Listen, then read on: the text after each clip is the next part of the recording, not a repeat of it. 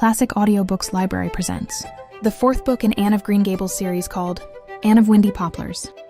Written by Lucy Maud Montgomery, narrated by Julie Clark. Where in the world are you listening from? Please drop your city or country in the comments below. I love seeing how far these stories go. Let's begin. Part 1.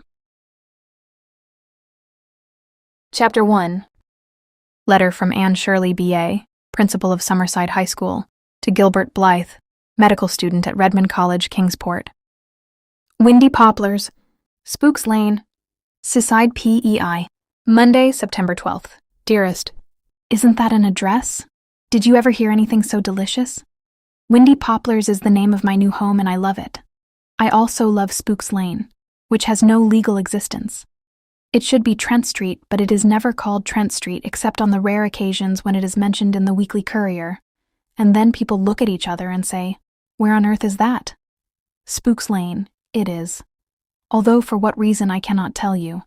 I have already asked Rebecca Dew about it, but all she can say is that it has always been Spooks Lane and there was some old yarn years ago of its being haunted, but she has never seen anything worse looking than herself in it. However, I mustn't get ahead of my story. You don't know Rebecca Dew yet, but you will. Oh yes, you will. I foresee that Rebecca Dew will figure largely in my future correspondence. It's dusk, dearest. In passing, isn't dusk a lovely word? I like it better than twilight. It sounds so velvety and shadowy and dusky. In daylight, I belong to the world. In the night, to sleep and eternity. But in the dusk, I'm free from both and belong only to myself. And you. So I'm going to keep this hour sacred to writing to you, though this won't be a love letter. I have a scratchy pen, and I can't write love letters with a scratchy pen, or a sharp pen, or a stub pen. So you'll only get that kind of letter from me when I have exactly the right kind of pen. Meanwhile, I'll tell you about my new domicile and its inhabitants. Gilbert, they're such dears. I came up yesterday to look for a boarding house. Mrs. Rachel Lynde came with me, ostensibly to do some shopping, but really, I know, to choose a boarding house for me. In spite of my arts course and my B.A., Mrs. Lynde still thinks I am an inexperienced young thing who must be guided and directed and overseen. We came by train and, oh, Gilbert, I had the funniest adventure. You know I've always been one to whom adventures came unsought. I just seemed to attract them, as it were. It happened just as the train was coming to a stop at the station. I got up, and stooping to pick up Mrs. Lynde's suitcase, she was planning to spend Sunday with a friend in Summerside, I leaned my knuckles heavily on what I thought was the shiny arm of a seat. In a second, I received a violent crack across them that nearly made me howl. Gilbert, what I had taken for the arm of a seat was a man's bald head. He was glaring fiercely at me, and had evidently just waked up. I apologized abjectly and got off the train as quickly as possible. The last I saw of him, he was still glaring. Mrs. Lynde was horrified, and my knuckles are sore yet. I did not expect to have much trouble in finding a boarding house, for a certain Mrs. Tom Pringle has been boarding the various principals of the high school for the last 15 years. But for some unknown reason, she has grown suddenly tired of being bothered and wouldn't take me. Several other desirable places had some polite excuse. Several other places weren't desirable. We wandered about the town the whole afternoon and got hot and tired and blue and headachy. At least I did. I was ready to give up in despair. And then Spooks Lane just happened. We had dropped in to see Mrs. Braddock, an old crony of Mrs. Lynde's, and Mrs. Braddock said she thought the widows might take me in. I've heard they want a boarder to pay Rebecca Dew's wages. They can't afford to keep Rebecca any longer unless a little extra money comes in. And if Rebecca goes, who is to milk that old red cow? Mrs. Braddock fixed me with a stern eye as if she thought I ought to milk the red cow but wouldn't believe me on oath if I claimed I could. "What widows are you talking about?" demanded Mrs. Lynde. "Why, Aunt Kate and Aunt Chatty," said Mrs. Braddock, as if everybody, even an ignorant B.A., ought to know that. Aunt Kate is Mrs. Amasa McComber, she's the captain's widow, and Aunt Chatty is Mrs. Lincoln McLean, just a plain widow, but everyone calls them Aunt, They live at the end of Spooks Lane. Spooks Lane, that settled it. I knew I just had to board with the widows. Let's go and see them at once, I implored Mrs. Lynde. It seemed to me if we lost a moment, Spooks Lane would vanish back into fairyland. You can see them, but it'll be Rebecca who'll really decide whether they'll take you or not. Rebecca Dew rules the roost at Windy Poplars, I can tell you. Windy Poplars. It couldn't be true. No, it couldn't. I must be dreaming. And Mrs. Rachel Lynde was actually saying it was a funny name for a place. Oh, Captain Montgomery called it that. It was his house, you know. He planted all the poplars round it and was mighty proud of it, though he was seldom home and never stayed long. Aunt Kate used to say that was inconvenient, but we never got it figured out whether she meant his staying such a little time or his coming back at all. Well, Miss Shirley, I hope you'll get there. Rebecca Dew's a good cook and a genius with cold potatoes. If she takes a notion to you, you'll be in clover. If she doesn't, well, she won't, that's all. I hear there's a new banker in town looking for a boarding house and she may prefer him. It's kind of funny Mrs. Tom Pringle wouldn't take you. Summerside is full of Pringles and half-Pringles. They're called the Royal Family, and you'll have to get on their good side, Miss Shirley, or you'll never get along in Summerside High. They've always ruled the roost hereabouts. There's a street called after old Captain Abraham Pringle. There's a regular clan of them, but the two old ladies at Maplehurst boss the tribe. I did hear they were down on you. Why should they be? I exclaimed. I'm a total stranger to them. Well, a third cousin of theirs applied for the principalship, and they all think he should have got it. When your application was accepted, the whole kit and boodle of them threw back their heads and howled. Well, people are like that. We have to take them as we find them, you know. They'll be as smooth as cream to you, but they'll work against you every time. I'm not wanting to discourage you, but forewarned is forearmed. I hope you'll make good just to spite them. If the widows take you, you won't mind eating with Rebecca Dew, will you? She isn't a servant, you know. She's a far-off cousin of the captain's. She doesn't come to the table when there's company. She knows her place then. But if you were boarding there, she wouldn't consider you company, of course. I assured the anxious Mrs. Braddock that I'd love eating with Rebecca Dew and dragged Mrs. Lynde away. I must get ahead of the banker. Mrs. Braddock followed us to the door. And don't hurt Aunt Chatty's feelings, will you? Her feelings are so easily hurt. She's so sensitive, poor thing. You see, she hasn't quite as much money as Aunt Kate, though Aunt Kate hasn't any too much either. And then Aunt Kate liked her husband real well. Her own husband, I mean. But Aunt Chatty didn't like hers, I mean. Small wonder. Lincoln McLean was an old crank. But she thinks people hold it against her. It's lucky this is Saturday. If it was Friday, Aunt Chatty wouldn't even consider taking you. You'd think Aunt Kate would be the superstitious one, wouldn't you? Sailors are kind of like that, but it's Aunt Chatty, although her husband was a carpenter. She was very pretty in her day, poor thing. I assured Mrs. Braddock that Aunt Chatty's feelings would be sacred to me, but she followed us down the walk. Kate and Chatty won't explore your belongings when you're out. They're very conscientious. Rebecca Dew may, but she won't tell on you. And I wouldn't go to the front door if I was you. They only use it for something real important. I don't think it's been opened since Amasa's funeral. Try the side door. They keep the key under the flower pot on the windowsill, so if nobody's home, just unlock the door and go in and wait. And whatever you do, don't praise the cat, because Rebecca Dew doesn't like him. I promised I wouldn't praise the cat, and we actually got away. Ere long, we found ourselves in Spooks Lane. It is a very short side street, leading out to open country, and far away a blue hill makes a beautiful backdrop for it. On one side there are no houses at all, and the land slopes down to the harbor. On the other side there are only 3. The first one is just a house. Nothing more to be said of it. The next one is a big, imposing, gloomy mansion of stone-trimmed red brick, with a mansard roof warty with dormer windows, an iron railing around the flat top, and so many spruces and firs crowding about it that you can hardly see the house. It must be frightfully dark inside. And the third and last is Windy Poplars, right on the corner, with the grass-grown street on the front and a real country road, beautiful with tree shadows on the other side. I fell in love with it at once. You know there are houses which impress themselves upon you at first sight for some reason you can hardly define. Windy Poplars is like that. I may describe it to you as a white frame house. Very white, with green shutters. Very green. with a tower in the corner and a dormer window on either side, a low stone wall dividing it from the street, with aspen poplars growing at intervals along it, and a big garden at the back where flowers and vegetables are delightfully jumbled up together. But all this can't convey its charm to you. In short, it is a house with a delightful personality, and has something of the flavor of Green Gables about it. This is the spot for me. It's been foreordained, I said rapturously. Mrs. Lynde looked as if she didn't quite trust foreordination. It'll be a long walk to school, she said dubiously. I don't mind that. It will be good exercise. Oh, look at that lovely birch and maple grove across the road. Mrs. Lynde looked, but all she said was, I hope you won't be pestered with mosquitoes. I hoped so too. I detest mosquitoes.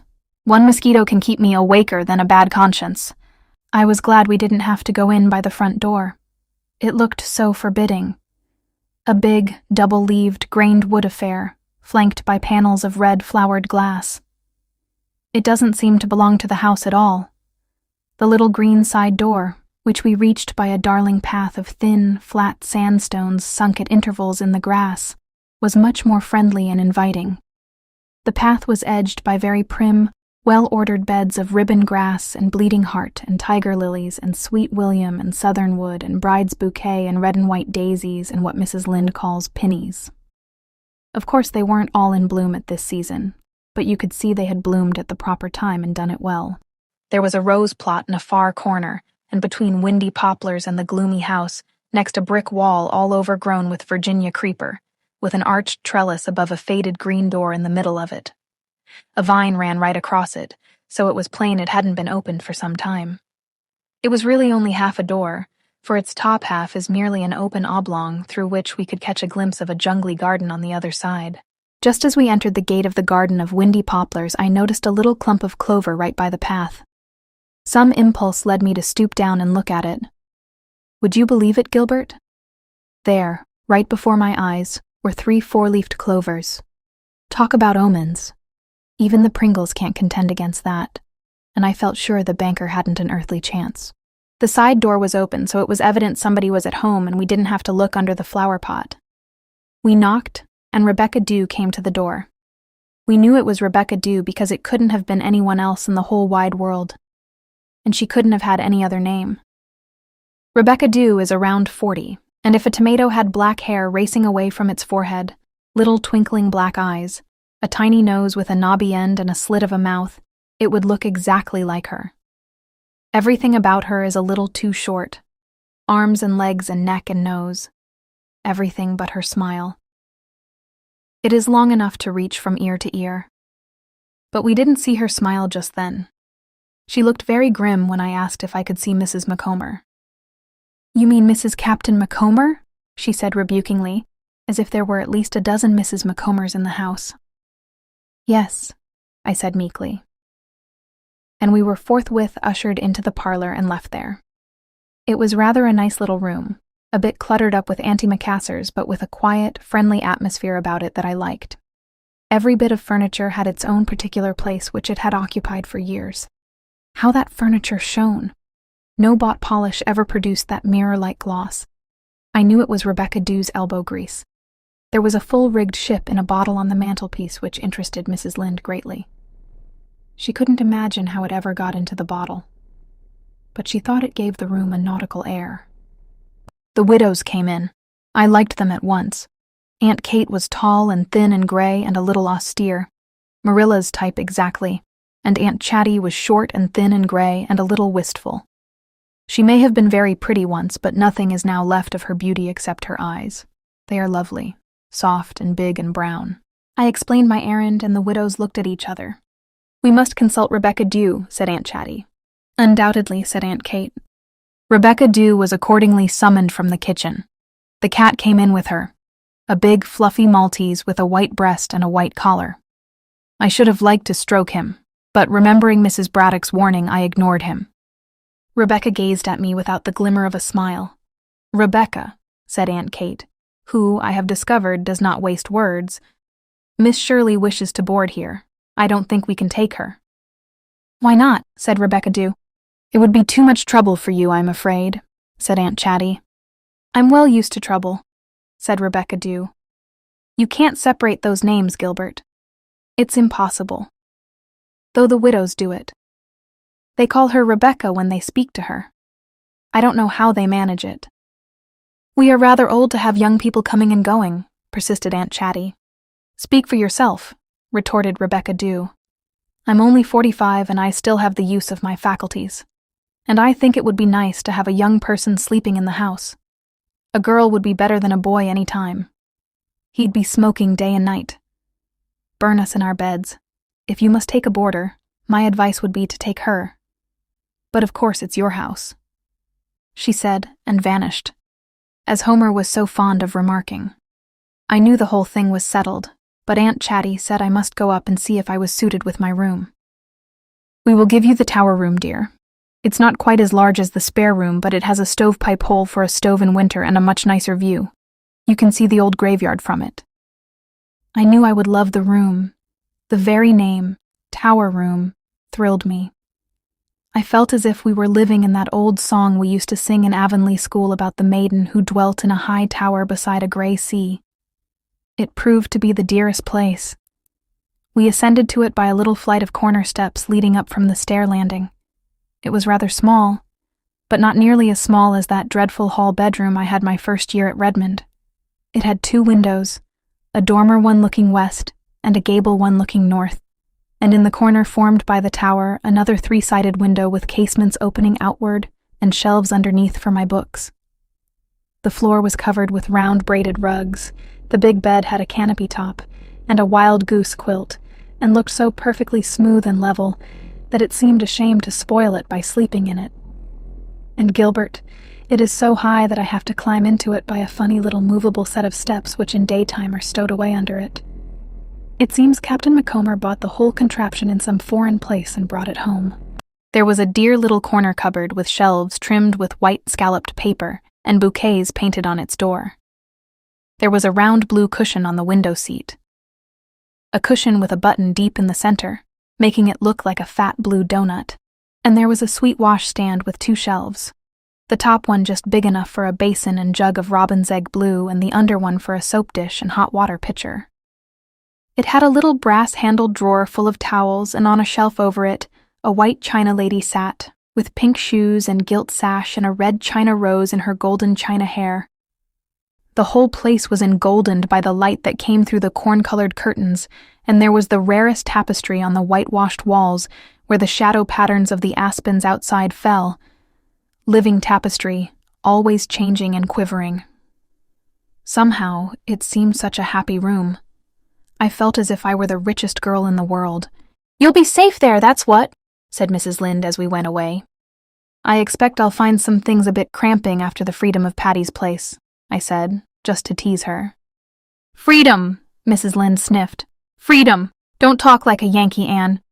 I came up today, bag and baggage. Of course I hated to leave Green Gables. No matter how often and long I'm away from it, the minute a vacation comes, I'm part of it again as if I had never been away, and my heart is torn over leaving it. But I know I'll like it here, and it likes me. I always know whether a house likes me or not. The views from my windows are lovely. Even the old graveyard, which is surrounded by a row of dark fir trees and reached by a winding, dike-bordered lane. From my west window I can see all over the harbor to distant, misty shores, with the dear little sailboats I love, and the ships outward bound for ports unknown. Fascinating phrase. Such scope for imagination in it. From the north window I can see into the grove of birch and maple across the road. You know, I've always been a tree worshipper. When we studied Tennyson in our English course at Redmond, I was always sorrowfully at one with poor Annone, mourning her ravished pines. Beyond the grove and the graveyard is a lovable valley with the glossy red ribbon of a road winding through it and white houses dotted along it. Some valleys are lovable. You can't tell why. Just to look at them gives you pleasure. And beyond it again is my blue hill. I'm naming it Storm King, the ruling passion, etc.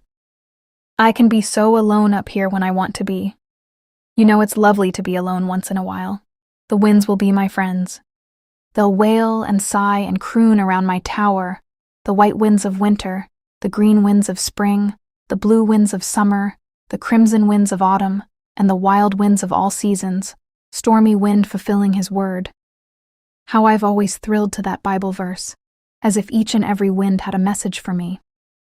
I've always envied the boy who flew with the north wind in that lovely old story of George MacDonald's. Some night, Gilbert, I'll open my tower casement and just step into the arms of the wind, and Rebecca Dew will never know why my bed wasn't slept in that night. I hope when we find our house of dreams, dearest, that there will be winds around it. I wonder where it is, that unknown house. Shall I love it best by moonlight or dawn? That home of the future where we will have love and friendship and work, and a few funny adventures to bring laughter in our old age. Old age. Can we ever be old, Gilbert? It seems impossible. From the left window in the tower, I can see the roofs of the town, this place where I am to live for at least a year. People are living in those houses who will be my friends, though I don't know them yet, and perhaps my enemies. For the ilk of pie are found everywhere, under all kinds of names, and I understand the Pringles are to be reckoned with. School begins tomorrow. I shall have to teach geometry. Surely that can't be any worse than learning it. I pray heaven there are no mathematical geniuses among the Pringles. I've been here only for half a day, but I feel as if I had known the widows and Rebecca Dew all my life. They've asked me to call them Aunt already, and I've asked them to call me Anne. I called Rebecca Dew Miss Dew once. Miss what? Quoth she. Dew, I said meekly. Isn't that your name? Well, yes, it is. But I ain't been called Miss Dew for so long it gave me quite a turn. You'd better not do it any more, Miss Shirley, me not being used to it. I'll remember, Rebecca. Dew, I said, trying my hardest to leave off the Dew but not succeeding. Mrs. Braddock was quite right in saying Aunt Chatty was sensitive. I discovered that at supper time. Aunt Kate had said something about Chatty's 66th birthday. Happening to glance at Aunt Chatty, I saw that she had... No, not burst into tears. That is entirely too explosive a term for her performance. She just overflowed. The tears welled up in her big brown eyes and brimmed over, effortlessly and silently. What's the matter now, Chatty? Asked Aunt Kate rather dourly. It was only my 65th birthday, said Aunt Chatty. I beg your pardon, Charlotte, said Aunt Kate, and all was sunshine again. The cat is a lovely big Tommy cat with golden eyes, an elegant coat of dusty Maltese and irreproachable linen. Aunts Kate and Chatty call him Dusty Miller because that is his name, and Rebecca Dew calls him that cat because she resents him and resents the fact that she has to give him a square inch of liver every morning and evening, clean his hairs off the parlor armchair seat with an old toothbrush whenever he has sneaked in and hunt him up if he is out late at night. Rebecca Dew has always hated cats, Aunt Chatty tells me, and she hates Dusty especially. Old Mrs. Campbell's dog. She kept a dog then. Brought him here 2 years ago in his mouth. I suppose he thought it was no use to take him to Mrs. Campbell. Such a poor miserable little kitten, all wet and cold, with its poor little bones almost sticking through its skin. A heart of stone couldn't have refused it shelter. So Kate and I adopted it, but Rebecca Dew has never really forgiven us. We were not diplomatic that time. We should have refused to take it in. I don't know if you've noticed. Aunt Chatty looked cautiously around at the door between the dining room and kitchen. How we manage Rebecca Dew. I had noticed it, and it was beautiful to behold. Summerside and Rebecca Dew may think she rules the roost, but the widows know differently. We didn't want to take the banker. A young man would have been so unsettling, and we would have had to worry so much if he didn't go to church regularly. But we pretended we did, and Rebecca Dew simply wouldn't hear of it. I'm so glad we have you, dear. I feel sure you'll be a very nice person to cook for. I hope you'll like us all. Rebecca Dew has some very fine qualities. She was not so tidy when she came 15 years ago as she is now. Once Kate had to write her name. Rebecca Dew. Right across the parlor mirror to show the dust, but she never had to do it again. Rebecca Dew can take a hint. I hope you'll find your room comfortable, dear. You may have the window open at night. Kate does not approve of night air, but she knows boarders must have privileges. She and I sleep together, and we have arranged it so that one night the window is shut for her, and the next it is open for me. One can always work out little problems like that, don't you think? Where there is a will, there is always a way. Don't be alarmed if you hear Rebecca prowling a good deal in the night. She is always hearing noises and getting up to investigate them. I think that is why she didn't want the banker. She was afraid she might run into him in her nightgown. I hope you won't mind Kate not talking much. It's just her way. And she must have so many things to talk of. She was all over the world with Amasa Macomber in her young days. I wish I had the subjects for conversation she has, but I've never been off P.E. Island. I've often wondered why things should be arranged so. Me loving to talk and with nothing to talk about, and Kate with everything and hating to talk. But I suppose Providence knows best. Although Aunt Chatty is a talker all right, she didn't say all this without a break. I interjected remarks at suitable intervals, but they were of no importance. They keep a cow which is pastured at Mr. James Hamilton's up the road, and Rebecca Dew goes there to milk her. There is any amount of cream, and every morning and evening I understand Rebecca Dew passes a glass of new milk through the opening in the wall gate to Mrs. Campbell's woman. It is for little Elizabeth, who must have it under doctor's orders. Who the woman is, or who little Elizabeth is, I have yet to discover. Mrs. Campbell is the inhabitant and owner of the fortress next door, which is called the Evergreens. I don't expect to sleep tonight. I never do sleep my first night in a strange bed, and this is the very strangest bed I've ever seen. But I won't mind. I've always loved the night, and I'll like lying awake and thinking over everything in life, past, present, and to come, especially to come. This is a merciless letter, Gilbert. I won't inflict such a long one on you again, but I wanted to tell you everything, so that you could picture my new surroundings for yourself. It has come to an end now, for far up the harbor the moon is sinking into Shadowland. I must write a letter to Marilla yet. It will reach Green Gables the day after tomorrow, and Davy will bring it home from the post office, and he and Dora will crowd around Marilla while she opens it, and Mrs. Lynde will have both ears open. Ow. Whoa. That has made me homesick. Good night, dearest, from one who is now and ever will be. Fondly yours, Anne Shirley. Chapter 2. Extracts from various letters from the same to the same. September 26th. Do you know where I go to read your letters? Across the road into the grove. There is a little dell there where the sun dapples the ferns. A brook meanders through it. There is a twisted mossy tree trunk on which I sit, and the most delightful row of young sister birches.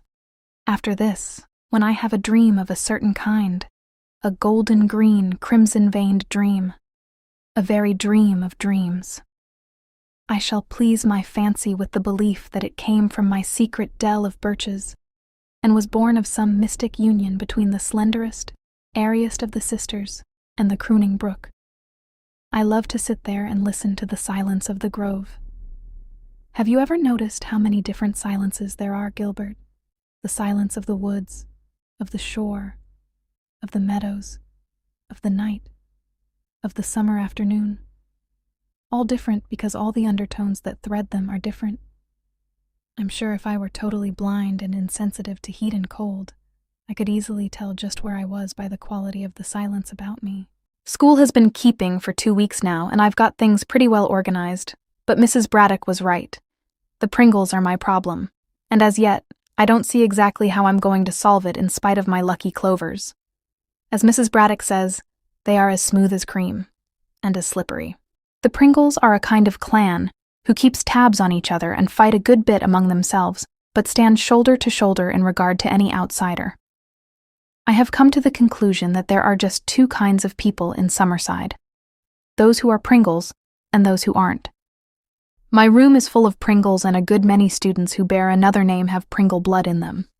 The ringleader of them seems to be Jen Pringle, a green-eyed bantling who looks as Becky Sharp must have looked at 14. I believe she is deliberately organizing a subtle campaign of insubordination and disrespect, with which I'm going to find it hard to cope. She has a knack of making irresistibly comic faces, and when I hear a smothered ripple of laughter running over the room behind my back, I know perfectly well what has caused it, but so far, I haven't been able to catch her out in it.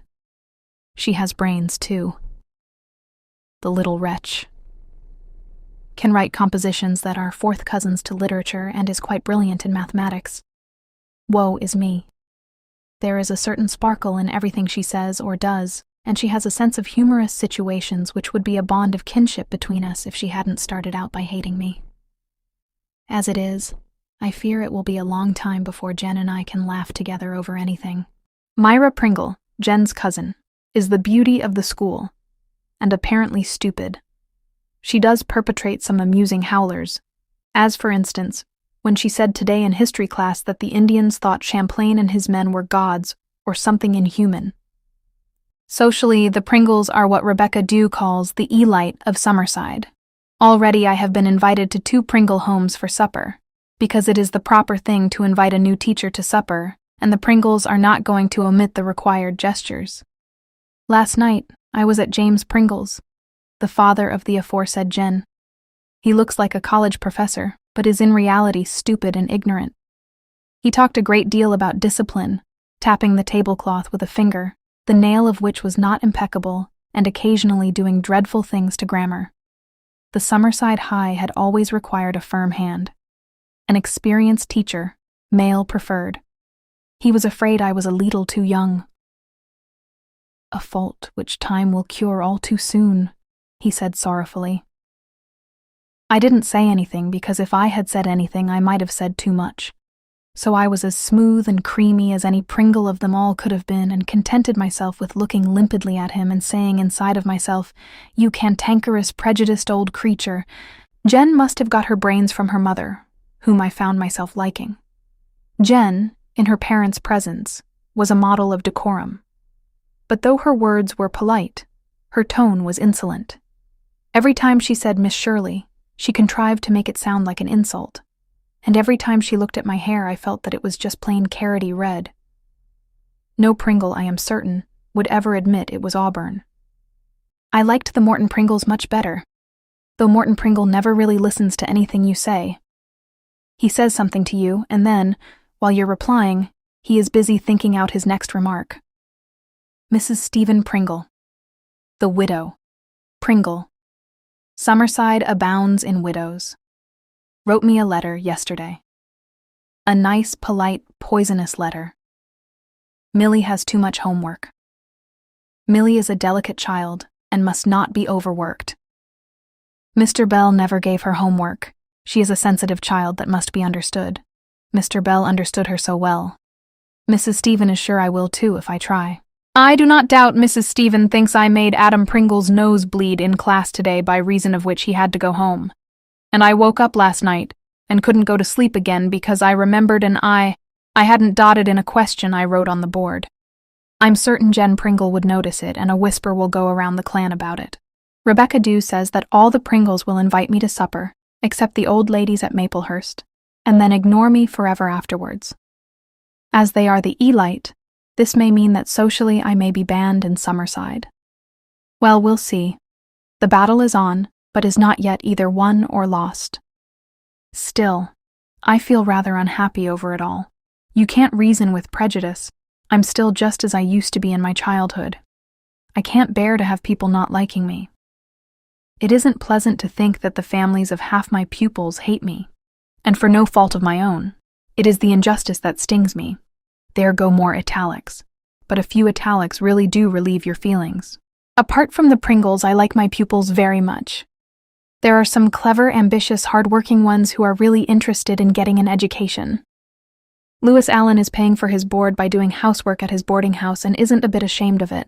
And Sophie Sinclair rides bareback on her father's old gray mare 6 miles in and 6 miles out every day. There's pluck for you. If I can help a girl like that, am I to mind the Pringles?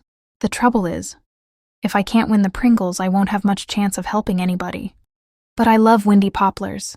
It isn't a boarding house. It's a home, and they like me.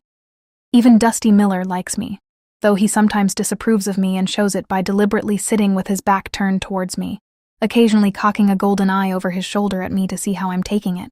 I don't pet him much when Rebecca Dew is around because it really does irritate her. By day, he is a homely, comfortable, meditative animal, but he is decidedly a weird creature at night. Rebecca says it is because he is never allowed to stay out after dark. She hates to stand in the backyard and call him. She says the neighbors will all be laughing at her. She calls in such fierce, stentorian tones that she really can be heard all over the town on a still night shouting for puss, puss, puss. The widows would have a conniption if Dusty Miller wasn't in when they went to bed. Nobody knows what I've gone through on account of that cat. Nobody, Rebecca has assured me. The widows are going to wear well. Every day I like them better. Aunt Kate doesn't believe in reading novels, but informs me that she does not propose to censor my reading matter. Aunt Chatty loves novels. She has a hidey hole where she keeps them. She smuggles them in from the town library, together with a pack of cards for solitaire and anything else she doesn't want Aunt Kate to see. It is in a chair seat which nobody but Aunt Chatty knows is more than a chair seat. She has shared the secret with me because I strongly suspect she wants me to aid and abet her in the aforesaid smuggling. There shouldn't really be any need for hidey holes at Windy Poplars, for I never saw a house with so many mysterious cupboards. Though, to be sure, Rebecca Dew won't let them be mysterious. She is always cleaning them out ferociously. A house can't keep itself clean, she says sorrowfully when either of the widows protests. I am sure she would make short work of a novel or a pack of cards if she found them. They are both a horror to her orthodox soul. Rebecca Dew says cards are the devil's books and novels even worse. The only things Rebecca ever reads, apart from her Bible, are the society columns of the Montreal Guardian. She loves to pore over the houses and furniture and doings of millionaires. Just fancy soaking in a golden bathtub, Miss Shirley, she said wistfully. But she's really an old duck. She has produced from somewhere a comfortable old wing chair of faded brocade that just fits my kinks and says, "This is your chair. We'll keep it for you." And she won't let Dusty Miller sleep on it lest I get hairs on my school skirt and give the Pringles something to talk about. The whole three are very much interested in my circlet of pearls and what it signifies. Aunt Kate showed me her engagement ring. She can't wear it because it has grown too small, set with turquoises. But poor Aunt Chatty owned to me with tears in her eyes that she had never had an engagement ring. Her husband thought it an unnecessary expenditure. She was in my room at the time, giving her face a bath in buttermilk. She does it every night to preserve her complexion, and has sworn me to secrecy because she doesn't want Aunt Kate to know it. She would think it ridiculous vanity in a woman of my age. And I am sure Rebecca Dew thinks that no Christian woman should try to be beautiful. I used to slip down to the kitchen to do it after Kate had gone to sleep. But I was always afraid of Rebecca Dew coming down. She has ears like a cat's even when she is asleep. If I could just slip in here every night and do it. Oh, thank you, my dear. I have found out a little about our neighbors at the Evergreens. Mrs. Campbell, who was a Pringle, is 80. I haven't seen her, but from what I can gather, she is a very grim old lady. She has a maid, Martha Monkman, almost as ancient and grim as herself, who is generally referred to as Mrs. Campbell's woman. And she has her great-granddaughter, little Elizabeth Grayson, living with her. Elizabeth, on whom I have never laid eyes in spite of my 2 weeks' sojourn, is 8 years old and goes to the public school by the back way, a shortcut through the backyards, so I never encounter her, going or coming. Her mother, who is dead, was a granddaughter of Mrs. Campbell, who brought her up also, her parents being dead. She married a certain Pierce Grayson, a Yankee, as Mrs. Rachel Lynde would say. She died when Elizabeth was born, and as Pierce Grayson had to leave America at once to take charge of a branch of his firm's business in Paris, the baby was sent home to old Mrs. Campbell. The story goes that he couldn't bear the sight of her, because she had cost her mother's life, and has never taken any notice of her. This, of course, may be sheer gossip because neither Mrs. Campbell nor the woman ever opens her lips about him.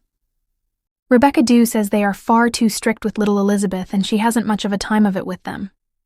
She isn't like other children, far too old for 8 years. The things that she says sometimes.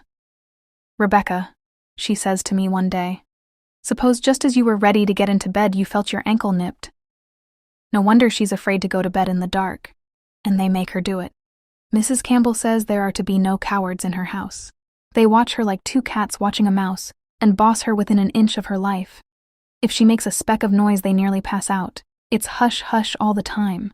I tell you that child is being hush-hushed to death, and what is to be done about it? What, indeed? I feel that I'd like to see her. She seems to me a bit pathetic. Aunt Kate says she is well looked after from a physical point of view. What Aunt Kate really said was, they feed and dress her well. But a child can't live by bread alone.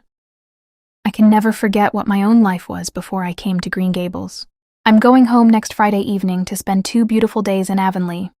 The only drawback will be that everybody I see will ask me how I like teaching in Summerside. But think of Green Gables now, Gilbert. The lake of shining waters with a blue mist on it. The maples across the brook beginning to turn scarlet. The ferns golden brown in the haunted wood. And the sunset shadows in Lover's Lane, darling spot. I find it in my heart to wish I were there now with guess whom? Do you know, Gilbert, there are times when I strongly suspect that I love you. Windy Poplars, Spooks Lane, Side, October 10th. Honored and respected, sir. That is how a love letter of Aunt Chatty's grandmother began. Isn't it delicious? What a thrill of superiority it must have given the grandfather. Wouldn't you really prefer it to Gilbert darling, etc.? But, on the whole, I think I'm glad you're not the grandfather. Or a grandfather. It's wonderful to think we're young and have our whole lives before us. Together. Isn't it? Several pages omitted, Anne's pen being evidently neither sharp, stub, nor rusty. I'm sitting on the window seat in the tower looking out into the trees waving against an amber sky and beyond them to the harbor. Last night I had such a lovely walk with myself. I really had to go somewhere for it was just a trifle dismal at Windy Poplars. Aunt Chatty was crying in the sitting room because her feelings had been hurt, and Aunt Kate was crying in her bedroom because it was the anniversary of Captain Amos's death, and Rebecca Dew was crying in the kitchen for no reason that I could discover. I've never seen Rebecca Dew cry before. But when I tried tactfully to find out what was wrong, she pettishly wanted to know if a body couldn't enjoy a cry when she felt like it. So I folded my tent and stole away, leaving her to her enjoyment. I went out and down the harbor road. There was such a nice, frosty, Octobery smell in the air, blent with the delightful odor of newly plowed fields. I walked on until twilight had deepened into a moonlit autumn night. I was alone, but not lonely. I held a series of imaginary conversations with imaginary comrades and thought out so many epigrams that I was agreeably surprised at myself. I couldn't help enjoying myself in spite of my Pringle worries. The spirit moves me to utter a few yowls regarding the Pringles. I hate to admit it, but things are not going any too well in Summerside High. There is no doubt that a cabal has been organized against me. For one thing, homework is never done by any of the Pringles or half-Pringles, and there is no use in appealing to the parents. They are suave, polite, evasive. I know all the pupils who are not Pringles like me, but the Pringle virus of disobedience is undermining the morale of the whole room. One morning I found my desk turned inside out and upside down. Nobody knew who did it, of course. And no one could or would tell who left on it another day the box out of which popped an artificial snake when I opened it. But every Pringle in the school screamed with laughter over my face. I suppose I did look wildly startled. Jen Pringle comes late for school half the time, always with some perfectly watertight excuse, delivered politely with an insolent tilt to her mouth. She passes notes in class under my very nose. I found a peeled onion in the pocket of my coat when I put it on today. I should love to lock that girl up on bread and water until she learned how to behave herself. The worst thing to date was the caricature of myself I found on the blackboard one morning, done in white chalk with scarlet hair. Everybody denied doing it, Jen among the rest, but I knew Jen was the only pupil in the room who could draw like that. It was done well. My nose, which, as you know, has always been my one pride and joy, was humpbacked, and my mouth was the mouth of a vinegary spinster who had been teaching a school full of Pringles for 30 years. But it was me. I woke up at 3 o'clock that night and writhed over the recollection. Isn't it queer that the things we writhe over at night are seldom wicked things? Just humiliating ones. All sorts of things are being said. I am accused of marking down Hattie Pringle's examination papers just because she is a Pringle. I am said to laugh when the children make mistakes. Well, I did laugh when Fred Pringle defined a centurion as a man who had lived 100 years. I couldn't help it. James Pringle is saying, "There is no discipline in the school, no discipline whatever. And a report is being circulated that I am a foundling. I am beginning to encounter the Pringle antagonism in other quarters. Socially as well as educationally, Summerside seems to be under the Pringle thumb. No wonder they are called the royal family. I wasn't invited to Alice Pringle's walking party last Friday. And when Mrs. Frank Pringle got up a tea in aid of a church project, Rebecca Dew informs me that the ladies are going to build the new spire. I was the only girl in the Presbyterian church who was not asked to take a table. I have heard that the minister's wife, who is a newcomer in Summerside, suggested asking me to sing in the choir, and was informed that all the Pringles would drop out of it if she did. That would leave such a skeleton that the choir simply couldn't carry on. Of course, I'm not the only one of the teachers who has trouble with pupils. When the other teachers send theirs up to me to be disciplined, how I hate that word. Half of them are Pringles. But there is never any complaint made about them. 2 evenings ago, I kept Jen in after school to do some work she had deliberately left undone. 10 minutes later, the carriage from Maplehurst drew up before the schoolhouse and Miss Ellen was at the door. A beautifully dressed, sweetly smiling old lady with elegant black lace mitts and a fine hawk-like nose, looking as if she had just stepped out of an 1840 bandbox. She was so sorry, but could she have Jen? She was going to visit friends in Lowvale and had promised to take Jen. Jen went off triumphantly, and I realized afresh the forces arrayed against me. In my pessimistic moods, I think the Pringles are a compound of Sloanes and Pies. But I know they're not. I feel that I could like them if they were not my enemies. They are, for the most part, a frank, jolly, loyal set. I could even like Miss Ellen. I've never seen Miss Sarah. Miss Sarah has not left Maplehurst for 10 years. Too delicate. Or think she is, says Rebecca Dew with a sniff. But there ain't anything the matter with her pride. All the Pringles are proud, but those 2 old girls pass everything. You should hear them talk about their ancestors. Well, their old father, Captain Abraham Pringle, was a fine old fellow. His brother Myram wasn't quite so fine, but you don't hear the Pringles talking much about him. But I'm desperate afraid you're going to have a hard time with them all. When they make up their mind about anything or anybody, they've never been known to change it. But keep your chin up, Miss Shirley. Keep your chin up. I wish I could get Miss Ellen's recipe for pound cake, sighed Aunt Chatty. She's promised it to me time and again, but it never comes. It's an old English family recipe. They're so exclusive about their recipes. In wild, fantastic dreams, I see myself compelling Miss Ellen to hand that recipe over to Aunt Chatty on bended knee and make Jen mind her P's and Q's. The maddening thing is that I could easily make Jen do it myself if her whole clan weren't backing her up in her deviltry. 2 pages omitted. Your obedient servant, Anne Shirley. P.S. That was how Aunt Chatty's grandmother signed her love letters. October 15th. We heard today that there had been a burglary at the other end of the town last night. A house was entered and some money and a dozen silver spoons stolen. So Rebecca Dew has gone up to Mr. Hamilton's to see if she can borrow a dog. She will tie him on the back veranda and she advises me to lock up my engagement ring. By the way, I found out why Rebecca Dew cried. It seems there had been a domestic convulsion. Dusty Miller had misbehaved again, and Rebecca Dew told Aunt Kate she would really have to do something about that cat. He was wearing her to a fiddle string. It was the 3rd time in a year, and she knew he did it on purpose. And Aunt Kate said that if Rebecca Dew would always let the cat out when he meowed, there would be no danger of his misbehaving. Well, this is the last straw, said Rebecca Dew.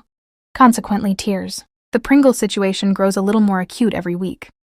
Something very impertinent was written across one of my books yesterday, and Homer Pringle turned handsprings all the way down the aisle when leaving school. Also, I got an anonymous letter recently full of nasty innuendos. Somehow I don't blame Jen for either the book or the letter. Imp as she is, there are things she wouldn't stoop to. Rebecca Dew is furious, and I shudder to think what she would do to the Pringles if she had them in her power.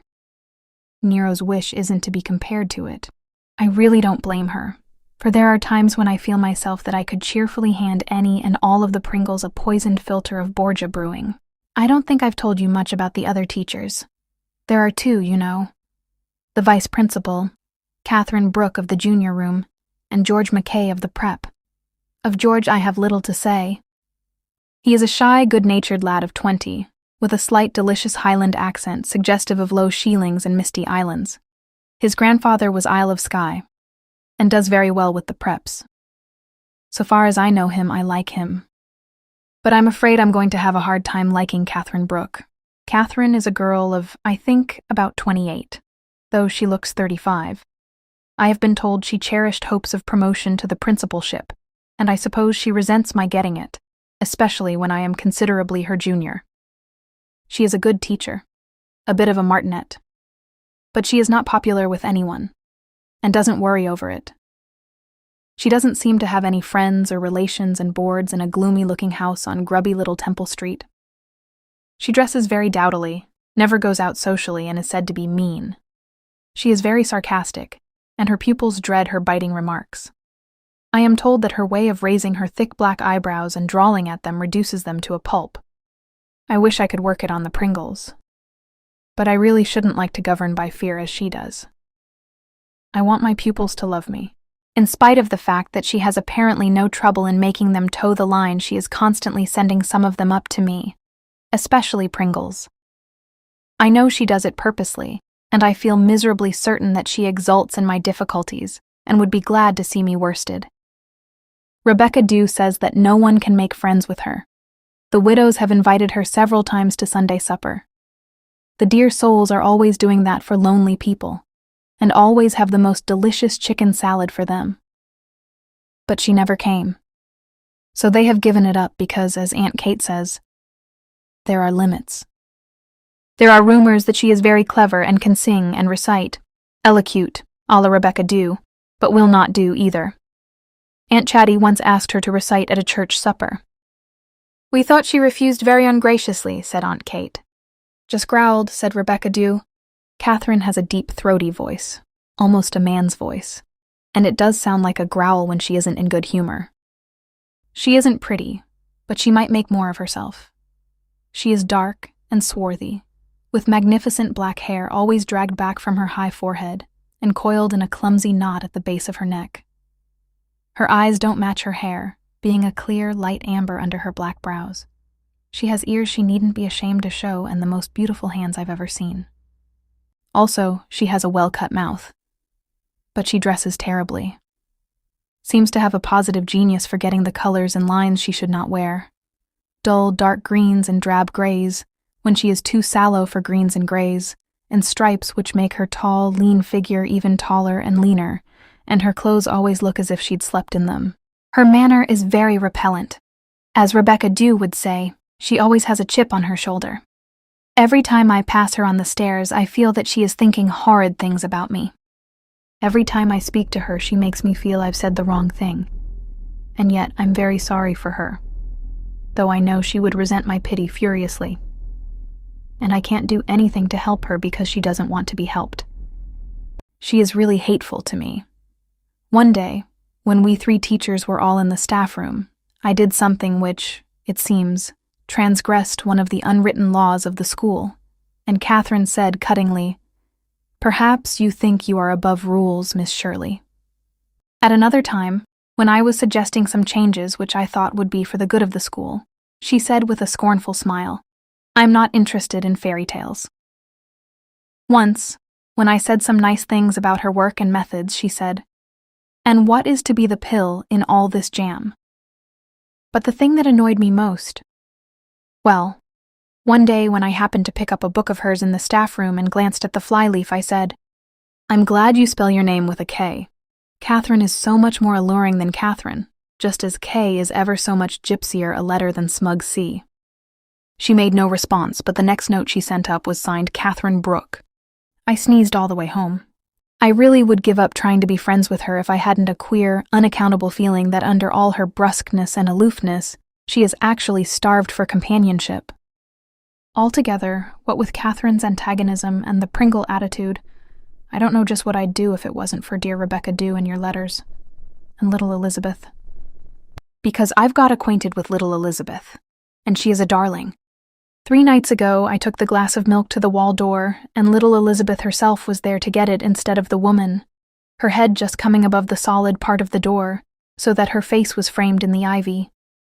She is small, pale, golden, and wistful. Her eyes, looking at me through the autumn twilight, are large and golden hazel. Her silver gold hair was parted in the middle, sleeked plainly down over her head with a circular comb, and fell in waves on her shoulders. She wore a pale blue gingham dress and the expression of a princess of Elfland. She had what Rebecca Dew calls a delicate air, and gave me the impression of a child who was more or less undernourished, not in body, but in soul, more of a moonbeam than a sunbeam. "And this is Elizabeth?" I said. "Not tonight," she answered gravely. "This is my night for being Betty, because I love everything in the world tonight. I was Elizabeth last night, and tomorrow night I'll probably be Beth. It all depends on how I feel." There was the touch of the kindred spirit for you. I thrilled to it at once. How very nice to have a name you can change so easily and still feel it's your own. Little Elizabeth nodded. "I can make so many names out of it. Elsie and Betty and Bess and Elisa and Lisbeth and Beth, but not Lizzie. I never can feel like Lizzie." "Who could?" I said. "Do you think it's silly of me, Miss Shirley? Grandmother and the woman do?" "Not silly at all. Very wise and very delightful," I said. Little Elizabeth made saucer eyes at me over the rim of her glass. I felt that I was being weighed in some secret spiritual balance, and presently I realized thankfully that I had not been found wanting. For little Elizabeth asked a favor of me, and little Elizabeth does not ask favors of people she does not like. "Would you mind lifting up the cat and letting me pat him?" she asked shyly. Dusty Miller was rubbing against my legs. I lifted him, and little Elizabeth put out a tiny hand and stroked his head delightedly. "I like kittens better than babies," she said, looking at me with an odd little air of defiance, as if she knew I would be shocked but tell the truth she must. "I suppose you've never had much to do with babies, so you don't know how sweet they are," I said, smiling. "Have you a kitten of your own?" Elizabeth shook her head. "Oh no, Grandmother doesn't like cats, and the woman hates them. The woman is out tonight, so that is why I could come for the milk. I love coming for the milk because Rebecca Dew is such an agreeable person." "Are you sorry she didn't come tonight?" I laughed. Little Elizabeth shook her head. "No, you are very agreeable too. I've been wanting to get acquainted with you, but I was afraid it mightn't happen before tomorrow comes." We stood there and talked while Elizabeth sipped her milk daintily, and she told me all about tomorrow. The woman had told her that tomorrow never comes, but Elizabeth knows better. It will come sometime. Some beautiful morning she will just wake up and find it is tomorrow. Not today, but tomorrow. And then things will happen. Wonderful things. She may even have a day to do exactly as she likes in, with nobody watching her. Though I think Elizabeth feels that is too good to happen even in tomorrow. Or she may find out what is at the end of the harbor road, that wandering, twisting road like a nice red snake that leads, so Elizabeth thinks, to the end of the world. Perhaps the island of happiness is there. Elizabeth feels sure there is an island of happiness somewhere where all the ships that never come back are anchored, and she will find it when tomorrow comes. "And when tomorrow comes," said Elizabeth, "I will have 1,000,000 dogs and 45 cats. I told Grandmother that when she wouldn't let me have a kitten, Miss Shirley, and she was angry and said, 'I'm not accustomed to be spoken to like that, Miss Impertinence.' I was sent to bed without supper. But I didn't mean to be impertinent. And I couldn't sleep, Miss Shirley, because the woman told me that she knew a child once that died in her sleep after being impertinent." When Elizabeth had finished her milk, there came a sharp tapping at some unseen window behind the spruces. I think we had been watched all the time. My elf maiden ran, her golden head glimmering along the dark spruce aisle until she vanished. "She's a fanciful little creature," said Rebecca Dew when I told her of my adventure. Really, it somehow had the quality of an adventure, Gilbert. One day she said to me, "Are you scared of lions, Rebecca Dew?" "I never met any, so I can't tell you," says I. "There will be any amount of lions in tomorrow," says she, "but they will be nice friendly lions." "Child, you'll turn into eyes if you look like that," says I. She was looking clean through me at something she saw in that tomorrow of hers. "I'm thinking deep thoughts, Rebecca Dew," she says. The trouble with that child is she doesn't laugh enough. I remembered Elizabeth had never laughed once during our talk. I feel that she hasn't learned how. The great house is so still and lonely and laughterless. It looks dull and gloomy even now when the world is a riot of autumn color. Little Elizabeth is doing too much listening to lost whispers. I think one of my missions in Summerside will be to teach her how to laugh. Your tenderest, most faithful friend, Anne Shirley. P.S. More of Aunt Chatty's grandmother. Chapter 3. Windy Poplars. Spooks Lane, Suicide. October 25th. Gilbert dear. What do you think? I've been to supper at Maplehurst. Miss Ellen herself wrote the invitation. Rebecca Dew was really excited. She had never believed they would take any notice of me, and she was quite sure it was not out of friendliness. They have some sinister motive that I'm certain of, she exclaimed. I really had some such feeling in my own mind. Be sure you put on your best, ordered Rebecca Dew. So I put on my pretty cream chalice dress with the purple violets in it and did my hair the new way with the dip in the forehead. It's very becoming. The ladies of Maplehurst are positively delightful in their own way, Gilbert. I could love them if they'd let me. Maplehurst is a proud, exclusive house which draws its trees around it and won't associate with common houses. It has a big, white, wooden woman off the bow of old Captain Abraham's famous ship, the Go and Ask Her, in the orchard and billows of southernwood about the front steps, which was brought out from the old country over 100 years ago by the first emigrating Pringle. They have another ancestor who fought at the Battle of Minden, and his sword is hanging on the parlor wall beside Captain Abraham's portrait. Captain Abraham was their father, and they are evidently tremendously proud of him. They have stately mirrors over the old black fluted mantels, a glass case with wax flowers in it, pictures full of the beauty of the ships of long ago, a hair wreath containing the hair of every known Pringle, big conch shells and a quilt on the spare room bed quilted in infinitesimal fans. We sat in the parlor on mahogany Sheraton chairs. It was hung with silver-stripe wallpaper, heavy brocade curtains at the windows, marble-topped tables, one bearing a beautiful model of a ship with crimson hull and snow-white sails, the Go and Ask Her. An enormous chandelier, all glass and dingle-dangles, suspended from the ceiling. A round mirror with a clock in the center. Something Captain Abraham had brought home from foreign parts. It was wonderful. I'd like something like it in our house of dreams. The very shadows were eloquent and traditional. Miss Ellen showed me millions, more or less, of Pringle photographs, many of them daguerreotypes in leather cases. A big tortoiseshell cat came in, jumped on my knee, and was at once whisked out to the kitchen by Miss Ellen. She apologized to me, but I expect she had previously apologized to the cat in the kitchen. Miss Ellen did most of the talking. Miss Sarah, a tiny thing in a black silk dress and starched petticoat, with snow-white hair and eyes as black as her dress, thin, veined hands folded on her lap amid fine lace ruffles, sad, lovely, gentle, looked almost too fragile to talk. And yet I got the impression, Gilbert, that every Pringle of the clan, including Miss Ellen herself, danced to her piping. We had a delicious supper. The water was cold, the linen beautiful, the dishes and glassware thin. We were waited on by a maid, quite as aloof and aristocratic as themselves. But Miss Sarah pretended to be a little deaf whenever I spoke to her, and I thought every mouthful would choke me. All my courage oozed out of me. I felt just like a poor fly caught on flypaper. Gilbert, I can never conquer or win the royal family. I can see myself resigning at New Year's. I haven't a chance against a clan like that. And yet I couldn't help feeling a little sorry for the old ladies as I looked around their house. It had once lived.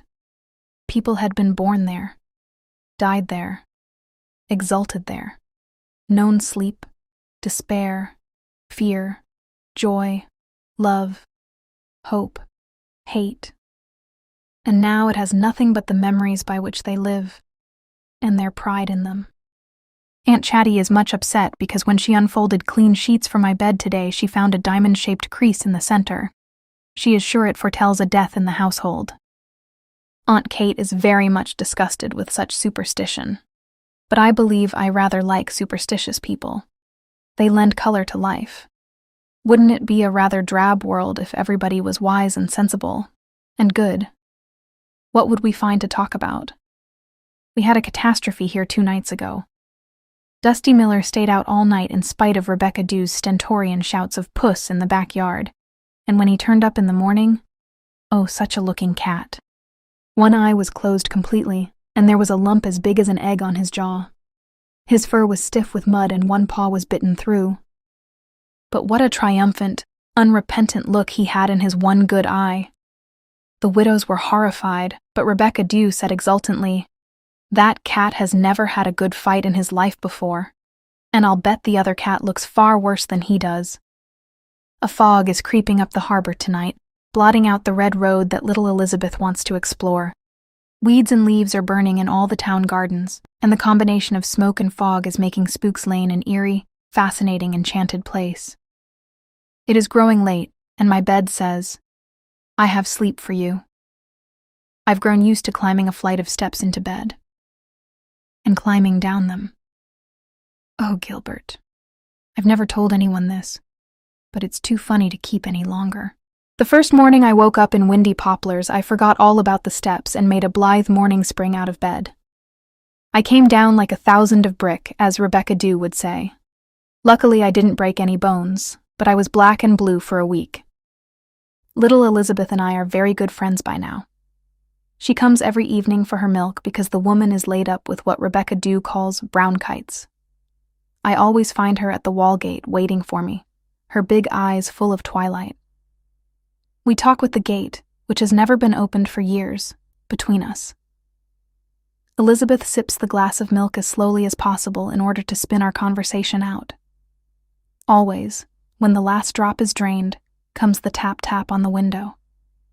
I have found that one of the things that is going to happen in tomorrow is that she will get a letter from her father. She had never got one. I wonder what the man can be thinking of. "You know, he couldn't bear the sight of me, Miss Shirley," she told me, "but he mightn't mind writing to me." "Who told you he couldn't bear the sight of you?" I asked indignantly. "The woman."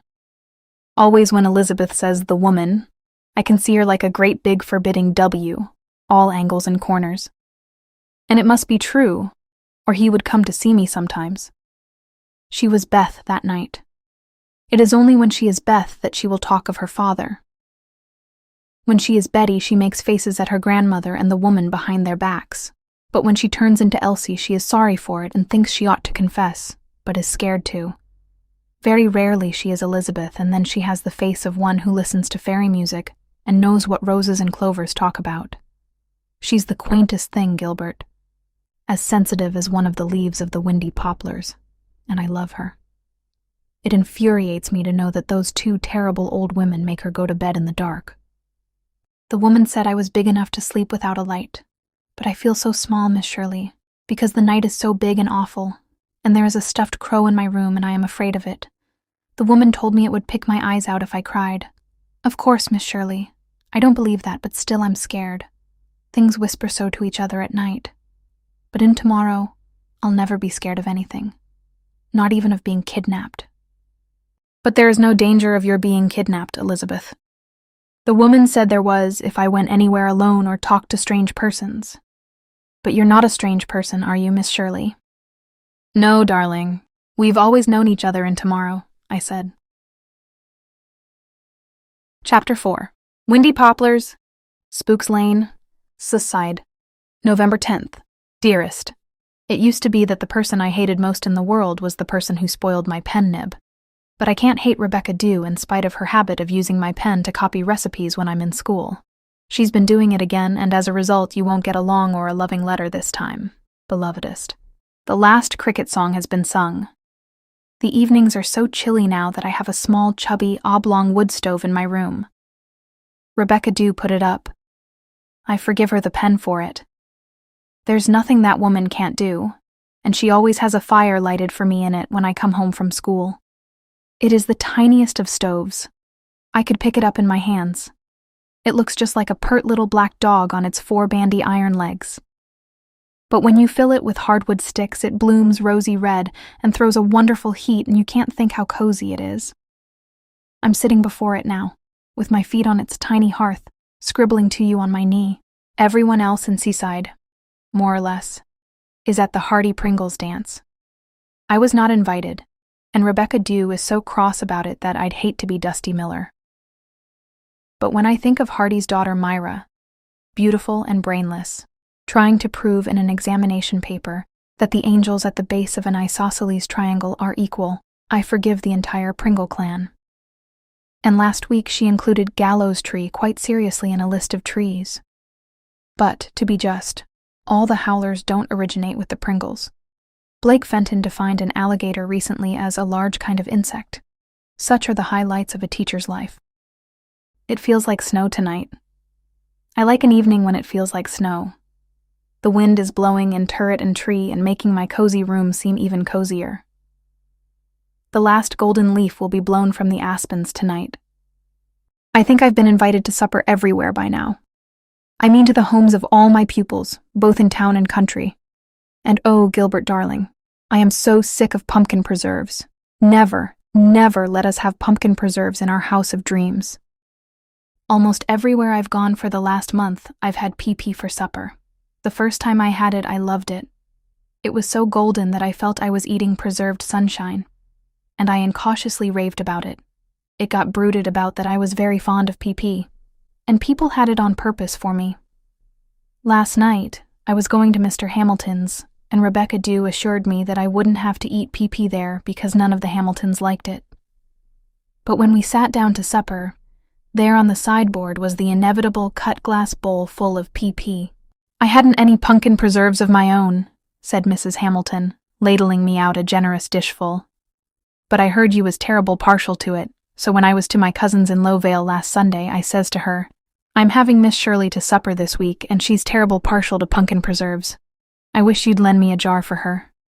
So she did, and here it is, and you can take home what's left. You should have seen Rebecca Dew's face when I arrived home from the Hamiltons bearing a glass jar 2/3 full of PP. Nobody likes it here, so we buried it darkly at dead of night in the garden. You won't put this in a story, will you? She asked anxiously. Ever since Rebecca Dew discovered that I do an occasional bit of fiction for the magazines she has lived in, the fear, or hope, I don't know which, that I'll put everything that happens at Windy Poplars into a story. She wants me to write up the Pringles and blister them. But alas, it's the Pringles that are doing the blistering, and between them and my work in school, I have scant time for writing fiction. There are only withered leaves and frosted stems in the garden now. Rebecca Dew has done the standard roses up in straw and potato bags, and in the twilight they look exactly like a group of humped-back old men leaning on staffs. I got a postcard from Davy today with 10 kisses crossed on it, and a letter from Priscilla written on some paper that a friend of hers in Japan sent her. Silky thin paper with dim cherry blossoms on it like ghosts. I'm beginning to have my suspicions about that friend of hers, but your big fat letter was the purple gift the day gave me. I read it 4 times over to get every bit of its savor, like a dog polishing off a plate. That certainly isn't a romantic simile, but it's the one that just popped into my head. Still, letters, even the nicest, aren't satisfactory. I want to see you. I'm glad it's only 5 weeks to Christmas holidays. Chapter 5. Anne, sitting at her tower window one late November evening, with her pen at her lip and dreams in her eyes, looked out on a twilight world and suddenly thought she would like a walk to the old graveyard. She had never visited it yet, preferring the birch and maple grove or the harbor road for her evening rambles. But there is always a November space after the leaves have fallen when she felt it was almost indecent to intrude on the woods. For their glory, terrestrial had departed, and their glory celestial of spirit and purity and whiteness had not yet come upon them. So Anne betook herself to the graveyard instead. She was feeling for the time so dispirited and hopeless that she thought a graveyard would be a comparatively cheerful place. Besides, it was full of Pringles, so Rebecca Dew said. They had buried there for generations, keeping it up in preference to the new graveyard until no more of them could be squeezed in. Anne felt that it would be positively encouraging to see how many Pringles were where they couldn't annoy anybody anymore. In regard to the Pringles, Anne felt that she was at the end of her tether. More and more the whole situation was coming to seem like a nightmare. The subtle campaign of insubordination and disrespect which Jen Pringle had organized had at last come to a head. One day, a week previously, she had asked the seniors to write a composition on the most important happenings of the week. Jen Pringle had written a brilliant one. The little imp was clever, and had inserted in it a sly insult to her teacher, one so pointed that it was impossible to ignore it. Anne had sent her home, telling her that she would have to apologize before she would be allowed to come back. The fat was fairly in the fire. It was open warfare now between her and the Pringles, and poor Anne had no doubt on whose banner victory would perch. The school board would back the Pringles up, and she would be given her choice between letting Jen come back or being asked to resign. She felt very bitter. She had done her best, and she knew she could have succeeded if she had had even a fighting chance. It's not my fault, she thought miserably. Who could succeed against such a phalanx and such tactics? But to go home to Green Gables defeated, to endure Mrs. Lynde's indignation and the Pye's exultation. Even the sympathy of friends would be in anguish, and with her Summerside failure brooded abroad, she would never be able to get another school. But at least they had not got the better of her in the matter of the play. Anne laughed a little wickedly, and her eyes filled with mischievous delight over the memory. She had organized a high school dramatic club, and directed it in a little play hurriedly gotten up to provide some funds for one of her pet schemes, buying some good engravings for the rooms. She had made herself ask Catherine Brooke to help her because Catherine always seemed so left out of everything. She could not help regretting it many times, for Catherine was even more brusque and sarcastic than usual. She seldom let a practice pass without some corrosive remark, and she overworked her eyebrows. Worse still, it was Catherine who had insisted on having Jen Pringle take the part of Mary Queen of Scots. "There's no one else in the school who can play it," she said impatiently. "No one who has the necessary personality." Anne was not so sure of this. She rather thought that Sophie Sinclair, who was tall and had hazel eyes and rich chestnut hair, would make a far better Queen Mary than Jen. But Sophie was not even a member of the club and had never taken part in a play. "We don't want absolute greenhorns in this. I'm not going to be associated with anything that is not successful," Catherine had said disagreeably, and Anne had yielded. She could not deny that Jen was very good in the part. She had a natural flair for acting, and she apparently threw herself into it wholeheartedly. They practiced 4 evenings a week, and on the surface things went along very smoothly. Jen seemed to be so interested in her part that she behaved herself as far as the play was concerned. Anne did not meddle with her, but left her to Catherine's coaching. Once or twice, though, she surprised a certain look of sly triumph on Jen's face that puzzled her. She could not guess just what it meant. One afternoon, soon after the practices had begun, Anne found Sophie Sinclair in tears in a corner of the girls' coat room. At first she had blinked her hazel eyes vigorously and denied it, then broke down. "I did so want to be in the play. To be Queen Mary," she sobbed. "I've never had a chance. Father wouldn't let me join the club because there are dues to pay and every cent counts so much. And of course I haven't had any experience. I've always loved Queen Mary. Her very name just thrills me to my fingertips. I never will believe she had anything to do with murdering Darnley. It would have been wonderful to fancy I was she for a little while." Afterwards, Anne concluded that it was her guardian angel who prompted her reply. "I'll write the part out for you, Sophie, and coach you in it. It will be good training for you. And, as we plan to give the play in other places if it goes well here, it will be just as well to have an understudy in case Jen shouldn't always be able to go. But we'll say nothing about it to anyone." Sophie had the part memorized by the next day. She went home to Windy Poplars with Anne every afternoon when school came out and rehearsed it in the tower. They had a lot of fun together, for Sophie was full of quiet vivacity. The play was to be put on the last Friday in November in the town hall. It was widely advertised, and the reserved seats were sold to the last one. Anne and Catherine spent 2 evenings decorating the hall. The band was hired, and a noted soprano was coming up from Charlottetown to sing between the acts. The dress rehearsal was a success.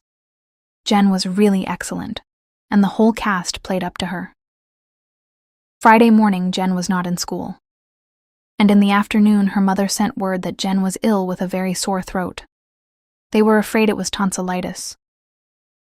Everybody concerned was very sorry. but it was out of the question that she should take part in the play that night. Catherine and Anne stared at each other, drawn together for once in their common dismay. "We'll have to put it off," said Catherine slowly, "and that means failure.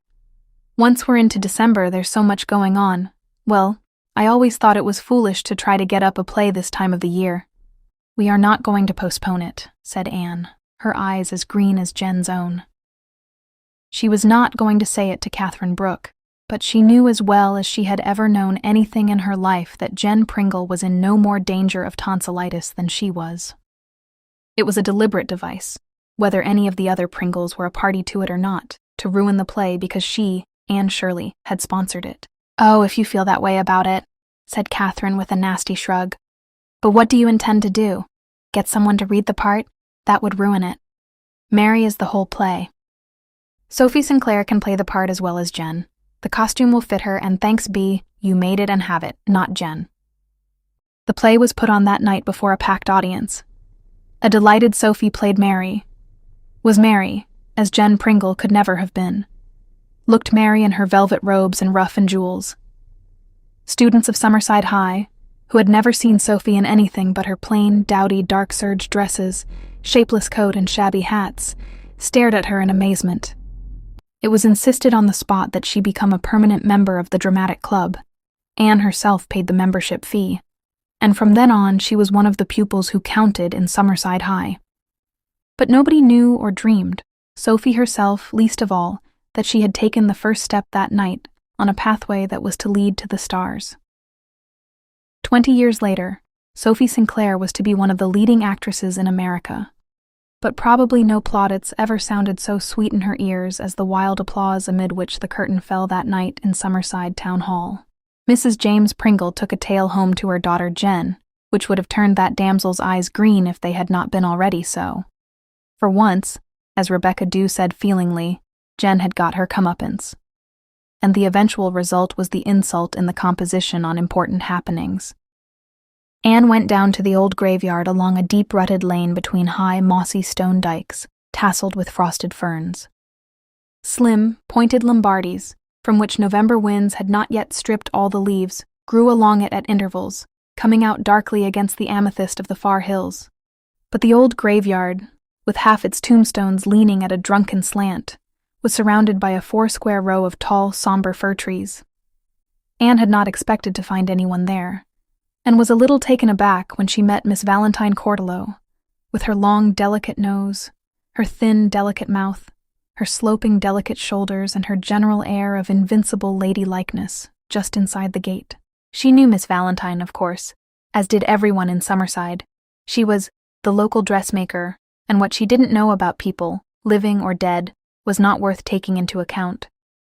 Anne had wanted to wander about by herself, read the odd old epitaphs, and puzzle out the names of forgotten lovers under the lichens that were growing over them. But she could not escape when Miss Valentine slipped an arm through hers and proceeded to do the honors of the graveyard, where there were evidently as many Courtallows buried as Pringles. Miss Valentine had not a drop of Pringle blood in her, and one of Anne's favorite pupils was her nephew. So it was no great mental strain to be nice to her, except that one must be very careful never to hint that she sewed for a living. Miss Valentine was said to be very sensitive on that point. "I'm glad I happened to be here this evening," said Miss Valentine. "I can tell you all about everybody buried here. I always say you have to know the ins and outs of the corpses to find a graveyard real enjoyable. I like a walk here better than in the new. It's only the old families that are buried here, but every Tom, Dick, and Harry is being buried in the new. The Cordelows are buried in this corner. We've had a terrible lot of funerals in our family." "I suppose every old family has," said Anne, because Miss Valentine evidently expected her to say something. "Don't tell me any family has ever had as many as ours," said Miss Valentine jealously. "We're very consumptive. Most of us died of a cough. This is my Aunt Bessie's grave. She was a saint if ever there was one. But there's no doubt her sister, Aunt Cecilia, was the more interesting to talk to. The last time I ever saw her, she said to me, 'Sit down, my dear, sit down. I'm going to die tonight at 10 minutes past 11, but that's no reason why we shouldn't have a real good gossip for the last.' The strange thing, Miss Shirley, is that she did die that night at 10 minutes past 11. Can you tell me how she knew it? Anne couldn't. My great-great-grandfather Cortolo is buried here. He came out in 1760 and he made spinning wheels for a living. I've heard he made 1,400 in the course of his life. When he died, the minister preached from the text, "Their works do follow them," and old Myram Pringle said in that case the road to heaven behind my great-great-grandfather would be choked with spinning wheels. Do you think such a remark was in good taste, Miss Shirley? Had anyone but a Pringle said it, Anne might not have remarked so decidedly. I certainly do not. Looking at a gravestone adorned with a skull and crossbones, as if she questioned the good taste of that also. My cousin Dora is buried here. She had 3 husbands, but they all died very rapidly. Poor Dora didn't seem to have any luck picking a healthy man. Her last one was Benjamin Banning, not buried here, buried in Low Vale beside his first wife, and he wasn't reconciled to dying. Dora told him he was going to a better world. Maybe, says poor Ben, but I'm sorter used to the imperfections of this one. He took 61 different kinds of medicine, but in spite of that he lingered for a good while. All Uncle David Cortolo's family are here. There's a cabbage rose planted at the foot of every grave, and my, don't they bloom. I come here every summer and gather them for my rose jar. It would be a pity to let them go to waste, don't you think? I suppose so. My poor young sister Harriet lies here, sighed Miss Valentine. She had magnificent hair, about the color of yours. Not so red, perhaps. It reached to her knees. She was engaged when she died. They tell me you're engaged. I never much wanted to be married, but I think it would have been nice to be engaged. Oh, I've had some chances, of course. Perhaps I was too fastidious. But a Cortolo couldn't marry everybody, could she? It did not seem likely she could. Frank Digby, over in that corner under the sumacs, wanted me. I did feel a little regretful over refusing him. But a Digby, my dear. He married Georgina Troop. She always went to church a little late to show off her clothes. She was fond of clothes. She was buried in such a pretty blue dress. I made it for her to wear to a wedding, but in the end she wore it to her own funeral. She had 3 darling little children. They used to sit in front of me at church, and I always gave them candy. Do you think it wrong to give children candy in church, Miss Shirley? Not peppermints. That would be all right. There's something religious about peppermints, don't you think? But the poor things don't like them. When the Cortello's plots were exhausted, Miss Valentine's reminiscences became a bit spicier. It did not make so much difference if you weren't a Cortello. Old Mrs. Russell Pringle is here. I often wonder if she's in heaven or not. But why? Gasped a rather shocked Anne. Well, she always hated her sister Mary Ann, who had died a few months before. If Mary Ann is in heaven, I won't stay there, says she. And she was a woman who always kept her word, my dear. Pringle-like. She was born a Pringle and married her cousin Russell. This is Mrs. Dan Pringle, Janetta Bird, 72 a day when she died. Folks say she would have thought it wrong to die a day older than 70, because that is the Bible limit. People do say such funny things, don't they? I've heard that dying was the only thing she ever dared do without asking her husband. Do you know, my dear, what he did once when she bought a hat he didn't like? I can't imagine. He ate it, said Miss Valentine solemnly. Of course it was only a small hat. Lace and flowers. No feathers. Still, it must have been rather indigestible. I understand he had gnawing pains in his stomach for quite a time. Of course I didn't see him eat it, but I've always been assured the story was true. Do you suppose it was? I'd believe anything of a Pringle, said Anne bitterly. Miss Valentine pressed her arm sympathetically. I feel for you. Indeed I do. It's terrible the way they're treating you. But Summerside isn't all Pringle, Miss Shirley. Sometimes I think it is, said Anne with a rueful smile. No, it isn't. And there are plenty of people would like to see you get the better of them. Don't you give in to them no matter what they do. It's just the old Satan that's got into them. But they hang together so, and Miss Sarah did want that cousin of theirs to get the school. The Nathan Pringles are here. Nathan always believed his wife was trying to poison him, but he didn't seem to mind. He said it made life kind of exciting. Once he kind of suspected she'd put arsenic in his porridge. He went out and fed it to a pig. The pig died 3 weeks afterwards. But he said maybe it was only a coincidence, and anyway, he couldn't be sure it was the same pig. In the end, she died before him, and he said she'd always been a real good wife to him except for that one thing. I think it would be charitable to believe that he was mistaken about it. Sacred to the memory of Miss Kinsey, read Anne in amazement. What an extraordinary inscription. Had she no other name? If she had, nobody ever knew it, said Miss Valentine. She came from Nova Scotia and worked for the George Pringles for 40 years. She gave her name as Miss Kinsey, and everybody called her that. She died suddenly, and then it was discovered that nobody knew her first name, and she had no relations that anybody could find. So they put that on her stone. The George Pringles buried her very nicely and paid for the monument. She was a faithful, hard-working creature, but if you'd ever seen her, you'd have thought she was born Miss Kinsey. The James Morleys are here. I was at their golden wedding, such a to-do, gifts and speeches and flowers, and their children all home and them smiling and bowing and just hating each other as hard as they could. Hating each other? Bitterly, my dear. Everyone knew it. They had for years and years, almost all their married life, in fact. They quarreled on the way home from church after the wedding. I often wonder how they managed to lie here so peaceably side by side. Again Anne shivered. How terrible. Sitting opposite each other at table, lying down beside each other at night, going to church with their babies to be christened, and hating each other through it all. Yet they must have loved to begin with. Was it possible she and Gilbert could ever... Nonsense. The Pringles were getting on her nerves. Handsome John McTabb is buried here. He was always suspected of being the reason why Annetta Kennedy drowned herself. The McTabbs were all handsome, but you could never believe a word they said. There used to be a stone here for his Uncle Samuel, who was reported drowned at sea 50 years ago. When he turned up alive, the family took the stone down. The man they bought it from wouldn't take it back, so Mrs. Samuel used it for a baking board. Talk about a marble slab for mixing on. That old tombstone was just fine, she said. The McTabb children were always bringing cookies to school with raised letters and figures on them, scraps of the epitaph. They gave them away real generous, but I never could bring myself to eat one. I'm peculiar that way.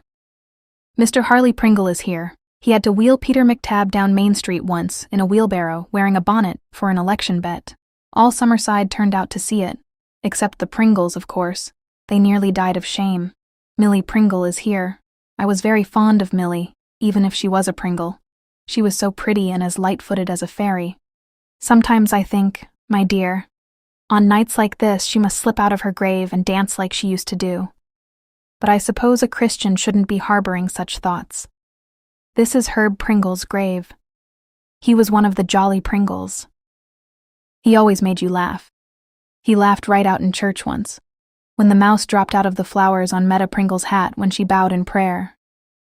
I didn't feel much like laughing. I didn't know where the mouse had gone. I pulled my skirts tight about my ankles and held them there till church was out, but it spoiled the sermon for me.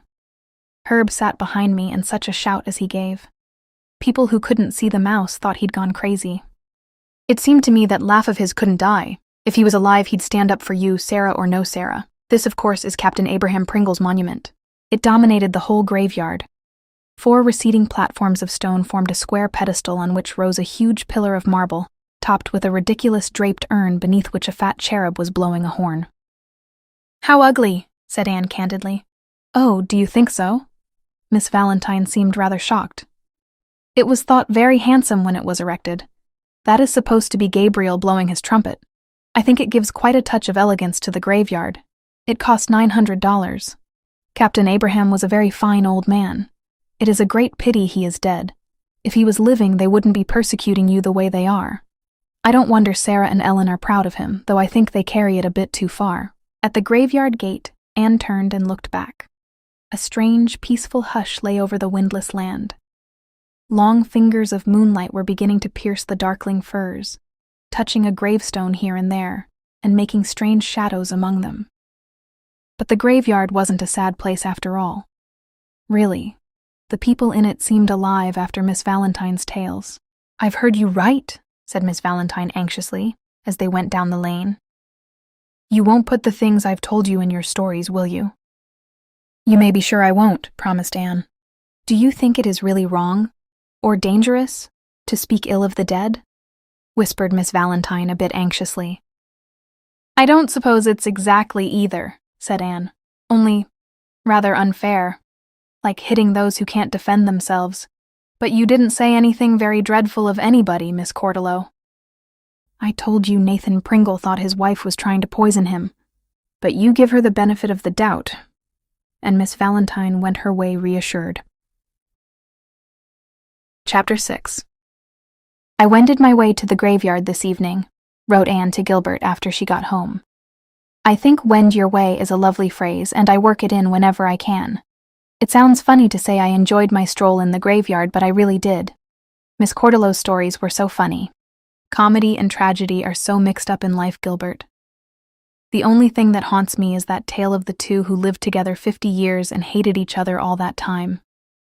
I can't believe they really did. Somebody has said that hate is only love that has missed its way. I feel sure that under the hatred they really loved each other. Just as I really loved you all those years I thought I hated you. And I think death would show it to them. I'm glad I found out in life, and I have found out there are some decent Pringles. Dead ones. Last night when I went down late for a drink of water, I found Aunt Kate buttermilking her face in the pantry. She asked me not to tell Chatty. She would think it so silly. I promised I wouldn't. Elizabeth still comes for the milk, though the woman is pretty well over her bronchitis. I wonder they let her, especially since old Mrs. Campbell is a Pringle. Last Saturday night, Elizabeth, she was Betty that night, I think, ran in singing when she left me, and I distinctly heard the woman say to her at the porch door, "It's too near the Sabbath for you to be singing that song." I am sure that woman would prevent Elizabeth from singing on any day if she could. Elizabeth had on a new dress that night, a dark wine color. They do dress her nicely. And she said wistfully, "I thought I looked a little bit pretty when I put it on tonight, Miss Shirley, and I wished Father could see me. Of course he will see me in tomorrow. But it sometimes seems so slow in coming. I wish we could hurry time a bit, Miss Shirley. Now, dearest, I must work out some geometrical exercises. Geometry exercises have taken the place of what Rebecca calls my literary efforts. The specter that haunts my daily path now is the dread of an exercise popping up in class that I can't do. And what would the Pringles say then? What would the Pringles say then? Meanwhile, as you love me and the cat tribe, pray for a poor, broken-hearted, ill-used Thomas cat. A mouse ran over Rebecca Dew's foot in the pantry the other day, and she has fumed ever since. That cat does nothing but eat and sleep and let mice overrun everything. This is the last straw, so she chivies him from pillar to post, routs him off his favorite cushion, and, I know, for I caught her at it, assists him none too gently with her foot when she lets him out. Chapter 7. One Friday evening, at the end of a mild, sunny December day, Anne went out to Lowvale to attend a turkey supper. Wilfred Bryce's home was in Lowvale, where he lived with an uncle, and he had asked her shyly if she would go out with him after school, go to the turkey supper in the church, and spend Saturday at his home. Anne agreed, hoping that she might be able to influence the uncle to let Wilfred keep on going to high school. Wilfred was afraid that he would not be able to go back after New Year. He was a clever, ambitious boy, and Anne felt a special interest in him. It could not be said that she enjoyed her visit overmuch, except in the pleasure it gave Wilfred. His uncle and aunt were a rather odd and uncouth pair. Saturday morning was windy and dark, with showers of snow, and at first Anne wondered how she was going to put in the day. She felt tired and sleepy after the late hours of the turkey supper. Wilfred had to help thrash, and there was not even a book in sight. Then she thought of the battered old seaman's chest she had seen in the back of the hall upstairs, and recalled Mrs. Stanton's request. Mrs. Stanton was writing a history of Prince County, and had asked Anne if she knew of, or could find, any old diaries or documents that might be helpful. "The Pringles, of course, have lots that I could use," she told Anne. "But I can't ask them. You know the Pringles and Stantons have never been friends." "I can't ask them either, unfortunately," said Anne. "Oh, I'm not expecting you to. All I want is for you to keep your eyes open when you are visiting round in other people's homes, and if you find or hear of any old diaries or maps or anything like that, try to get the loan of them for me. You've no idea what interesting things I've found in old diaries. Little bits of real life that make the old pioneers live again. I want to get things like that for my book, as well as statistics and genealogical tables." Anne asked Mrs. Bryce if they had any such old records. Mrs. Bryce shook her head. "Not as I knows on. In course," brightening up, "there's old Uncle Andy's chist up there. There might be something in it. He used to sail with old Captain Abraham Pringle. I'll go out and ask Duncan if ye can root in it." Duncan sent word back that she could root in it all she liked, and if she found any documents, she could have them. He'd been meaning to burn the hull contents anyway, and take the chest for a toolbox. Anne accordingly rooted, but all she found was an old yellowed diary or log, which Andy Bryce seemed to have kept all through his years at sea. Anne beguiled the stormy forenoon away by reading it with interest and amusement. Andy was learned in sea lore and had gone on many voyages with Captain Abraham Pringle, whom he evidently admired immensely. The diary was full of ill-spelled, ungrammatical tributes to the captain's courage and resourcefulness, especially in one wild enterprise of beating round the Horn. But his admiration had not, it seemed, extended to Abraham's brother Myram, who was also a captain but of a different ship. Up to Myram Pringle's tonight. His wife made him mad, and he up and throwed a glass of water in her face. Myram is home. His ship was burned and they took to the boats. Nearly starved. In the end they ed up Jonas Selkirk, who had shot himself. They lived on him till the Mary G. picked them up. Myram told me this himself, seemed to think it a good joke. Anne shivered over this last entry, which seemed all the more horrifying for Andy's unimpassioned statement of the grim facts. Then she fell into a reverie. There was nothing in the book that could be of any use to Mrs. Stanton, but wouldn't Miss Sarah and Miss Ellen be interested in it, since it contained so much about their adored old father? Suppose she sent it to them. Duncan Bryce had said she could do as she liked with it. No, she wouldn't. Why should she try to please them or cater to their absurd pride, which was great enough now without any more food? They had set themselves to drive her out of the school, and they were succeeding. They and their clan had beaten her. Wilfred took her back to Windy Poplars that evening, both of them feeling happy. Anne had talked Duncan Bryce into letting Wilfred finish out his year in high school. "Then I'll manage Queen's for a year and after that teach and educate myself," said Wilfred. "How can I ever repay you, Miss Shirley? Uncle wouldn't have listened to anyone else, but he likes you.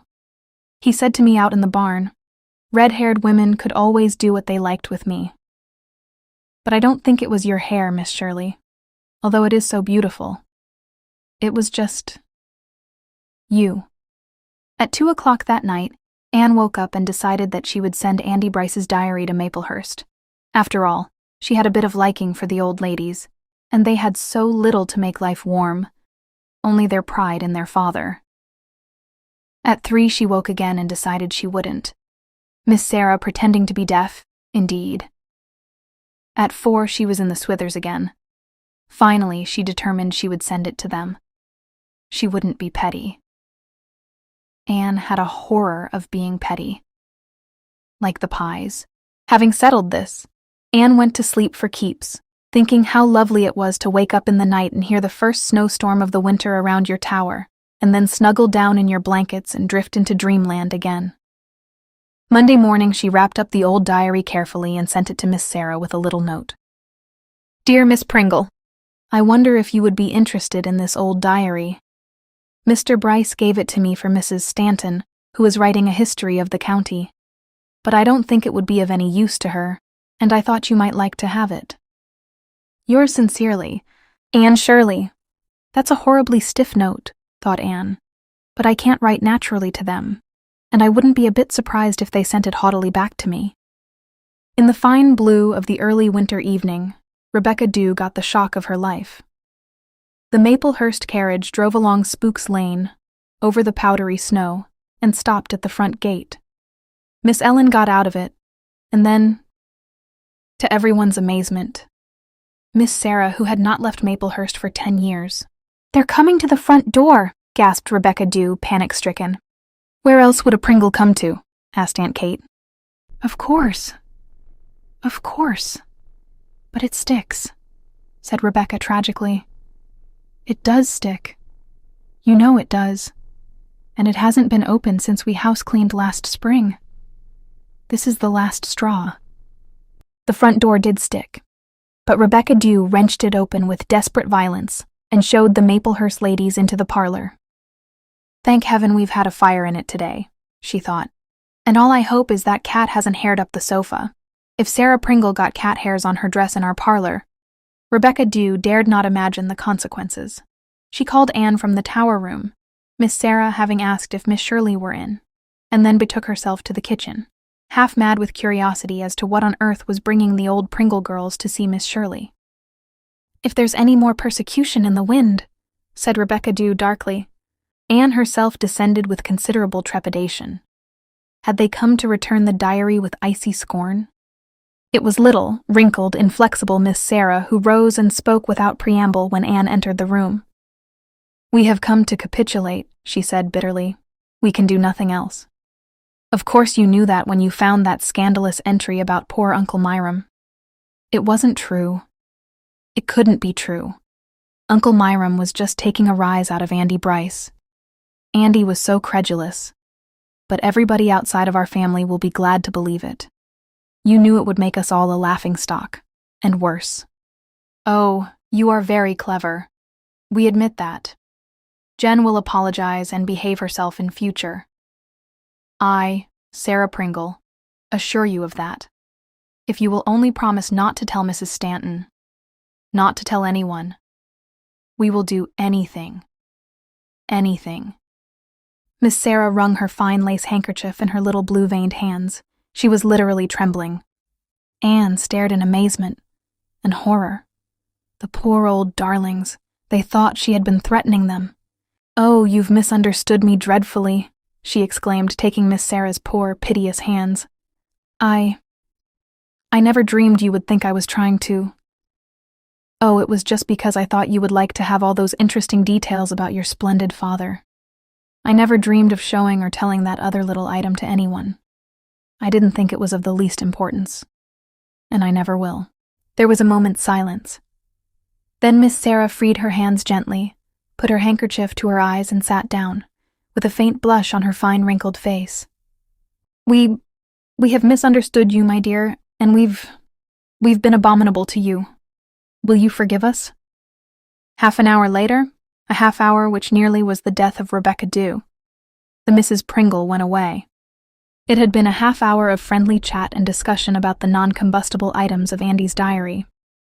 At the front door, Miss Sarah, who had not had the least trouble with her hearing during the interview, turned back for a moment and took a bit of paper, covered with very fine, sharp writing, from her reticule. "I had almost forgotten. We promised Mrs. McLean our recipe for pound cake some time ago. Perhaps you won't mind handing it to her. And tell her the sweating process is very important. Quite indispensable indeed. Ellen, your bonnet is slightly over one ear. You had better adjust it before we leave. We were somewhat agitated while dressing." Anne told the widows and Rebecca Dew that she had given Andy Bryce's old diary to the ladies of Maplehurst, and that they had come to thank her for it. With this explanation they had to be contented, although Rebecca Dew always felt that there was more behind it than that. Much more. Gratitude for an old faded tobacco-stained diary would never have brought Sarah Pringle to the front door of Windy Poplars. Miss Shirley was deep. Very deep. Very... "I'm going to open that front door once a day after this," vowed Rebecca, "just to keep it in practice. I all but went over flat when it did give way. Well, we've got the recipe for the pound cake anyway. 36 eggs. If you'd dispose of that cat and let me keep hens, we might be able to afford it once a year." Whereupon Rebecca Dew marched to the kitchen and got square with fate by giving that cat milk when she knew he wanted liver. The Shirley-Pringle feud was over. Nobody outside of the Pringles ever knew why. But Summerside people understood that Miss Shirley, single-handed, had, in some mysterious way, routed the whole clan, who ate out of her hand from then on. Jen came back to school the next day and apologized meekly to Anne before the whole room.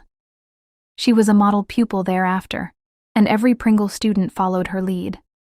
As for the adult Pringles, their antagonism vanished like mist before the sun.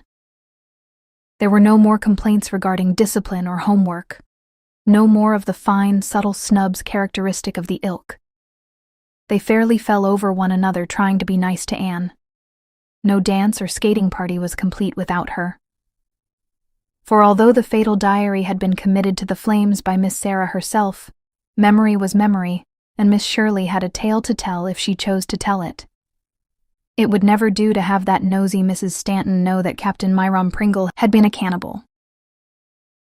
Chapter 8. Extract from Letter to Gilbert. I am in my tower, and Rebecca Dew is caroling. Could I but climb in the kitchen, which reminds me that the minister's wife has asked me to sing in the choir. Of course the Pringles have told her to do it. I may do it on the Sundays I don't spend at Green Gables. The Pringles have held out the right hand of fellowship with a vengeance. Accepted me lock, stock, and barrel. What a clan. I've been to 3 Pringle parties. I set nothing down in malice, but I think all the Pringle girls are imitating my style of hairdressing. Well, imitation is the sincerest flattery. And Gilbert, I'm really liking them, as I always knew I would if they would give me a chance. I'm even beginning to suspect that sooner or later I'll find myself liking Jen. She can be charming when she wants to be, and it is very evident she wants to be. Last night I bearded the lion in his den. In other words, I went boldly up the front steps of the evergreens to the square porch with the 4 whitewashed iron urns in its corners, and rang the bell. When Miss Monkman came to the door, I asked her if she would lend little Elizabeth to me for a walk. I expected a refusal, but after the woman had gone in and conferred with Mrs. Campbell, she came back and said dourly that Elizabeth could go, but please, I wasn't to keep her out late. I wonder if even Mrs. Campbell has got her orders from Miss Sarah. Elizabeth came dancing down the dark stairway, looking like a pixie in a red coat and little green cap and almost speechless for joy. I feel all squirmy and excited, Miss Shirley, she whispered as soon as we got away. I'm Betty. I'm always Betty when I feel like that. We went as far down the road that leads to the end of the world as we dared and then back. Tonight the harbor, lying dark under a crimson sunset, seemed full of implications of fairylands forlorn and mysterious isles in uncharted seas.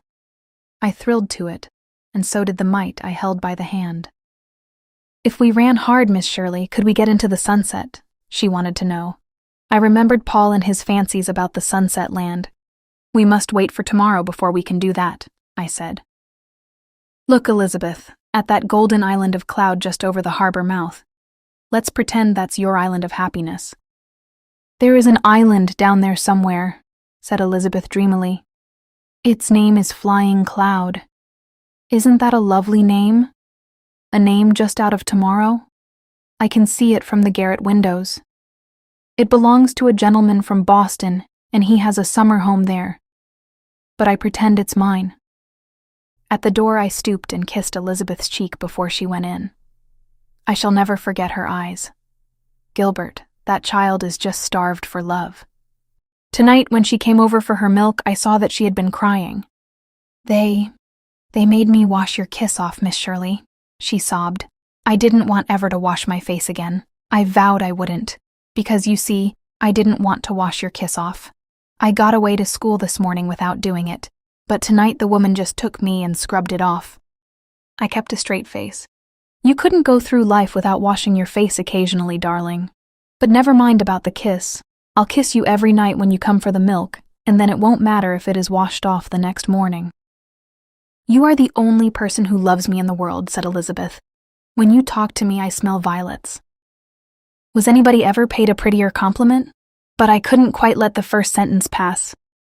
Your grandmother loves you, Elizabeth. She doesn't. She hates me.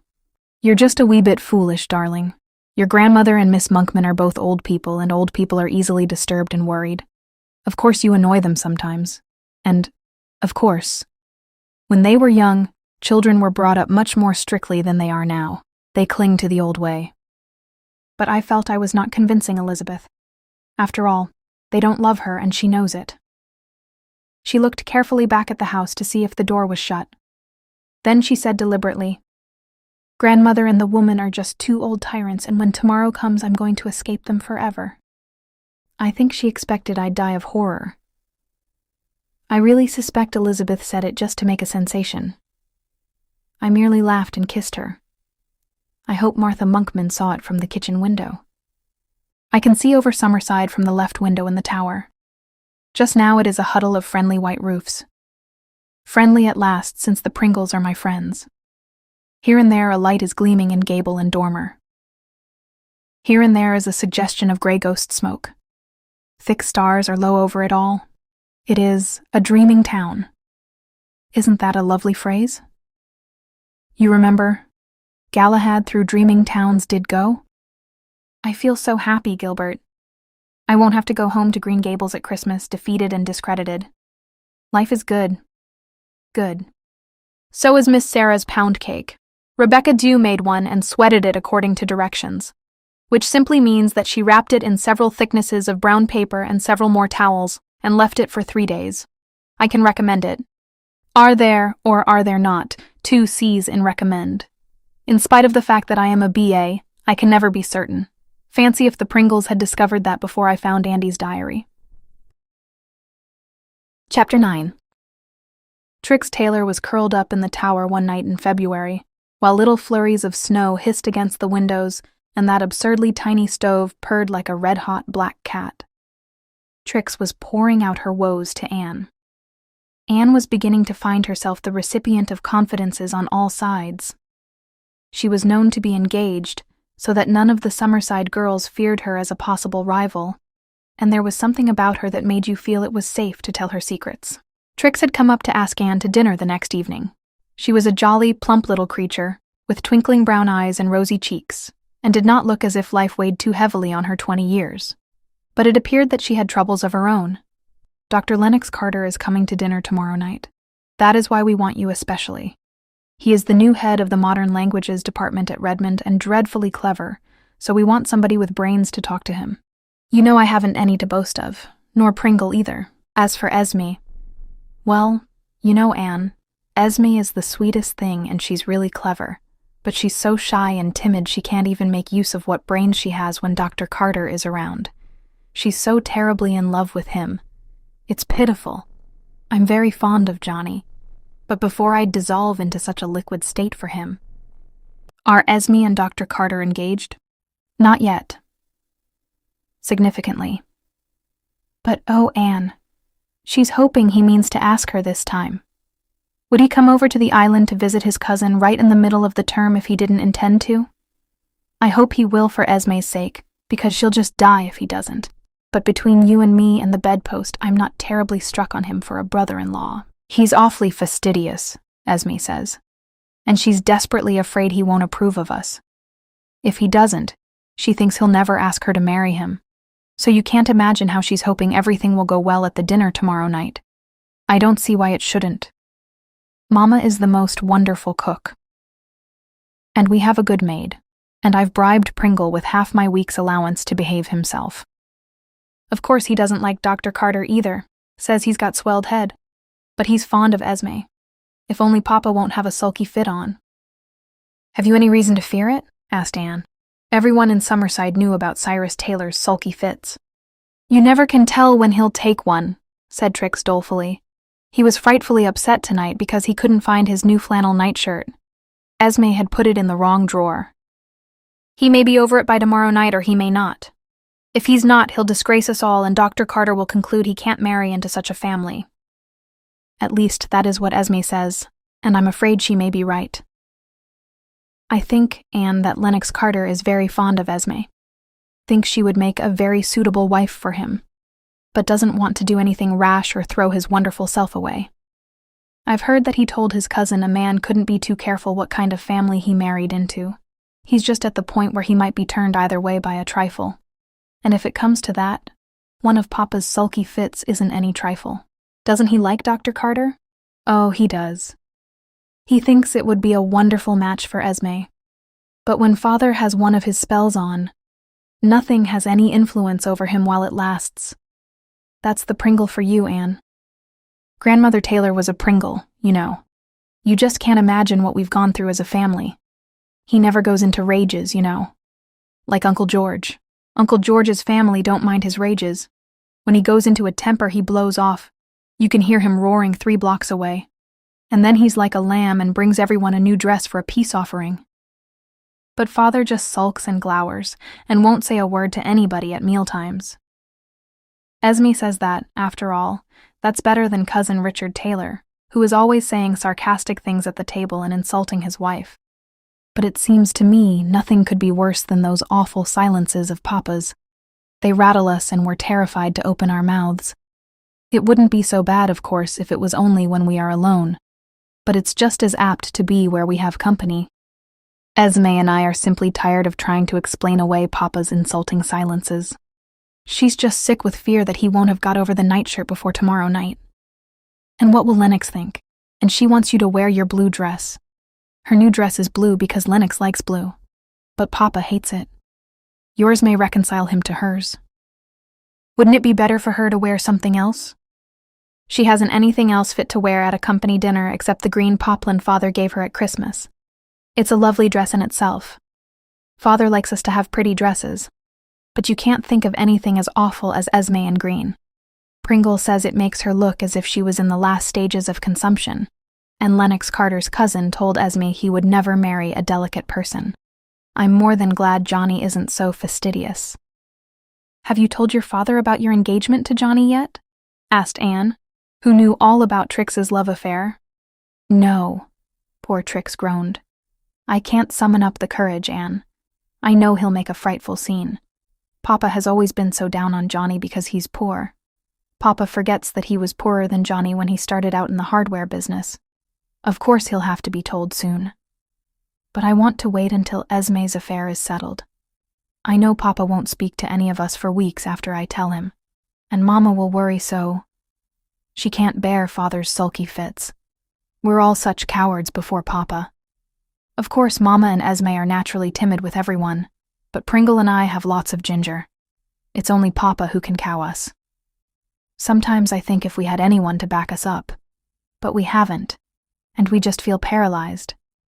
You can't imagine, Anne darling, what a company dinner is like at our place when Papa is sulking. But if he only behaves tomorrow night, I'll forgive him for everything. He can be very agreeable when he wants to be. Papa is really just like Longfellow's little girl. When he's good, he's very, very good, and when he's bad, he's horrid. I've seen him the life of the party. He was very nice the night I had dinner with you last month. Oh, he likes you, as I've said. That's one of the reasons why we want you so much. It may have a good influence on him. We're not neglecting anything that may please him, but when he has a really bad fit of sulks on, he seems to hate everything and everybody.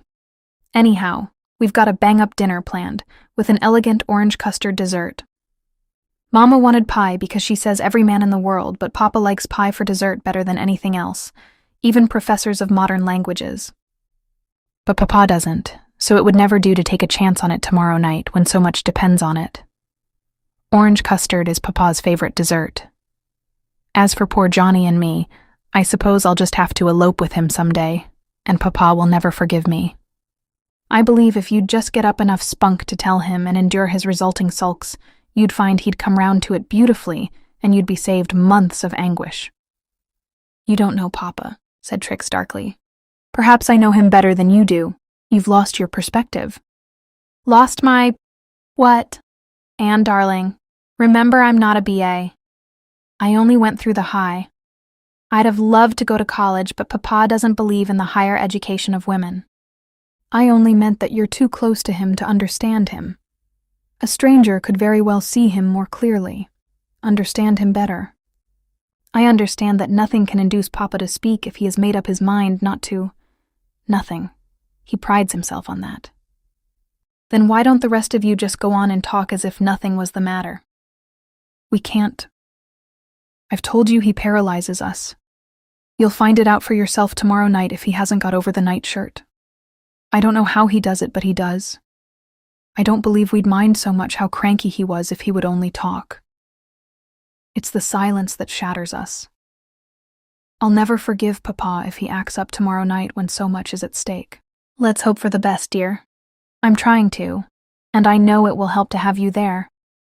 Mama thought we ought to have Catherine Brooke too, but I knew it wouldn't have a good effect on Papa. He hates her. I don't blame him for that, I must say. I haven't any use for her myself. I don't see how you can be as nice to her as you are. I'm sorry for her, Trix. Sorry for her. But it's all her own fault she isn't liked. Oh well, it takes all kinds of people to make a world. But Summerside could spare Catherine Brooke. Glum old cat. She's an excellent teacher, Trix. Oh, do I know it? I was in her class. She did hammer things into my head, and flayed the flesh off my bones with sarcasm as well. And the way she dresses. Papa can't bear to see a woman badly dressed. He says he has no use for Dowds, and he's sure God hasn't either. Mama would be horrified if she knew I told you that, Anne. She excused it in Papa because he is a man. If that was all we had to excuse in him. And poor Johnny hardly daring to come to the house now because Papa is so rude to him. I slip out on fine nights and we walk round and round the square and get half frozen. Anne drew what was something like a breath of relief when Trix had gone, and slipped down to coax a snack out of Rebecca Dew.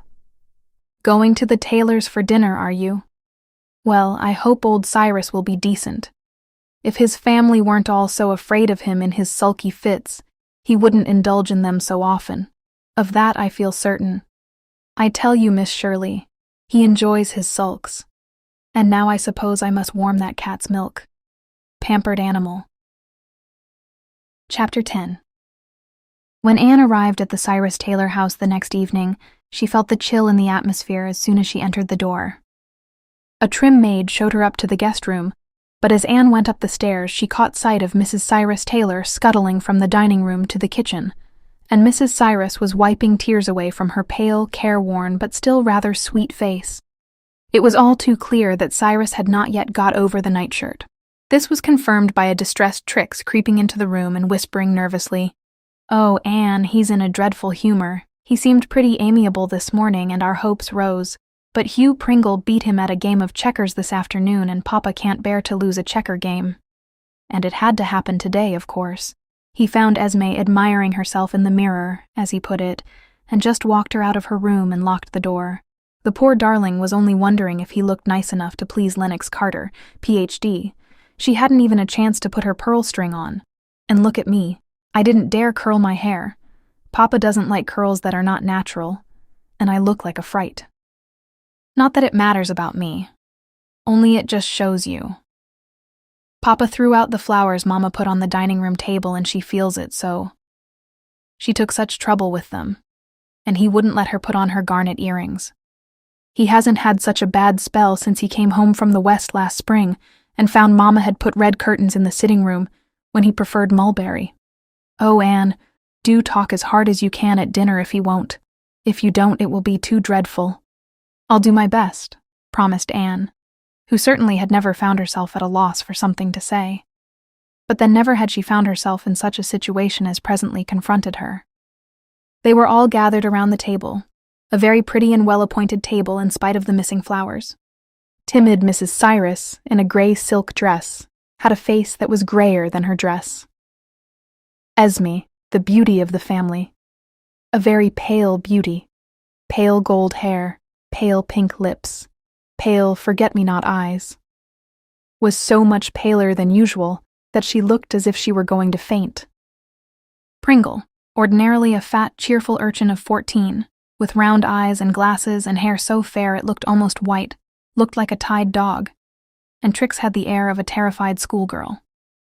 Dr. Carter, who was undeniably handsome and distinguished-looking, with crisp dark hair, brilliant dark eyes and silver-rimmed glasses, but whom Anne, in the days of his assistant professorship at Redmond, had thought a rather pompous young boor, looked ill at ease.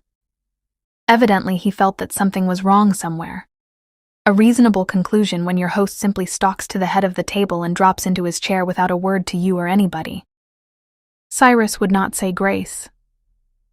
Mrs. Cyrus, blushing beet red, murmured almost inaudibly, "For what we are about to receive the Lord make us truly thankful." The meal started badly by nervous Esme dropping her fork on the floor. Everybody except Cyrus jumped because their nerves were likewise keyed up to the highest pitch. Cyrus glared at Esme out of his bulging blue eyes in a kind of enraged stillness. Then he glared at everybody and froze them into dumbness. He glared at poor Mrs. Cyrus when she took a helping of horseradish sauce, with a glare that reminded her of her weak stomach. She couldn't eat any of it after that, and she was so fond of it, She didn't believe it would hurt her. But for that matter, she couldn't eat anything, nor could Esme. They only pretended. The meal proceeded in a ghastly silence, broken by spasmodic speeches about the weather from Trix and Anne. Trix implored Anne with her eyes to talk, but Anne found herself for once in her life with absolutely nothing to say. She felt desperately that she must talk, but only the most idiotic things came into her head, things it would be impossible to utter aloud. Was everyone bewitched? It was curious, the effect one sulky, stubborn man had on you. Anne couldn't have believed it possible, and there was no doubt that he was really quite happy in the knowledge that he had made everybody at his table horribly uncomfortable. What on earth was going on in his mind? Would he jump if anyone stuck a pin in him? Anne wanted to slap him, rap his knuckles, stand him in a corner, treat him like the spoiled child he really was, in spite of his spiky gray hair and truculent mustache. Above all, she wanted to make him speak. She felt instinctively that nothing in the world would punish him so much as to be tricked into speaking when he was determined not to. Suppose she got up and deliberately smashed that huge, hideous, old-fashioned vase on the table in the corner. An ornate thing covered with wreaths of roses and leaves which it was most difficult to dust, but which must be kept immaculately clean. Anne knew that the whole family hated it, but Cyrus Taylor would not hear of having it banished to the attic, because it had been his mother's. Anne thought she would do it fearlessly if she really believed that it would make Cyrus explode into vocal anger. Why didn't Lennox Carter talk? If he would, she, Anne, could talk too, and perhaps Trix and Pringle would escape from the spell that bound them, and some kind of conversation would be possible. But he simply sat there and ate. Perhaps he thought it was really the best thing to do. Perhaps he was afraid of saying something that would still further enrage the evidently already enraged parent of his lady. "Will you please start the pickles, Miss Shirley?" said Mrs. Taylor faintly. Something wicked stirred in Anne. She started the pickles. And something else. Without letting herself stop to think, she bent forward, her great gray-green eyes glimmering limpidly, and said gently, "Perhaps you would be surprised to hear, Dr. Carter, that Mr. Taylor went deaf very suddenly last week." Anne sat back, having thrown her bomb. She could not tell precisely what she expected or hoped. If Dr. Carter got the impression that his host was deaf instead of in a towering rage of silence, it might loosen his tongue. She had not told a falsehood. She had not said Cyrus Taylor was deaf.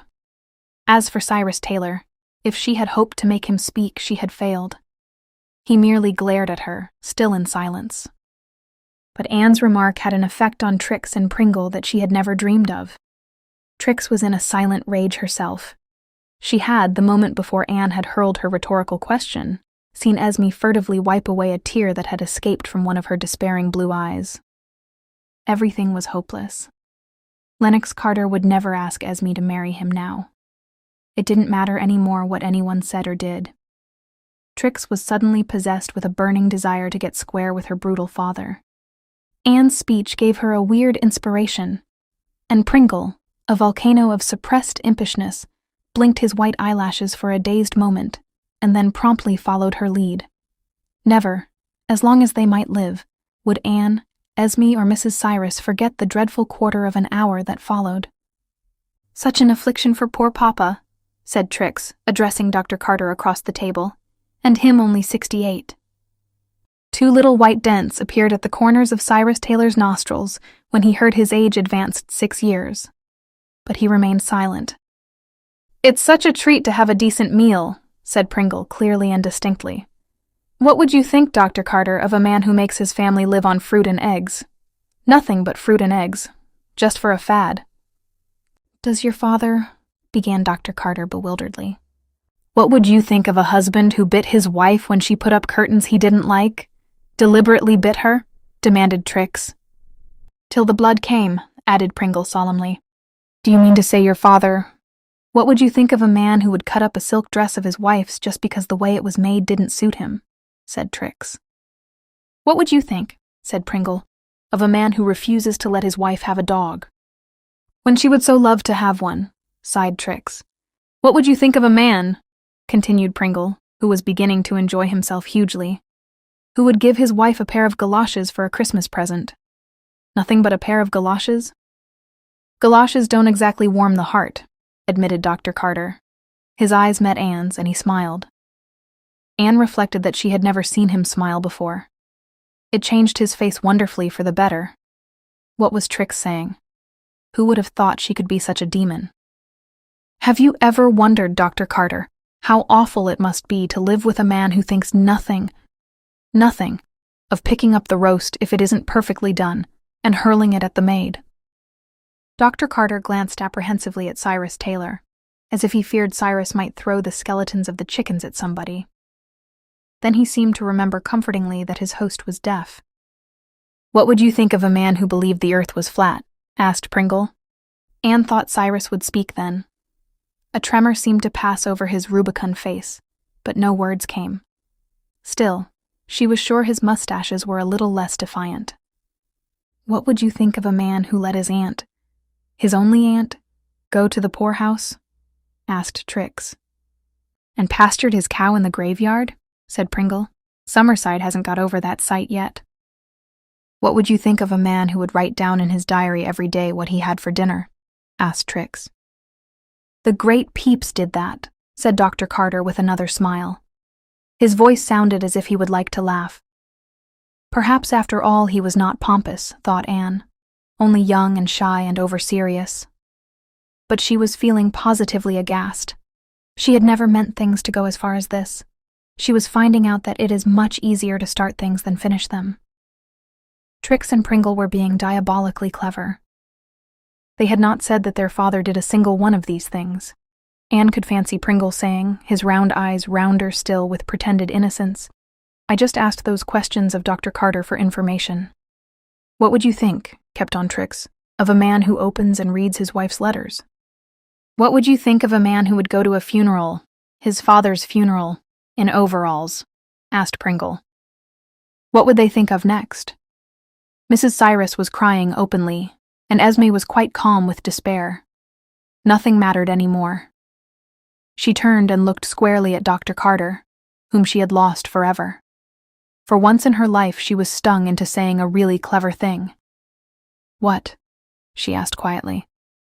"Would you think of a man who spent a whole day hunting for the kittens of a poor cat who had been shot, because he couldn't bear to think of them starving to death?" A strange silence descended on the room. Trix and Pringle looked suddenly ashamed of themselves, and then Mrs. Cyrus piped up, feeling it her wifely duty to back up Esme's unexpected defense of her father. "And he can crochet so beautifully.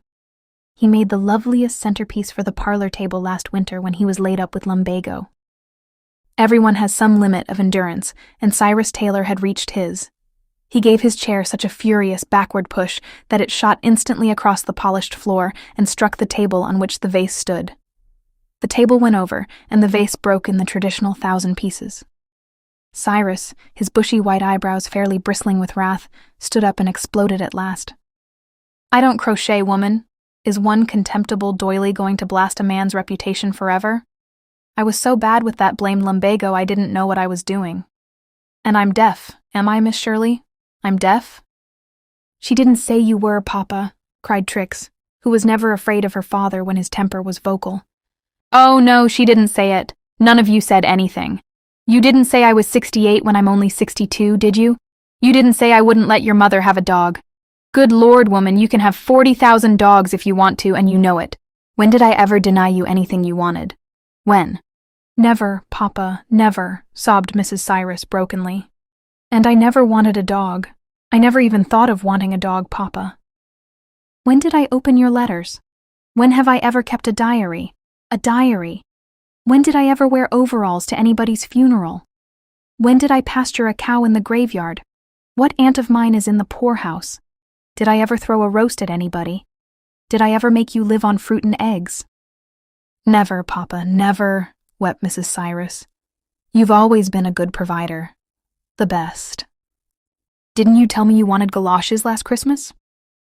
"Yes, oh yes, of course I did, Papa, and my feet have been so nice and warm all winter." "Well then," Cyrus threw a triumphant glance around the room. His eyes encountered Anne's. Suddenly the unexpected happened.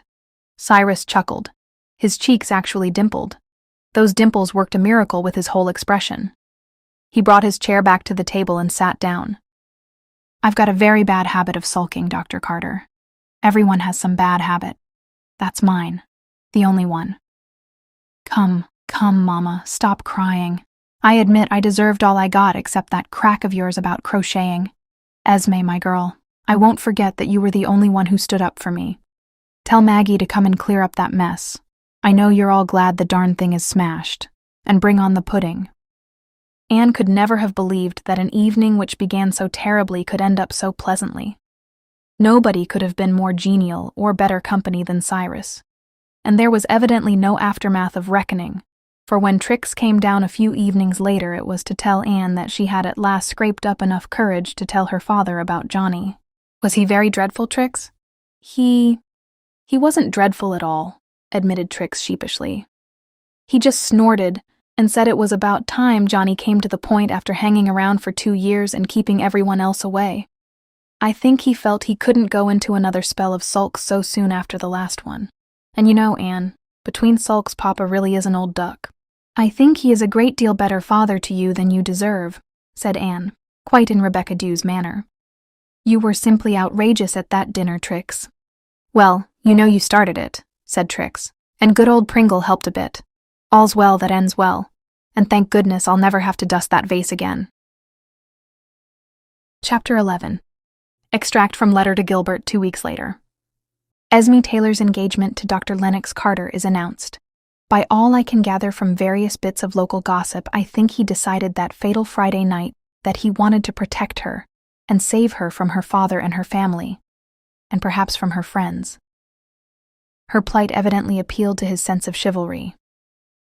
Trix persists in thinking I was the means of bringing it about, and perhaps I did take a hand, but I don't think I'll ever try an experiment like that again. It's too much like picking up a lightning flash by the tail. I really don't know what got into me, Gilbert. It must have been a hangover from my old detestation of anything savoring of Pringleism. It does seem old now, I've almost forgotten it, but other folks are still wondering. I hear Miss Valentine Cordelow says she isn't at all surprised I have won the Pringles over, because I have such a way with me, and the minister's wife thinks it is an answer to the prayer she put up. Well, who knows, but that it was. Jen Pringle and I walked part of the way home from school yesterday and talked of ships and shoes and sealing wax, of almost everything but geometry. We avoid that subject. Jen knows I don't know too much about geometry, but my own wee bit of knowledge about Captain Myram balances that. I lent Jen my Fox's Book of Martyrs. I hate to lend a book I love. It never seems quite the same when it comes back to me. But I love Fox's Martyrs, only because dear Mrs. Allen gave it to me for a Sunday school prize years ago. I don't like reading about martyrs because they always make me feel petty and ashamed. Ashamed to admit I hate to get out of bed on frosty mornings and shrink from a visit to the dentist. Well, I'm glad Esme and Trix are both happy. Since my own little romance is in flower, I am all the more interested in other people's. A nice interest, you know. Not curious or malicious, but just glad there's such a lot of happiness spread about. It's still February, and on the convent roof, the snows are sparkling to the moon. Only it isn't a convent. Just the roof of Mr. Hamilton's barn. But I'm beginning to think, only a few more weeks till spring, and a few more weeks then till summer, and holidays, and Green Gables, and golden sunlight on Avonlea meadows, and a gulf that will be silver at dawn, and sapphire at noon, and crimson at sunset, and you. Little Elizabeth and I have no end of plans for spring. We are such good friends. I take her milk every evening, and once in so long she is allowed to go for a walk with me. We have discovered that our birthdays are on the same day, and Elizabeth flushed divinest rosy red with the excitement of it. She is so sweet when she blushes. Ordinarily she is far too pale and doesn't get any pinker because of the new milk. Only when we come back from our twilight trysts with evening winds does she have a lovely rose color in her little cheeks. Once she asked me gravely, "Will I have a lovely creamy skin like yours when I grow up, Miss Shirley, if I put buttermilk on my face every night?" Buttermilk seems to be the preferred cosmetic in Spook's Lane. I have discovered that Rebecca Dew uses it. She has bound me over to keep it secret from the widows because they would think it too frivolous for her age. The number of secrets I have to keep at Windy Poplars is aging me before my time. I wonder if I buttermilked my nose if it would banish those 7 freckles. By the way, did it ever occur to you, sir, that I had a lovely creamy skin? If it did, you never told me so. And have you realized to the full that I am comparatively beautiful? Because I have discovered that I am. What is it like to be beautiful, Miss Shirley? Asked Rebecca Dew gravely the other day, when I was wearing my new biscuit-colored voile. I've often wondered, said I. But you are beautiful, said Rebecca Dew. I never thought you could be sarcastic, Rebecca, I said reproachfully. I did not mean to be sarcastic, Miss Shirley. You are beautiful. Comparatively. Oh, comparatively, said I. Look in the sideboard glass, said Rebecca Dew, pointing. Compared to me, you are. Well, I was, but I hadn't finished with Elizabeth.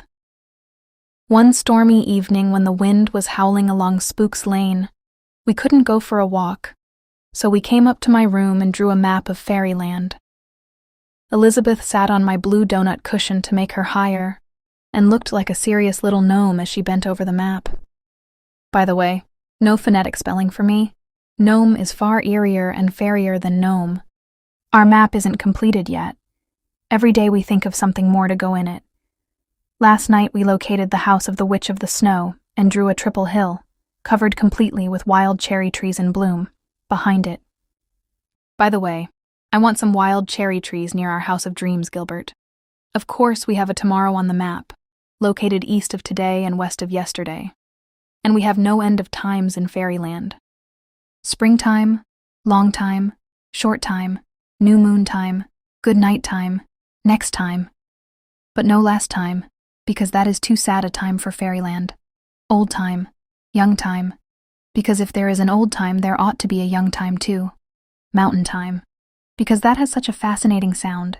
Nighttime and daytime, but no bedtime or school time. Christmas time, no only time, because that also is too sad. But lost time, because it is so nice to find it. Sometime, good time, fast time, slow time, half-past kissing time, going home time, and time immemorial, which is one of the most beautiful phrases in the world, and we have cunning little red arrows everywhere, pointing to the different times. I know Rebecca Dew thinks I'm quite childish, but oh, Gilbert, don't let's ever grow too old and wise. No, not too old and silly for fairyland. Rebecca Dew, I feel sure, is not quite certain that I am an influence for good in Elizabeth's life. She thinks I encourage her in being fanciful.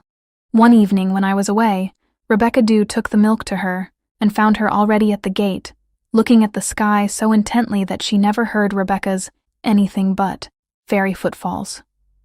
I was listening, Rebecca, she explained. You do too much listening, said Rebecca disapprovingly. Elizabeth smiled, remotely, austerely. Rebecca Dew didn't use those words, but I know exactly how Elizabeth smiled. You would be surprised, Rebecca, if you knew what I hear sometimes, she said, in a way that made Rebecca Dew's flesh creep on her bones. Or so she avers. But Elizabeth is always touched with fairy, and what can be done about it? Your very anniest Anne. PS1. Never, never, never shall I forget Cyrus Taylor's face when his wife accused him of crocheting. But I shall always like him because he hunted for those kittens. And I like Esme for standing up for her father under the supposed wreck of all her hopes. PS2. I have put in a new pen. And I love you because you aren't pompous like Dr. Carter. And I love you because you haven't got sticky-out ears like Johnny. And the very best reason of all, I love you for just being Gilbert. Chapter 12. Windy Poplars. Spook's Lane, May 30th. Dearest and then more dear. It's spring. Perhaps you, up to your eyes in a welter of exams in Kingsport, don't know it. But I am aware of it from the crown of my head to the tips of my toes. Summerside is aware of it. Even the most unlovely streets are transfigured by arms of bloom reaching over old board fences, and a ribbon of dandelions in the grass that borders the sidewalks. Even the china lady on my shelf is aware of it, and I know if I could only wake up suddenly enough some night I'd catch her dancing a pas seul in her pink gilt-heeled shoes. Everything is calling spring to me. The little laughing brooks, the blue hazes on the Storm King, the maples in the grove when I go to read your letters, the white cherry trees along Spook's Lane, the sleek and saucy robins hopping defiance to Dusty Miller in the backyard, the creeper hanging greenly down over the half door to which little Elizabeth comes for milk, the fir trees preening in new tassel tips around the old graveyard, even the old graveyard itself, where all sorts of flowers planted at the heads of the graves are budding into leaf and bloom, as if to say, even here life is triumphant over death. I had a really lovely prowl about the graveyard the other night. I'm sure Rebecca Dew thinks my taste in walks frightfully morbid. I can't think why you have such a hankering after that unchancy place, she says. I roamed over it in the scented green cat's light and wondered if Nathan Pringle's wife really had tried to poison him. Her grave looked so innocent with its new grass and its June lilies that I concluded she had been entirely maligned. Just another month and I'll be home for vacation. I keep thinking of the old orchard at Green Gables with its trees now in full snow, the old bridge over the lake of shining waters, the murmur of the sea in your ears, a summer afternoon in Lover's Lane, and you. I have just the right kind of pen tonight, Gilbert, and so... 2 pages omitted. I was around at the Gibsons this evening for a call. Marilla asked me some time ago to look them up because she once knew them when they lived in White Sands. Accordingly, I looked them up and have been looking them up weekly ever since because Pauline seems to enjoy my visits and I'm so sorry for her. She is simply a slave to her mother, who is a terrible old woman. Mrs. Adoniram Gibson is 80 and spends her days in a wheelchair. They moved to Summerside 15 years ago. Pauline, who is 45, is the youngest of the family, all her brothers and sisters being married, and all of them determined not to have Mrs. Adoniram in their homes. She keeps the house and waits on her mother hand and foot. She is a little pale, fawn-eyed thing with golden brown hair that is still glossy and pretty. They are quite comfortably off, and if it were not for her mother, Pauline could have a very pleasant, easy life. She just loves church work and would be perfectly happy attending ladies' aids and missionary societies, planning for church suppers and welcome socials, not to speak of exulting proudly in being the possessor of the finest wandering Jew in town. But she can hardly ever get away from the house, even to go to church on Sundays. I can't see any way of escape for her, for old Mrs. Gibson will probably live to be 100. And while she may not have the use of her legs, there is certainly nothing the matter with her tongue. It always fills me with helpless rage to sit there and hear her making poor Pauline the target for her sarcasm. And yet Pauline has told me that her mother thinks quite highly of me and is much nicer to her when I am around. If this be so, I shiver to think what she must be when I am not around. Pauline dares not do anything without asking her mother. She can't even buy her own clothes, not so much as a pair of stockings. Everything has to be sent up for Mrs. Gibson's approval. Everything has to be worn until it has been turned twice. Pauline has worn the same hat for 4 years. Mrs. Gibson can't bear any noise in the house or a breath of fresh air. It is said she never smiled in her life. I've never caught her at it anyway. And when I look at her, I find myself wondering what would happen to her face if she did smile. Pauline can't even have a room to herself. She has to sleep in the same room with her mother and be up almost every hour of the night rubbing Mrs. Gibson's back, or giving her a pill, or getting a hot water bottle for her. Hot, not lukewarm. Or changing her pillows or seeing what that mysterious noise is in the backyard. Mrs. Gibson does her sleeping in the afternoons and spends her nights devising tasks for Pauline. Yet nothing has ever made Pauline bitter.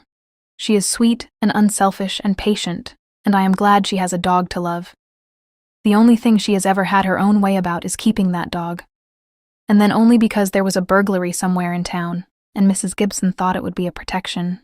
Pauline never dares to let her mother see how much she loves the dog. Mrs. Gibson hates him and complains of his bringing Bones in, but she never actually says he must go, for her own selfish reason. But at last, I have a chance to give Pauline something, and I'm going to do it. I'm going to give her a day, though it will mean giving up my next weekend at Green Gables. Tonight when I went in, I could see that Pauline had been crying. Mrs. Gibson did not long leave me in doubt why.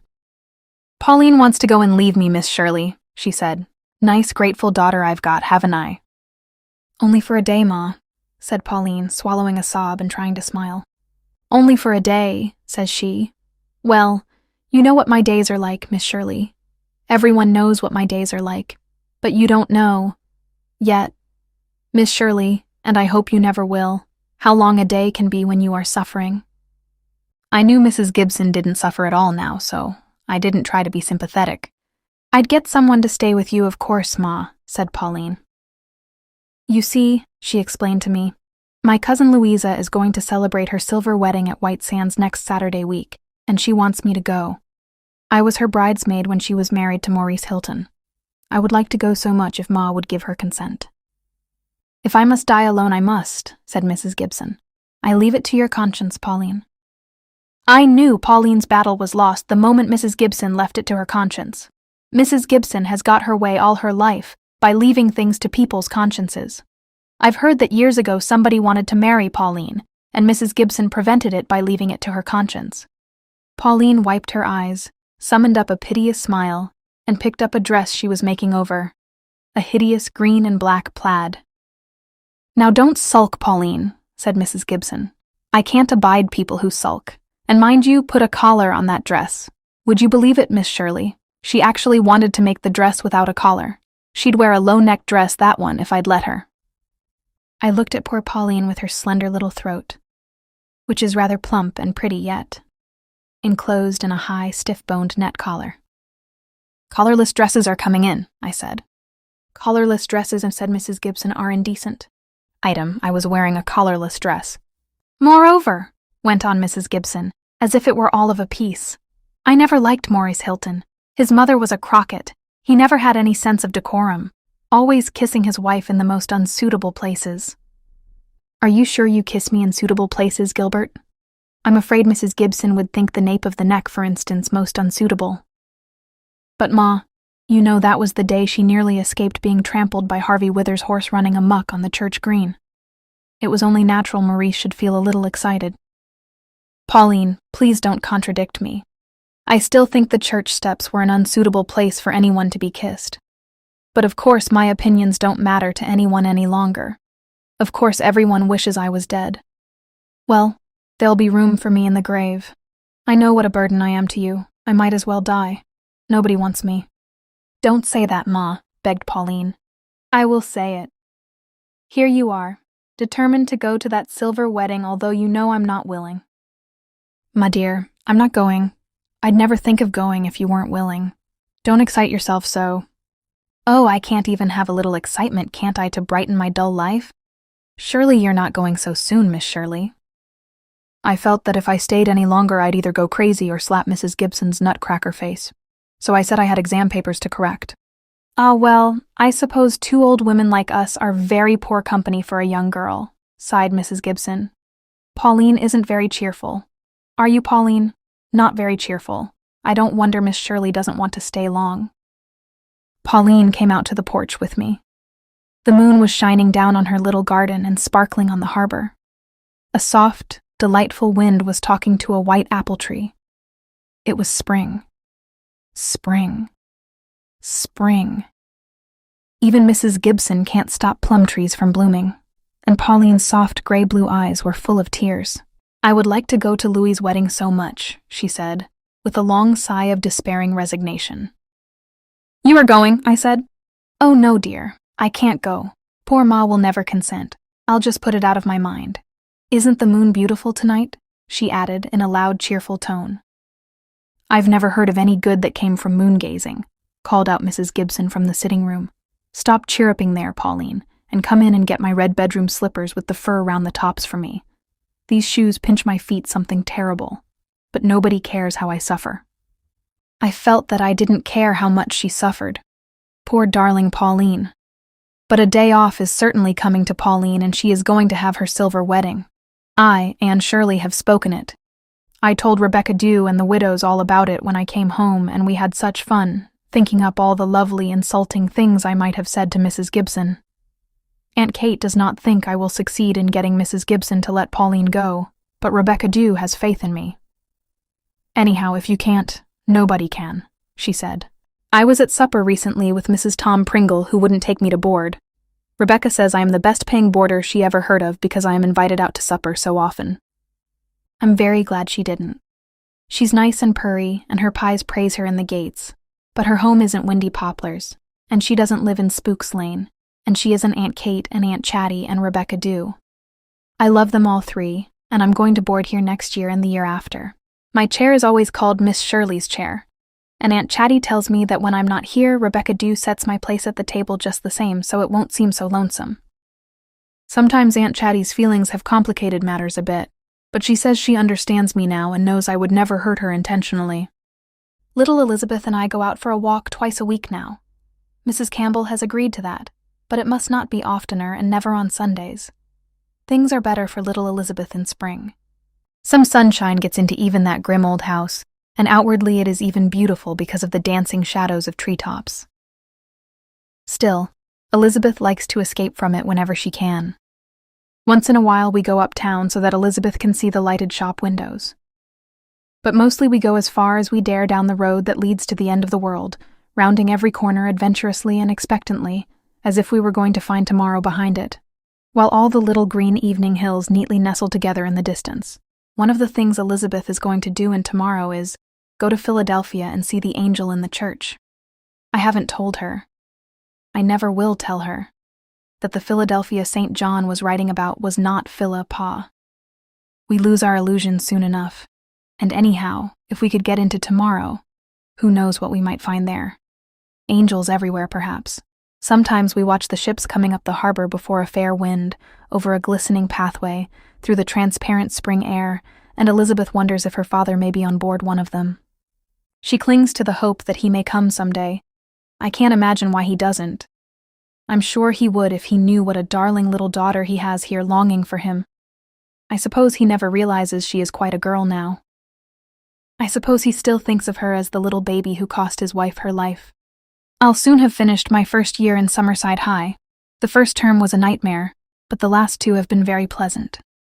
The Pringles are delightful people. How could I ever have compared them to the Pies? Sid Pringle brought me a bunch of trilliums today.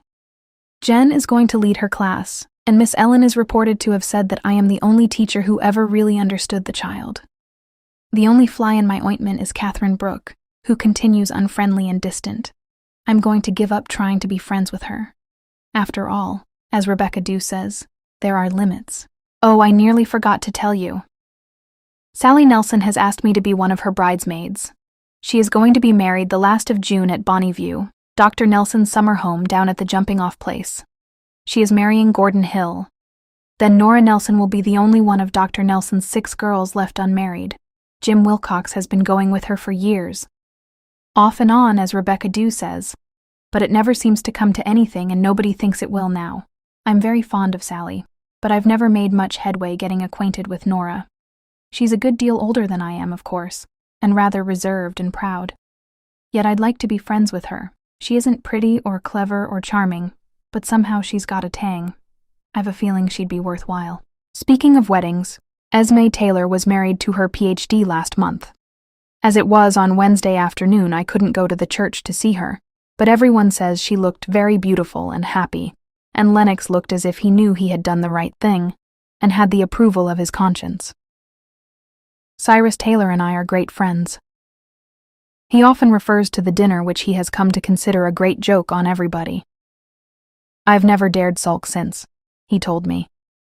Mama might accuse me of sewing patchwork next time, and then he tells me to be sure and give his love to the widows. Gilbert, people are delicious and life is delicious, and I am forevermore yours. P.S. Our old red cow down at Mr. Hamilton's has a spotted calf. We've been buying our milk for 3 months from Lou Hunt. Rebecca says we'll have cream again now, and that she has always heard the Hunt well was inexhaustible, and now she believes it. Rebecca didn't want that calf to be born at all.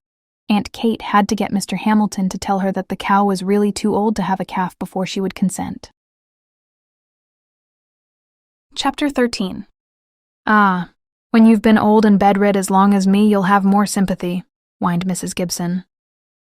Please don't think I'm lacking in sympathy, Mrs. Gibson, said Anne, who, after half an hour's vain effort, felt like wringing Mrs. Gibson's neck. Nothing but poor Pauline's pleading eyes in the background kept her from giving up in despair and going home. I assure you, you won't be lonely and neglected. I will be here all day and see that you lack nothing in any way. Oh, I know I'm of no use to anyone, said Mrs. Gibson, apropos of nothing that had been said. You don't need to rub that in, Miss Shirley. I'm ready to go any time. Any time. Pauline can gad round all she wants to then. I won't be here to feel neglected. None of the young people of today have any sense. Giddy. Very giddy. Anne didn't know whether it was Pauline or herself who was the giddy young person without sense, but she tried the last shot in her locker. Well, you know, Mrs. Gibson, people will talk so terribly if Pauline doesn't go to her cousin's silver wedding. Talk, said Mrs. Gibson sharply. What will they talk about? Dear Mrs. Gibson, may I be forgiven the adjective, thought Anne. In your long life you have learned, I know, just what idle tongues can say. You needn't be casting my age up to me, snapped Mrs. Gibson. And I don't need to be told it's a censorious world. Too well I know it. And I don't need to be told that this town is full of tattling toads neither. But I don't know as I fancy them jabbering about me, saying I suppose that I'm an old tyrant. I ain't stopping Pauline from going. Didn't I leave it to her conscience? So few people will believe that, said Anne, carefully sorrowful. Mrs. Gibson sucked a peppermint lozenge fiercely for a minute or two. Then she said, I hear there's mumps at White Sands. Ma dear, you know I've had the mumps. There's folks as takes them twice. You'd be just the one to take them twice, Pauline. You always took everything that come round. The nights I've set up with you, not expecting you'd see the morning. Ah me, a mother's sacrifices ain't long remembered. Besides, how would you get to White Sands? You ain't been on a train for years, and there ain't any train back Saturday night. She could go on the Saturday morning train, said Anne, and I'm sure Mr. James Gregor will bring her back. I never liked Jim Gregor. His mother was a tarbush. He is taking his double-seated buggy and going down Friday, or else he would take her down too. But she'll be quite safe on the train, Mrs. Gibson. Just step on at Summerside, step off at White Sands. No changing. There's something behind all this, said Mrs. Gibson suspiciously. Why are you so set on her going, Miss Shirley? Just tell me that. Anne smiled into the beady-eyed face. Because I think Pauline is a good, kind daughter to you, Mrs. Gibson, and needs a day off now and then, just as everybody does. Most people found it hard to resist Anne's smile. Either that, or the fear of gossip vanquished Mrs. Gibson. I suppose it never occurs to anyone I'd like a day off from this wheelchair if I could get it. But I can't. I just have to bear my affliction patiently. Well, if she must go, she must. She's always been one to get her own way. If she catches mumps or gets poisoned by strange mosquitoes, don't blame me for it. I'll have to get along as best I can. Oh, I suppose you'll be here? But you ain't used to my ways as Pauline is. I suppose I can stand it for one day. If I can't, well, I've been living on borrowed time many's the year now, so what's the difference? Not a gracious assent by any means, but still an assent. Anne, in her relief and gratitude, found herself doing something she could never have imagined herself doing. She bent over and kissed Mrs. Gibson's leathery cheek. Thank you, she said. Never mind your wheedling ways, said Mrs. Gibson. Have a peppermint. How can I ever thank you, Miss Shirley? Said Pauline, as she went a little way down the street with Anne. By going to White Sands with a light heart and enjoying every minute of the time. Oh, I'll do that. You don't know what this means to me, Miss Shirley. It's not only Louisa I want to see. The old Luckley place next to her home is going to be sold, and I did so want to see it once more before it passed into the hands of strangers. Mary Luckley. She's Mrs. Howard Fleming now, and lives out west. Was my dearest friend when I was a girl. We were like sisters. I used to be at the Luckley place so much, and I loved it so. I've often dreamed of going back. Ma says I'm getting too old to dream. Do you think I am, Miss Shirley? Nobody is ever too old to dream, and dreams never grow old. I'm so glad to hear you say that. Oh, Miss Shirley, to think of seeing the Gulf again. I haven't seen it for 15 years. The harbor is beautiful, but it isn't the Gulf. I feel as if I was walking on air. And I owe it all to you. It was just because Ma likes you she let me go. You've made me happy. You are always making people happy. Why, whenever you come into a room, Miss Shirley, the people in it feel happier. That's the very nicest compliment I've ever had paid me, Pauline. There's just one thing, Miss Shirley. I've nothing to wear but my old black taffeta. It's too gloomy for a wedding, isn't it? and it's too big for me since I got thin. You see, it's 6 years since I got it." "We must try to induce your mother to let you have a new dress," said Anne hopefully. But that proved to be beyond her powers. Mrs. Gibson was adamant. Pauline's black taffeta was plenty good for Louisa Hilton's wedding. "I paid $2 a yard for it 6 years ago, and 3 to Jane Sharp for making it. Jane was a good dressmaker. Her mother was a Smiley. The idea of you wanting something light, Pauline Gibson. She'd go dressed in scarlet from head to foot, that one, if she was let, Miss Shirley. She's just waiting till I'm dead to do it." "Ah, well, you'll soon be shed of all the trouble I am to you, Pauline. Then you can dress as gay and giddy as you like, but as long as I'm alive you'll be decent. And what's the matter with your hat? It's time you wore a bonnet anyhow." Poor Pauline had a lively horror of having to wear a bonnet. She would wear her old hat for the rest of her life before she would do that. "I'm just going to be glad inside and forget all about my clothes," she told Anne, when they went out to the garden to pick a bouquet of June lilies and bleeding heart for the widows. "I've a plan," said Anne, with a cautious glance to make sure Mrs. Gibson couldn't hear her, though she was watching from the sitting-room window. "You know that silver-gray poplin of mine? I'm going to lend you that for the wedding." Pauline dropped the basket of flowers in her agitation, making a pool of pink and white sweetness at Anne's feet. "Oh, my dear, I couldn't. Ma wouldn't let me." "She won't know a thing about it. Listen, Saturday morning you'll put it on under your black taffeta. I know it will fit you. It's a little long, but I'll run some tucks in it tomorrow. Tucks are fashionable now. It's collarless, with elbow sleeves so no one will suspect. As soon as you get to Gull Cove, take off the taffeta. When the day is over, you can leave the poplin at Gull Cove and I can get it the next weekend I'm home. But wouldn't it be too young for me?" "Not a bit of it. Any age can wear gray. Do you think it would be right to deceive Ma?" faltered Pauline. "In this case, entirely right," said Anne shamelessly. "You know, Pauline, it would never do to wear a black dress to a wedding. It might bring the bride bad luck." "Oh, I wouldn't do that for anything. And of course it won't hurt Ma. I do hope she'll get through Saturday all right. I'm afraid she won't eat a bite when I'm away. She didn't the time I went to Cousin Matilda's funeral. Miss Prudy told me she didn't. Miss Prudy stayed with her. She was so provoked at Cousin Matilda for dying. Ma was, I mean." "She'll eat. I'll see to that." "I know you've a great knack of managing her," conceded Pauline. "And you won't forget to give her medicine at the regular times, will you, dear?" "Oh, perhaps I oughtn't to go after all." "You've been out there long enough to pick 40 bouquets," called Mrs. Gibson irately. "I don't know what the widows want of your flowers. They've plenty of their own. I'd go a long time without flowers if I waited for Rebecca Dew to send me any. I'm dying for a drink of water. But then I'm of no consequence." Friday night, Pauline telephoned Anne in terrible agitation. She had a sore throat, and did Miss Shirley think it could possibly be the mumps? Anne ran down to reassure her, taking the gray poplin in a brown paper parcel. She hid it in the lilac bush, and late that night Pauline, in a cold perspiration, managed to smuggle it upstairs to the little room where she kept her clothes and dressed, though she was never permitted to sleep there. Pauline was not quite easy about the dress. Perhaps her sore throat was a judgment on her for deception. But she couldn't go to Louisa's silver wedding in that dreadful old black taffeta. She simply couldn't. Saturday morning, Anne was at the Gibson house bright and early. Anne always looked her best on a sparkling summer morning such as this. She seemed to sparkle with it, and she moved through the golden air like a slender figure on a Grecian urn. The dullest room sparkled too. Lived. When she came into it.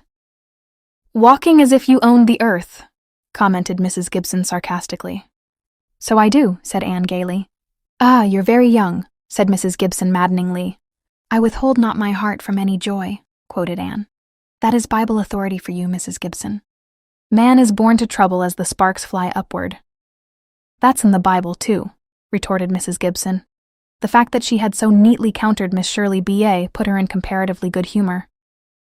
"I never was one to flatter, Miss Shirley, but that chip hat of yours with the blue flower kind of sets you. Your hair don't look so red under it, seems to me. Don't you admire a fresh young girl like this, Pauline? Wouldn't you like to be a fresh young girl yourself, Pauline?" Pauline was too happy and excited to want to be anyone but herself just then. Anne went to the upstairs room with her to help her dress. "It's so lovely to think of all the pleasant things that must happen today, Miss Shirley.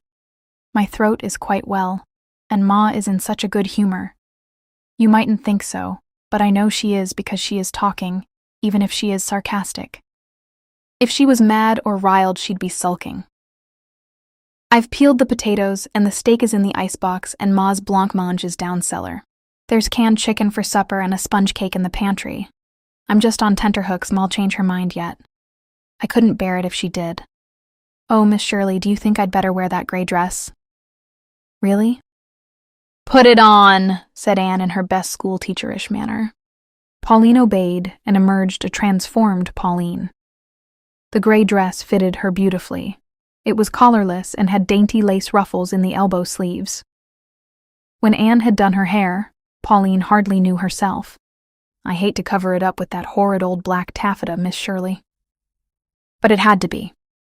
The taffeta covered it very securely. The old hat went on. But it would be taken off too when she got to Louisa's. And Pauline had a new pair of shoes. Mrs. Gibson had actually allowed her to get a new pair of shoes, though she thought the heels scandalous high. "I'll make quite a sensation going away on the train alone. I hope people won't think it's a death. I wouldn't want Louisa's silver wedding to be connected in any way with the thought of death." "Oh, perfume, Miss Shirley. Apple blossom. Isn't that lovely? Just a whiff. So ladylike, I always think. Ma won't let me buy any. Oh, Miss Shirley, you won't forget to feed my dog, will you? I've left his bones in the pantry in the covered dish. I do hope," dropping her voice to a shamed whisper, "that he won't misbehave in the house while you're here." Pauline had to pass her mother's inspection before leaving. Excitement over her outing and guilt in regard to the hidden poplin combined to give her a very unusual flush. Mrs. Gibson gazed at her discontentedly. "Oh me, oh my. Going to London to look at the Queen, are we? You've got too much color. People will think you're painted. Are you sure you ain't?" "Oh no, Ma. No," in shocked tones. "Mind your manners now, and when you set down, cross your ankles decently. Mind you don't set in a draft or talk too much." "I won't, Ma," promised Pauline earnestly, with a nervous glance at the clock. "I'm sending Louisa a bottle of my sarsaparilla wine to drink the toasts in. I never cared for Louisa, but her mother was a tackaberry. Mind you bring back the bottle and don't let her give you a kitten. Louisa's always giving people kittens." "I won't, Ma." "You're sure you didn't leave the soap in the water?" "Quite sure, Ma," with another anguished glance at the clock. "Are your shoelaces tied?" "Yes, Ma." "You don't smell respectable. Drenched with scent." "Oh no, Ma dear. Just a little, the tiniest bit." "I said drenched, and I mean drenched. There isn't a rip under your arm, is there?" "Oh no, Ma." "Let me see," inexorably. Pauline quaked. Suppose the skirt of the gray dress showed when she lifted her arms. "Well, go then," with a long sigh. "If I ain't here when you come back, remember that I want to be laid out in my lace shawl and my black satin slippers, and see that my hair is crimped. Do you feel any worse, Ma?" The poplin dress had made Pauline's conscience very sensitive. "If you do, I'll not go, and waste the money for them shoes. Course you're going, and mind you don't slide down the banister." But at this the worm turned. "Ma, do you think I would?" "You did at Nancy Parker's wedding. 35 years ago. Do you think I would do it now?" "It's time you were off. What are you jabbering here for? Do you want to miss your train?" Pauline hurried away, and Anne sighed with relief. She had been afraid that old Mrs. Gibson had, at the last moment, been taken with a fiendish impulse to detain Pauline until the train was gone. "Now for a little peace," said Mrs. Gibson. "This house is in an awful condition of untidiness, Miss Shirley. I hope you realize it ain't always so. Pauline hasn't known which end of her was up these last few days. Will you please set that vase an inch to the left? No, move it back again. That lampshade is crooked. Well, that's a little straighter, but that blind is an inch lower than the other. I wish you'd fix it." Anne unluckily gave the blind too energetic a twist. It escaped her fingers and went whizzing to the top. "Ah, now you see," said Mrs. Gibson. Anne didn't see, but she adjusted the blind meticulously. "And now wouldn't you like me to make you a nice cup of tea, Mrs. Gibson?" "I do need something. I'm clean wore out with all this worry and fuss." My stomach seems to be dropping out of me, said Mrs. Gibson pathetically. Can you make a decent cup of tea? I'd as soon drink mud as the tea some folks make. Marilla Cuthbert taught me how to make tea. You'll see. But first I'm going to wheel you out to the porch so that you can enjoy the sunshine. I ain't been out on the porch for years, objected Mrs. Gibson. Oh, it's so lovely today, it can't hurt you. I want you to see the crabtree in bloom. You can't see it unless you go out. And the wind is south today, so you'll get the clover scent from Norman Johnson's field. I'll bring you your tea and we'll drink it together, and then I'll get my embroidery and we'll sit there and criticize everybody who passes. I don't hold with criticizing people, said Mrs. Gibson virtuously. It ain't Christian. Would you mind telling me if that is all your own hair? Every bit, laughed Anne. Pity it's red. Though red hair seems to be getting popular now. I sort of like your laugh. That nervous giggle of poor Pauline's always gets on my nerves. Well, if I've got to get out, I suppose I've got to. I'll likely catch my death of cold. But the responsibility is yours, Miss Shirley. Remember, I'm 80. Every day of it. Though I hear old Davy Ackham has been telling all around Summerside I'm only 79. His mother was a Watt. The Watts were always jealous. Anne moved the wheelchair deftly out and proved that she had a knack of arranging pillows. Soon after, she brought out the tea, and Mrs. Gibson deigned approval. Yes, this is drinkable, Miss Shirley. Ah me, for 1 year I had to live entirely on liquids. They never thought I'd pull through. I often think it might have been better if I hadn't. Is that the crabtree you was raving about? Yes, isn't it lovely? So white against that deep blue sky. It ain't poetical, was Mrs. Gibson's sole comment, but she became rather mellow after 2 cups of tea, and the forenoon wore away until it was time to think of dinner. I'll go and get it ready, and then I'll bring it out here on a little table. No, you won't, miss. No crazy monkey shines like that for me. People would think it awful queer, us eating out here in public. I ain't denying it's kind of nice out here. Though the smell of clover always makes me kind of squalmish. And the forenoon's passed awful quick to what it mostly does. But I ain't eating my dinner out of doors for anyone. I ain't a gypsy. Mind you wash your hands clean before you cook the dinner. My Mrs. Story must be expecting more company. She's got all the spare room bedclothes airing on the line. It ain't real hospitality. Just a desire for sensation. Her mother was a Carey. The dinner Anne produced pleased even Mrs. Gibson. I didn't think anyone who wrote for the papers could cook. But of course Marilla Cuthbert brought you up. Her mother was a Johnson. I suppose Pauline will eat herself sick at that wedding. She don't know when she's had enough. Just like her father. I've seen him gorge on strawberries when he knew he'd be doubled up with pain an hour afterwards. Did I ever show you his picture, Miss Shirley? Well, go to the spare room and bring it down. Spare room. You'll find it under the bed. Mind you don't go prying into the drawers while you're up there. But take a peep and see if there's any dust curls under the bureau. I don't trust Pauline. Ah, yes, that's him. His mother was a walker. There's no men like that nowadays. This is a degenerate age, Miss Shirley. Homer said the same thing 800 years BC, smiled Anne. Some of them Old Testament writers was always croaking, said Mrs. Gibson. I dare say you're shocked to hear me say so, Miss Shirley, but my husband was very broad in his views. I hear you're engaged. To a medical student. Medical students mostly drink, I believe. Have to stand the dissecting room. Never marry a man who drinks, Miss Shirley, nor one who ain't a good provider. Thistledown and moonshine ain't much to live on, I can tell you. Mind you clean the sink and rinse the dish towels. I can't abide greasy dish towels. I suppose you'll have to feed the dog. He's too fat now, but Pauline just stuffs him. Sometimes I think I'll have to get rid of him. Oh, I wouldn't do that, Mrs. Gibson. There are always burglaries, you know. And your house is lonely, off here by itself. You really do need protection. Oh, well, have it your own way.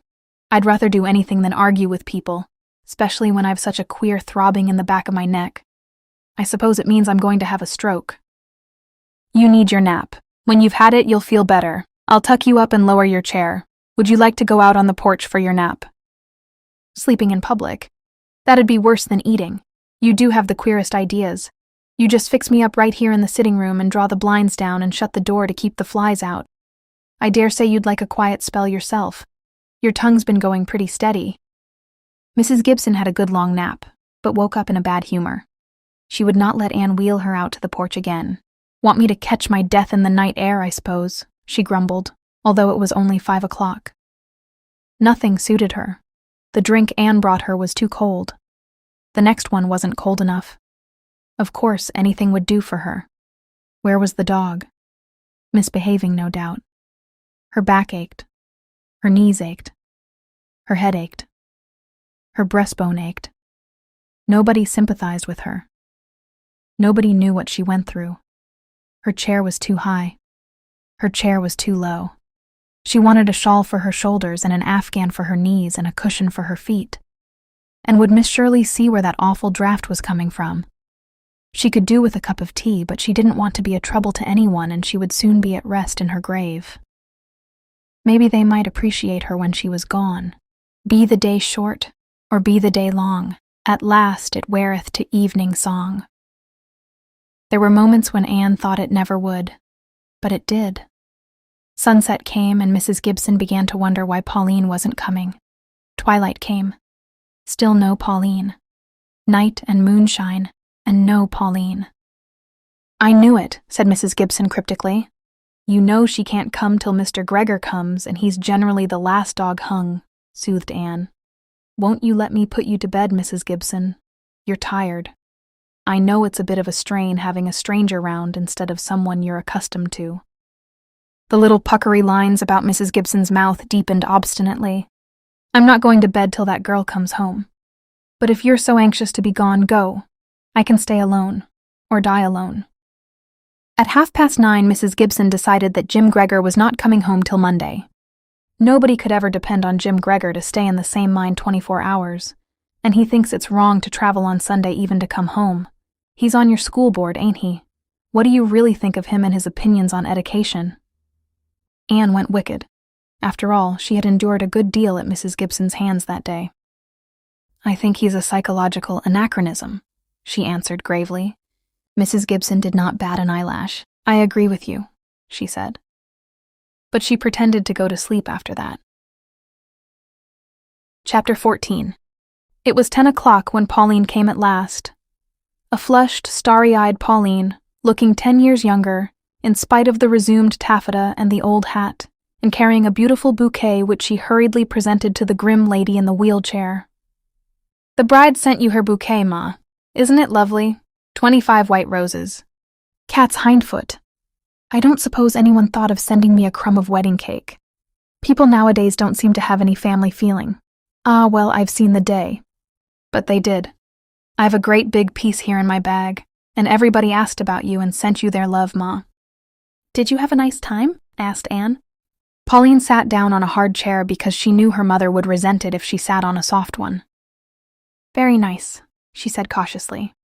"We had a lovely wedding dinner, and Mr. Freeman, the Gull Cove minister, married Louisa and Maurice over again. I call that sacrilegious. And then the photographer took all our pictures. The flowers were simply wonderful. The parlor was a bower. Like a funeral, I suppose. And oh, Ma, Mary Luckley was there from the West. Mrs. Fleming, you know. You remember what friends she and I always were. We used to call each other Polly and Molly. Very silly names. And it was so nice to see her again and have a long talk over old times. Her sister Em was there too, with such a delicious baby." "You talk as if it was something to eat," grunted Mrs. Gibson. "Babies are common enough." "Oh no, babies are never common," said Anne, bringing a bowl of water for Mrs. Gibson's roses. "Everyone is a miracle. Well, I had 10 and I never saw much that was miraculous about any of them. Pauline, do sit still if you can. You fidget me. I notice you ain't asking how I got along, but I suppose I couldn't expect it." "I can tell how you got along without asking, Ma. You look so bright and cheerful." Pauline was still so uplifted by the day that she could be a little arch even with her mother. "I'm sure you and Miss Shirley had a nice time together." "We got on well enough. I just let her have her own way. I admit it's the first time in years I've heard some interesting conversation. I ain't so near the grave as some people would like to make out. Thank heaven I've never got deaf or childish. Well, I suppose the next thing you'll be off to the moon." And I suppose they didn't care for my sarsaparilla wine by any chance? Oh, they did. They thought it delicious. You've taken your own time telling me that. Did you bring back the bottle? Or would it be too much to expect you'd remember that? The bottle got broke, faltered Pauline. Someone knocked it over in the pantry, but Louisa gave me another just exactly the same, Ma, so you needn't worry. I've had that bottle ever since I started housekeeping. Louisa's can't be exactly the same. They don't make such bottles nowadays. I wish you'd bring me another shawl. I'm sneezing. I expect I've got a terrible cold. You can't either of you seem to remember not to let the night air get at me. Likely it'll bring my neuritis back. An old neighbor up the street dropped in at this juncture, and Pauline snatched at the chance to go a little way with Anne. "Good night, Miss Shirley," said Mrs. Gibson quite graciously. "I'm much obliged to you. If there was more people like you in this town, it would be the better for it." She grinned toothlessly and pulled Anne down to her. "I don't care what people say. I think you're real nice looking," she whispered. Pauline and Anne walked along the street, through the cool green night, and Pauline let herself go, as she had not dared do before her mother. "Oh, Miss Shirley, it was heavenly. How can I ever repay you? I've never spent such a wonderful day. I'll live on it for years. It was such fun being a bridesmaid again. And Captain Isaac Kent was groomsman. He used to be an old beau of mine. Well, no, hardly a beau. I don't think he ever had any real intentions, but we drove round together, and he paid me 2 compliments. He said, 'I remember how pretty you looked at Louisa's wedding in that wine-colored dress.' Wasn't it wonderful, his remembering the dress? And he said, 'Your hair looks just as much like molasses taffy as it ever did.' There wasn't anything improper in his saying that, was there, Miss Shirley? Nothing whatever. Lou and Molly and I had such a nice supper together after everybody had gone. I was so hungry. I don't think I've been so hungry for years. It was so nice to eat just what I wanted, and nobody to warn me about things that wouldn't agree with my stomach. After supper, Mary and I went over to her old home and wandered around the garden, talking over old times.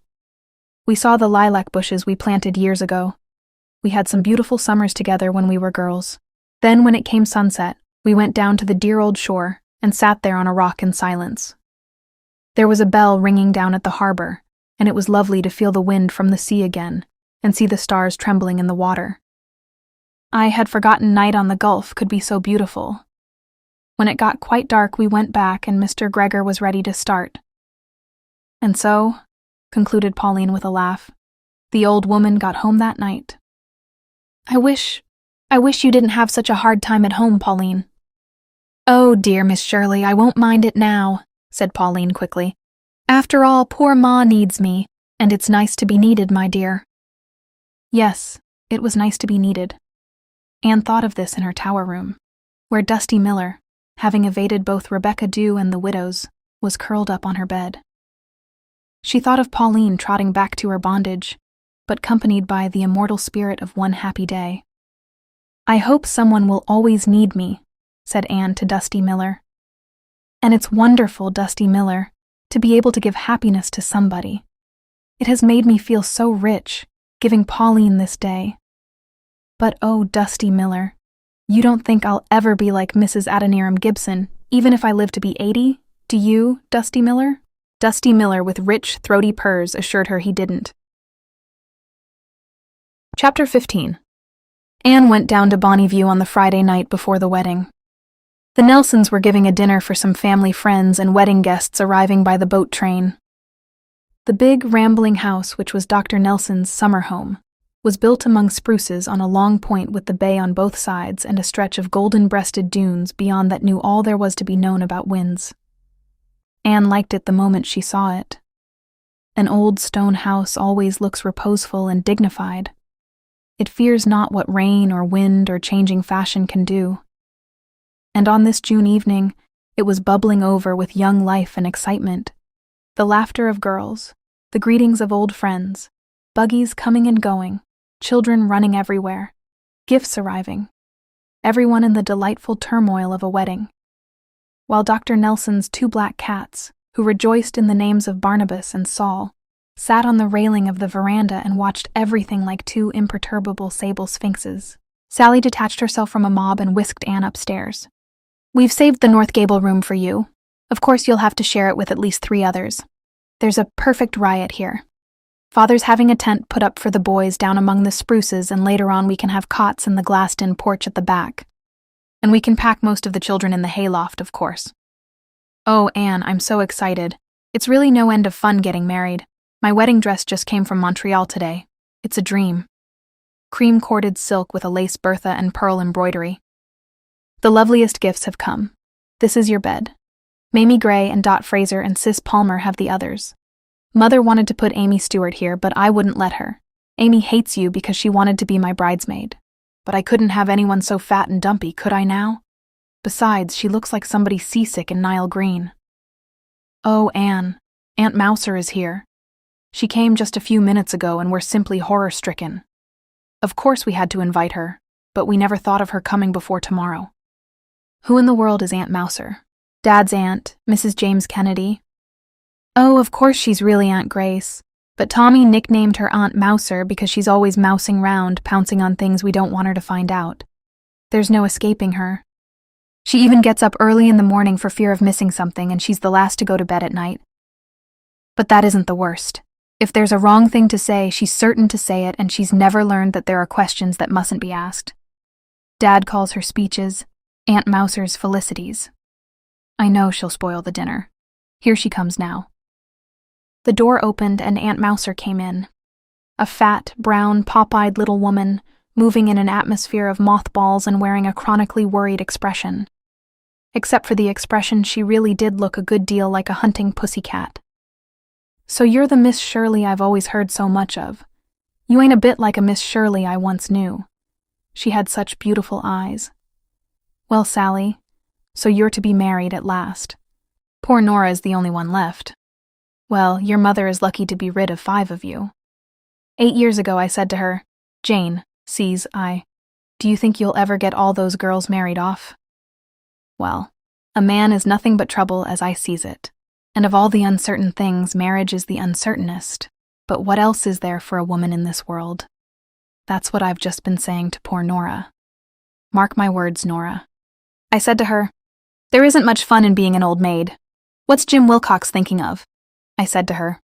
Oh, Aunt Grace, I wish you hadn't. Jim and Nora had some sort of a quarrel last January and he's never been round since. I believe in saying what I think. Things is better said. I'd heard of that quarrel. That's why I asked her about him. It's only right, I told her, that you should know they say he's driving Eleanor Pringle. She got red and mad and flounced off. What's Vera Johnson doing here? She ain't any relation. Vera's always been a great friend of mine, Aunt Grace. She's going to play the wedding march. Oh, she is she? Well, all I hope is she won't make a mistake and play the Dead March like Mrs. Tom Scott did at Dora Best's wedding. Such a bad omen. I don't know where you're going to put the mob you've got here for the night. Some of us will have to sleep on the clothesline, I reckon. Oh, we'll find a place for everyone, Aunt Grace. Well, Sally, all I hope is you won't change your mind at the last moment like Helen Summers did. It clutters things up so. Your father is in terrible high spirits.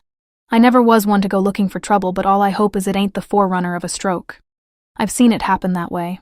Oh, Dad's fine, Aunt Mouser. He's just a bit excited. Ah, you're too young, Sally, to know all that can happen. Your mother tells me the ceremony is at high noon tomorrow. The fashions in weddings are changing like everything else, and not for the better. When I was married, it was in the evening, and my father laid in 20 gallons of liquor for the wedding.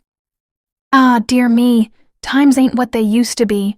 What's the matter with Mercy Daniels? I met her on the stairs, and her complexion has got terrible muddy. The quality of Mercy is not strained, giggled Sally, wriggling into her dinner dress. Don't quote the Bible flippantly, rebuked Aunt Mouser. You must excuse her, Miss Shirley. She just ain't used to getting married. Well, all I hope is the groom won't have a hunted look like so many of them do. I suppose they do feel that way. But they needn't show it so plain. And I hope he won't forget the ring. Upton Hardy did. Him and Flora had to be married with a ring off one of the curtain poles. Well, I'll be taking another look at the wedding presents. You've got a lot of nice things, Sally. All I hope is it won't be as hard to keep the handles of them spoons polished as I think likely. Dinner that night in the big glassed-in porch was a gay affair. Chinese lanterns had been hung all about it, shedding mellow-tinted lights on the pretty dresses and glossy hair and white unlined brows of girls. Barnabas and Saul sat like ebony statues on the broad arms of the doctor's chair, where he fed them tidbits alternately. "Just about as bad as Parker Pringle," said Aunt Mouser. "He has his dog sit at the table with a chair and napkin of his own. Well, sooner or later there'll be a judgment." It was a large party, for all the married Nelson girls and their husbands were there, besides ushers and bridesmaids, and it was a merry one, in spite of Aunt Mouser's felicities, or perhaps because of them. Nobody took Aunt Mouser very seriously. She was evidently a joke among the young fry. When she said, on being introduced to Gordon Hill, Well, you ain't a bit like I expected. I always thought Sally would pick out a tall, handsome man." Ripples of laughter ran through the porch. Gordon Hill, who was on the short side and called no more than pleasant-faced by his best friends, knew he would never hear the last of it. When she said to Dot Fraser, Well, a new dress every time I see you. All I hope is your father's purse will be able to stand it for a few years yet." Dot could, of course, have boiled her in oil, but some of the other girls found it amusing. And when Aunt Mouser mournfully remarked, apropos of the preparations of the wedding dinner, "All I hope is everybody will get her teaspoons afterwards." 5 were missing after Gertie Paul's wedding. They never turned up. Mrs. Nelson, who had borrowed 3 dozen, and the sisters-in-law she had borrowed them from all looked harried, but Dr. Nelson haw-hawed cheerfully. "We'll make everyone turn out their pockets before they go, Aunt Grace." "Ah, you may laugh, Samuel. It is no joking matter to have anything like that happen in the family. Someone must have those teaspoons. I never go anywhere, but I keep my eyes open for them. I'd know them wherever I saw them, though it was 28 years ago.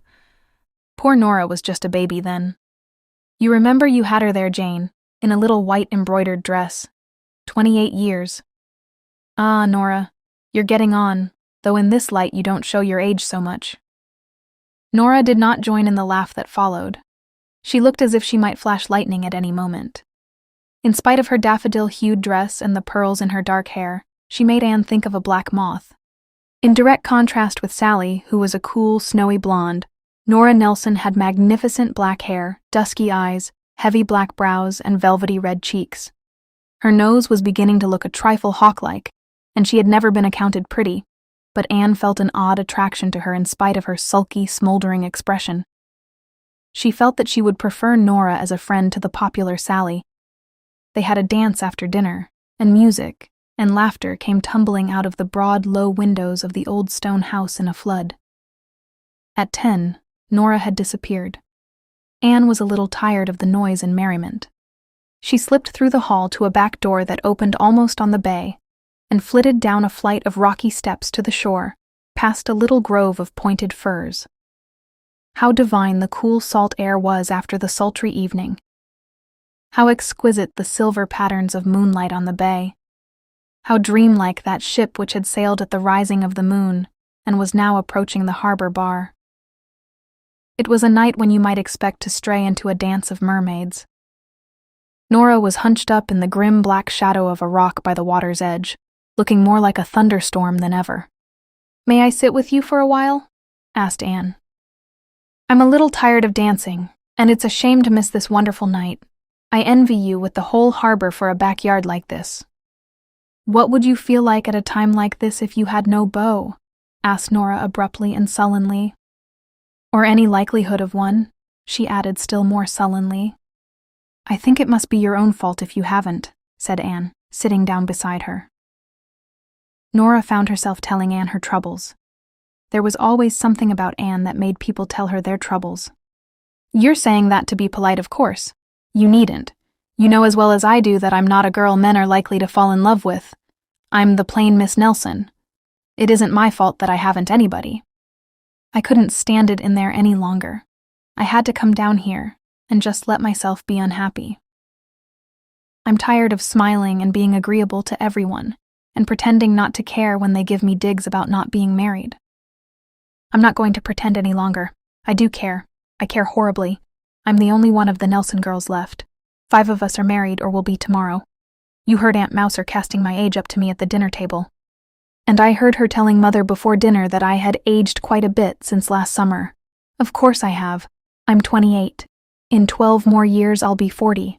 How will I endure life at 40, Anne, if I haven't got any roots of my own by that time? I wouldn't mind what a foolish old woman said. Oh, wouldn't you? You haven't a nose like mine. I'll be as beaky as Father in 10 more years.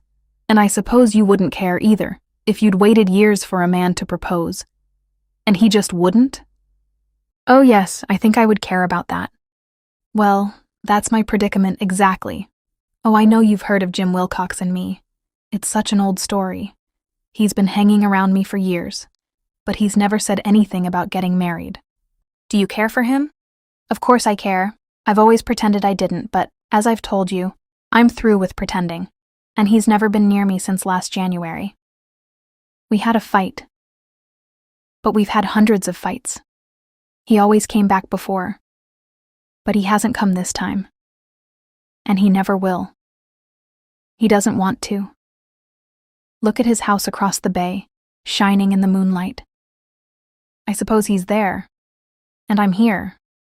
And all the harbor between us. That's the way it always will be. It's terrible. And I can't do a thing. If you sent for him, wouldn't he come back? Send for him. Do you think I'd do that? I'd die first. If he wants to come, there's nothing to prevent him coming. If he doesn't, I don't want him to. Yes, I do. I do. I love Jim. And I want to get married. I want to have a home of my own and be Mrs. and shut Aunt Mouser's mouth. Oh, I wish I could be Barnabas or Saul for a few moments just to swear at her. If she calls me poor Nora again, I'll throw a scuttle at her. But after all, she only says what everybody thinks. Mother has despaired long ago of my ever marrying, so she leaves me alone, but the rest rag me. I hate Sally. Of course I'm dreadful. But I hate her. She's getting a nice husband and a lovely home. It isn't fair she should have everything and I nothing.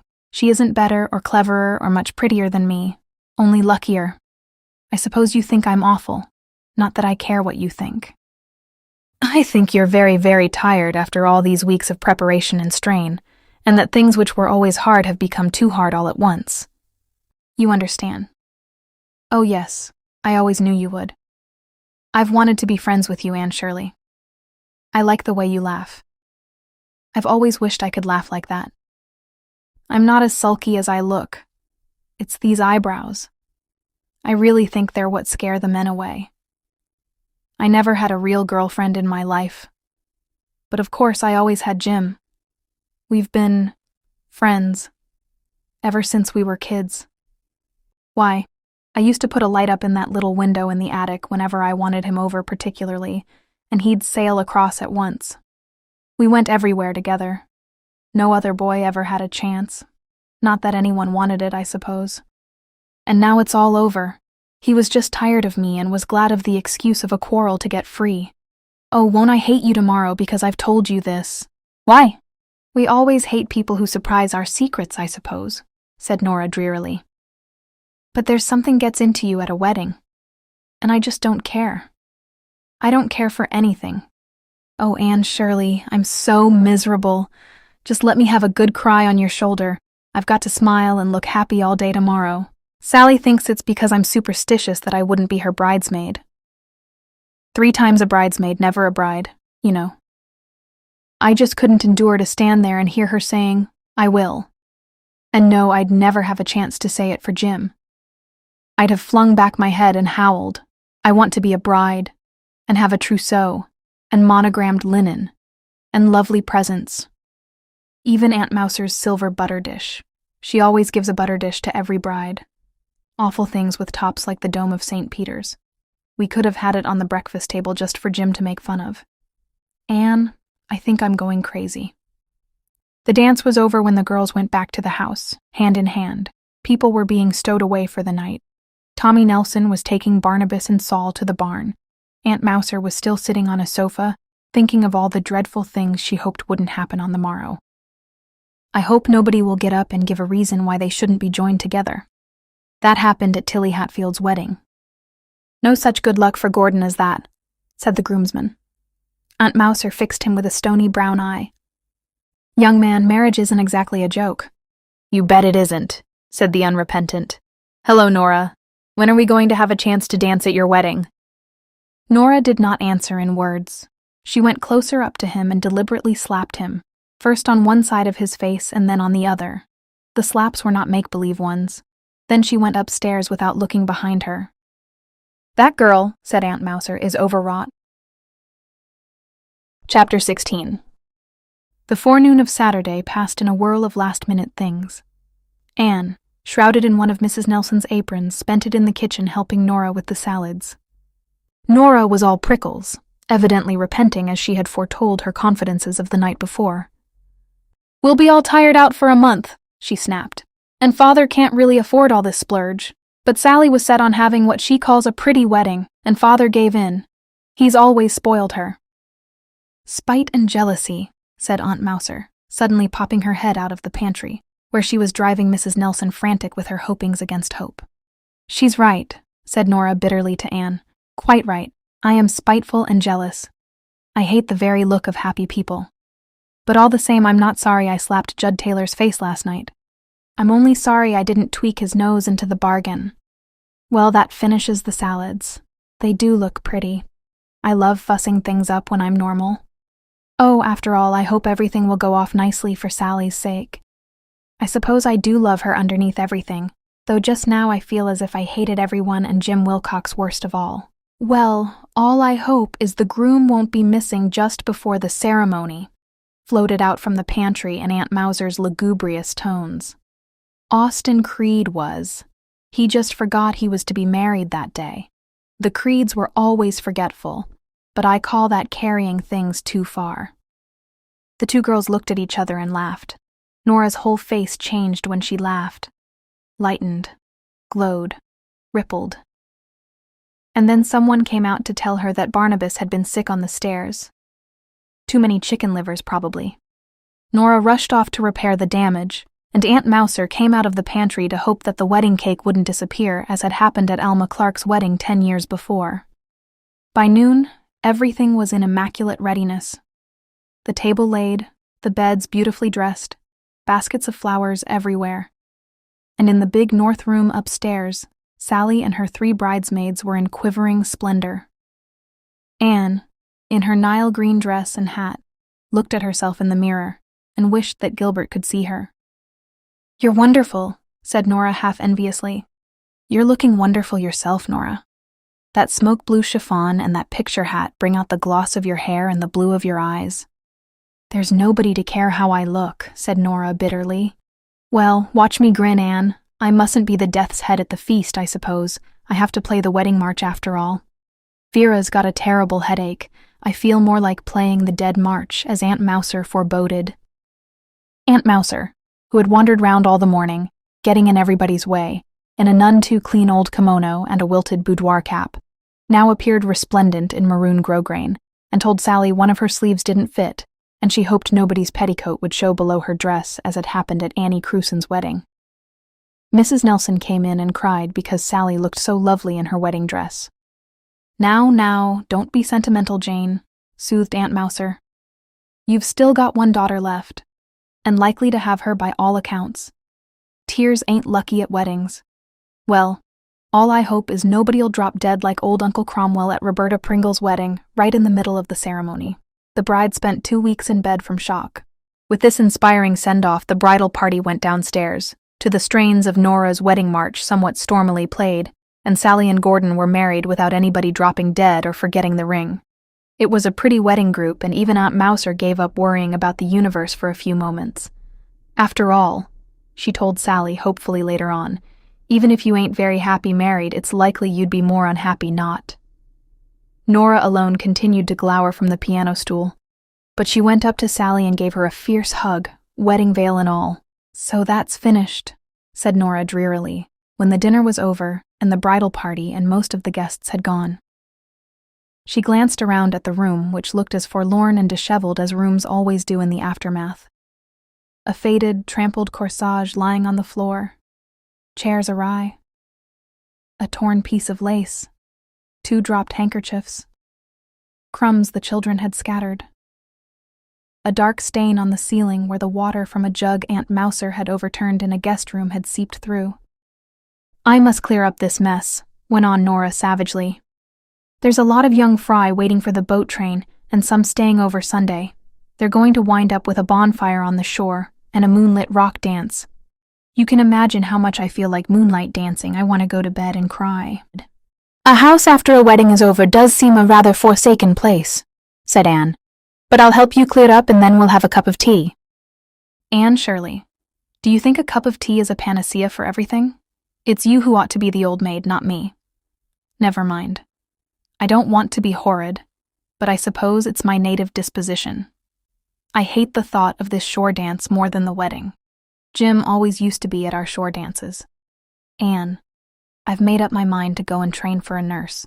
I know I'll hate it, and heaven help my future patients, but I'm not going to hang around Summerside and be teased about being on the shelf any longer. Well, let's tackle this pile of greasy plates and look as if we liked it." "I do like it. I've always liked washing dishes. It's fun to make dirty things clean and shining again." "Oh, you ought to be in a museum," snapped Nora. By moonrise, everything was ready for the shore dance. The boys had a huge bonfire of driftwood ablaze on the point, and the waters of the harbor were creaming and shimmering in the moonlight. Anne was expecting to enjoy herself hugely, but a glimpse of Nora's face, as the latter went down the steps carrying a basket of sandwiches, gave her pause. "She's so unhappy. If there was anything I could do." An idea popped into Anne's head. She had always been a prey to impulse. Darting into the kitchen, she snatched up a little hand lamp alight there, sped up the back stairs and up another flight to the attic. She set the light in the dormer window that looked out across the harbor. The trees hid it from the dancers. He may see it and come. I suppose Nora will be furious with me, but that won't matter if he only comes. And now to wrap up a bit of wedding cake for Rebecca Dew. Jim Wilcox did not come. Anne gave up looking for him after a while and forgot him in the merriment of the evening. Nora had disappeared and Aunt Mouser had for a wonder gone to bed. It was 11 o'clock when the revelry ceased and the tired moonlighters yawned their way upstairs. Anne was so sleepy, she never thought of the light in the attic. But at 2 o'clock, Aunt Mouser crept into the room and flashed a candle in the girls' faces. "Goodness, what's the matter?" gasped Dot Fraser, sitting up in bed. "Shh," warned Aunt Mouser, her eyes nearly popping out of her head. "I think there's someone in the house. I know there is. What is that noise?" "Sounds like a cat mewing or a dog barking," giggled Dot. "Nothing of the sort," said Aunt Mouser severely. "I know there's a dog barking in the barn, but that is not what wakened me. It was a bump. A loud, distinct bump. From ghosties and ghoulies and long-legged beasties and things that go bump in the night, good Lord deliver us," murmured Anne. "Miss Shirley, this ain't any laughing matter. There's burglars in this house. I'm going to call Samuel." Aunt Mouser disappeared and the girls looked at each other. "Do you suppose all the wedding presents are down in the library?" said Anne. "I'm going to get up anyhow," said Mamie. "Anne, did you ever see anything like Aunt Mouser's face when she held the candle low and the shadows fell upward, and all those wisps of hair hanging about it? Talk of the Witch of Endor?" 4 girls in kimonos slipped out into the hall. Aunt Mouser was coming along it, followed by Dr. Nelson in dressing gown and slippers. Mrs. Nelson, who couldn't find her kimono, was sticking a terrified face out of her door. "Oh, Samuel, don't take any risks. If it's burglars, they may shoot." "Nonsense, I don't believe there's anything," said the doctor. "I tell you I heard a bump," quavered Aunt Mouser. A couple of boys joined the party. They crept cautiously down the stairs with the doctor at the head, and Aunt Mouser, candle in one hand and poker in the other, bringing up the rear. There were undoubtedly noises in the library. The doctor opened the door and walked in. Barnabas, who had contrived to be overlooked in the library when Saul had been taken to the barn, was sitting on the back of the Chesterfield, blinking amused eyes. Nora and a young man were standing in the middle of the room, which was dimly lighted by another flickering candle. The young man had his arms around Nora and was holding a large white handkerchief to her face. "He's chloroforming her!" shrieked Aunt Mouser, letting the poker fall with a tremendous crash. The young man turned, dropped the handkerchief, and looked foolish. Yet he was a rather nice-looking young man, with crinkly russet eyes and crinkly red-brown hair, not to mention a chin that gave the world assurance of a chin. Nora snatched the handkerchief up and applied it to her face. "Jim Wilcox, what does this mean?" said the doctor with exceeding sternness. "I don't know what it means," said Jim Wilcox rather sulkily. "All I know is Nora signaled for me. I didn't see the light till I got home at 1 from a Masonic banquet in Summerside, and I sailed right over." "I didn't signal for you," stormed Nora. "For pity's sake, don't look like that, Father. I wasn't asleep. I was sitting at my window. I hadn't undressed, and I saw a man coming up from the shore. When he got near the house, I knew it was Jim, so I ran down. And I ran into the library door and made my nose bleed. He's just been trying to stop it. I jumped in at the window and knocked over that bench. I told you I heard a bump," said Aunt Mouser. And now Nora says she didn't signal for me, so I'll just relieve you of my unwelcome presence with apologies to all concerned. "It's really too bad to have disturbed your night's rest and brought you all the way over the bay on a wild goose chase," said Nora, as icily as possible, consistent with hunting for a bloodless spot on Jim's handkerchief. "Wild goose chase is right," said the doctor. "You'd better try a door key down your back," said Aunt Mouser. "It was I who put the light in the window," said Anne shamefacedly. "And then I forgot." "You dared!" cried Nora. "I'll never forgive you." "Have you all gone crazy?" said the doctor irritably. "What's all this fuss about anyhow? For heaven's sake, put that window down, Jim. There's a wind blowing and fit to chill you to the bone. Nora, hang your head back and your nose will be all right." Nora was shedding tears of rage and shame. Mingled with the blood on her face, they made her a fearsome sight. Jim Wilcox looked as if he wished the floor would open and gently drop him in the cellar. "Well," said Aunt Mouser belligerently, "all you can do now is marry her, Jim Wilcox. She'll never get a husband if it gets round that she was found here with you at 2 o'clock at night." "Marry her," cried Jim in exasperation. "What have I wanted all my life but to marry her? Never wanted anything else." "Then why didn't you say so long ago?" demanded Nora, whirling about to face him. "Say so? You've snubbed and frozen and jeered at me for years. You've gone out of your way times without number to show me how you despised me. I didn't think it was the least use to ask you, and last January you said— You goaded me into saying it." "I goaded you! I like that! You picked a quarrel with me just to get rid of me." And yet, I was fool enough to tear over here in the dead of night because I thought you'd put our old signal in the window and wanted me, ask you to marry me. Well, I'll ask you now and have done with it, and you can have the fun of turning me down before all this gang. Nora Edith Nelson, will you marry me?" "Oh, won't I? Won't I?" cried Nora so shamelessly that even Barnabas blushed for her. Jim gave her one incredulous look, then sprang at her. Perhaps her nose had stopped bleeding. Perhaps it hadn't. It didn't matter. "I think you've all forgotten that this is the Sabbath morn," said Aunt Mouser, who had just remembered it herself. "I could do with a cup of tea if anyone would make it. I ain't used to demonstrations like this. All I hope is poor Nora has really landed him at last. At least she has witnesses." They went to the kitchen, and Mrs. Nelson came down and made tea for them. All except Jim and Nora, who remained closeted in the library with Barnabas for chaperone. Anne did not see Nora until the morning. Such a different Nora, 10 years younger, flushed with happiness.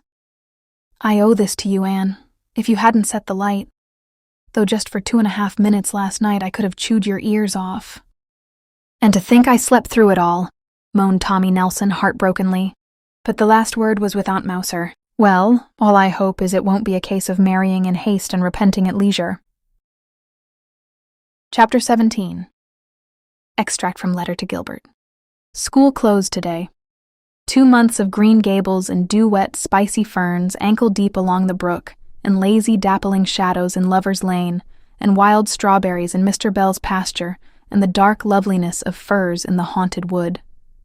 My very soul has wings. Jen Pringle brought me a bouquet of lilies of the valley and wished me a happy vacation. She's coming down to spend a weekend with me sometime. Talk of miracles. But little Elizabeth is heartbroken. I wanted her for a visit too, but Mrs. Campbell did not deem it advisable. Luckily, I hadn't said anything to Elizabeth about it, so she was spared that disappointment. "I believe I'll be Lizzie all the time you're away, Miss Shirley," she told me. "I'll feel like Lizzie anyway." "But think of the fun we'll have when I come back," I said. "Of course you won't be Lizzie. There's no such person as Lizzie in you. And I'll write you every week, little Elizabeth." "Oh, Miss Shirley, will you? I've never had a letter in my life. Won't it be fun? And I'll write you if they'll let me have a stamp. If they don't, you'll know I'm thinking of you just the same. I've called the chipmunk in the backyard after you. Shirley, you don't mind, do you? I thought at first of calling it Anne Shirley, but then I thought that mightn't be respectful. And anyway, Anne doesn't sound chipmunky. Besides, it might be a gentleman chipmunk. Chipmunks are such darling things, aren't they? But the woman says they eat the rosebush roots." "She would," I said. I asked Catherine Brooke where she was going to spend the summer, and she briefly answered, "Here. Where did you suppose?" I felt as if I ought to ask her to Green Gables, but I just couldn't. Of course I don't suppose she'd have come anyway, and she's such a killjoy. She'd spoil everything. But when I think of her alone in that cheap boarding house all summer, my conscience gives me unpleasant jabs. Dusty Miller brought in a live snake the other day and dropped it on the floor of the kitchen. If Rebecca Dew could have turned pale, she would have. "This is really the last straw," she said. But Rebecca Dew is just a little peevish these days because she has to spend all her spare time picking big gray-green beetles off the rose trees and dropping them in a can of kerosene. She thinks there are entirely too many insects in the world. "It's just going to be eaten up by them someday," she predicts mournfully. Nora Nelson is to be married to Jim Wilcox in September. Very quietly. No fuss, no guests, no bridesmaids. Nora told me that was the only way to escape Aunt Mouser, and she will not have Aunt Mouser to see her married. I'm to be present, however, sort of unofficially. Nora says Jim would never have come back if I hadn't set that light in the window. He was going to sell his store and go west. Well, when I think of all the matches I'm supposed to have made, Sally says they'll fight most of their time, but that they'll be happier fighting with each other than agreeing with anybody else. But I don't think they'll fight much. I think it is just misunderstanding that makes most of the trouble in the world. You and I for so long now.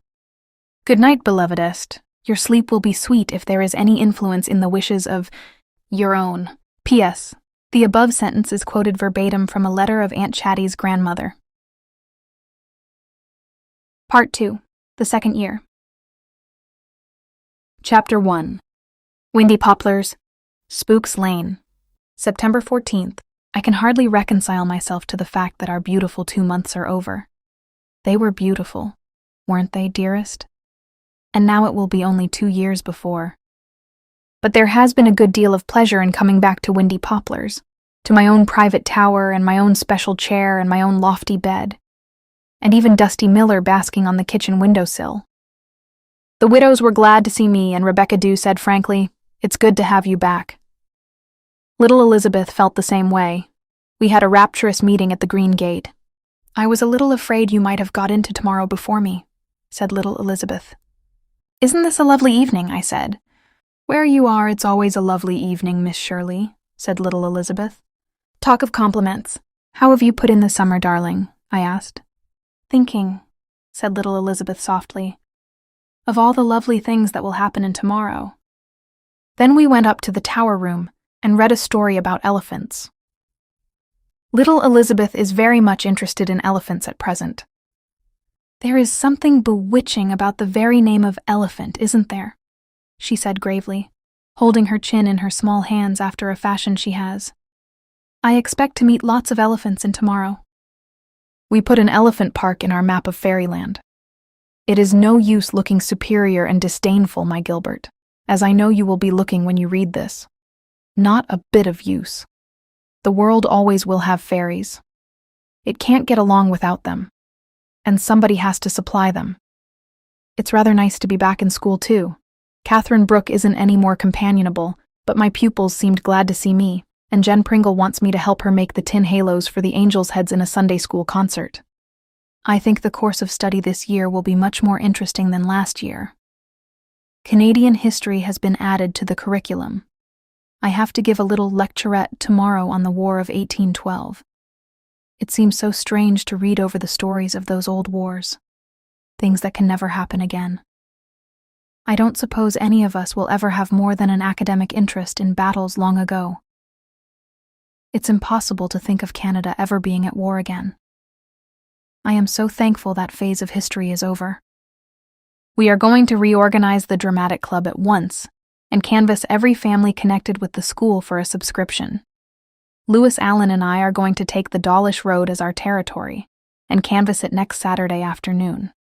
Lewis will try to kill 2 birds with 1 stone, as he is competing for a prize offered by Country Homes for the best photograph of an attractive farmhouse.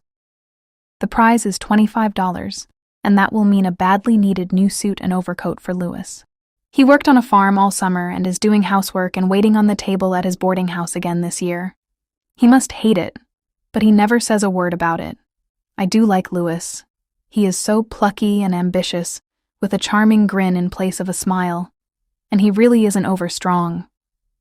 I was afraid last year he would break down, but his summer on the farm seems to have built him up a bit.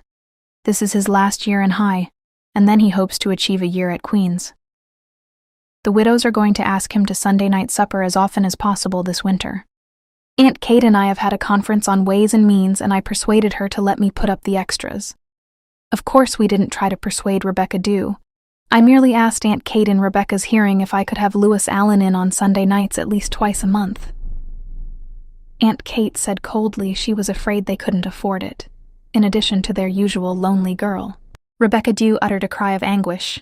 This is the last straw. Getting so poor we can't afford a bite now and again to a poor, hard-working, sober boy who is trying to get an education. You pay more for liver for that cat and him ready to burst. Well, take $1 off my wages and have him. The gospel according to Rebecca was accepted. Lewis Allen is coming, and neither Dusty Miller's liver nor Rebecca Dew's wages will be less. Dear Rebecca Dew, Aunt Chatty crept into my room last night to tell me she wanted to get a beaded cape, but that Aunt Kate thought she was too old for it, and her feelings had been hurt. Do you think I am, Miss Shirley? I don't want to be undignified, but I've always wanted a beaded cape so much. I always thought they were what you might call jaunty, and now they're in again. Too old? Of course you're not too old, dearest, I assured her. Nobody is ever too old to wear just what she wants to wear. You wouldn't want to wear it if you were too old. I shall get it and defy Kate, said Aunt Chatty, anything but defiantly. But I think she will, and I think I know how to reconcile Aunt Kate. I'm alone in my tower. Outside there is a still, still night, and the silence is velvety. Not even the poplars are stirring. I have just leaned out of my window and blown a kiss in the direction of somebody not 100 miles away from Kingsport. Chapter 2. The Dawlish Road was a meandering sort of road, and the afternoon was made for wanderers.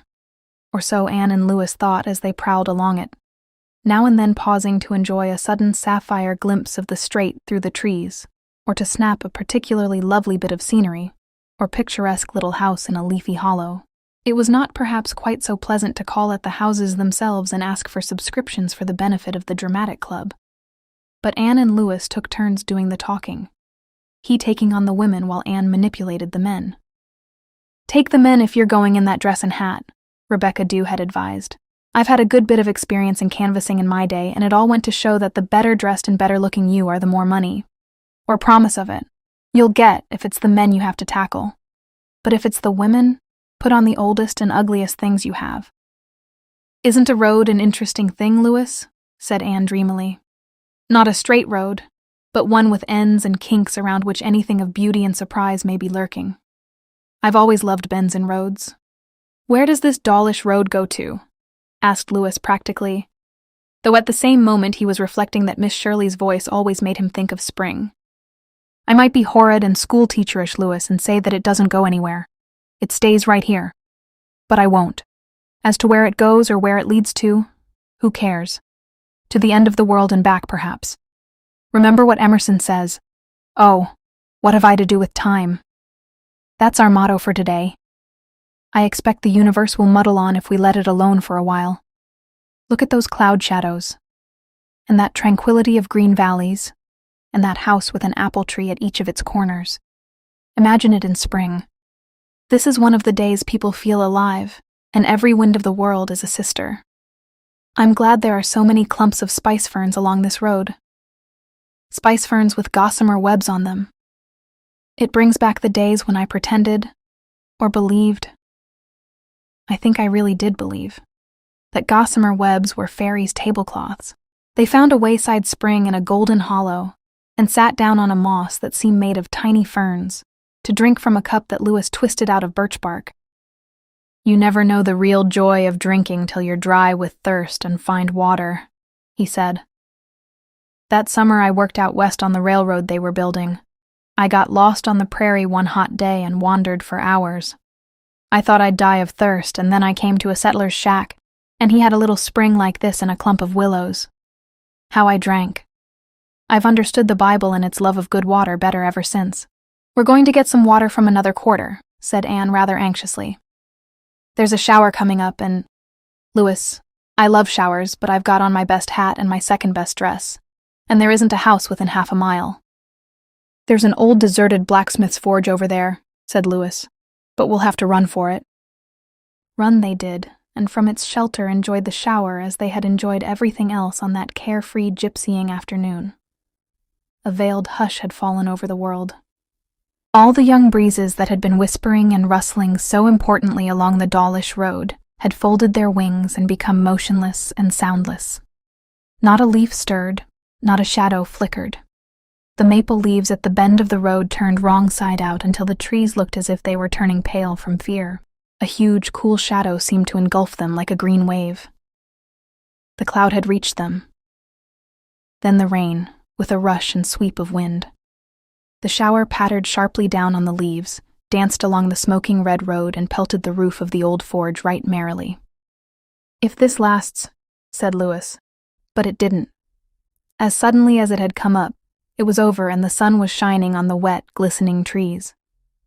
Dazzling glimpses of blue sky appeared between the torn white clouds. Far away they could see a hill still dim with rain, but below them the cup of the valley seemed to brim over with peach-tinted mists. The woods around were pranked out with a sparkle and glitter as of springtime, and a bird began to sing in the big maple over the forge, as if he were cheated into believing it really was springtime. So amazingly fresh and sweet did the world seem all at once. Let's explore this, said Anne, when they resumed their tramp, looking along a little side road running between old rail fences smothered in goldenrod.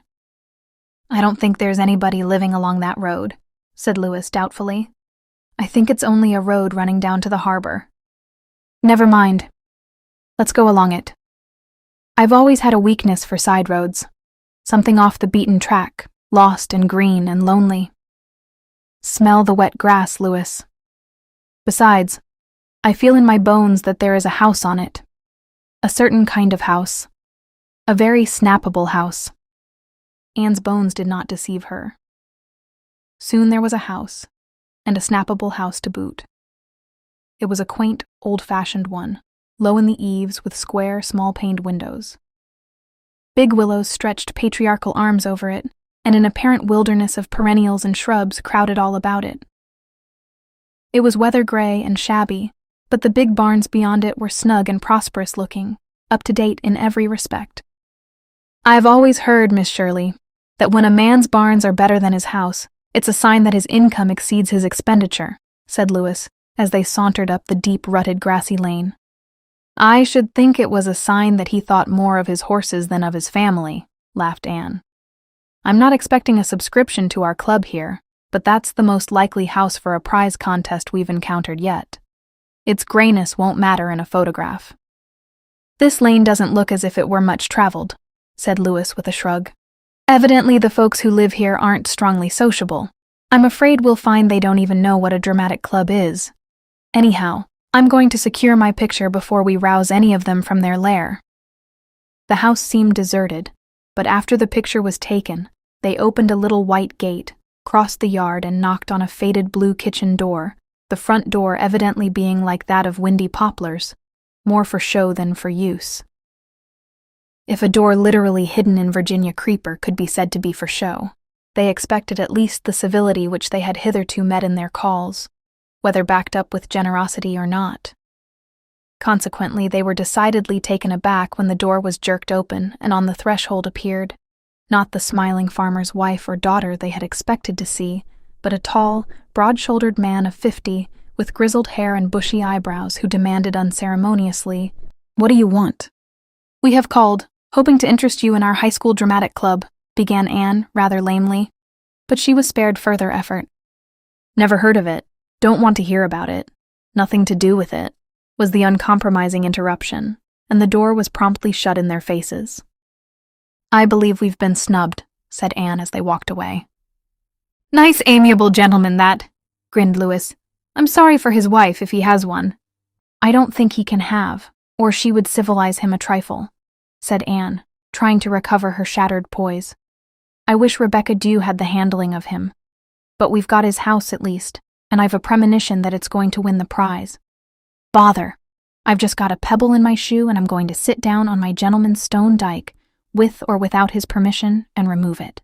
"Luckily it's out of sight of the house," said Louis. Anne had just retied her shoelace when they heard something pushing softly through the jungle of shrubbery on their right. Then a small boy about 8 years of age came into view and stood surveying them bashfully, with a big apple turnover clasped tightly in his chubby hands. He was a pretty child, with glossy brown curls, big trustful brown eyes, and delicately modeled features. There was an air of refinement about him, in spite of the fact that he was bare-headed and bare-legged, with only a faded blue cotton shirt and a pair of threadbare velvet knickerbockers between head and legs. But he looked like a small prince in disguise. Just behind him was a big black Newfoundland dog whose head was almost on a level with the lad's shoulder. Anne looked at him with a smile that always won children's hearts. "Hello, Sonny," said Louis. "Who belongs to you?" The boy came forward with an answering smile, holding out his turnover. "This is for you to eat," he said shyly. "Dad made it for me, but I'd rather give it to you. I've lots to eat." Louis, rather tactlessly, was on the point of refusing to take the little chap's snack, but Anne gave him a quick nudge. Taking the hint, he accepted it gravely and handed it to Anne, who, quite as gravely, broke it in two and gave half of it back to him. They knew they must eat it, and they had painful doubts as to Dad's ability in the cooking line, but the first mouthful reassured them. Dad might not be strong on courtesy, but he could certainly make turnovers. "This is delicious," said Anne. "What is your name, dear?" "Teddy Armstrong," said the small benefactor. "But Dad always calls me little fellow. I'm all he has, you know. Dad is awful fond of me, and I'm awful fond of Dad. I'm afraid you think my dad is impolite 'cause he shut that door so quick, but he doesn't mean to be. I heard you asking for something to eat." "We didn't, but it doesn't matter," thought Anne. "I was in the garden behind the hollyhocks, so I just thought I'd bring you my turnover 'cause I'm always so sorry for poor people who haven't plenty to eat. I have, always. My dad is a splendid cook. You ought to see the rice puddings he can make." "Does he put raisins in them?" asked Louis with a twinkle. "Lots and lots. There's nothing mean about my dad." "Haven't you any mother, darling?" asked Anne. "No. My mother is dead. Mrs. Merrill told me once she'd gone to heaven, but my dad says there's no such place, and I guess he ought to know. My dad is an awful wise man. He's read thousands of books. I mean to be just exactly like him when I grow up. Only I'll always give people things to eat when they want them. My dad isn't very fond of people, you know, but he's awful good to me." "Do you go to school?" asked Louis. "No. My dad teaches me at home. The trustees told him I'd have to go next year, though. I think I'd like to go to school and have some other boys to play with. Course, I've got Carlo, and Dad himself is splendid to play with when he has time. My dad is pretty busy, you know. He has to run the farm and keep the house clean, too. That's why he can't be bothered having people around, you see. When I get bigger, I'll be able to help him lots, and then he'll have more time to be polite to folks." "That turnover was just about right, little fellow," said Louis, swallowing the last crumb. The little fellow's eyes beamed. "I'm so glad you liked it," he said. "Would you like to have your picture taken?" said Anne, feeling that it would never do to offer this generous small soul money. "If you would, Louis will take it." "Oh, wouldn't I?" said the little fellow eagerly. "Carlo, too?" "Certainly Carlo, too." Anne posed the two prettily before a background of shrubs. the little lad standing with his arm about his big, curly playmate's neck, both dog and boy seeming equally well pleased, and Lewis took the picture with his last remaining plate. "If it comes out well, I'll send you one by mail," he promised. "How shall I address it?" "Teddy Armstrong, care of Mr. James Armstrong, Glen Cove Road," said the little fellow. "Oh, won't it be fun to have something coming to me mineself through the post office? I tell you I'll feel awful proud. I won't say a word to Dad about it so that it'll be a splendid surprise for him." "Well, look out for your parcel in 2 or 3 weeks," said Lewis, as they bade him goodbye. But Anne suddenly stooped and kissed the little sunburned face. There was something about it that tugged at her heart. He was so sweet, so gallant, so motherless. They looked back at him before a curve in the lane and saw him standing on the dike, with his dog, waving his hand to them. Of course Rebecca Dew knew all about the Armstrongs. "James Armstrong has never got over his wife's death 5 years ago," she said. "He wasn't so bad before that. Agreeable enough, though a bit of a hermit. Kind of built that way. He was just wrapped up in his bit of a wife. She was 20 years younger than he was. Her death was an awful shock to him, I've heard. Just seemed to change his nature completely. He got sour and cranky. Wouldn't even get a housekeeper. Looked after his house and child himself. He kept bachelor's hall for years before he was married, so he ain't a bad hand at it. But it's no life for the child," said Aunt Chatty. "His father never takes him to church or anywhere he'd see people." "He worships the boy, I've heard," said Aunt Kate. "Thou shalt have no other gods before me," quoted Rebecca Dew suddenly. Chapter 3. It was almost 3 weeks before Lewis found time to develop his pictures. He brought them up to Windy Poplars the first Sunday night he came to supper. Both the house and the little fellow came out splendidly. The little fellow smiled up from the picture. "As real as life," said Rebecca Dew. "Why, he looks like you, Lewis!" exclaimed Anne. "He does that," agreed Rebecca Dew, squinting at it judicially. "The minute I saw it, his face reminded me of somebody, but I couldn't think who. Why, the eyes, the forehead, the whole expression, are yours, Lewis," said Anne. "It's hard to believe I was ever such a good-looking little chap," shrugged Lewis. "I've got a picture of myself somewhere, taken when I was 8. I must hunt it out and compare it. You'd laugh to see it, Miss Shirley. I'm the most sober-eyed kid, with long curls and a lace collar, looking stiff as a ramrod. I suppose I had my head clamped in one of those 3-clawed contraptions they used to use. If this picture really resembles me, it must be only a coincidence. The little fellow can't be any relation of mine. I haven't a relative on the island. Now." "Where were you born?" asked Aunt Kate. "N.B. father and mother died when I was 10, and I came over here to live with a cousin of mother's. I called her Aunt Ida. She died too, 3 years ago." "Jim Armstrong came from New Brunswick," said Rebecca Dew. "He ain't a real islander. Wouldn't be such a crank if he was. We have our peculiarities, but we're civilized." "I'm not sure that I want to discover a relation in the amiable Mr. Armstrong," grinned Lewis, attacking Aunt Chatty's cinnamon toast. "However, I think when I get the photograph finished and mounted, I'll take it out to Glen Cove Road myself and investigate a little. He may be a distant cousin or something. I really know nothing about my mother's people, if she had any living. I've always been under the impression that she hadn't.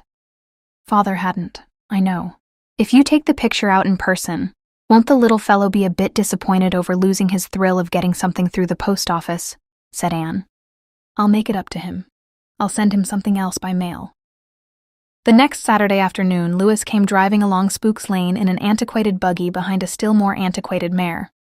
"I'm going out to Glen Cove to take little Teddy Armstrong his picture, Miss Shirley. If my dashing turnout doesn't give you heart failure, I'd like to have you come too. I don't think any of the wheels will fall off." "Where on earth did you pick up that relic, Lewis?" demanded Rebecca Dew. "Don't poke fun at my gallant steed, Miss Dew. Have some respect for age. Mr. Bender lent me both mare and buggy on condition I'd do an errand for him along the Dawlish Road. I hadn't time to walk out to Glen Cove today and back." "Time," said Rebecca Dew. "I could walk there and back myself faster than that animal. And carry a bag of potatoes back for Mr. Bender. You wonderful woman." Rebecca Dew's red cheeks grew even redder. "It ain't nice to make fun of your elders," she said rebukingly. Then, by way of coals of fire, Could you do with a few donuts before you start out? The white mare, however, developed surprising powers of locomotion when they were once more out in the open. Anne giggled to herself as they jogged along the road. What would Mrs. Gardner or even Aunt Jamesina say if they could see her now? Well, she didn't care. It was a wonderful day for a drive through a land that was keeping its old lovely ritual of autumn, and Louis was a good companion. Louis would attain his ambitions. Nobody else of her acquaintance, she reflected, would dream of asking her to go driving in the Bender buggy behind the Bender mare. But it never occurred to Louis that there was anything odd about it. What difference how you traveled as long as you got there? The calm rims of the upland hills were as blue, the roads as red, the maples as gorgeous, no matter what vehicle you rode in. Louis was a philosopher and cared as little what people might say as he did when some of the high school pupils called him sissy, because he did housework for his board. Let them call. Someday the laugh would be on the other side. His pockets might be empty, but his head wasn't. Meanwhile, the afternoon was an idyll, and they were going to see the little fellow again. They told Mr. Bender's brother-in-law about their errand when he put the bag of potatoes in the back of the buggy. "Do you mean to say you've got a photo of little Teddy Armstrong?" exclaimed Mr. Merrill. "That I have, and a good one." Louis unwrapped it and held it proudly out. "I don't believe a professional photographer could have taken a better." Mr. Merrill slapped his leg resoundingly. "Well, if that don't beat all, why, little Teddy Armstrong is dead." "Dead!" exclaimed Anne in horror. "Oh, Mr. Merrill, no! Don't tell me! That dear little boy—" "Sorry, miss, but it's a fact. And his father is just about wild, and all the worse that he hasn't got any kind of a picture of him at all. And now you've got a good one. Well, well." It seems impossible," said Anne, her eyes full of tears. She was seeing the slender little figure waving his farewell from the dike. "Sorry to say it's only too true. He died nearly 3 weeks ago. Pneumonia. Suffered awful. But he was just as brave and patient as anyone could be, they say. I don't know what'll become of Jim Armstrong now. They say he's like a crazy man, just moping and muttering to himself all the time.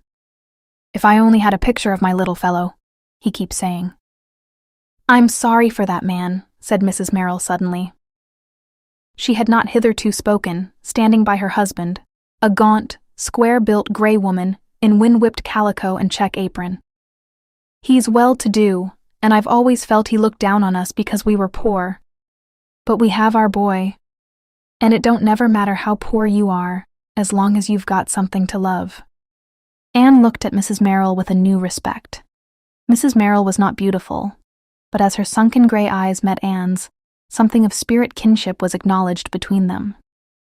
Anne had never seen Mrs. Merrill before and never saw her again, but she always remembered her as a woman who had attained to the ultimate secret of life. You were never poor as long as you had something to love. The golden day was spoiled for Anne. Somehow the little fellow had won her heart in their brief meeting.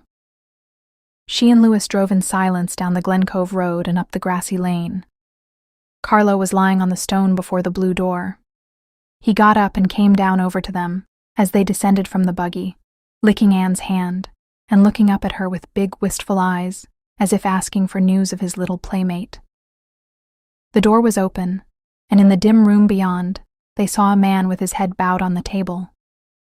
At Anne's knock, he started up and came to the door. She was shocked at the change in him. He was hollow-cheeked, haggard and unshaven, and his deep-set eyes flashed with a fitful fire. She expected a repulse at first, but he seemed to recognize her, for he said listlessly, "So you're back? The little fellow said you talked to him and kissed him. He liked you. I was sorry I'd been so churlish to you. What is it you want?" "We want to show you something," said Anne gently. "Will you come in and sit down?" he said drearily. Without a word, Louis took the little fellow's picture from its wrappings and held it out to him.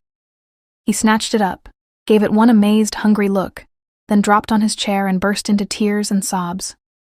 Anne had never seen a man weep so before. She and Louis stood in mute sympathy until he had regained his self-control. "Oh, you don't know what this means to me," he said brokenly at last. "I hadn't any picture of him.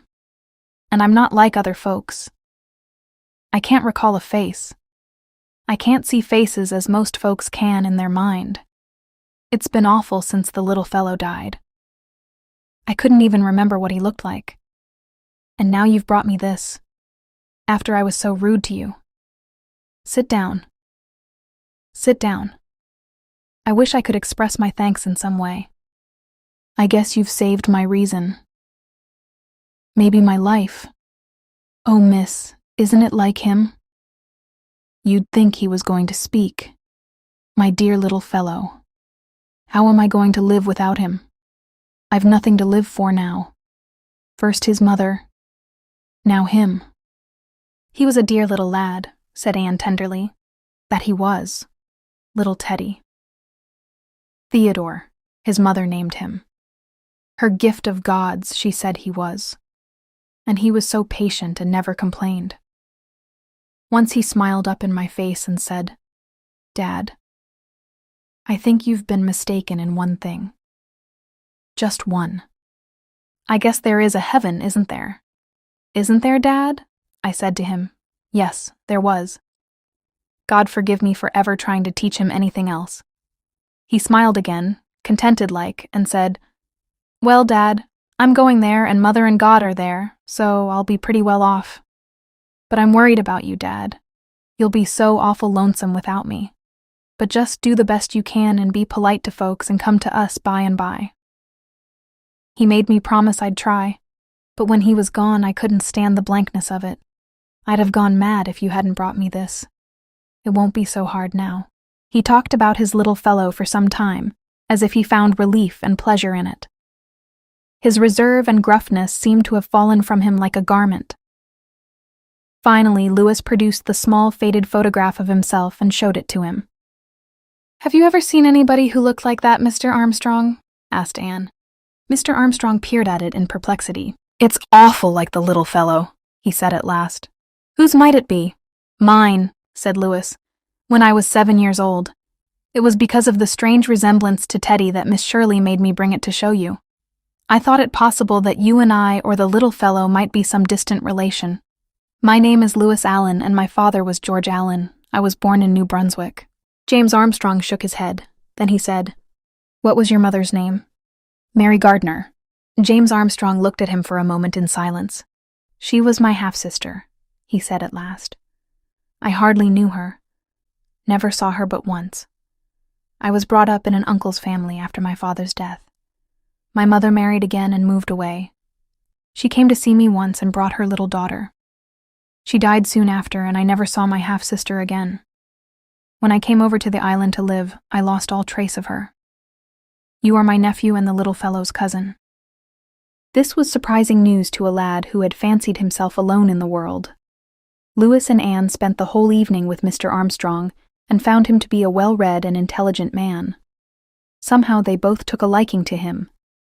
His former inhospitable reception was quite forgotten, and they saw only the real worth of the character and temperament below the unpromising shell that had hitherto concealed them.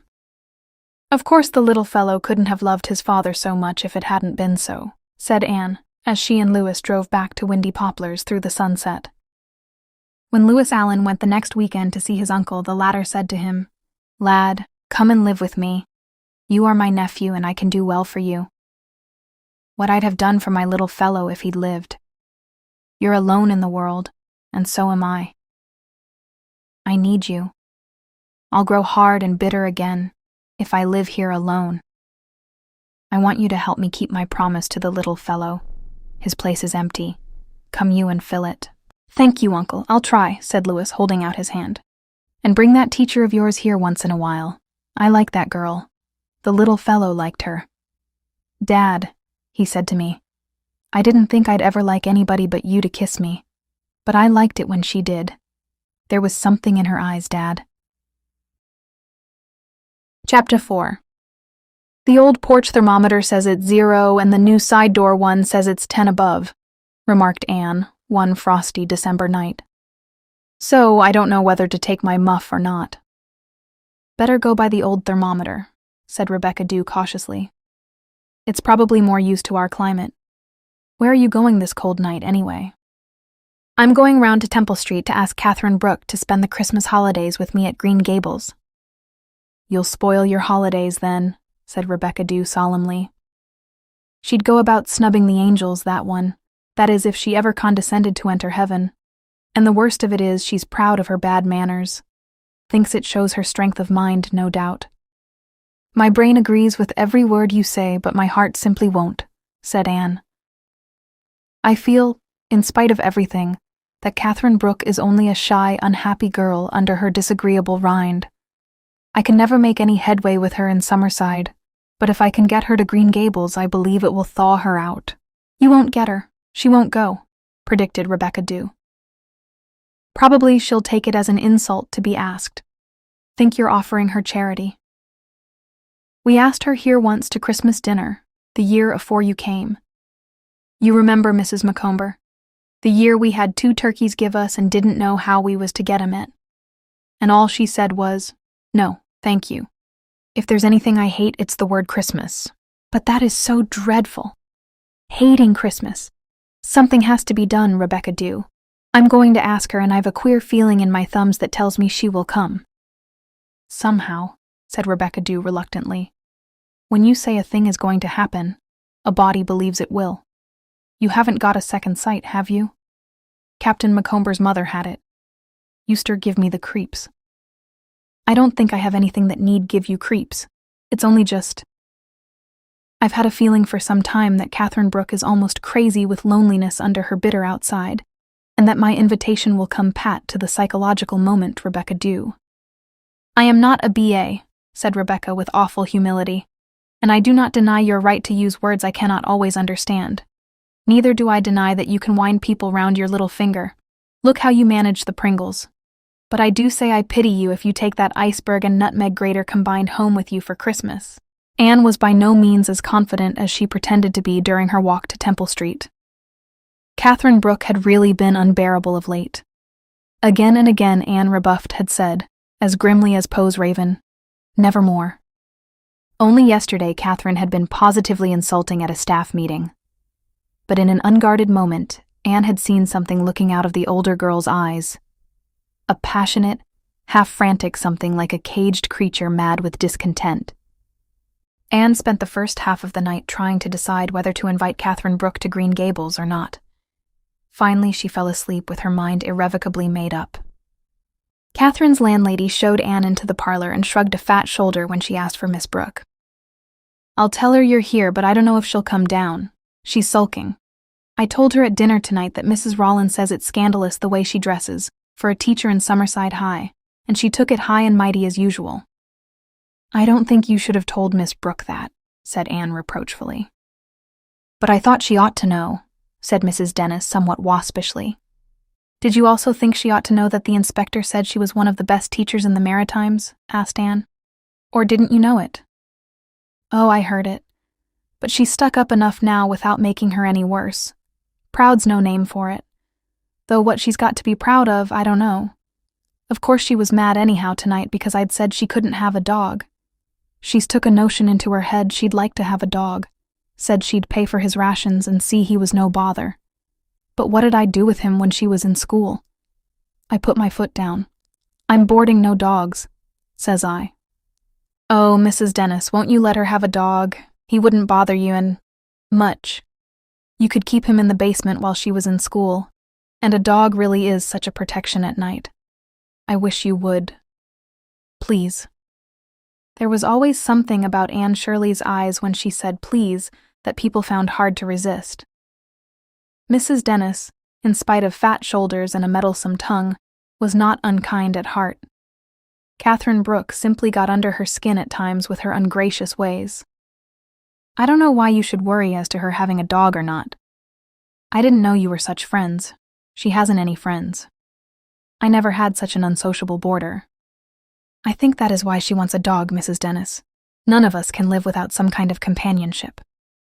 Well, it's the first human thing I've noticed about her, said Mrs. Dennis. I don't know as I have any awful objection to a dog, but she sort of vexed me with her sarcastic way of asking. I suppose you wouldn't consent if I asked you if I might have a dog, Mrs. Dennis, she says, haughty-like. Set her up with it. "You're supposing right," says I, as haughty as herself. "I don't like eating my words any more than most people, but you can tell her she can have a dog if she'll guarantee he won't misbehave in the parlor." Anne did not think the parlor could be much worse if the dog did misbehave. She eyed the dingy lace curtains and the hideous purple roses on the carpet with a shiver. "I'm sorry for anyone who has to spend Christmas in a boarding house like this," she thought. "I don't wonder Catherine hates the word. I'd like to give this place a good airing. It smells of 1,000 meals. Why does Catherine go on boarding here when she has a good salary?" "She says you can come up," was the message Mrs. Dennis brought back rather dubiously, for Miss Brooke had run true to form. The narrow, steep stair was repellent. It didn't want you. Nobody would go up who didn't have to. The linoleum in the hall was worn to shreds. The little back hall bedroom where Anne presently found herself was even more cheerless than the parlor. It was lighted by one glaring, unshaded gas jet. There was an iron bed with a valley in the middle of it, and a narrow, sparsely draped window looking out on a backyard garden where a large crop of tin cans flourished. But beyond it was a marvelous sky and a row of Lombardies standing out against long, purple, distant hills. "Oh, Miss Brooke, look at that sunset," said Anne rapturously from the squeaky, cushionless rocker to which Catherine had ungraciously pointed her. "I've seen a good many sunsets," said the latter coldly, without moving. "Condescending to me with your sunsets," she thought bitterly. "You haven't seen this one. No two sunsets are alike. Just sit down here and let us let it sink into our souls," said Anne. Thought Anne, "Do you ever say anything pleasant?" "Don't be ridiculous, please." The most insulting words in the world, with an added edge of insult in Catherine's contemptuous tones. Anne turned from her sunset and looked at Catherine, much more than half inclined to get up and walk out. But Catherine's eyes looked a trifle strange. Had she been crying? Surely not. You couldn't imagine Catherine Brooke crying. "You don't make me feel very welcome," Anne said slowly. "I can't pretend things. I haven't your notable gift for doing the Queen Act, saying exactly the right thing to everyone. You're not welcome. What sort of room is this to welcome anyone to?" Catherine made a scornful gesture at the faded walls, the shabby bare chairs, and the wobbly dressing table with its petticoat of limp muslin. "It isn't a nice room, but why do you stay here if you don't like it?" "Oh, why? You wouldn't understand. It doesn't matter. I don't care what anybody thinks. What brought you here tonight? I don't suppose you came just to soak in the sunset." "I came to ask if you would spend the Christmas holidays with me at Green Gables." Now, thought Anne, for another broadside of sarcasm. I do wish she'd sit down at least. She just stands there as if waiting for me to go. But there was silence for a moment. Then Catherine said slowly, "Why do you ask me? It isn't because you like me. Even you couldn't pretend that." "It's because I can't bear to think of any human being spending Christmas in a place like this," said Anne candidly. The sarcasm came then. "Oh, I see. A seasonable outburst of charity. I'm hardly a candidate for that yet, Miss Shirley." Anne got up. She was out of patience with this strange, aloof creature. She walked across the room and looked Catherine squarely in the eye. "Catherine Brooke, whether you know it or not, what you want is a good spanking." They gazed at each other for a moment. "It must have relieved you to say that," said Catherine. But somehow the insulting tone had gone out of her voice. There was even a faint twitch at the corner of her mouth. "It has," said Anne. "I've been wanting to tell you just that for some time. I didn't ask you to Green Gables out of charity. You know that perfectly well. I told you my true reason. Nobody ought to spend Christmas here.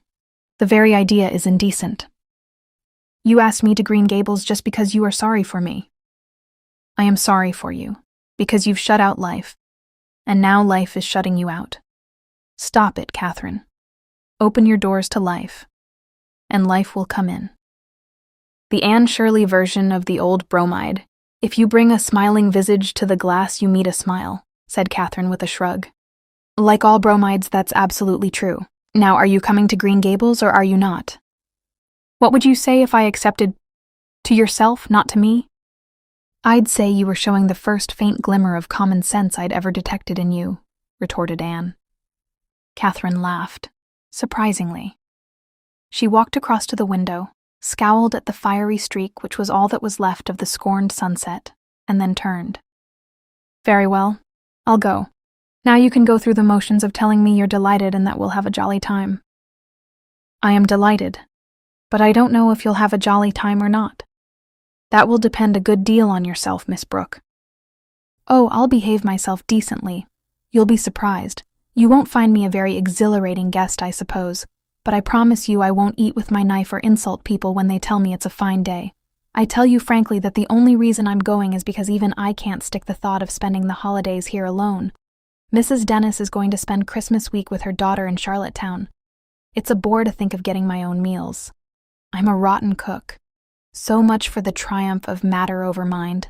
But will you give me your word of honor that you won't wish me a Merry Christmas? I just don't want to be merry at Christmas." "I won't, but I can't answer for the twins. I'm not going to ask you to sit down here. You'd freeze. But I see that there's a very fine moon in place of your sunset, and I'll walk home with you and help you to admire it if you like." "I do like," said Anne, "but I want to impress on your mind that we have much finer moons in Avonlea." "So she's going?" said Rebecca Dew as she filled Anne's hot water bottle. "Well, Miss Shirley, I hope you'll never try to induce me to turn Mohammedan, because you'd likely succeed. Where is that cat? Out frisking round Summerside and the weather at 0. Not by the new thermometer, and Dusty Miller is curled up on the rocking chair by my stove in the tower, snoring with happiness." "Ah, well," said Rebecca Dew with a little shiver as she shut the kitchen door. "I wish everyone in the world was as warm and sheltered as we are tonight." Chapter 5. Anne did not know that a wistful little Elizabeth was watching out of one of the mansard windows of the Evergreens as she drove away from Windy Poplars. An Elizabeth with tears in her eyes who felt as if everything that made life worth living had gone out of her life for the time being, and that she was the very Lizziest of Lizzies. But when the livery sleigh vanished from her sight around the corner of Spook's Lane, Elizabeth went and knelt down by her bed. "Dear God," she whispered, "I know it isn't any use to ask you for a Merry Christmas for me because Grandmother and the woman couldn't be merry. But please let my dear Miss Shirley have a merry, merry Christmas, and bring her back safe to me when it's over." "Now," said Elizabeth, getting up from her knees, "I've done all that I can." Anne was already tasting Christmas happiness. She fairly sparkled as the train left the station. The ugly streets slipped past her. She was going home to Green Gables. Out in the open country the world was all golden white and pale violet, woven here and there with the dark magic of spruces and the leafless delicacy of birches. The low sun behind the bare woods seemed rushing through the trees like a splendid god as the train sped on. Catherine was silent, but did not seem ungracious.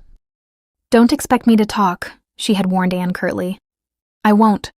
I hope you don't think I'm one of those terrible people who make you feel that you have to talk to them all the time. We'll just talk when we feel like it. I admit I'm likely to feel like it a good part of the time, but you're under no obligation to take any notice of what I'm saying."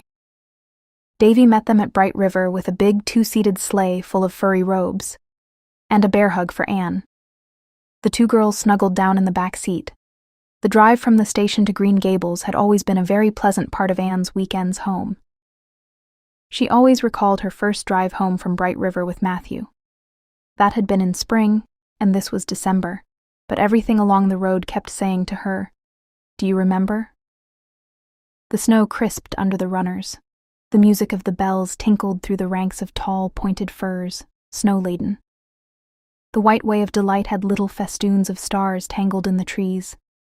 And on the last hill, but one they saw the great gulf, white and mystical under the moon but not yet icebound. "There's just one spot on this road where I always feel suddenly—" "I'm home," said Anne.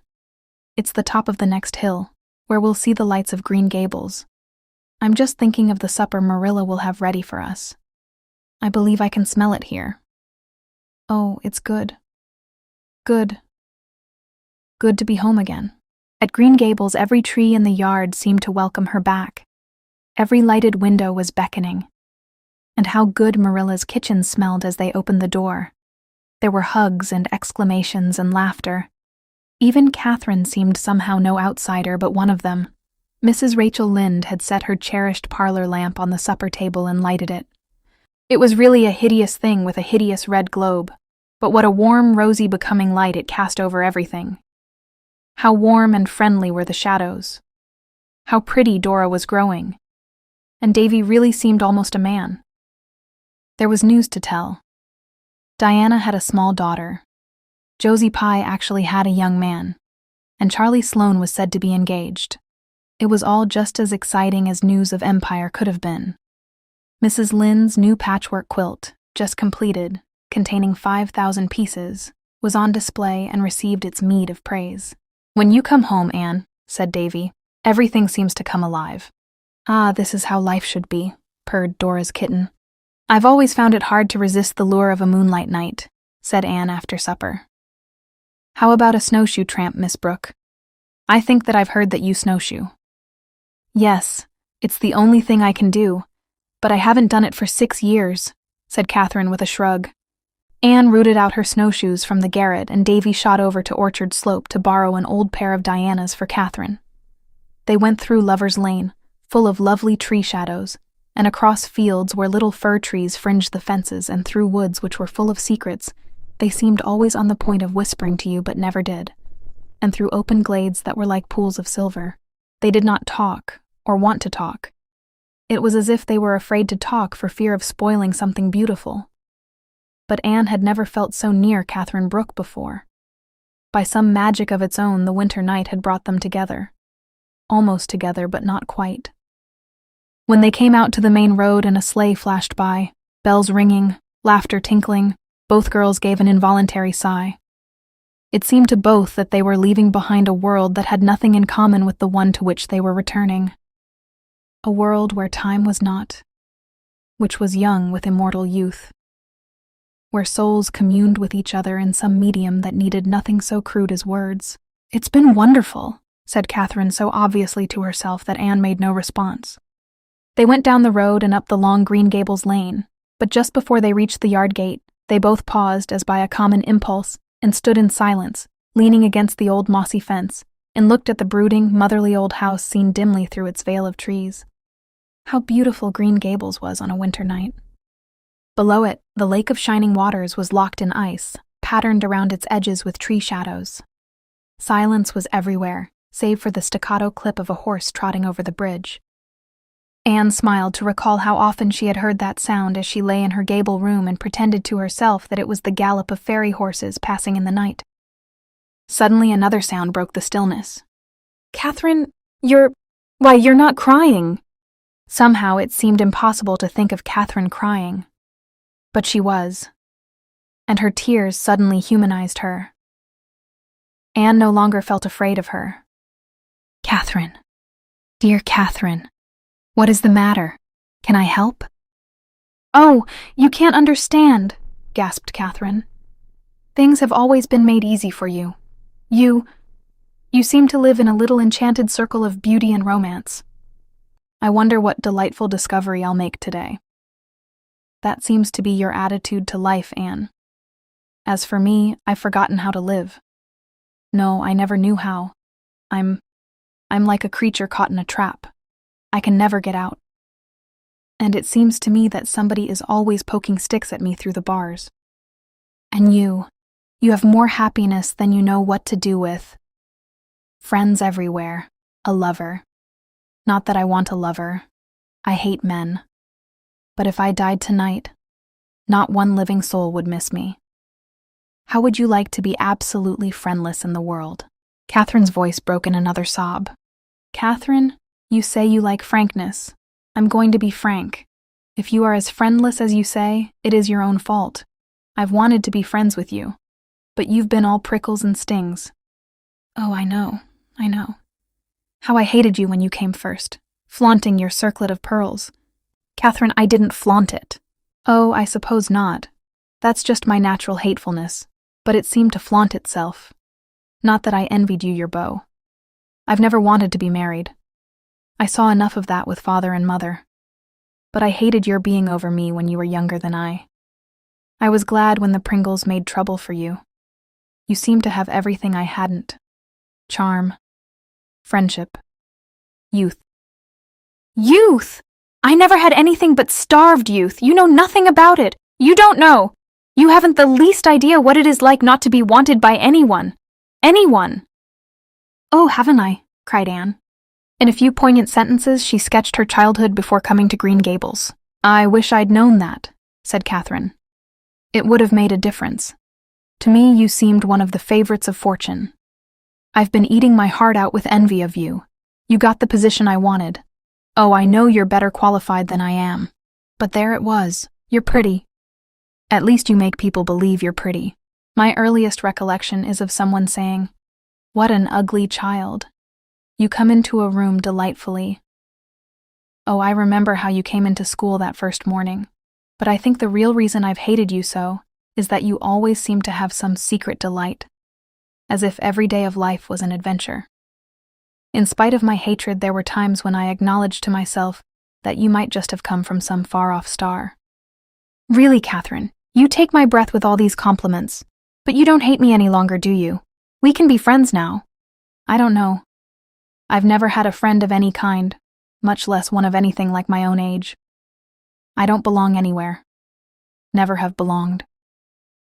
I don't think I know how to be a friend. No, I don't hate you any longer. I don't know how I feel about you. Oh, I suppose it's your noted charm beginning to work on me.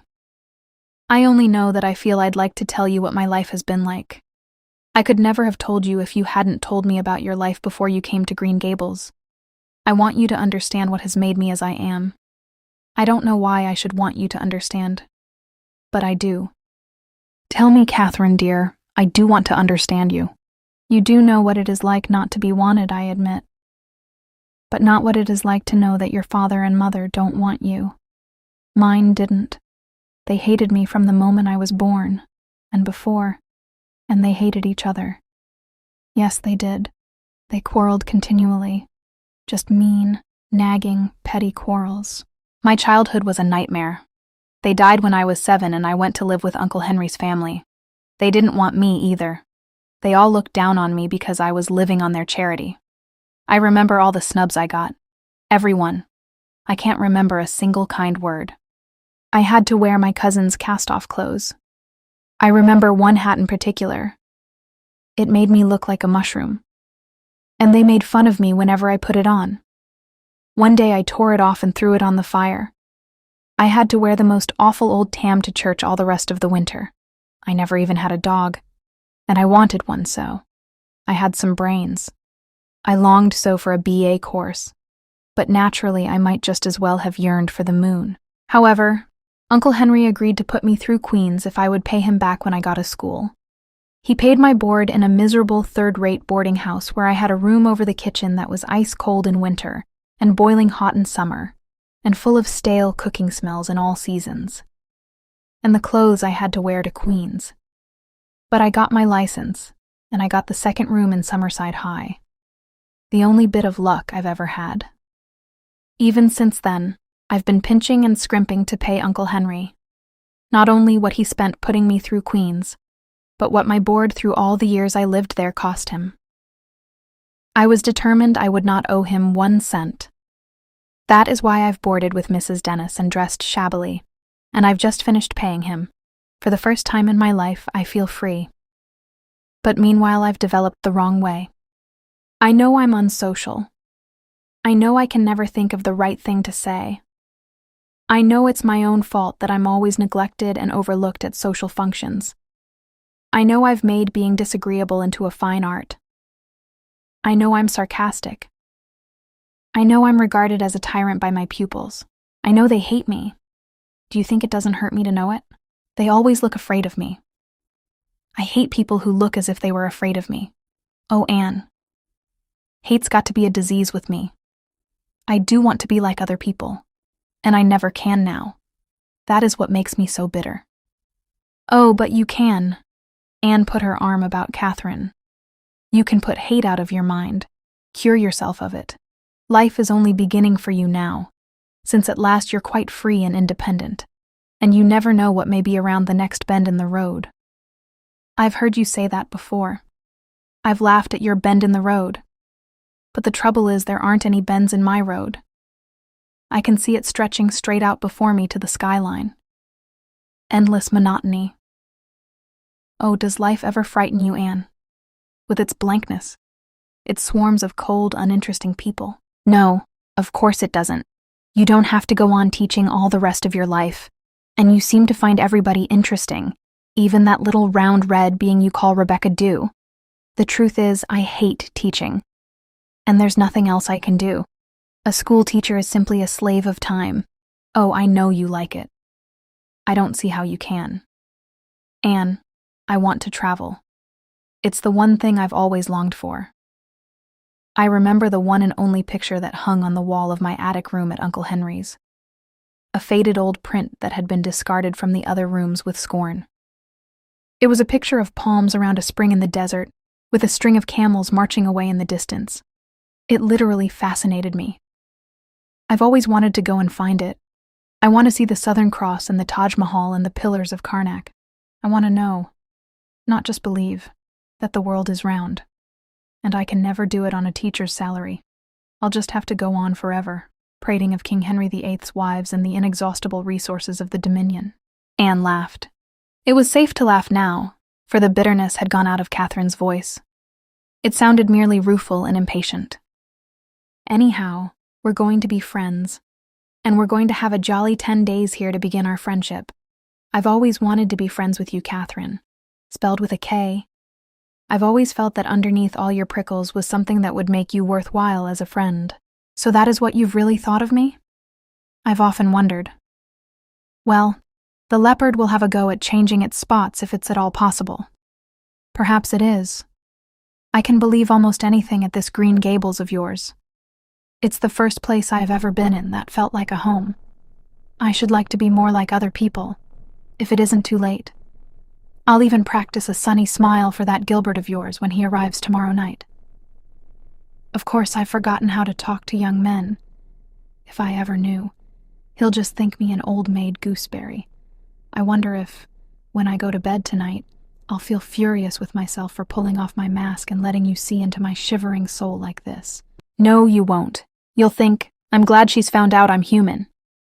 We're going to snuggle down among the warm, fluffy blankets, probably with 2 hot water bottles, for likely Marilla and Mrs. Lynde will each put one in for us for fear the other has forgotten it. And you'll feel deliciously sleepy after this walk in the frosty moonshine. And first thing you'll know, it will be morning, and you'll feel as if you were the first person to discover that the sky is blue. And you'll grow learned in lore of plum puddings because you're going to help me make one for Tuesday.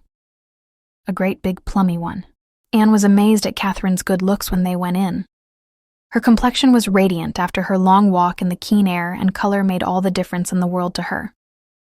Why, Catherine would be handsome if she wore the right kind of hats and dresses, reflected Anne, trying to imagine Catherine with a certain dark, richly red velvet hat she had seen in a Summerside shop, on her black hair, and pulled over her amber eyes. I've simply got to see what can be done about it. Chapter 6. Saturday and Monday were full of gay doings at Green Gables. The plum pudding was concocted, and the Christmas tree brought home.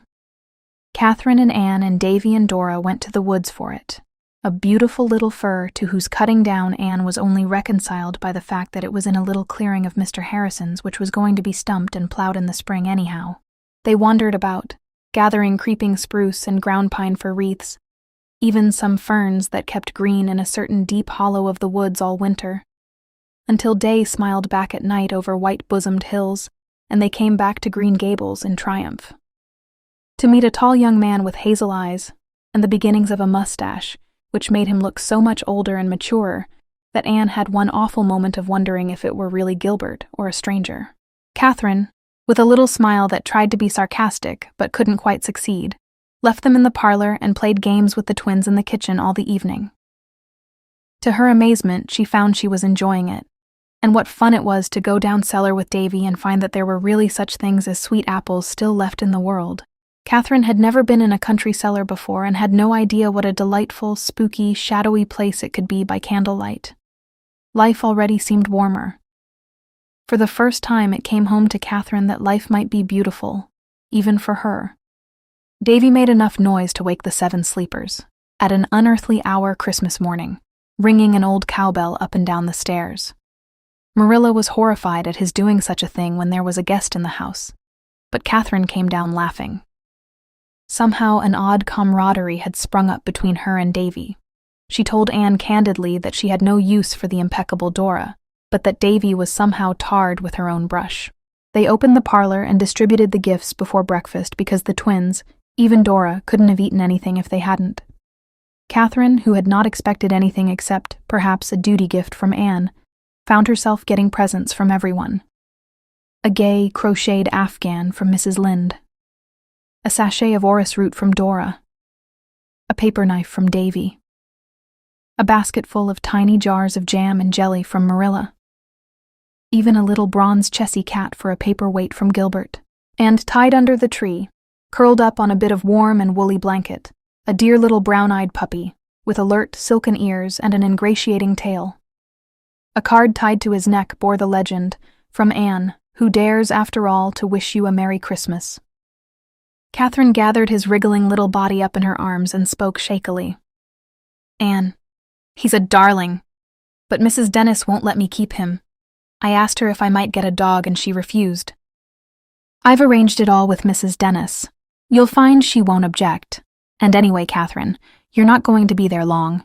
You must find a decent place to live, now that you've paid off what you thought were your obligations. Look at the lovely box of stationery Diana sent me. Isn't it fascinating to look at the blank pages and wonder what will be written on them?" Mrs. Lynde was thankful it was a white Christmas. There would be no fat graveyards when Christmas was white. But to Catherine it seemed a purple and crimson and golden Christmas, and the week that followed was just as beautiful. Catherine had often wondered bitterly just what it would be like to be happy, and now she found out. She bloomed out in the most astonishing way. Anne found herself enjoying their companionship. "To think I was afraid she would spoil my Christmas holiday," she reflected in amazement. "To think," said Catherine to herself, "that I was on the verge of refusing to come here when Anne invited me." They went for long walks, through Lover's Lane and the haunted wood, where the very silence seemed friendly, over hills where the light snow whirled in a winter dance of goblins, through old orchards full of violet shadows, through the glory of sunset woods. There were no birds to chirp or sing, no brooks to gurgle, no squirrels to gossip. But the wind made occasional music that had in quality what it lacked in quantity. "One can always find something lovely to look at or listen to," said Anne.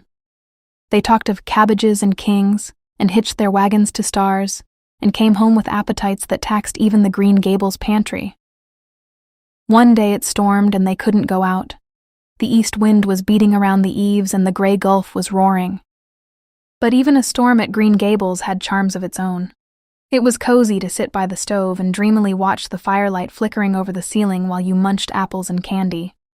How jolly supper was with the storm wailing outside. One night Gilbert took them to see Diana and her new baby daughter.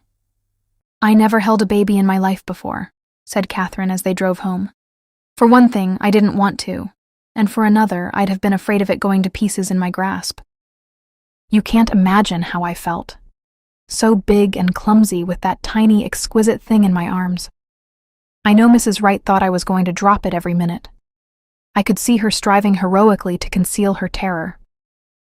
But it did something to me. The baby, I mean. I haven't decided just what." "Babies are such fascinating creatures," said Anne dreamily.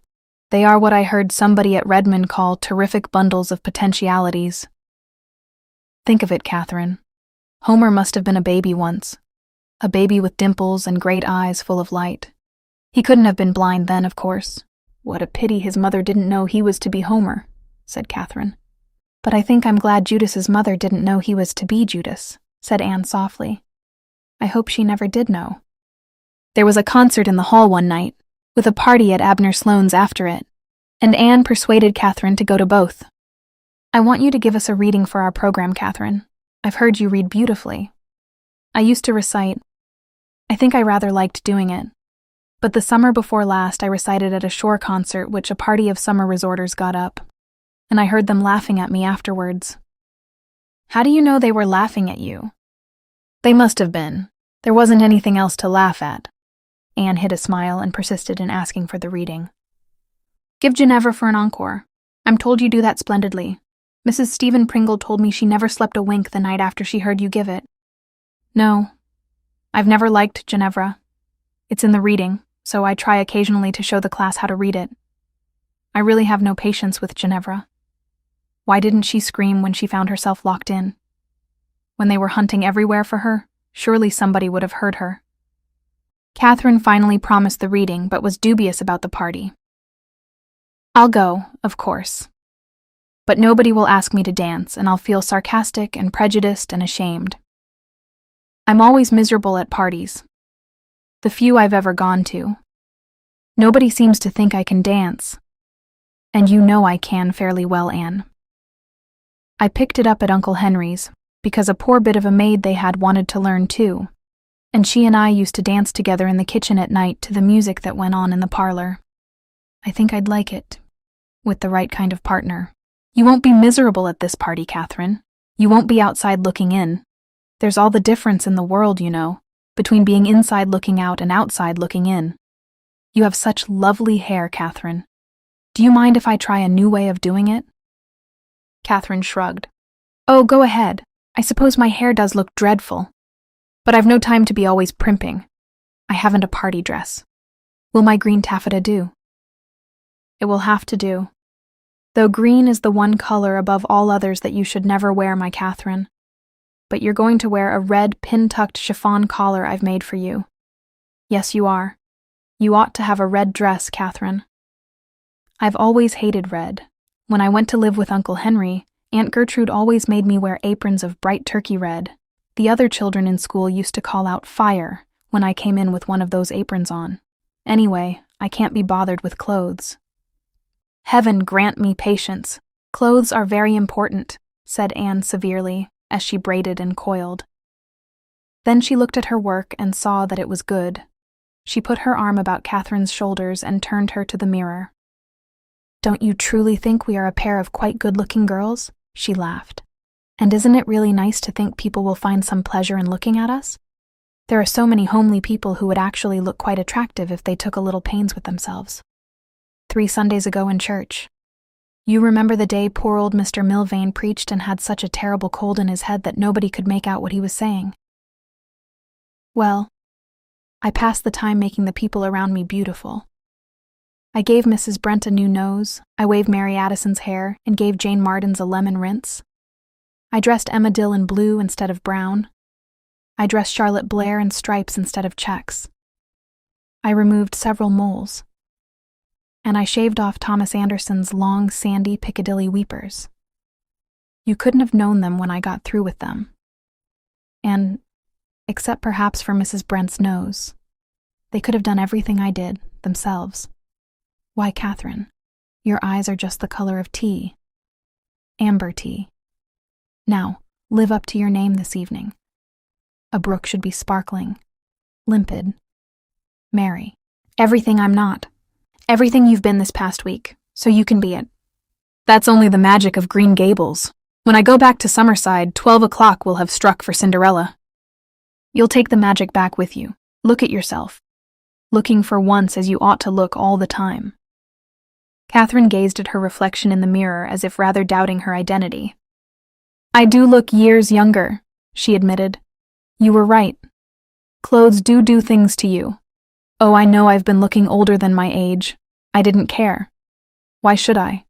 Nobody else cared. And I'm not like you, Anne. Apparently you were born knowing how to live. And I don't know anything about it, not even the ABC. I wonder if it's too late to learn. I've been sarcastic so long. I don't know if I can be anything else. Sarcasm seemed to me to be the only way I could make any impression on people. And it seems to me, too, that I've always been afraid when I was in the company of other people. Afraid of saying something stupid. Afraid of being laughed at. Catherine Brooke, look at yourself in that mirror. Carry that picture of yourself with you. Magnificent hair framing your face instead of trying to pull it backward. Eyes sparkling like dark stars. A little flush of excitement on your cheeks. And you won't feel afraid. Come now. We're going to be late. But fortunately all the performers have what I heard Dora referring to as preserved seats. Gilbert drove them to the hall. How like old times it was. Only Catherine was with her in place of Diana. Anne sighed. Diana had so many other interests now. No more running round to concerts and parties for her. But what an evening it was. What silvery satin roads with a pale green sky in the west after a light snowfall. Orion was treading his stately march across the heavens, and hills and fields and woods lay around them in a pearly silence. Catherine's reading captured her audience from the first line, and at the party, she could not find dances for all her would-be partners. She suddenly found herself laughing without bitterness. Then home to Green Gables, warming their toes at the sitting-room fire by the light of 2 friendly candles on the mantel, and Mrs. Lynde tiptoeing into their room, late as it was, to ask them if they'd like another blanket and assure Catherine that her little dog was snug and warm in a basket behind the kitchen stove. "I've got a new outlook on life," thought Catherine as she drifted off to slumber. "I didn't know there were people like this." "Come again," said Marilla when she left. Marilla never said that to anyone unless she meant it. "Of course she's coming again," said Anne. "For weekends, and for weeks in the summer. We'll build bonfires and hoe in the garden, and pick apples and go for the cows, and row on the pond and get lost in the woods. I want to show you little Hester Gray's garden, Catherine, and Echo Lodge and Violet Vale when it's full of violets." Chapter 7. Windy Poplars, January 5th. The street where ghosts should walk, my esteemed friend. That isn't anything Aunt Chatty's grandmother wrote. It's only something she would have written if she'd thought of it. I've made a New Year resolution to write sensible love letters. Do you suppose such a thing is possible? I have left dear Green Gables, but I have returned to dear Windy Poplars. Rebecca Dew had a fire lighted in the tower room for me, and a hot water bottle in the bed. I'm so glad I like Windy Poplars. It would be dreadful to live in a place I didn't like. That didn't seem friendly to me. That didn't say, "I'm glad you're back." Windy Poplars does.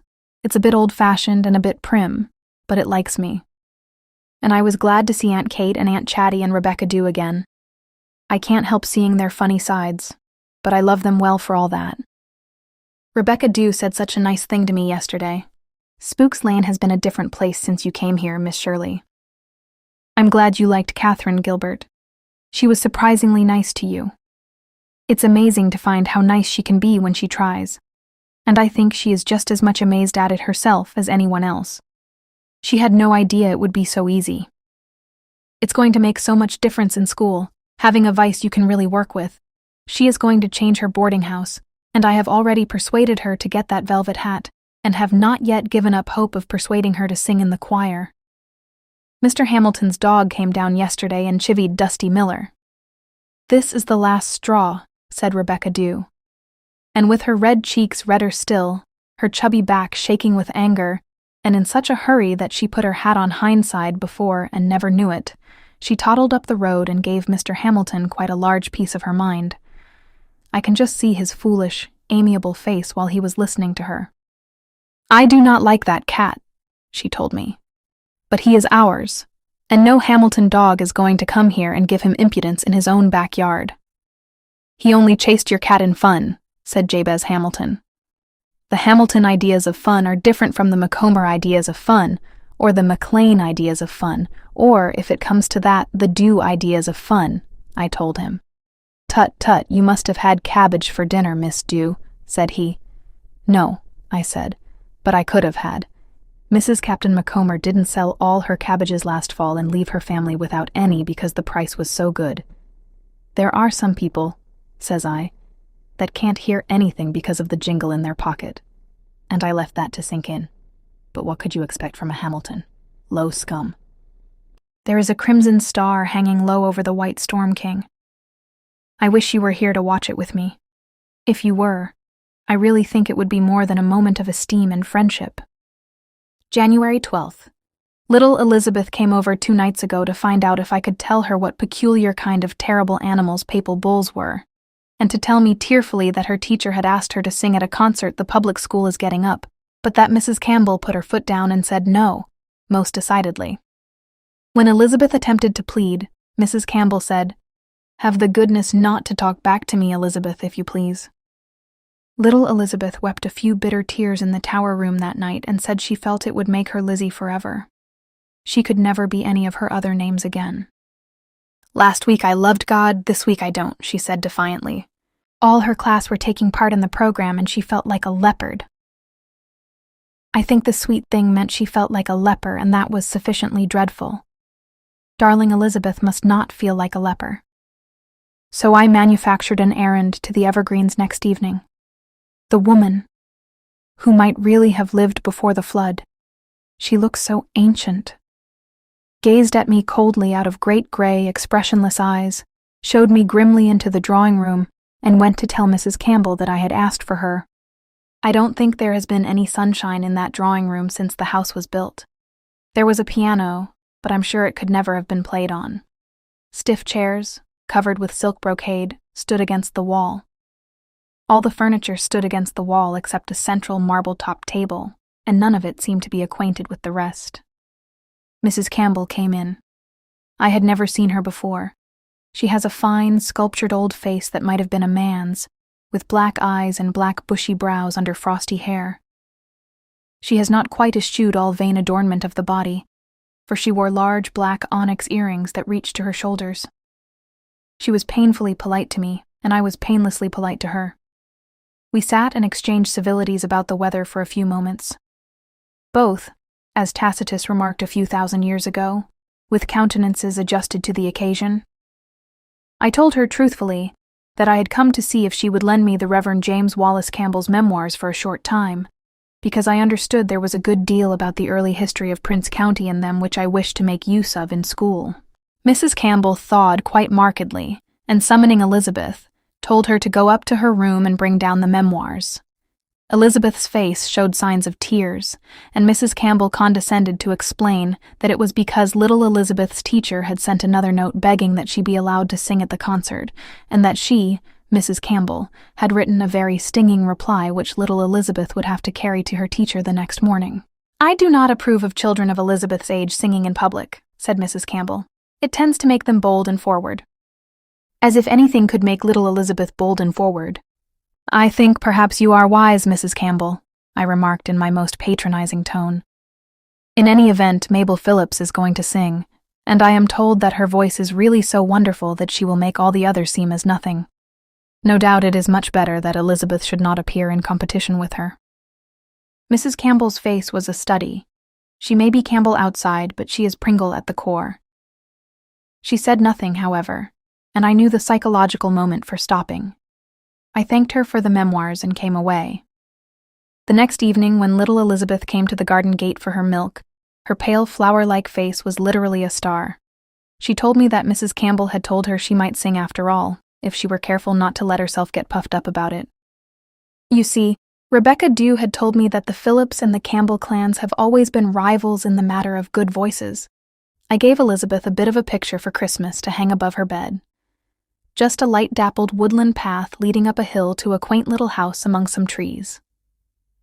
Little Elizabeth says she is not so frightened now to go to sleep in the dark, because as soon as she gets into bed she pretends that she is walking up the path to the house, and that she goes inside, and it is all lighted and her father is there. Poor darling, I can't help detesting that father of hers. January 19th. There was a dance at Carrie Pringle's last night. Catherine was there in a dark red silk with the new side flounces, and her hair had been done by a hairdresser. Would you believe it? People who had known her ever since she came to teach in Summerside actually asked one another who she was when she came into the room. But I think it was less the dress and hair that made the difference than some indefinable change in herself. Always before, when she was out with people, her attitude seemed to be, "These people bore me. I expect I bore them, and I hope I do."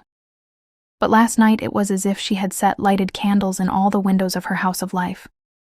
I've had a hard time winning Catherine's friendship, but nothing worthwhile is ever easy come by, and I have always felt that her friendship would be worthwhile. Aunt Chatty has been in bed for 2 days with a feverish cold and thinks she may have the doctor tomorrow in case she is taking pneumonia. So Rebecca Dew, her head tied up in a towel, has been cleaning the house madly all day to get it in perfect order before the doctor's possible visit. Now she is in the kitchen ironing Aunt Chatty's white cotton nightie with the crochet yoke, so that it will be ready for her to slip over her flannel one. It was spotlessly clean before, but Rebecca Dew thought it was not quite a good color from lying in the bureau drawer. January 28th. January so far has been a month of cold gray days, with an occasional storm whirling across the harbor and filling Spook's Lane with drifts. But last night we had a silver thaw, and today the sun shone. My maple grove was a place of unimaginable splendors. Even the commonplaces had been made lovely. Every bit of wire fencing was a wonder of crystal lace. Rebecca Dew has been poring this evening over one of my magazines containing an article on types of fair women, illustrated by photographs. "Wouldn't it be lovely, Miss Shirley, if someone could just wave a wand and make everybody beautiful?" she said wistfully. "Just fancy my feelings, Miss Shirley, if I suddenly found myself beautiful. But then," with a sigh, "if we were all beauties, who would do the work?" Chapter 8. "I'm so tired," sighed Cousin Ernestine Bugle, dropping into her chair at the Windy Poplars supper table. "I'm afraid sometimes to sit down for fear I'll never be able to get up again." Cousin Ernestine, a cousin 3 times removed of the late Captain Montgomery, but still, as Aunt Kate used to reflect, much too close, had walked in from Lowvale that afternoon for a visit to Windy Poplars. It cannot be said that either of the widows had welcomed her very heartily, in spite of the sacred ties of family. Cousin Ernestine was not an exhilarating person, being one of those unfortunates who are constantly worrying not only about their own affairs, but everybody else's as well, and will not give themselves or others any rest at all. The very look of her, Rebecca Dew declared, made you feel that life was a vale of tears. Certainly Cousin Ernestine was not beautiful, and it was extremely doubtful if she ever had been. She had a dry, pinched little face, faded, pale blue eyes, several badly placed moles, and a whining voice. She wore a rusty black dress and a decrepit neckpiece of Hudson seal, which she would not remove even at the table because she was afraid of draughts.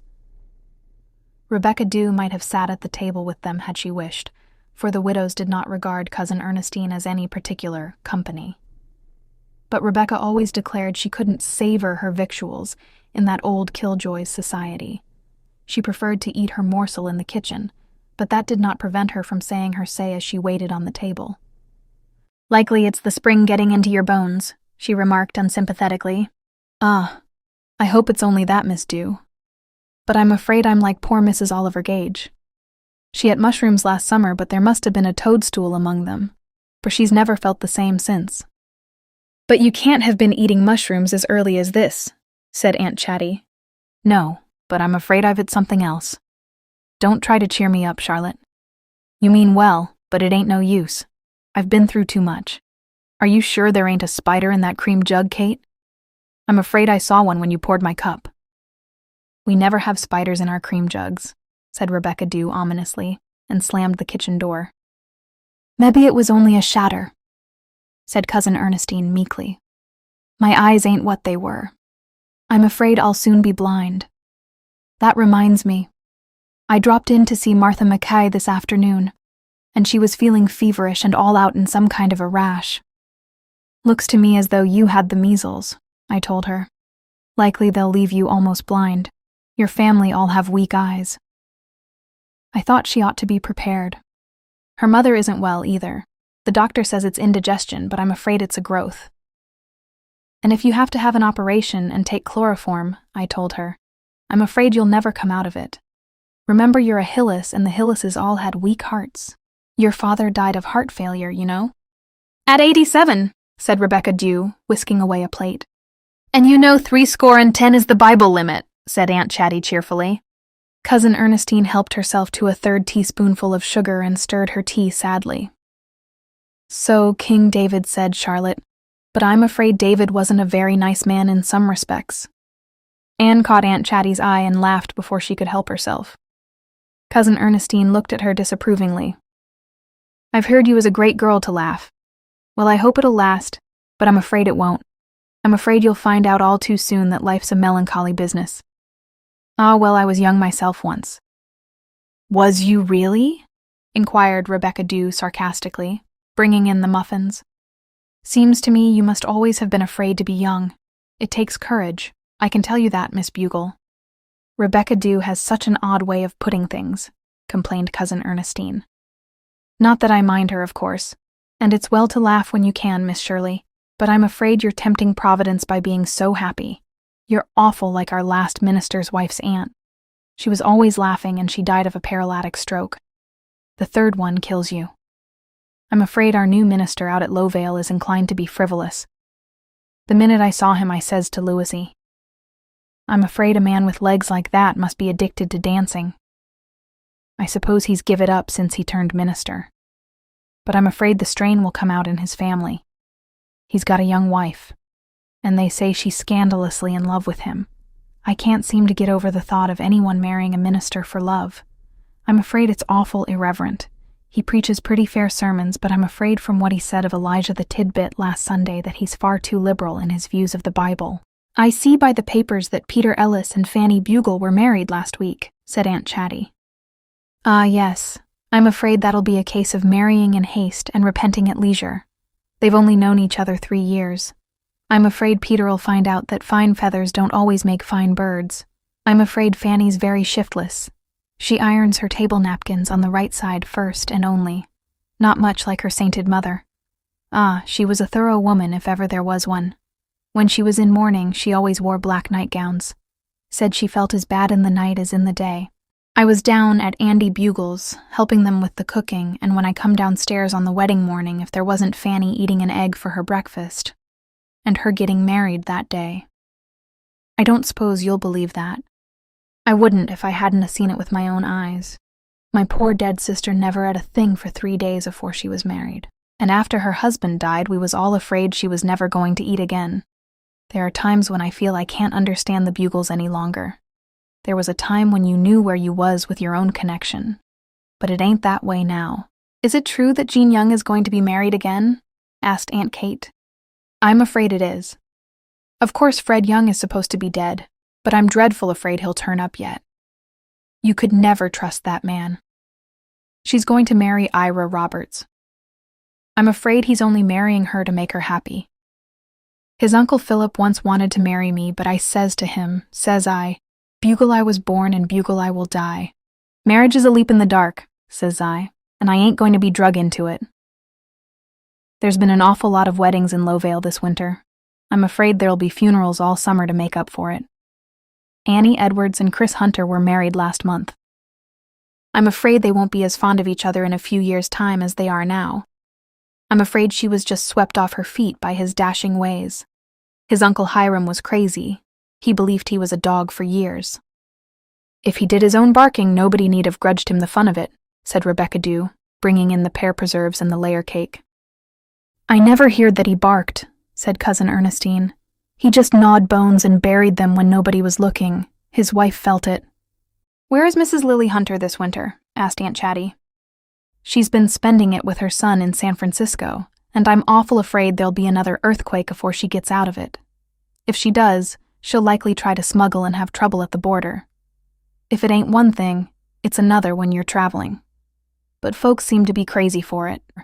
My cousin Jim Bugle spent the winter in Florida. I'm afraid he's getting rich and worldly.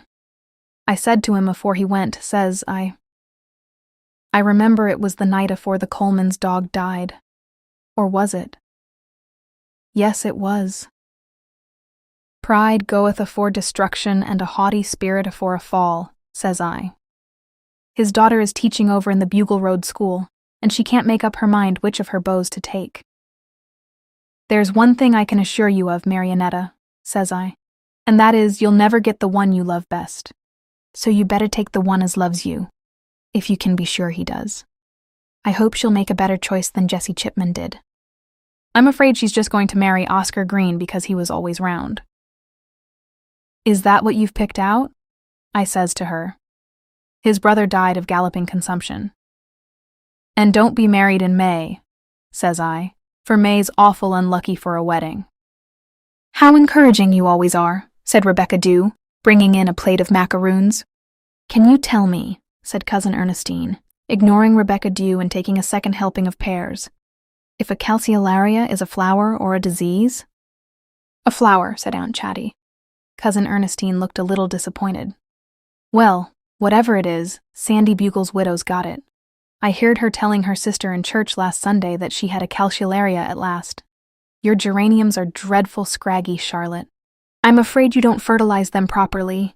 Mrs. Sandy's gone out of mourning, and poor Sandy only dead 4 years. Ah well, the dead are soon forgot nowadays. My sister wore crepe for her husband 25 years. Did you know your placket was open? Said Rebecca, setting a coconut pie before Aunt Kate. I haven't time to be always staring at my face in the glass, said Cousin Ernestine acidly. What if my placket is open? I've got 3 petticoats on, haven't I? They tell me the girls nowadays only wear one. I'm afraid the world is getting dreadful gay and giddy. I wonder if they ever think of the Judgment Day. Do you suppose they'll ask us at the Judgment Day how many petticoats we've got on? Asked Rebecca Dew, escaping to the kitchen before anyone could register horror. Even Aunt Chatty thought Rebecca Dew really had gone a little too far. I suppose you saw old Alec Crowdy's death last week in the paper, sighed Cousin Ernestine. His wife died 2 years ago. Literally harried into her grave, poor creeter. They say he's been awful lonely since she died. But I'm afraid that's too good to be true. And I'm afraid they're not through with their troubles with him yet, even if he is buried. I hear he wouldn't make a will, and I'm afraid there'll be awful ructions over the estate. They say Annabel Crowdy is going to marry a jack-of-all-trades. Her mother's first husband was one, so maybe it's hereditary.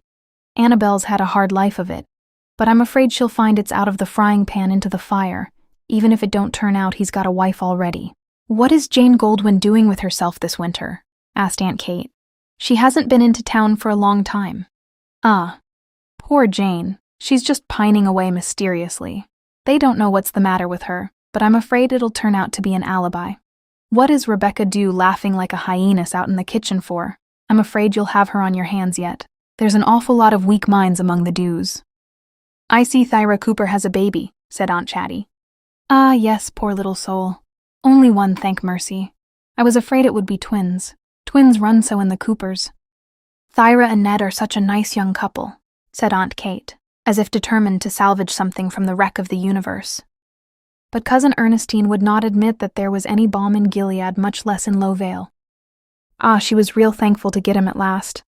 There was a time she was afraid he wouldn't come back from the West. I warned her. You may be sure he'll disappoint you, I told her. He's always disappointed people. Everyone expected him to die before he was a year old, but you see he's alive yet. When he bought the Holly place, I warned her again. I'm afraid that well is full of typhoid, I told her. The Holly hired man died of typhoid there 5 years ago. They can't blame me if anything happens. Joseph Holly has some misery in his back. He calls it lumbago, but I'm afraid it's the beginning of spinal meningitis. Old Uncle Joseph Holly is one of the best men in the world, said Rebecca Dew, bringing in a replenished teapot. Ah, he's good, said Cousin Ernestine lugubriously. Too good. I'm afraid his sons will all go to the bad. You see it like that so often. Seems as if an average has to be struck. No, thank you, Kate. I won't have any more tea. Well, maybe a macaroon. They don't lie heavy on the stomach, but I'm afraid I've ate far too much. I must be taking French leave, for I'm afraid it'll be dark before I get home. I don't want to get my feet wet. I'm so afraid of ammonia. I've had something traveling from my arm to my lower limbs all winter. Night after night I've laid awake with it. Ah, nobody knows what I've gone through, but I ain't one of the complaining sort. I was determined I'd get up to see you once more, for I may not be here another spring, but you've both failed terrible, so you may go afore me yet. Ah well, it's best to go while there's someone of your own left to lay you out. Dear me, how the wind is getting up. I'm afraid our barn roof will blow off if it comes to a gale. We've had so much wind this spring, I'm afraid the climate is changing. Thank you, Miss Shirley. As Anne helped her into her coat. Be careful of yourself. You look awful washed out. I'm afraid people with red hair never have real strong constitutions.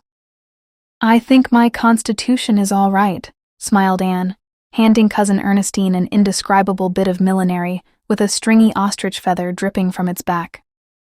I have a touch of sore throat tonight, Miss Bugle, that's all. Ah! Another of Cousin Ernestine's dark forebodings came to her. You want to watch a sore throat. The symptoms of diphtheria and tonsillitis are exactly the same till the 3rd day. But there's one consolation. You'll be spared an awful lot of trouble if you die young. Chapter 9. Tower Room, Windy Poplars, April 20th. Poor dear Gilbert. I said of laughter, it is mad, and of mirth, what doeth it? I'm afraid I'll turn gray young. I'm afraid I'll end up in the poorhouse. I'm afraid none of my pupils will pass their finals.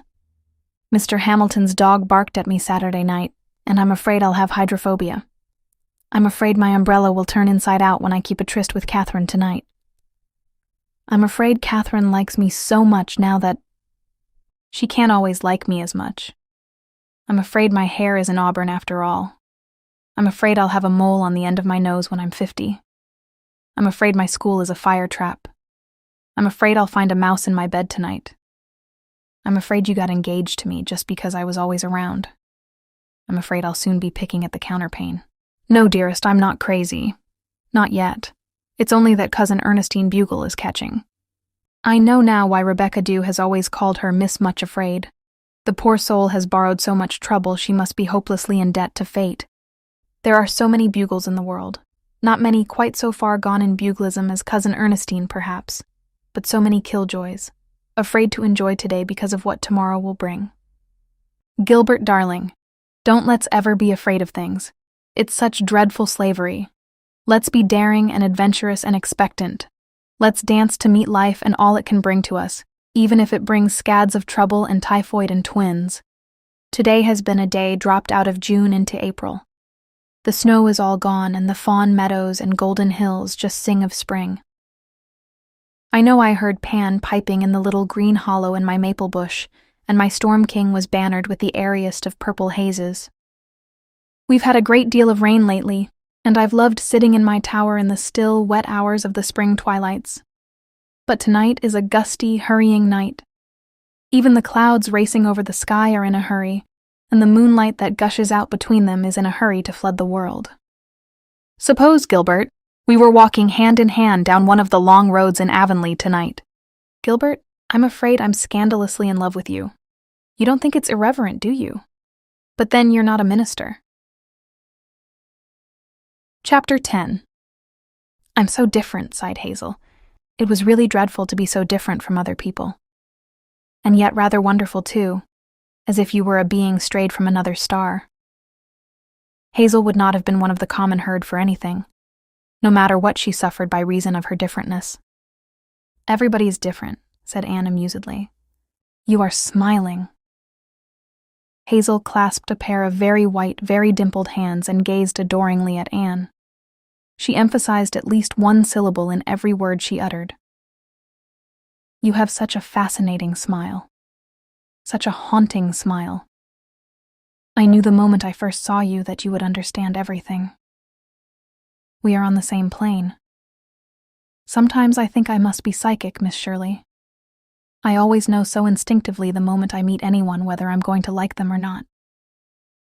I felt at once that you were sympathetic, that you would understand. It's so sweet to be understood.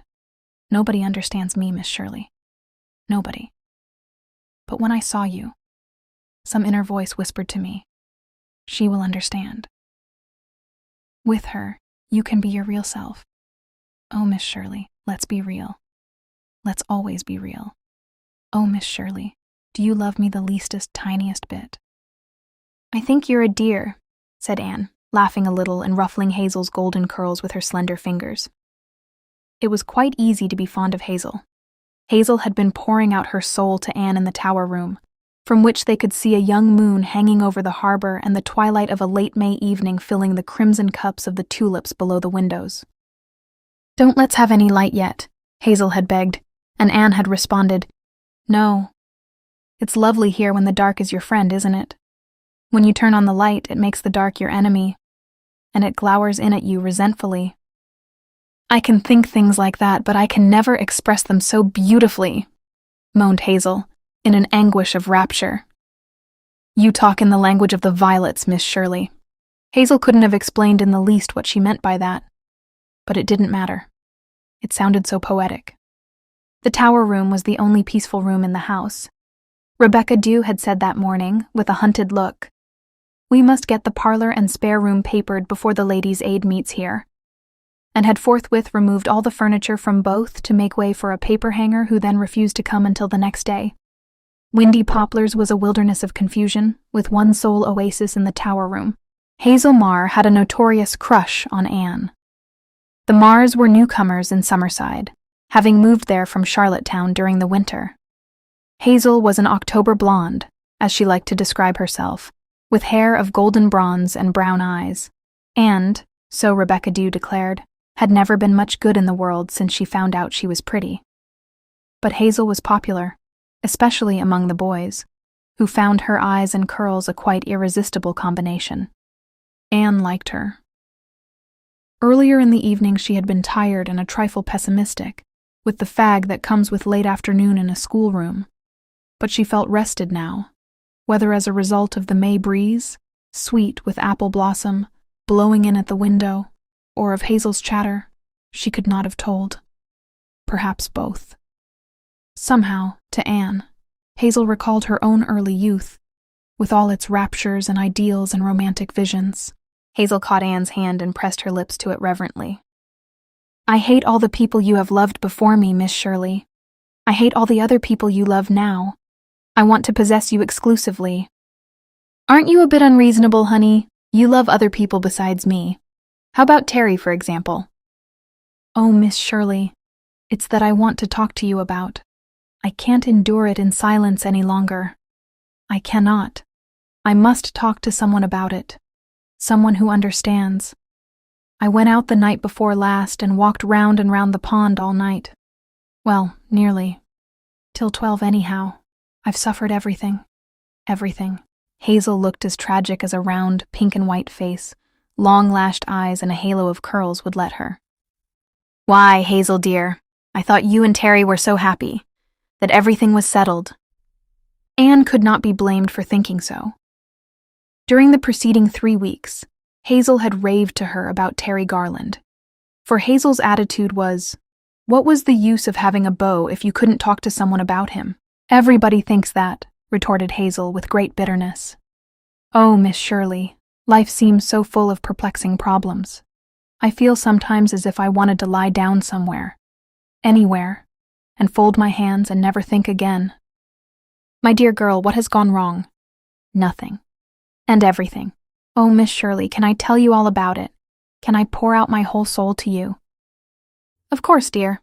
I have really no place to pour out my soul," said Hazel pathetically. "Except in my journal, of course. Will you let me show you my journal someday, Miss Shirley? It is a self-revelation. And yet I cannot write out what burns in my soul. It stifles me." Hazel clutched dramatically at her throat. "Of course I'd like to see it if you want me to. But what is this trouble between you and Terry?" "Oh, Terry! Miss Shirley, will you believe me when I tell you that Terry seems like a stranger to me? A stranger. Someone I'd never seen before," added Hazel, so that there might be no mistake. "But Hazel, I thought you loved him. You said—" "Oh, I know. I thought I loved him too, but now I know it was all a terrible mistake. Oh, Miss Shirley, you can't dream how difficult my life is. How impossible." "I know something about it," said Anne sympathetically, remembering Roy Gardner. "Oh, Miss Shirley, I'm sure I don't love him enough to marry him. I realize that now that it is too late. I was just moonlighted into thinking I loved him. If it hadn't been for the moon, I'm sure I would have asked for time to think it over. But I was swept off my feet. I can see that now. Oh, I'll run away. I'll do something desperate. But Hazel dear, if you feel you've made a mistake, why not just tell him—" "Oh, Miss Shirley, I couldn't. It would kill him. He simply adores me. There isn't any way out of it, really. And Terry's beginning to talk of getting married. Think of it. A child like me. I'm only 18. All the friends I've told about my engagement as a secret are congratulating me. And it's such a farce. They think Terry is a great catch because he comes into $10,000 when he is 25. His grandmother left it to him. As if I cared about such a sordid thing as money. Oh, Miss Shirley, why is it such a mercenary world? Why? I suppose it is mercenary in some respects, but not in all, Hazel. And if you feel like this about Terry, we all make mistakes. It's very hard to know our own minds sometimes. Oh, isn't it? I knew you'd understand. I did think I cared for him, Miss Shirley. The first time I saw him, I just sat and gazed at him the whole evening. Waves went over me when I met his eyes. He was so handsome. Though I thought even then that his hair was too curly and his eyelashes too white. That should have warned me, but I always put my soul into everything, you know. I'm so intense. I felt little shivers of ecstasy whenever he came near me. And now I feel nothing. Nothing. Oh, I've grown old these past few weeks, Miss Shirley. Old. I've hardly eaten anything since I got engaged. Mother could tell you. I'm sure I don't love him enough to marry him. Whatever else I may be in doubt about, I know that. Then you shouldn't. Even that moonlight night he proposed to me, I was thinking of what dress I'd wear to Joan Pringle's fancy dress party. I thought it would be lovely to go as Queen of the May in pale green, with a sash of darker green and a cluster of pale pink roses in my hair. And a maypole decked with tiny roses and hung with pink and green ribbons. Wouldn't it have been fetching? And then Joan's uncle had to go and die, and Joan couldn't have the party after all, so it all went for nothing. But the point is, I really couldn't have loved him when my thoughts were wandering like that, could I? I don't know. Our thoughts play us curious tricks sometimes. I really don't think I ever want to get married at all, Miss Shirley. Do you happen to have an orange wood stick handy? Thanks. My half-moons are getting ragged. I might as well do them while I'm talking. Isn't it just lovely to be exchanging confidences like this? It's so seldom one gets the opportunity. The world intrudes itself so. Well, what was I talking of? Oh yes, Terry. What am I to do, Miss Shirley? I want your advice. Oh, I feel like a trapped creature. But Hazel, it's so very simple. Oh, it isn't simple at all, Miss Shirley. It's dreadfully complicated. Mama is so outrageously pleased, but Aunt Jean isn't. She doesn't like Terry, and everybody says she has such good judgment. I don't want to marry anybody. I'm ambitious. I want a career. Sometimes I think I'd like to be a nun. Wouldn't it be wonderful to be the bride of heaven? I think the Catholic Church is so picturesque, don't you? But of course I'm not a Catholic. And anyway, I suppose you could hardly call it a career. I've always felt I'd love to be a nurse. It's such a romantic profession, don't you think? Smoothing fevered brows and all that. And some handsome millionaire patient falling in love with you and carrying you off to spend a honeymoon in a villa on the Riviera, facing the morning sun and the blue Mediterranean. I've seen myself in it. Foolish dreams perhaps, but oh so sweet. I can't give them up for the prosaic reality of marrying Terry Garland and settling down in Summerside. Hazel shivered at the very idea and scrutinized a half-moon critically. I suppose, began Anne, we haven't anything in common, you know, Miss Shirley. He doesn't care for poetry and romance, and they're my very life. Sometimes I think I must be a reincarnation of Cleopatra. Or would it be Helen of Troy? One of those languorous, seductive creatures anyhow. I have such wonderful thoughts and feelings. I don't know where I get them if that isn't the explanation. And Terry is so terribly matter-of-fact. He can't be a reincarnation of anybody. What he said when I told him about Vera Fry's quill pen proves that, doesn't it? But I never heard of Vera Fry's quill pen, said Anne patiently. Oh, haven't you? I thought I'd told you. I've told you so much. Vera's fiancé gave her a quill pen he'd made out of a feather he'd picked up that had fallen from a crow's wing. He said to her, "Let your spirit soar to heaven with it whenever you use it, like the bird who once bore it." Wasn't that just wonderful? But Terry said the pen would wear out very soon, especially if Vera wrote as much as she talked. And anyway, he didn't think crows ever soared to heaven. He just missed the meaning of the whole thing completely. Its very essence. What was its meaning? Oh, why, soaring, you know? Getting away from the clods of earth. Did you notice Vera's ring? A sapphire. I think sapphires are too dark for engagement rings. I'd rather have your dear romantic little hoop of pearls. Terry wanted to give me my ring right away, but I said not yet a while. It would seem like a fetter. So irrevocable, you know. I wouldn't have felt like that if I'd really loved him, would I? No, I'm afraid not. It's been so wonderful to tell somebody what I really feel like. Oh, Miss Shirley, if I could only find myself free again, free to seek the deeper meaning of life. Terry wouldn't understand what I meant if I said that to him. And I know he has a temper. All the Garlands have. Oh, Miss Shirley, if you would just talk to him, tell him what I feel like. He thinks you're wonderful. He'd be guided by what you say. Hazel, my dear little girl, how could I do that? I don't see why not. Hazel finished the last new moon and laid the orangewood stick down tragically.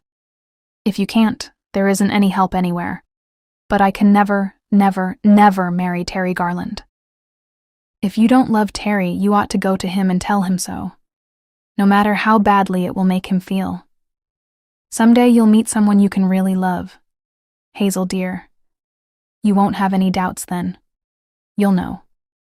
I shall never love anybody again, said Hazel, stonily calm. Love brings only sorrow. Young as I am, I have learned that. This would make a wonderful plot for one of your stories, wouldn't it, Miss Shirley? I must be going. I'd no idea it was so late. I feel so much better since I've confided in you. Touched your soul in Shadowland, as Shakespeare says. I think it was Pauline Johnson, said Anne gently. Well, I knew it was somebody who had lived. I think I shall sleep tonight, Miss Shirley. I've hardly slept since I found myself engaged to Terry, without the least notion how it had all come about. Hazel fluffed out her hair and put on her hat, a hat with a rosy lining to its brim and rosy blossoms around it. She looked so distractingly pretty in it that Anne kissed her impulsively. You're the prettiest thing, darling, she said admiringly. Hazel stood very still. Then she lifted her eyes and stared clear through the ceiling of the tower room, clear through the attic above it, and sought the stars. I shall never, never forget this wonderful moment, Miss Shirley, she murmured rapturously. I feel that my beauty, if I have any, has been consecrated. Oh, Miss Shirley, you don't know how really terrible it is to have a reputation for beauty and to be always afraid that when people meet you they will not think you as pretty as you were reported to be. It's torture. Sometimes I just die of mortification because I fancy I can see they're disappointed. Perhaps it's only my imagination. I'm so imaginative. Too much so for my own good, I fear. I imagined I was in love with Terry, you see. Oh, Miss Shirley, can you smell the apple blossom fragrance? Having a nose, Anne could. Isn't it just divine? I hope heaven will be all flowers. One could be good if one lived in a lily, couldn't one? I'm afraid it might be a little confining, said Anne perversely. Oh, Miss Shirley, don't be sarcastic with your little adorer. Sarcasm just shrivels me up like a leaf. I see she hasn't talked you quite to death, said Rebecca Dew, when Anne had come back after seeing Hazel to the end of Spook's Lane. I don't see how you put up with her. I like her, Rebecca. I really do. I was a dreadful little chatterbox when I was a child. I wonder if I sounded as silly to the people who had to listen to me as Hazel does sometimes. I didn't know you when you was a child, but I'm sure you didn't, said Rebecca. Because you would mean what you said no matter how you expressed it, and Hazel Marr doesn't. She's nothing but skim milk pretending to be cream. Oh, of course she dramatizes herself a bit as most girls do, but I think she means some of the things she says, said Anne, thinking of Terry. Perhaps it was because she had a rather poor opinion of the said Terry that she believed Hazel was quite in earnest in all she said about him. Anne thought Hazel was throwing herself away on Terry in spite of the 10,000 he was coming into. Anne considered Terry a good-looking, rather weak youth who would fall in love with the first pretty girl who made eyes at him, and would, with equal facility, fall in love with the next one if number one turned him down or left him alone too long. Anne had seen a good deal of Terry that spring, for Hazel had insisted on her playing gooseberry frequently, and she was destined to see more of him. For Hazel went to visit friends in Kingsport, and during her absence, Terry rather attached himself to Anne, taking her out for rides and seeing her home from places. They called each other Anne and Terry, for they were about the same age, although Anne felt quite motherly towards him. Terry felt immensely flattered that the clever Miss Shirley seemed to like his companionship, and he became so sentimental the night of May Connolly's party, in a moonlit garden where the shadows of the acacias blew crazily about, that Anne amusedly reminded him of the absent Hazel. "Oh, Hazel," said Terry, "and that child—" "You're engaged to that child, aren't you?" said Anne severely. "Not really engaged. Nothing but some boy and girl nonsense. I guess I was just swept off my feet by the moonlight." Anne did a bit of rapid thinking. If Terry really cared so little for Hazel as this, the child was far better freed from him. Perhaps this was a heaven-sent opportunity to extricate them both from the silly tangle they had got themselves into, and from which neither of them, taking things with all the deadly seriousness of youth, knew how to escape. "Of course," went on Terry, misinterpreting her silence. "I'm in a bit of a predicament, I'll own. I'm afraid Hazel has taken me a little bit too seriously, and I don't just know the best way to open her eyes to her mistake." Impulsive Anne assumed her most maternal look. "Terry, you are a couple of children playing at being grown up. Hazel doesn't really care anything more for you than you do for her. Apparently the moonlight affected both of you. She wants to be free but is afraid to tell you so for fear of hurting your feelings. She's just a bewildered, romantic girl, and you're a boy in love with love, and someday you'll both have a good laugh at yourselves." "I think I've put that very nicely," thought Anne complacently. Terry drew a long breath. "You've taken a weight off my mind, Anne. Hazel's a sweet little thing, of course. I hated to think of hurting her, but I've realized our mistake for some weeks. When one meets a woman, You're not going in yet, Anne.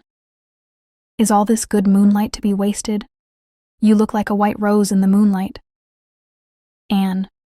But Anne had flown. Chapter 11.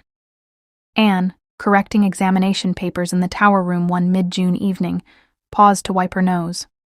She had wiped it so often that evening that it was rosy red and rather painful. The truth was that Anne was the victim of a very severe and very unromantic cold in the head. It would not allow her to enjoy the soft green sky behind the hemlocks of the evergreens, the silver-white moon hanging over the Storm King, the haunting perfume of the lilacs below her window, or the frosty blue-penciled irises in the vase on her table. It darkened all her past and overshadowed all her future. "A cold in the head in June is an immoral thing," she told Dusty Miller, who was meditating on the windowsill. "But in 2 weeks from today I'll be in dear Green Gables instead of stewing here over examination papers full of howlers and wiping a worn-out nose. Think of it, Dusty Miller." Apparently, Dusty Miller thought of it. He may also have thought that the young lady who was hurrying along Spook's Lane and down the road and along the perennial path looked angry and disturbed and un-June-like. It was Hazel Marr, only a day back from Kingsport, and evidently a much disturbed Hazel Marr, who, a few minutes later, burst stormily into the tower room without waiting for a reply to her sharp knock. "Why, Hazel, dear." "Curse you. Are you back from Kingsport already? I didn't expect you till next week." "No, I suppose you didn't," said Hazel sarcastically. "Yes, Miss Shirley, I am back. And what do I find? That you have been doing your best to lure Terry away from me, and all but succeeding." "Hazel! Curse you!" "Oh, I know it all. You told Terry I didn't love him, that I wanted to break our engagement. Our sacred engagement." "Hazel! Child! Curse you!" "Oh yes, sneer at me. Sneer at everything. But don't try to deny it. You did it. And you did it deliberately." "Of course I did. You asked me to." "I asked you to." "Here, in this very room, you told me you didn't love him and could never marry him." "Oh, just a mood, I suppose. I never dreamed you'd take me seriously. I thought you would understand the artistic temperament. Your age is older than I am, of course, but even you can't have forgotten the crazy ways girls talk. Feel. You who pretended to be my friend." "This must be a nightmare," thought poor Anne, wiping her nose. "Sit down, Hazel. Do. Sit down." Hazel flew wildly up and down the room. "How can I sit down? How can anybody sit down when her life is in ruins all about her? Oh, if that is what being old does to you, jealous of younger people's happiness and determined to wreck it, I shall pray never to grow old." Anne's hand suddenly tingled to box Hazel's ears with a strange, horrible, primitive tingle of desire. She slew it so instantly that she would never believe afterwards that she had really felt it. but she did think a little gentle chastisement was indicated. "If you can't sit down and talk sensibly, Hazel, I wish you would go away." A very violent curfew. "I have work to do." Sniff, sniff, snuffle. "I am not going away till I have told you just what I think of you. Oh, I know I've only myself to blame. I should have known. I did know. I felt instinctively the first time I saw you that you were dangerous. That red hair and those green eyes. But I never dreamed you'd go so far as to make trouble between me and Terry. I thought you were a Christian at least. I never heard of anyone doing such a thing. Well, you've broken my heart, if that is any satisfaction to you." "You little goose. I won't talk to you. Oh, Terry and I were so happy before you spoiled everything. I was so happy. The first girl of my set to be engaged. I even had my wedding all planned out. 4 bridesmaids in lovely pale blue silk dresses with black velvet ribbon on the flounces. So chic. Oh, I don't know if I hate you the most or pity you the most. Oh, how could you treat me like this? After I've loved you so, trusted you so, believed in you so." Hazel's voice broke. Her eyes filled with tears. She collapsed on a rocking chair. "You can't have many exclamation points left," thought Anne, "but no doubt the supply of italics is inexhaustible. This will just about kill poor Mama," sobbed Hazel. She was so pleased. Everybody was so pleased. They all thought it an ideal match. Oh, can anything ever again be like it used to be? "Wait till the next moonlight night and try," said Anne gently. "Oh yes, laugh, Miss Shirley. Laugh at my suffering. I have not the least doubt that you find it all very amusing. Very amusing indeed. You don't know what suffering is. It is terrible. Terrible." Anne looked at the clock and sneezed. "Then don't suffer," she said unpityingly. "I will suffer. My feelings are very deep. Of course a shallow soul wouldn't suffer. But I am thankful I am not shallow whatever else I am. Have you any idea what it means to be in love, Miss Shirley? Really, terribly, deeply, wonderfully in love? And then to trust and be deceived? I went to Kingsport so happy, loving all the world. I told Terry to be good to you while I was away, not to let you be lonesome. I came home last night so happy. And he told me he didn't love me any longer, that it was all a mistake, and that you had told him I didn't care for him any longer, and wanted to be free." "My intentions were honorable," said Anne, laughing. Her impish sense of humor had come to her rescue, and she was laughing as much at herself as at Hazel. "Oh, how did I live through the night?" said Hazel wildly. "I just walked the floor, and you don't know. You can't even imagine what I've gone through today. I've had to sit and listen, actually listen, to people talking about Terry's infatuation for you. Oh, people have been watching you. They know what you've been doing. And why? Why? That is what I cannot understand. You had your own lover. Why couldn't you have left me mine? What had you against me? What had I ever done to you?" "I think," said Anne, thoroughly exasperated, "that you and Terry both need a good spanking. If you weren't too angry to listen to reason—" "Oh, I'm not angry, Miss Shirley. Only hurt. Terribly hurt," said Hazel in a voice positively foggy with tears. "I feel that I have been betrayed in everything, in friendship as well as in love. Well, they say after your heart is broken, you never suffer anymore. I hope it's true, but I fear it isn't. What has become of your ambition, Hazel? And what about the millionaire patient and the honeymoon villa on the blue Mediterranean? I'm sure I don't know what you're talking about, Miss Shirley. I'm not a bit ambitious. I'm not one of those dreadful new women. My highest ambition was to be a happy wife and make a happy home for my husband. Was. To think it should be in the past tense. Well, it doesn't do to trust anyone. I've learned that. A bitter, bitter lesson." Hazel wiped her eyes and Anne wiped her nose, and Dusty Miller glared at the evening star with the expression of a misanthrope. "You'd better go, I think, Hazel. I'm really very busy and I can't see that there is anything to be gained by prolonging this interview." Hazel walked to the door with the air of Mary Queen of Scots advancing to the scaffold and turned there dramatically. "Farewell, Miss Shirley. I leave you to your conscience." Anne, left alone with her conscience, laid down her pen, sneezed 3 times, and gave herself a plain talking to. "You may be a BA, Anne Shirley, but you have a few things to learn yet. Things that even Rebecca Dew could have told you. Did tell you. Be honest with yourself, my dear girl, and take your medicine like a gallant lady. Admit that you were carried off your feet by flattery. Admit that you really liked Hazel's professed adoration for you. Admit you found it pleasant to be worshipped. Admit that you liked the idea of being a sort of dia ex machina, saving people from their own folly when they didn't in the least want to be saved from it. And having admitted all this, and feeling wiser and sadder and a few thousand years older, pick up your pen and proceed with your examination papers, pausing to note in passing that Myra Pringle thinks a seraph is an animal that abounds in Africa. Chapter 12. A week later, a letter came for Anne, written on pale blue paper edged with silver.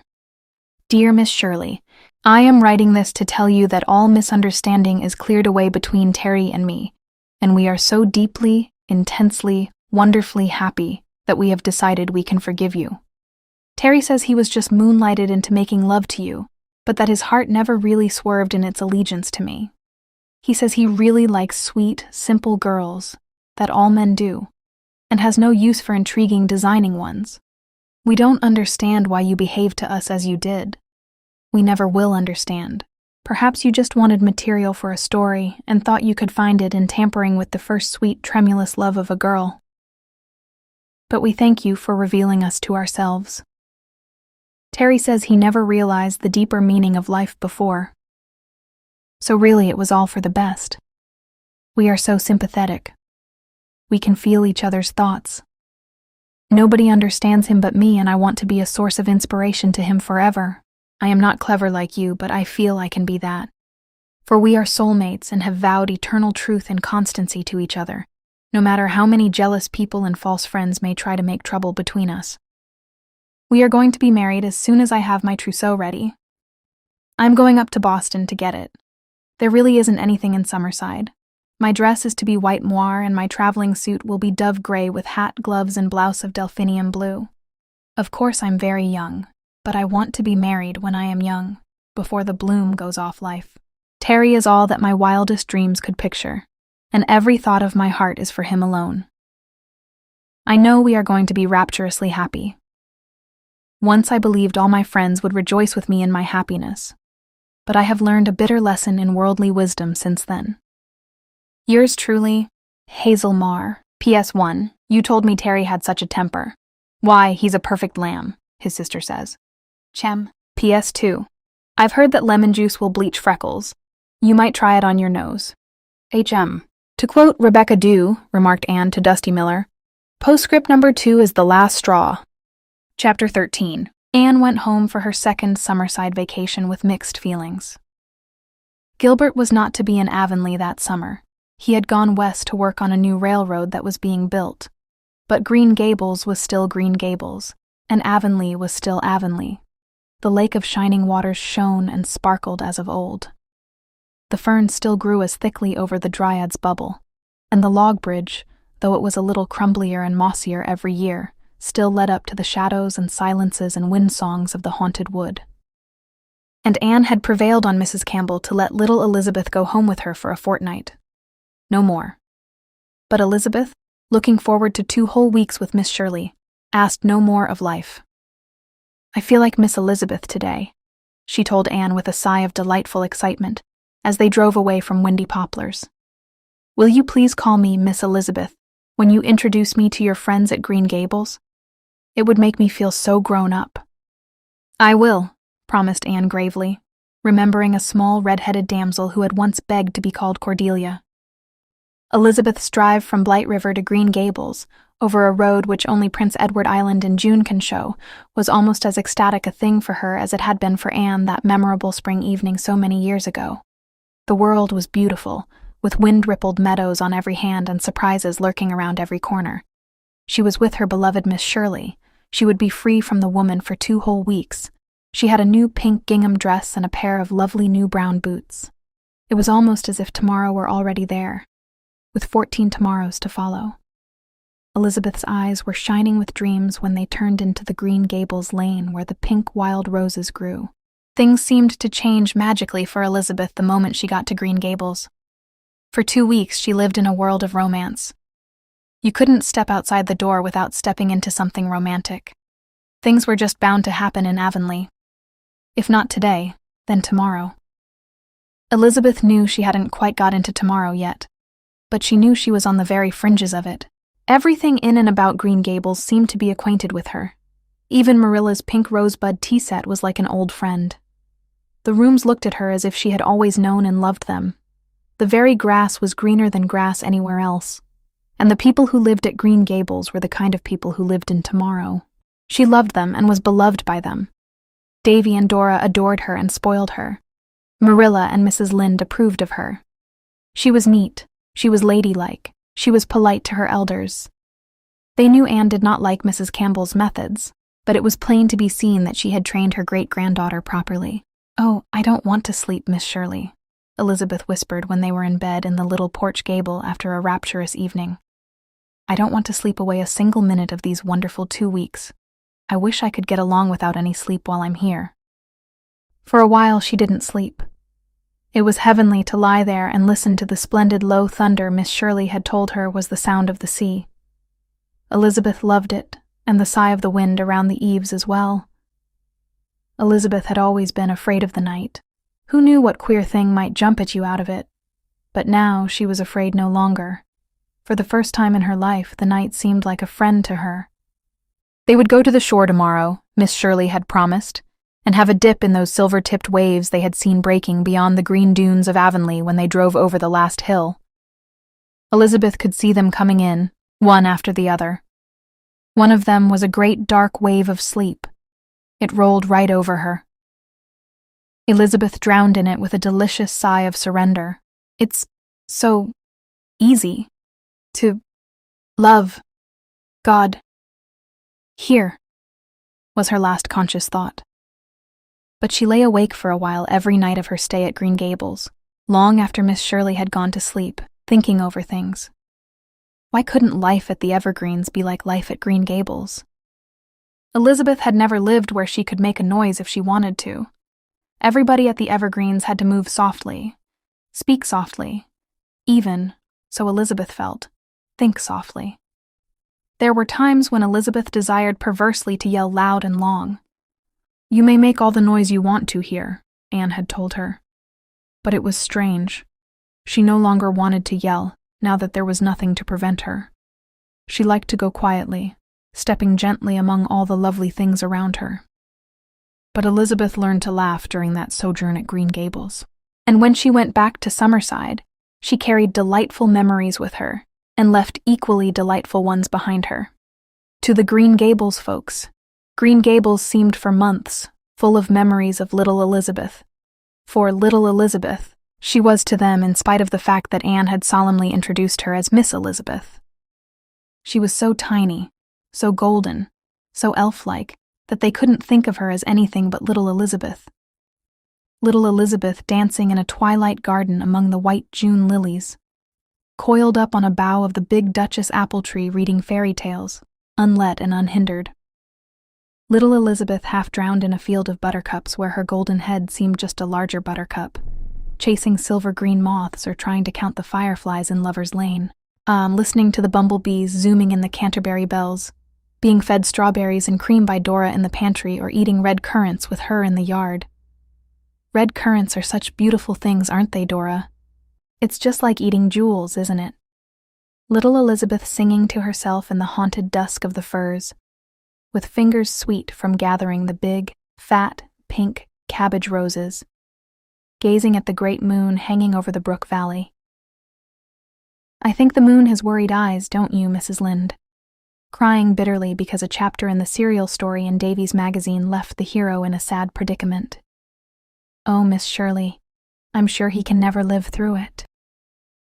Little Elizabeth curled up, all flushed and sweet like a wild rose, for an afternoon nap on the kitchen sofa with Dora's kittens cuddled about her, shrieking with laughter to see the wind blowing the dignified old hens' tails over their backs. Could it be little Elizabeth laughing like that? Helping Anne frost cupcakes, Mrs. Lynde cut the patches for a new double Irish chain quilt, and Dora rubbed the old brass candlesticks till they could see their faces in them, cutting out tiny biscuits with a thimble under Marilla's tutelage. Why, the Green Gables folks could hardly look at a place or thing without being reminded of little Elizabeth. I wonder if I'll ever have such a happy fortnight again, thought little Elizabeth as she drove away from Green Gables. The road to the station was just as beautiful as it had been 2 weeks before, but half the time little Elizabeth couldn't see it for tears. "I couldn't have believed I'd miss a child so much," said Mrs. Lynde. When little Elizabeth went, Catherine Brooke and her dog came for the rest of the summer. Catherine had resigned from the staff of the high school at the close of the year and meant to go to Redmond in the fall to take a secretarial course at Redmond University. Anne had advised this. "I know you'd like it, and you've never liked teaching," said the latter, as they sat one evening in a ferny corner of a clover field and watched the glories of a sunset sky. "Life owes me something more than it has paid me, and I'm going out to collect it," said Catherine decidedly. "I feel so much younger than I did this time last year," she added with a laugh. "I'm sure it's the best thing for you to do, but I hate to think of Summerside and the High without you. What will the tower room be like next year without our evenings of confab and argument, and our hours of foolishness when we turned everybody and everything into a joke?" Part 3. The Third Year. Chapter 1. Windy Poplars, Spooks Lane. September 8th, dearest. The summer is over. The summer in which I have seen you only that weekend in May. And I am back at Windy Poplars for my third and last year in Summerside High. Catherine and I had a delightful time together at Green Gables, and I'm going to miss her dreadfully this year. The new junior teacher is a jolly little personage, chubby and rosy and friendly as a puppy. But somehow there's nothing more to her than that. She has sparkling, shallow blue eyes with no thought behind them. I like her. I'll always like her. Neither more nor less. There's nothing to discover in her. There was so much to discover in Catherine when you once got past her guard. There is no change at Windy Poplars. Yes, there is. The old red cow has gone to her long home, so Rebecca Dew sadly informed me when I came down to supper Monday night. The widows have decided not to bother with another one, but to get milk and cream from Mr. Cherry. This means that little Elizabeth will come no more to the garden gate for her new milk. But Mrs. Campbell seems to have grown reconciled to her coming over here when she wants to, so that does not make so much difference now. And another change is brewing. Aunt Kate told me, much to my sorrow, that they have decided to give Dusty Miller away as soon as they can find a suitable home for him. When I protested, she said they were really driven to it for peace sake. Rebecca Dew has been constantly complaining about him all summer, and there seems to be no other way of satisfying her. Poor Dusty Miller. And he is such a nice, prowly, purry darling. Tomorrow being Saturday, I'm going to look after Mrs. Raymond's twins while she goes to Charlottetown to the funeral of some relative. Mrs. Raymond is a widow who came to our town last winter. Rebecca Dew and the Windy Poplars widows. Really, Summerside is a great place for widows. Think her a little too grand for Summerside, but she was really a wonderful help to Catherine and me in our dramatic club activities. One good turn deserves another. Gerald and Geraldine are 8 and are a pair of angelic-looking youngsters, but Rebecca Dew pulled a mouth, to use one of her own expressions, when I told her what I was going to do. But I love children, Rebecca. Children, yes, but them's holy terrors, Miss Shirley. Mrs. Raymond doesn't believe in punishing children no matter what they do. She says she's determined they'll have a natural life.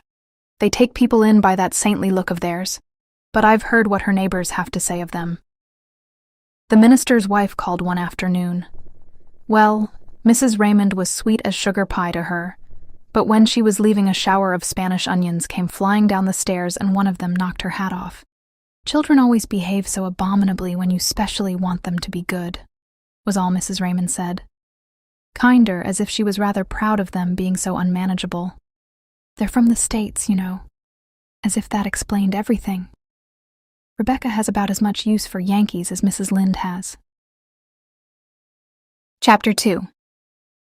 Saturday forenoon, Anne betook herself to the pretty, old-fashioned cottage on a street that straggled out into the country, where Mrs. Raymond and her famous twins lived. Mrs. Raymond was all ready to depart, rather gaily dressed for a funeral, perhaps, especially with regard to the beflowered hat perched on top of the smooth brown waves of hair that flowed around her head, but looking very beautiful. The 8-year-old twins, who had inherited her beauty, were sitting on the stairs, their delicate faces wreathed with a quite cherubic expression. They had complexions of pink and white, large china blue eyes, and aureoles of fine, fluffy, pale yellow hair. They smiled with engaging sweetness when their mother introduced them to Anne and told them that dear Miss Shirley had been so kind as to come and take care of them while Mother was away at dear Auntie Ella's funeral, and of course they would be good and not give her one teeny-weeny bit of trouble, wouldn't they, darlings? The darlings nodded gravely and contrived, though it hadn't seemed possible, to look more angelic than ever. Mrs. Raymond took Anne down the walk to the gate with her. "They're all I've got now," she said pathetically. "Perhaps I may have spoiled them a little. I know people say I have. People always know so much better how you ought to bring up your children than you know yourself. Haven't you noticed, Miss Shirley? But I think loving is better than spanking any day. Don't you, Miss Shirley? I'm sure you will have no trouble with them. Children always know whom they can play on, and whom they can't, don't you think? That poor old Miss Prudy up the street. I had her to stay with them one day, but the poor darlings couldn't bear her, so of course they teased her a good bit. You know what children are. She has revenged herself by telling the most ridiculous tales about them all over town. But they'll just love you, and I know they'll be angels. Of course they have high spirits. But children should have, don't you think? It's so pitiful to see children with a cowed appearance, isn't it? I like them to be natural, don't you? Too good children don't seem natural, do they? Don't let them sail their boats in the bathtub or go wading in the pond, will you? I'm so afraid of them catching cold. Their father died of pneumonia. Mrs. Raymond's large blue eyes looked as if they were going to overflow, but she gallantly blinked the tears away. Don't worry if they quarrel a little. Children always do quarrel, don't you think? But if any outsider attacks them, my dear, they really just worship each other, you know. I could have taken one of them to the funeral, but they simply wouldn't hear of it. They've never been separated a day in their lives. And I couldn't look after twins at a funeral, could I now? Don't worry, Mrs. Raymond, said Anne kindly. I'm sure Gerald and Geraldine and I will have a beautiful day together. I love children. I know it. I felt sure the minute I saw you that you loved children. One can always tell, don't you think? There's something about a person who loves children. Poor old Miss Prudy detests them. She looks for the worst in children, and so of course she finds it. You can't conceive what a comfort it is to me to reflect that my darlings are under the care of one who loves and understands children. I'm sure I'll quite enjoy the day. You might take us to the funeral, shrieked Gerald, suddenly sticking his head out of an upstairs window. We never have any fun like that. Oh, they're in the bathroom, exclaimed Mrs. Raymond tragically. Dear Miss Shirley, please go and take them out. Gerald, darling, you know Mother couldn't take you both to the funeral. Oh, Miss Shirley, he's got that coyote skin from the parlor floor tied round his neck by the paws again. He'll ruin it. Please make him take it off at once. I must hurry or I'll miss the train. Mrs. Raymond sailed elegantly away, and Anne ran upstairs to find that the angelic Geraldine had grasped her brother by the legs and was apparently trying to hurl him bodily out of the window. Miss Shirley, make Gerald stop putting out his tongue at me, she demanded fiercely. Does it hurt you? Asked Anne smilingly. Well, he's not going to put out his tongue at me, retorted Geraldine, darting a baleful look at Gerald, who returned it with interest. My tongue's my own, and you can't stop me from putting it out when I like. Can she, Miss Shirley? Anne ignored the question. Twins, dear, it's just an hour till lunchtime. Shall we go and sit in the garden and play games and tell stories? And Gerald, won't you put that coyote skin back on the floor? But I want to play wolf, said Gerald. He wants to play wolf, cried Geraldine, suddenly aligning herself on her brother's side. We want to play wolf, they both cried together. A peal from the doorbell cut the knot of Anne's dilemma. Come on and see who it is, cried Geraldine. They flew to the stairs, and by reason of sliding down the banisters, got to the front door much quicker than Anne, the coyote skin coming unloosed and drifting away in the process. "We never buy anything from peddlers," Gerald told the lady standing on the doorstone. "Can I see your mother?" asked the caller. "No, you can't. Mother's gone to Aunt Ella's funeral. Miss Shirley's looking after us. That's her coming down the stairs. She'll make you scat." Anne did feel rather like making the caller scat when she saw who it was. Miss Pamela Drake was not a popular caller in Summerside. She was always canvassing for something, and it was generally quite impossible to get rid of her unless you bought it, since she was utterly impervious to snubs and hints, and had apparently all the time in the world at her command. This time she was taking orders for an encyclopedia, something no schoolteacher could afford to be without. Vainly, Anne protested that she did not need an encyclopedia. The high school already possessed a very good one. 10 years out of date," said Miss Pamela firmly. "We'll just sit down here on this rustic bench, Miss Shirley, and I'll show you my prospectus." "I'm afraid I haven't time, Miss Drake. I have the children to look after." "It won't take but a few minutes. I've been meaning to call on you, Miss Shirley, and I call it real fortunate to find you here. Run away and play, children, while Miss Shirley and I skim over this beautiful prospectus." "Mother's hired Miss Shirley to look after us," said Geraldine with a toss of her aerial curls. But Gerald had tugged her backward and they slammed the door shut. "You see, Miss Shirley, what this encyclopedia means. Look at the beautiful paper. Feel it. The splendid engravings. No other encyclopedia on the market has half the number of engravings. The wonderful print. A blind man could read it, and all for $80, $8 down, and $8 a month till it's all paid. You'll never have such another chance. We're just doing this to introduce it. Next year it will be 120. "But I don't want an encyclopedia, Miss Drake," said Anne desperately. "Of course you want an encyclopedia. Everyone wants an encyclopedia. A national encyclopedia. I don't know how I lived before I became acquainted with the National Encyclopedia. Live? I didn't live. I merely existed. Look at that engraving of the cassowary, Miss Shirley. Did you ever really see a cassowary before? But Miss Drake, if you think the term's a little too onerous, I feel sure I can make a special arrangement for you, being a school teacher, 6 a month instead of 8. You simply can't refuse an offer like that, Miss Shirley." Anne almost felt she couldn't. Wouldn't it be worth $6 a month to get rid of this terrible woman who had so evidently made up her mind not to go until she had got an order? Besides, what were the twins doing? They were alarmingly quiet. Suppose they were sailing their boats in the bathtub, or had sneaked out of the back door and gone wading in the pond. She made one more pitiful effort to escape. "I'll think this over, Miss Drake, and let you know. There's no time like the present," said Miss Drake, briskly getting out her fountain pen. "You know you're going to take the national, so you might just as well sign for it now as any other time. Nothing is ever gained by putting things off. The price may go up any moment, and then you'd have to pay 120. Sign here, Miss Shirley." Anne felt the fountain pen being forced into her hand. Another moment. And then there was such a blood-curdling shriek from Miss Drake that Anne dropped the fountain pen under the clump of golden glow that flanked the rustic seat, and gazed in amazed horror at her companion. Was that Miss Drake? That indescribable object, hatless, spectacleless, almost hairless? Hat, spectacles, false front were floating in the air above her head, halfway up to the bathroom window, out of which 2 golden heads were hanging. Gerald was grasping a fishing rod, to which were tied 2 cords ending in fishhooks. By what magic he had contrived to make a triple catch, only he could have told. Probably it was sheer luck. Anne flew into the house and upstairs. By the time she reached the bathroom, the twins had fled.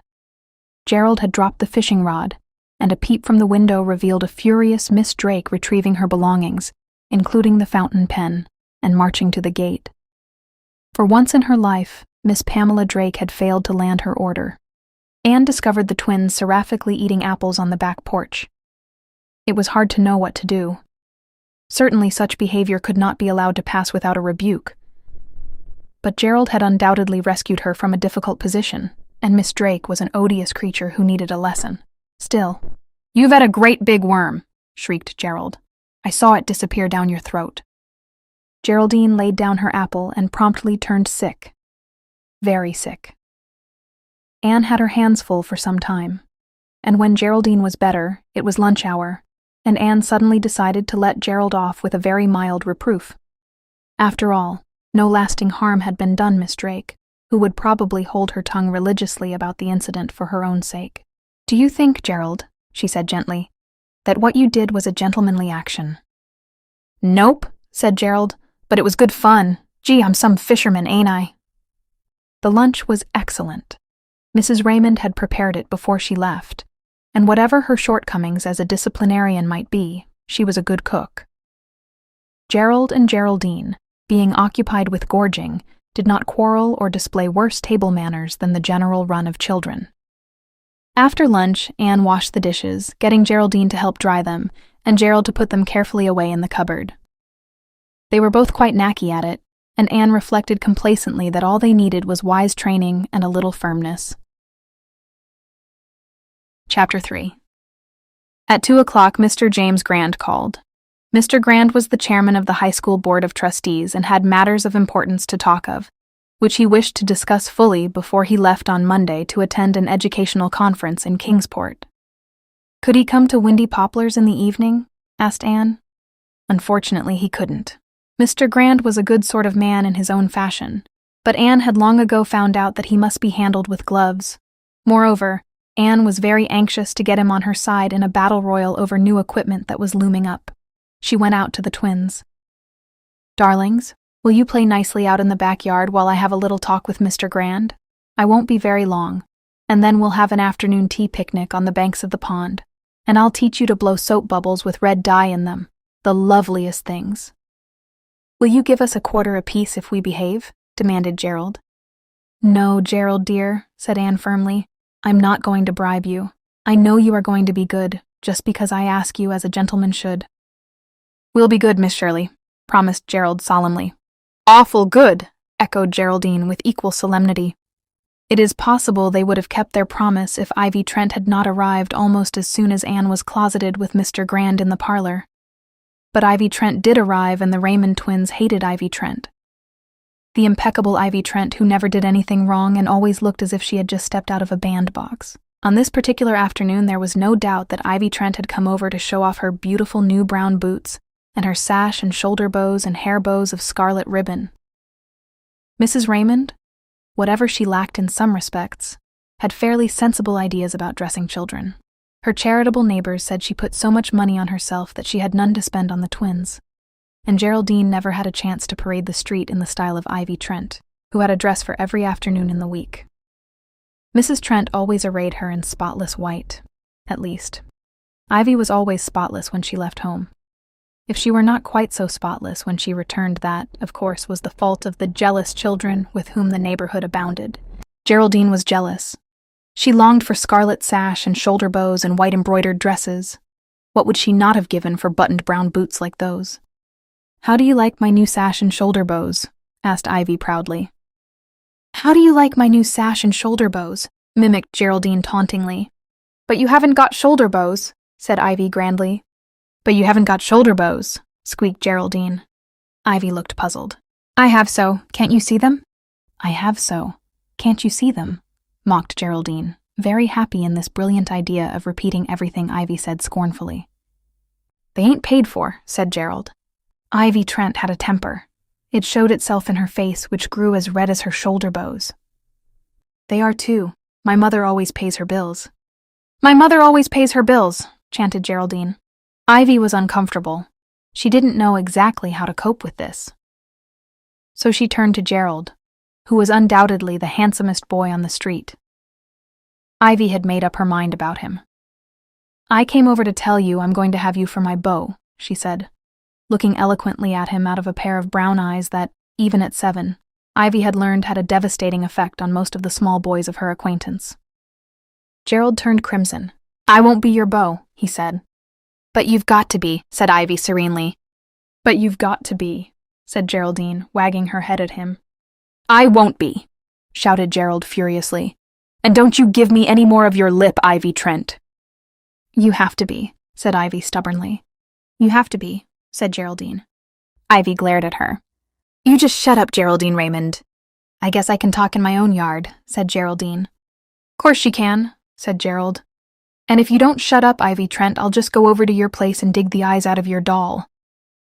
My mother would spank you if you did, cried Ivy. Oh, she would she? Well, do you know what my mother would do to her if she did? She'd just sock her on the nose.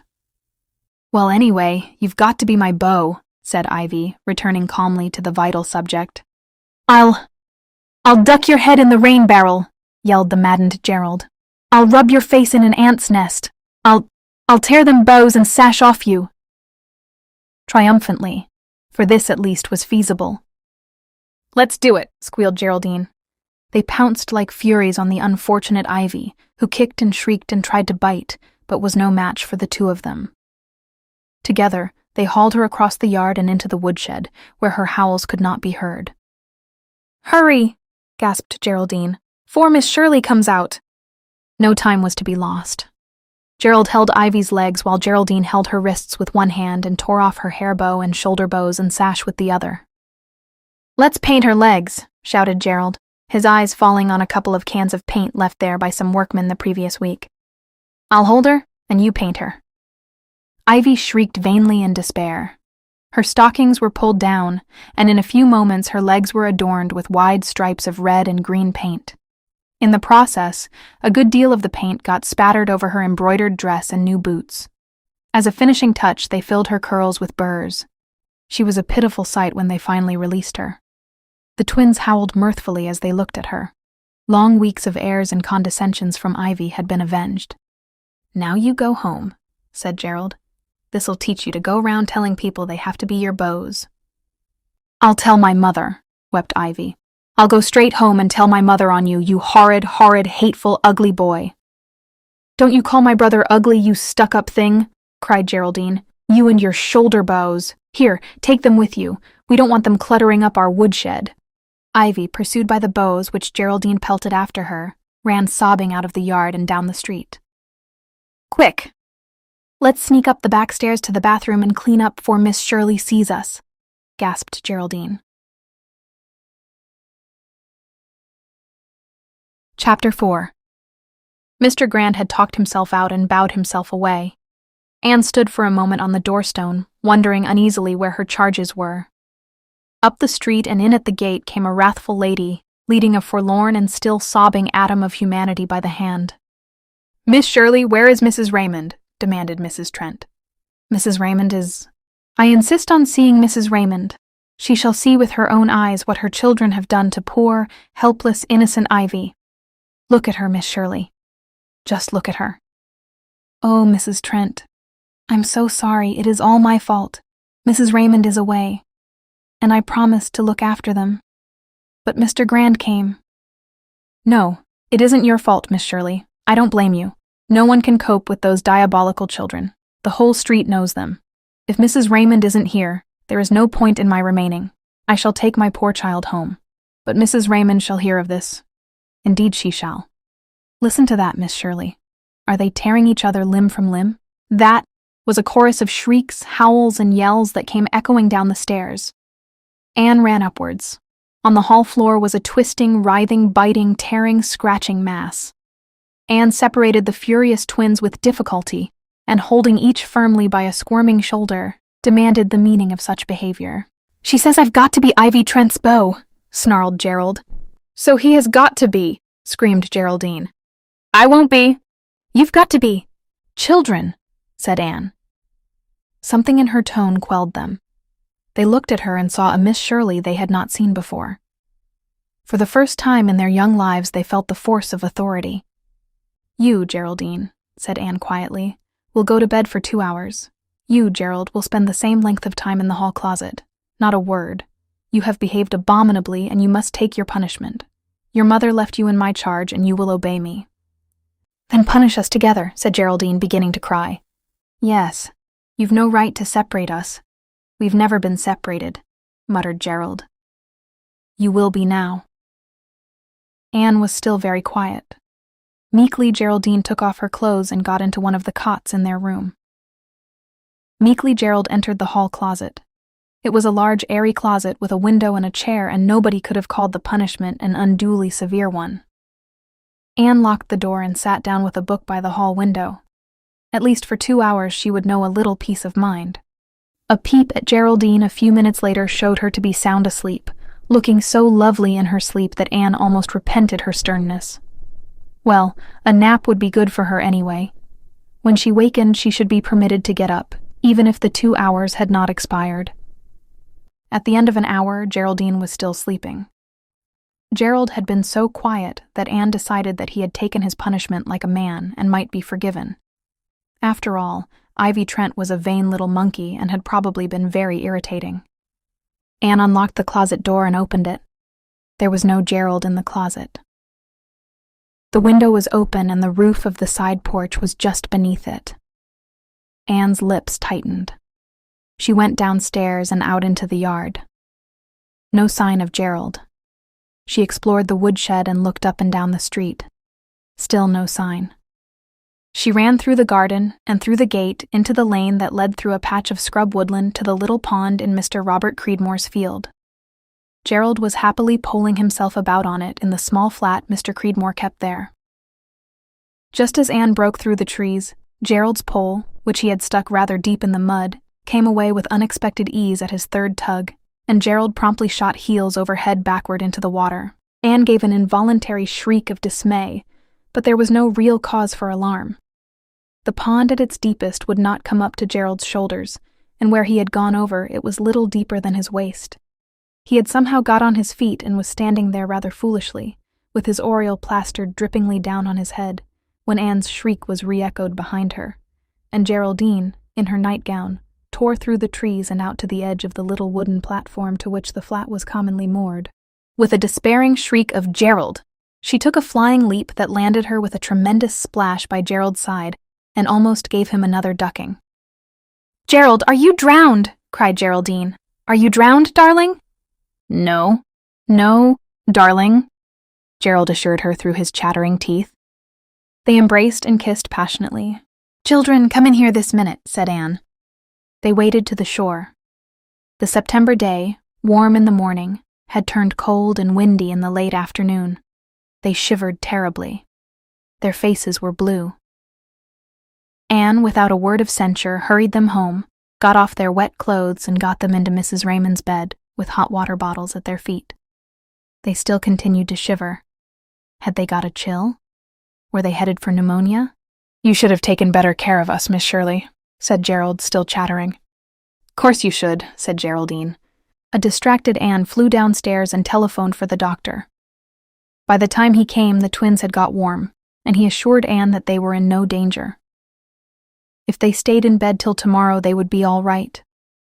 He met Mrs. Raymond coming up from the station on the way back, and it was a pale, almost hysterical lady who presently rushed in. "Oh, Miss Shirley, how could you have let my little treasures get into such danger?" "That's just what we told her, Mother," chorused the twins. "I trusted you. I told you." "I hardly see how I was to blame, Mrs. Raymond," said Anne with eyes as cold as gray mist. "You will realize this, I think, when you are calmer. The children are quite all right. I simply sent for the doctor as a precautionary measure. If Gerald and Geraldine had obeyed me, this would not have happened." "I thought a teacher would have a little authority over children," said Mrs. Raymond bitterly. "Over children, perhaps, but not young demons," thought Anne. She said only, "Since you are here, Mrs. Raymond, I think I will go home. I don't think I can be of any further service, and I have some schoolwork to do this evening." As one child, the twins hurled themselves out of bed and flung their arms around her. "I hope there'll be a funeral every week," cried Gerald, "'cause I like you, Miss Shirley, and I hope you'll come and look after us every time Mother goes away." "So do I," said Geraldine. "I like you ever so much better than Miss Prudy." "Oh, ever so much," said Geraldine. "Will you put us in a story?" demanded Gerald. "Oh, do," said Geraldine. "I'm sure you meant well," said Mrs. Raymond tremulously. "Thank you," said Anne icily, trying to detach the twins' clinging arms. "Oh, don't let's quarrel about it," begged Mrs. Raymond, her enormous eyes filling with tears. "I can't endure quarreling with anybody." Certainly not. Anne was at her stateliest, and Anne could be very stately. I don't think there is the slightest necessity for quarreling. I think Gerald and Geraldine have quite enjoyed the day, though I don't suppose poor little Ivy Trent did." Anne went home feeling years older. "To think I ever thought Davy was mischievous," she reflected. She found Rebecca in the twilight garden gathering late pansies. "Rebecca do. I used to think the adage, 'Children should be seen and not heard,' entirely too harsh, but I see its points now." "My poor darling, I'll get you a nice supper," said Rebecca Dew, and did not say, "I told you so." Chapter 5. Extract from Letter to Gilbert. "Mrs. Raymond came down last night, and with tears in her eyes, begged me to forgive her for her hasty behavior. If you knew a mother's heart, Miss Shirley, you would not find it hard to forgive." I didn't find it hard to forgive as it was. There is really something about Mrs. Raymond I can't help liking, and she was a duck about the dramatic club. Just the same, I did not say, "Any Saturday you want to be away, I'll look after your offspring." One learns by experience, even a person so incorrigibly optimistic and trustful as myself. I find that a certain section of Summerside society is at present very much exercised over the loves of Jarvis Morrow and Dovey Westcott, who, as Rebecca Dew says, have been engaged for over a year, but can't get any forwarder. Aunt Kate, who is a distant aunt of Dovey's. To be exact, I think she's the aunt of a second cousin of Dovey's on the mother's side, is deeply interested in the affair because she thinks Jarvis is such an excellent match for Dovey. And also, I suspect, because she hates Franklin Westcott and would like to see him routed, horse, foot, and artillery. Not that Aunt Kate would admit she hated anybody, but Mrs. Franklin Westcott was a very dear girlhood friend of hers, and Aunt Kate solemnly avers that he murdered her. I am interested in it, partly because I'm very fond of Jarvis and moderately fond of Dovey, and partly I begin to suspect because I am an inveterate meddler in other people's business, always with excellent intentions, of course. The situation is briefly this. Franklin Westcott is a tall, somber, hard-bitten merchant, close and unsociable. He lives in a big, old-fashioned house called Elmcroft, just outside the town on the Upper Harbor Road. I have met him once or twice, but really know very little about him, except that he has an uncanny habit of saying something, and then going off into a long chuckle of soundless laughter. He has never gone to church since hymns came in, and he insists on having all his windows open even in winter storms. I confess to a sneaking sympathy with him in this, but I am probably the only person in Summerside who would. He has got into the habit of being a leading citizen, and nothing municipal dares to be done without his approval. His wife is dead. It is common report that she was a slave, unable to call her soul her own. Franklin told her, it is said, when he brought her home that he would be master. Dovey, whose real name is Sybil, is his only child, a very pretty, plump, lovable girl of 19, with a red mouth always falling a little open over her small white teeth, glints of chestnut in her brown hair, alluring blue eyes and sooty lashes so long you wonder if they can be real. Jen Pringle says it is her eyes Jarvis is really in love with. Jen and I have actually talked the affair over. Jarvis is her favorite cousin. In passing, you wouldn't believe how fond Jen is of me. And I of Jen. She's really the cutest thing. Franklin Westcott has never allowed Dovey to have any beaux, and when Jarvis Morrow began to pay her attention, he forbade him the house and told Dovey there was to be no more running round with that fellow. But the mischief had been done. Dovey and Jarvis were already fathoms deep in love. Everybody in town is in sympathy with the lovers. Franklin Westcott is really unreasonable. Jarvis is a successful young lawyer, of good family, with good prospects, and a very nice, decent lad in himself. Nothing could be more suitable, declares Rebecca Dew. Jarvis Morrow could have any girl he wanted in Summerside. Franklin Westcott has just made up his mind that Dovey is to be an old maid. He wants to be sure of a housekeeper when Aunt Maggie dies. Isn't there anyone who has any influence with him? I asked. Nobody can argue with Franklin Westcott. He's too sarcastical, and if you get the better of him, he throws a tantrum. I've never seen him in one of his tantrums, but I've heard Miss Prouty describe how he acted one time she was there sewing. He got mad over something. Nobody knew what. He just grabbed everything in sight and flung it out of the window. Milton's poems went flying clean over the fence into George Clark's lily pond. He's always kind of had a grudge at life. Miss Prouty says her mother told her that the yelps of him when he was born passed anything she ever heard. I suppose God has some reason for making men like that, but you'd wonder. No, I can't see any chance for Jarvis and Dovey unless they elope. It's a kind of low-down thing to do, though there's been a terrible lot of romantic nonsense talked about eloping. But this is a case where anybody would excuse it. I don't know what to do, but I must do something. I simply can't sit still and see people make a mess of their lives under my very nose, no matter how many tantrums Franklin Westcott takes. Jarvis Morrow is not going to wait forever. Rumor has it that he is getting out of patience already, and has been seen savagely cutting Dovey's name out of a tree on which he had cut it.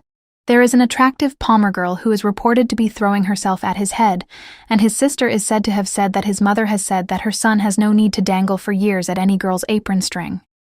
Really, Gilbert, I'm quite unhappy about it. It's moonlight tonight, beloved. Moonlight on the poplars of the yard, moonlit dimples all over the harbor where a phantom ship is drifting outwards, moonlight on the old graveyard, on my own private valley, on the Storm King, and it will be moonlight in Lover's Lane and on the Lake of Shining Waters and the old Haunted Wood and Violet Vale. There should be fairy dances on the hills tonight, but Gilbert dear, moonlight with no one to share it is just moonshine. I wish I could take little Elizabeth for a walk. She loves a moonlight walk. We had some delightful ones when she was at Green Gables, but at home, Elizabeth never sees moonlight except from the window. I am beginning to be a little worried about her, too. She is going on 10 now, and those two old ladies haven't the least idea what she needs, spiritually and emotionally. As long as she has good food and good clothes, they cannot imagine her needing anything more. And it will be worse with every succeeding year. What kind of girlhood will the poor child have? Chapter 6. Jarvis Morrow walked home from the high school commencement with Anne and told her his woes. You'll have to run away with her, Jarvis. Everybody says so. As a rule, I don't approve of elopements. I said that like a teacher of 40 years' experience, thought Anne with an unseen grin. But there are exceptions to all rules. It takes two to make a bargain, Anne. I can't elope alone. Dovey is so frightened of her father I can't get her to agree. And it wouldn't be an elopement. Really. She'd just come to my sister Julia's. Mrs. Stevens, you know. Some evening. I'd have the minister there and we could be married respectably enough to please anybody and go over to spend our honeymoon with Aunt Bertha in Kingsport. Simple as that. But I can't get Dovey to chance it. The poor darling has been giving in to her father's whims and crotchets so long, she hasn't any willpower left. You'll simply have to make her do it, Jarvis. Great Peter, you don't suppose I haven't tried, do you, Anne? I've begged till I was black in the face. When she's with me, she'll almost promise it, but the minute she's home again, she sends me word she can't. It seems odd, Anne, but the poor child is really fond of her father, and she can't bear the thought of his never forgiving her. You must tell her she has to choose between her father and you. And suppose she chooses him? I don't think there's any danger of that. You can never tell, said Jarvis gloomily. But something has to be decided soon. I can't go on like this forever. I'm crazy about Dovey. Everybody in Summerside knows that. She's like a little red rose just out of reach. I must reach her, Anne. Poetry is a very good thing in its place, but it won't get you anywhere in this instance, Jarvis, said Anne coolly. That sounds like a remark Rebecca Dew would make, but it's quite true. What you need in this affair is plain, hard common sense. Tell Dovey you're tired of shilly-shallying and that she must take you or leave you. If she doesn't care enough for you to leave her father for you, it's just as well for you to realize it. Jarvis groaned. You haven't been under the thumb of Franklin Westcott all your life, Anne. You haven't any realization of what he's like. Well, I'll make a last and final effort. As you say, if Dovey really cares for me, she'll come to me. And if she doesn't, I might as well know the worst. I'm beginning to feel I've made myself rather ridiculous. If you're beginning to feel like that, thought Anne, Dovey would better watch out. Dovey herself slipped into Windy Poplars a few evenings later to consult Anne. What shall I do, Anne? What can I do? Jarvis wants me to elope, practically. Father is to be in Charlottetown one night next week attending a Masonic banquet. And it would be a good chance. Aunt Maggie would never suspect. Jarvis wants me to go to Mrs. Stevens and be married there." "And why don't you, Dovie?" "Oh, Anne, do you really think I ought to?" Dovie lifted a sweet, coaxing face. Please make up my mind for me. I'm just distracted." Dovie's voice broke on a tearful note. "Oh, Anne, you don't know Father. He just hates Jarvis. I can't imagine why. Can you? How can anybody hate Jarvis? When he called on me the first time, Father forbade him the house and told him he'd set the dog on him if he ever came again. Our big bull. You know they never let go once they take hold, and he'll never forgive me if I run away with Jarvis." "You must choose between them, Dovie." "That's just what Jarvis said," wept Dovie. "Oh, he was so stern. I never saw him like that before. And I can't without him, Anne." "Then live with him, my dear girl. And don't call it eloping. Just coming into Summerside and being married among his friends isn't eloping." "Father will call it so," said Dovie, swallowing a sob. "But I'm going to take your advice, Anne. I'm sure you wouldn't advise me to take any step that was wrong. I'll tell Jarvis to go ahead and get the license, and I'll come to his sister's the night Father is in Charlottetown." Jarvis told Anne triumphantly that Dovie had yielded at last. "I'm to meet her at the end of the lane next Tuesday night. She won't have me go down to the house for fear Aunt Maggie might see me. And we'll just step up to Julia's and be married in a brace of shakes. All my folks will be there, so it will make the poor darling quite comfortable. Franklin Westcott said I should never get his daughter. I'll show him he was mistaken." Chapter 7. Tuesday was a gloomy day in late November. Occasional cold, gusty showers drifted over the hills. The world seemed a dreary, outlived place, seen through a gray drizzle. "Poor Dovie hasn't a very nice day for her wedding," thought Anne. Suppose, she quaked and shivered. "Suppose it doesn't turn out well after all. It will be my fault. Dovie would never have agreed to it if I hadn't advised her to. And suppose Franklin Westcott never forgives her. Anne Shirley, stop this. The weather is all that's the matter with you." By night the rain had ceased, but the air was cold and raw and the sky lowering. Anne was in her tower room, correcting school papers, with Dusty Miller coiled up under her stove. There came a thunderous knock at the front door. Anne ran down. Rebecca Dew poked an alarmed head out of her bedroom door. Anne motioned her back. "It's someone at the front door," said Rebecca hollowly. "It's all right, Rebecca dear. At least I'm afraid it's all wrong. But anyway, it's only Jarvis Morrow. I saw him from the side tower window and I know he wants to see me." "Jarvis Morrow!" Rebecca went back and shut her door. "This is the last straw." "Jarvis, whatever is the matter?" "Dovie hasn't come," said Jarvis wildly. "We've waited hours. The minister's there, and my friends, and Julia has supper ready, and Dovie hasn't come. I waited for her at the end of the lane till I was half crazy. I didn't dare go down to the house because I didn't know what had happened. That old brute of a Franklin Westcott may have come back. Aunt Maggie may have locked her up. But I've got to know. Anne, you must go to Elmcroft and find out why she hasn't come." "Me?" said Anne incredulously and ungrammatically. "Yes, you. There's no one else I can trust.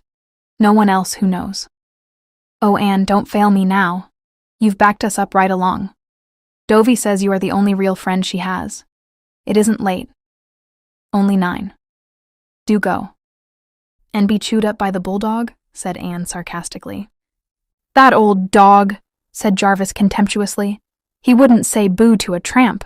You don't suppose I was afraid of the dog, do you? Besides, he's always shut up at night. I simply don't want to make any trouble for Dovie at home if they've found out. Anne, please." "I suppose I'm in for it," said Anne with a shrug of despair. Jarvis drove her to the long lane of Elmcroft, but she would not let him come further. "As you say, it might complicate matters for Dovie in case her father has come home."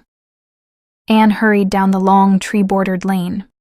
The moon occasionally broke through the windy clouds, but for the most part it was gruesomely dark and she was not a little dubious about the dog. There seemed to be only one light in Elmcroft, shining from the kitchen window. Aunt Maggie herself opened the side door to Anne. Aunt Maggie was a very old sister of Franklin Westcott's, a little bent, wrinkled woman who had never been considered very bright mentally, though she was an excellent housekeeper. "Aunt Maggie, is Dovie home?" "Dovie's in bed," said Aunt Maggie stolidly. "In bed? Is she sick?" "Not as I knows on. She seemed to be in a dither all day. After supper she says she was tired and ups and goes to bed." "I must see her for a moment, Aunt Maggie. I just want a little important information." "Better go up to her room then. It's the one on the right side as you go up." Aunt Maggie gestured to the stairs and waddled out to the kitchen. Dovie sat up as Anne walked in, rather unceremoniously, after a hurried rap. As could be seen by the light of a tiny candle, Dovie was in tears, but her tears only exasperated Anne. "Dovie Westcott, did you forget that you promised to marry Jarvis Morrow tonight?" "Tonight?" No, whimpered Dovie. "Oh, Anne, I'm so unhappy. I've put in such a dreadful day. You can never know what I've gone through." "I know what poor Jarvis has gone through, waiting for 2 hours at that lane in the cold and drizzle," said Anne mercilessly. Is he very angry, Anne?" "Just what you could notice, you," bitingly. "Oh, Anne, I just got frightened. I never slept one wink last night. I couldn't go through with it. I couldn't. There's really something disgraceful about eloping, Anne, and I wouldn't get any nice presents. Well, not many anyhow. I've always wanted to be married in church, with lovely decorations, and a white veil and dress, and silver slippers. Dovie Westcott, get right out of that bed, at once, and get dressed, and come with me." "Anne, it's too late now."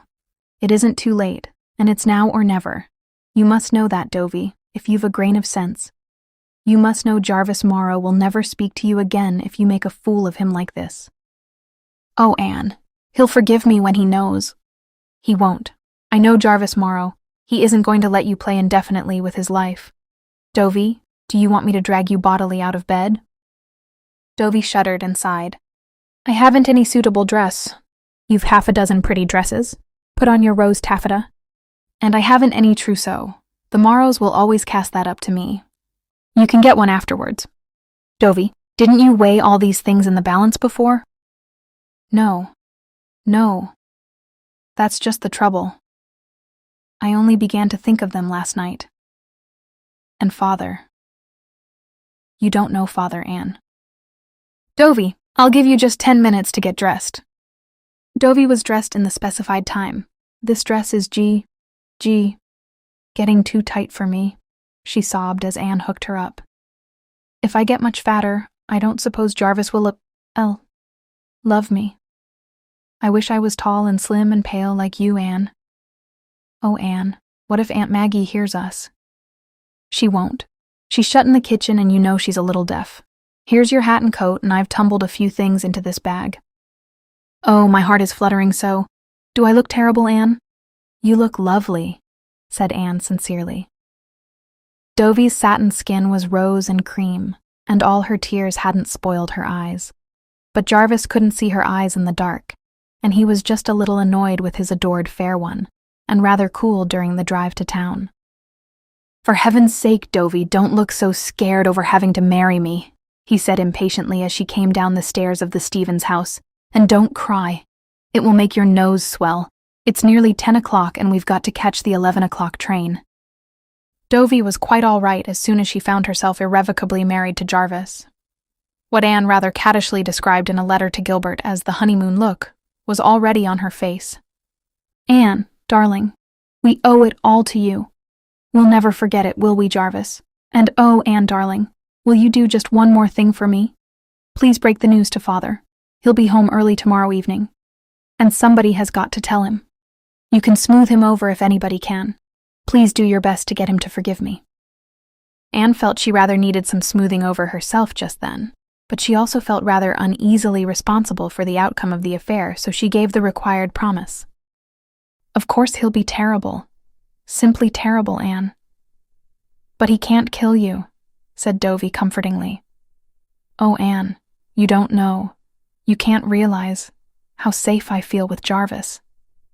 When Anne got home, Rebecca Dew had reached the point where she had to satisfy her curiosity or go mad.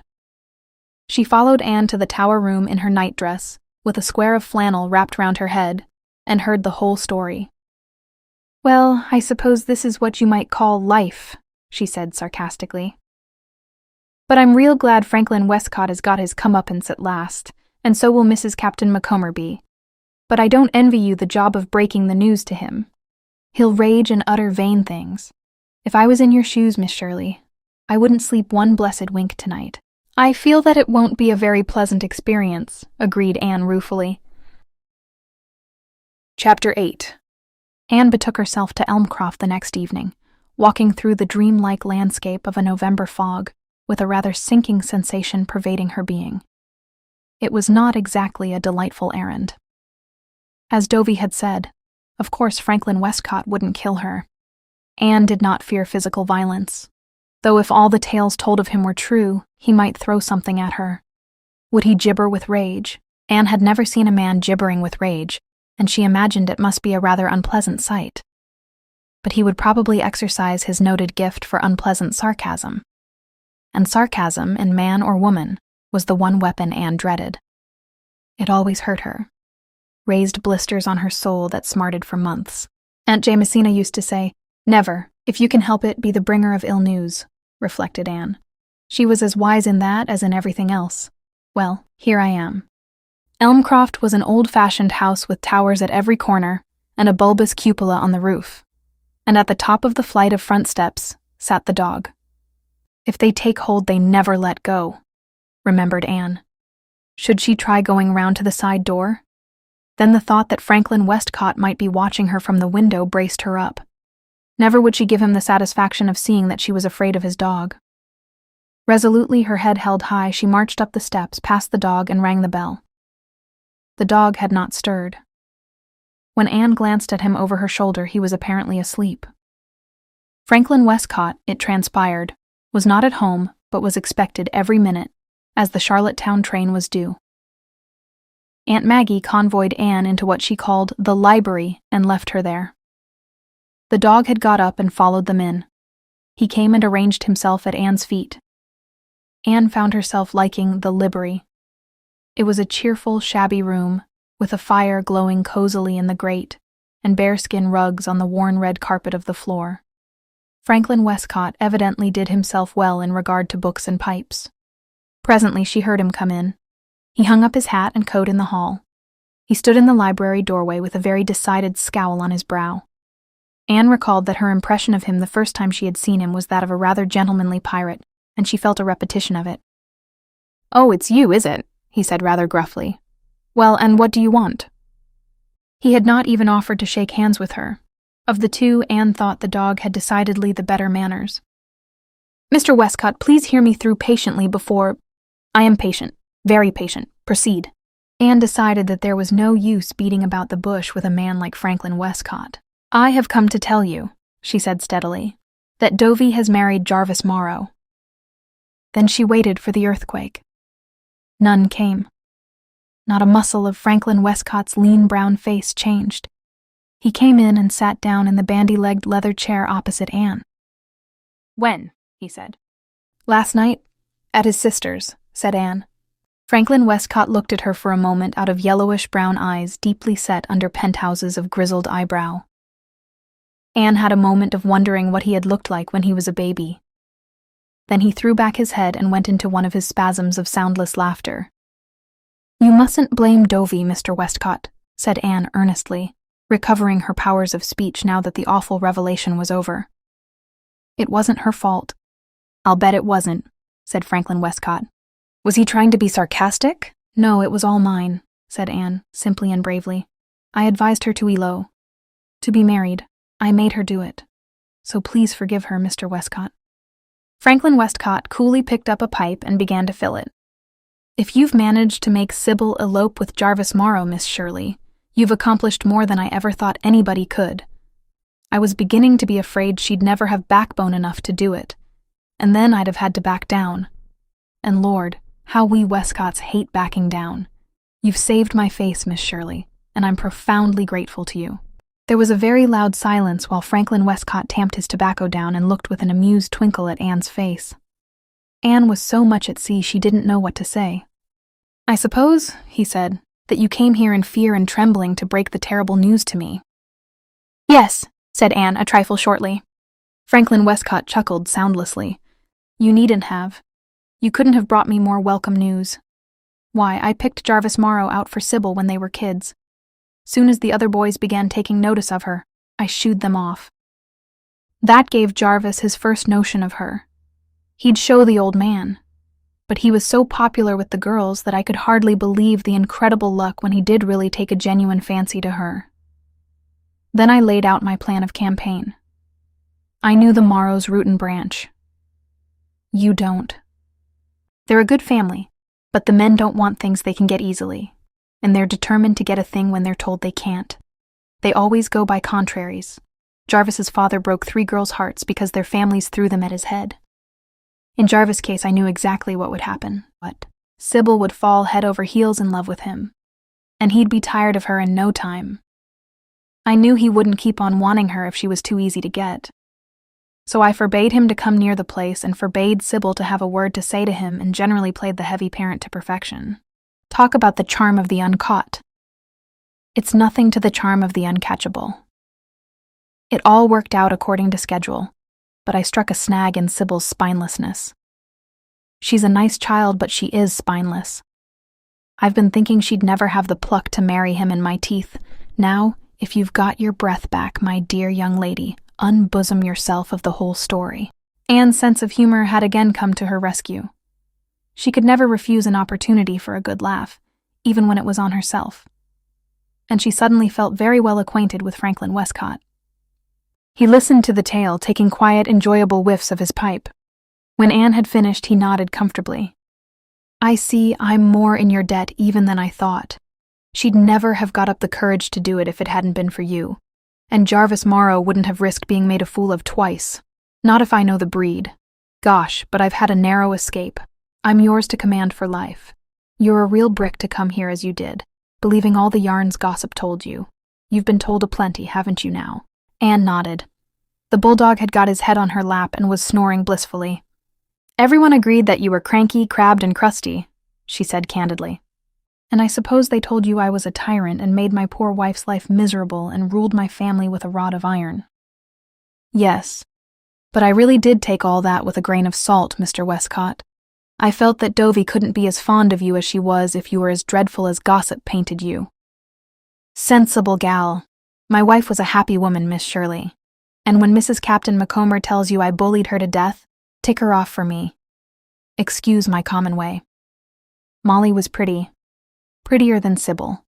Such a pink and white skin, such golden brown hair, such dewy blue eyes. She was the prettiest woman in Summerside. Had to be. I couldn't have stood it if a man had walked into church with a handsomer wife than me. I ruled my household as a man should, but not tyrannically. Oh, of course, I had a spell of temper now and then, but Molly didn't mind them after she got used to them. A man has a right to have a row with his wife now and then, hasn't he? Women get tired of monotonous husbands. Besides, I always gave her a ring or a necklace or some such gaud after I calmed down. There wasn't a woman in Summerside had more nice jewelry. I must get it out and give it to Sybil. Anne went wicked. What about Milton's poems? Milton's poems? Oh, that. It wasn't Milton's poems. It was Tennyson's. I reverence Milton, but I can't abide Alfred. He's too sickly sweet. Those last 2 lines of Enoch Arden made me so mad one night. I did fire the book through the window, but I picked it up the next day for the sake of the bugle song. I'd forgive anybody anything for that. It didn't go into George Clark's lily pond. That was old Prouty's embroidery. You're not going? Stay and have a bite of supper with a lonely old fellow robbed of his only whelp. I'm really sorry I can't, Mr. Westcott, but I have to attend a meeting of the staff tonight. Well, I'll be seeing you when Sybil comes back. I'll have to fling a party for them, no doubt. Good gosh, what a relief this has been to my mind. You've no idea how I'd have hated to have to back down and say, take her. Now all I have to do is to pretend to be heartbroken and resigned and forgive her sadly for the sake of her poor mother. I'll do it beautifully. Jarvis must never suspect. Don't you give the show away. I won't, promised Anne. Franklin Westcott saw her courteously to the door, The bulldog sat up on his haunches and cried after her. Franklin Westcott took his pipe out of his mouth at the door and tapped her on the shoulder with it. "Always remember," he said solemnly, "there's more than one way to skin a cat. It can be done so that the animal will never know he's lost his hide. Give my love to Rebecca Dew, a nice old puss if you stroke her the right way. And thank you. Thank you." Anne betook herself home through the soft, calm evening. The fog had cleared, the wind had shifted, and there was a look of frost in the pale green sky. "People told me I didn't know Franklin Westcott," reflected Anne. "They were right. I didn't, and neither did they. How did he take it?" Rebecca Dew was keen to know. She had been on tenterhooks during Anne's absence. "Not so badly after all," said Anne confidentially. "I think he'll forgive Dovey in time." "I never did see the beat of you, Miss Shirley, for talking people round," said Rebecca Dew admiringly. "You have certainly got away with you." "Something attempted, something done has earned a night's repose," quoted Anne wearily as she climbed the 3 steps into her bed that night. "But just wait till the next person asks my advice about eloping." Chapter 9. Extract from letter to Gilbert. "I am invited to have supper tomorrow night with a lady of Summerside. I know you won't believe me, Gilbert, when I tell you her name is Tomgalon. Miss Minerva Tomgalon. You'll say I've been reading Dickens too long and too late. Dearest, aren't you glad your name is Blythe? I am sure I could never marry you if it were Tomgalon. Fancy. Anne Tomgalon. No, you can't fancy it. This is the ultimate honor Summerside has to bestow, an invitation to Tomgalon House. It has no other name. No nonsense about elms or chestnuts or crofts for the Tomgalons. I understand they were the royal family in old days. The Pringles are mushrooms compared to them, and now there is left of them all only Miss Minerva, the sole survivor of 6 generations of Tomgalons. She lives alone in a huge house on Queen Street, a house with great chimneys, green shutters, and the only stained glass window in a private house in town. It is big enough for 4 families, and is occupied only by Miss Minerva, a cook and a maid.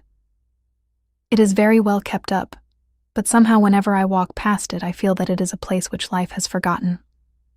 Miss Minerva goes out very little, excepting to the Anglican church, and I had never met her until a few weeks ago, when she came to a meeting of staff and trustees to make a formal gift of her father's valuable library to the school. She looks exactly as you would expect a Minerva Tomgalon to look, tall and thin, with a long, narrow white face, a long, thin nose, and a long, thin mouth. That doesn't sound very attractive, yet Miss Minerva is quite handsome in a stately aristocratic style and is always dressed with great, though somewhat old-fashioned, elegance. She was quite a beauty when she was young, Rebecca Dew tells me, and her large black eyes are still full of fire and dark luster. She suffers from no lack of words, and I don't think I ever heard anyone enjoy making a presentation speech more. Miss Minerva was especially nice to me, and yesterday I received a formal little note inviting me to have supper with her.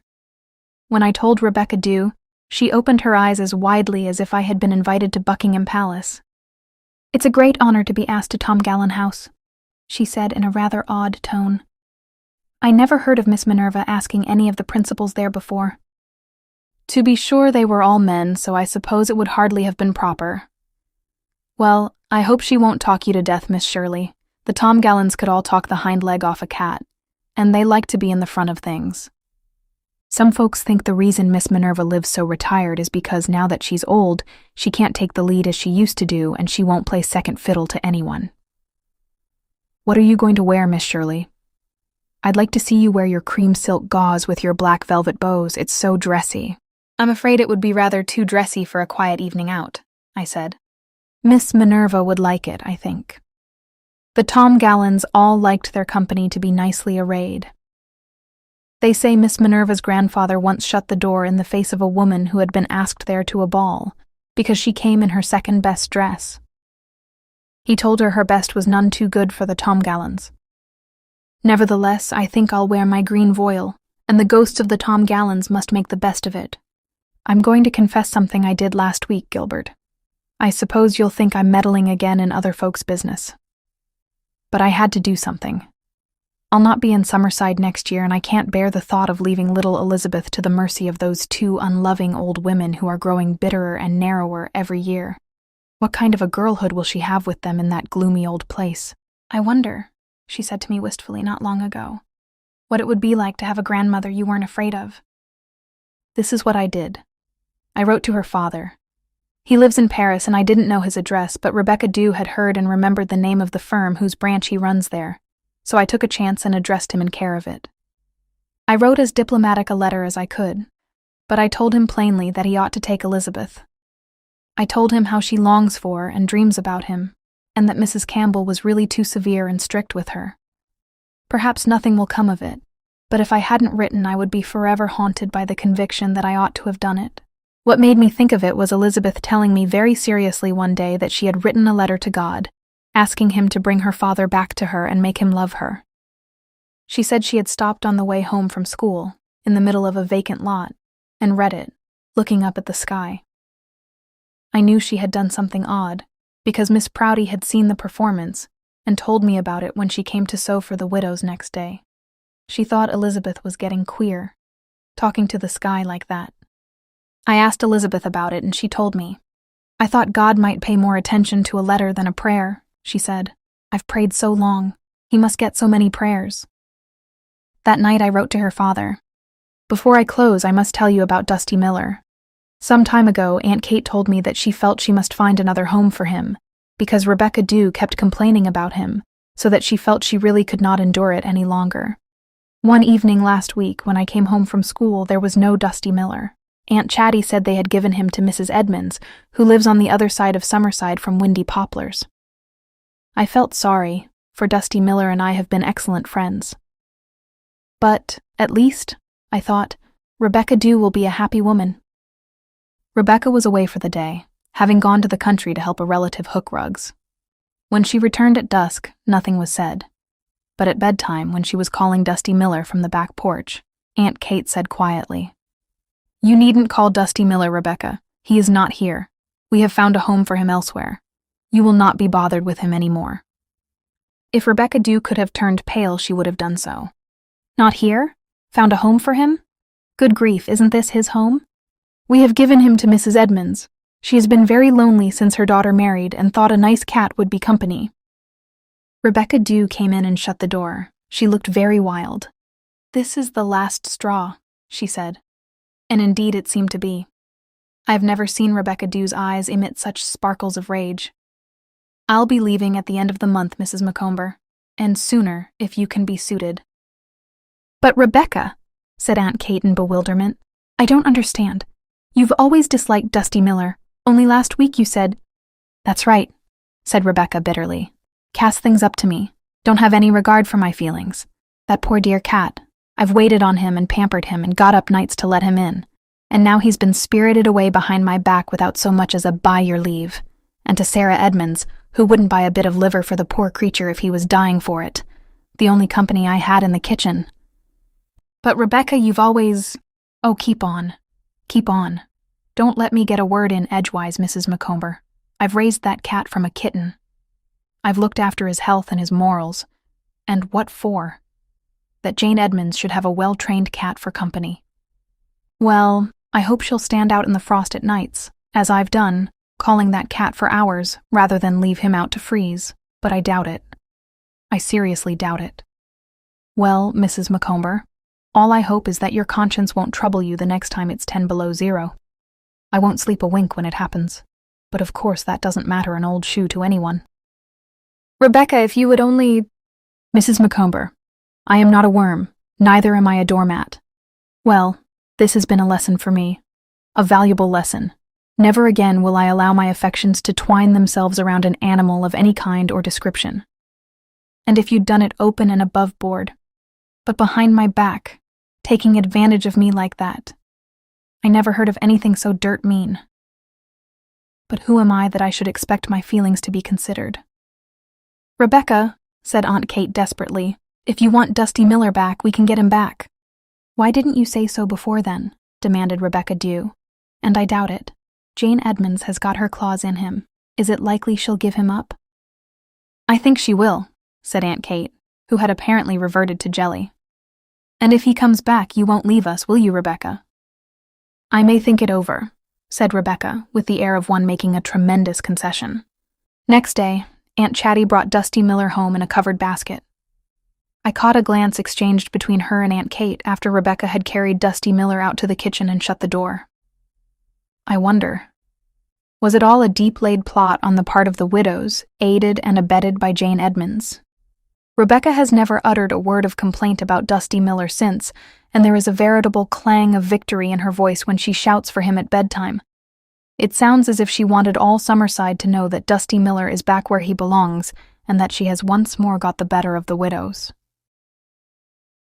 Chapter 10. It was on a dark, windy March evening, when even the clouds scudding over the sky seemed in a hurry, that Anne skimmed up the triple flight of broad, shallow steps flanked by stone urns and stonier lions that led to the massive front door of Tom Gallen House. Usually, when she had passed it after dark, it was somber and grim, with a dim twinkle of light in one or two windows. But now it blazed forth brilliantly, even the wings on either side being lighted up, as if Miss Minerva were entertaining the whole town. Such an illumination in her honor rather overcame Anne. She almost wished she had put on her cream gauze. Nevertheless, she looked very charming in her green voile, and perhaps Miss Minerva, meeting her in the hall, thought so, for her face and voice were very cordial.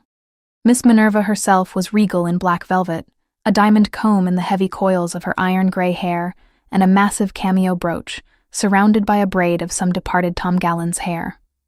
The whole costume was a little outmoded, but Miss Minerva wore it with such a grand air that it seemed as timeless as royalties. "Welcome to Tom Gallen House, my dear," she said, giving Anne a bony hand, likewise well sprinkled with diamonds. "I am very glad to have you here as my guest. Tom Gallen House was always the resort of beauty and youth in the old days. We used to have a great many parties and entertained all the visiting celebrities," said Miss Minerva, leading Anne to the big staircase over a carpet of faded red velvet. "But all is changed now. I entertain very little. I am the last of the Tom Gallens. Perhaps it is as well. Our family, my dear, are under a curse." Miss Minerva infused such a gruesome tinge of mystery and horror into her tones that Anne almost shivered.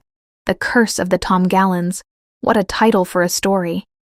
"This is the stair down which my great-grandfather Tom Gallen fell and broke his neck the night of his housewarming given to celebrate the completion of his new home. This house was consecrated by human blood. He fell there." Miss Minerva pointed a long white finger so dramatically at a tiger-skin rug in the hall that Anne could almost see the departed Tom Gallen dying on it. She really did not know what to say, so said inanely, "Oh." Miss Minerva ushered her along a hall, hung with portraits and photographs of faded loveliness, with the famous stained-glass window at its end, into a large, high-ceilinged, very stately guest room. The high walnut bed, with its huge headboard, was covered with so gorgeous a silken quilt that Anne felt it was a desecration to lay her coat and hat on it. "You have very beautiful hair, my dear," said Miss Minerva admiringly. "I always liked red hair. My Aunt Lydia had it. She was the only red-haired Tom Gallen. One night when she was brushing it in the north room, it caught fire from her candle and she ran shrieking down the hall wrapped in flames. All part of the curse, my dear. All part of the curse." "Was she—" "No, she wasn't burned to death, but she lost all her beauty. She was very handsome and vain. She never went out of the house from that night to the day of her death, and she left directions that her coffin was to be shut so that no one might see her scarred face. Won't you sit down to remove your rubbers, my dear? This is a very comfortable chair. My sister died in it from a stroke. She was a widow and came back home to live after her husband's death. Her little girl was scalded in our kitchen with a pot of boiling water. Wasn't that a tragic way for a child to die? Oh, how— But at least we knew how it died. My half-aunt Eliza. At least she would have been my half-aunt if she had lived. Just disappeared when she was 6 years old. Nobody ever knew what became of her. But surely, every search was made, but nothing was ever discovered. It was said that her mother, my step-grandmother, had been very cruel to an orphan niece of my grandfather's who was being brought up here. She locked it up in the closet at the head of the stairs, one hot summer day, for punishment. and when she went to let it out, she found it dead. Some people thought it was a judgment on her when her own child vanished. But I think it was just our curse. Who put...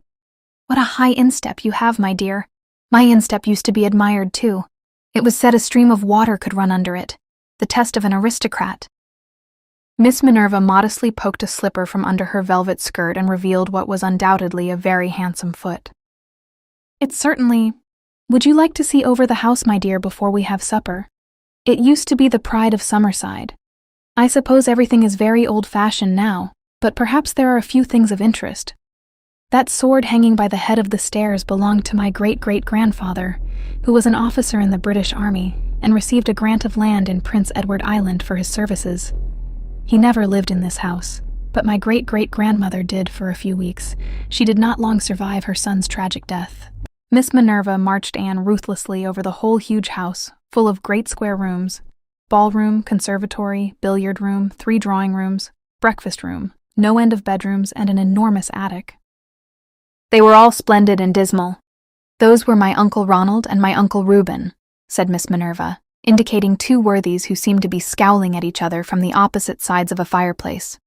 They were twins, and they hated each other bitterly from birth. The house rang with their quarrels. It darkened their mother's whole life.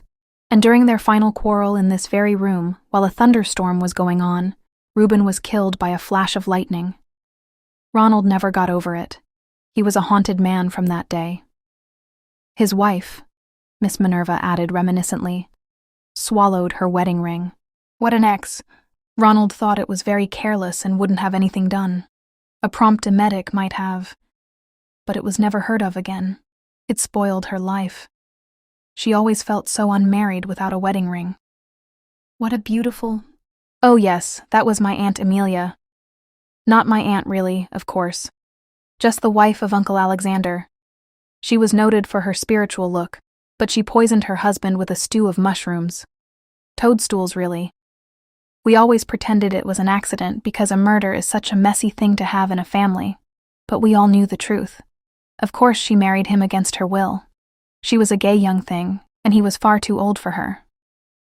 December and May, my dear. Still, that did not really justify toadstools. She went into a decline soon afterwards. They are buried together in Charlottetown.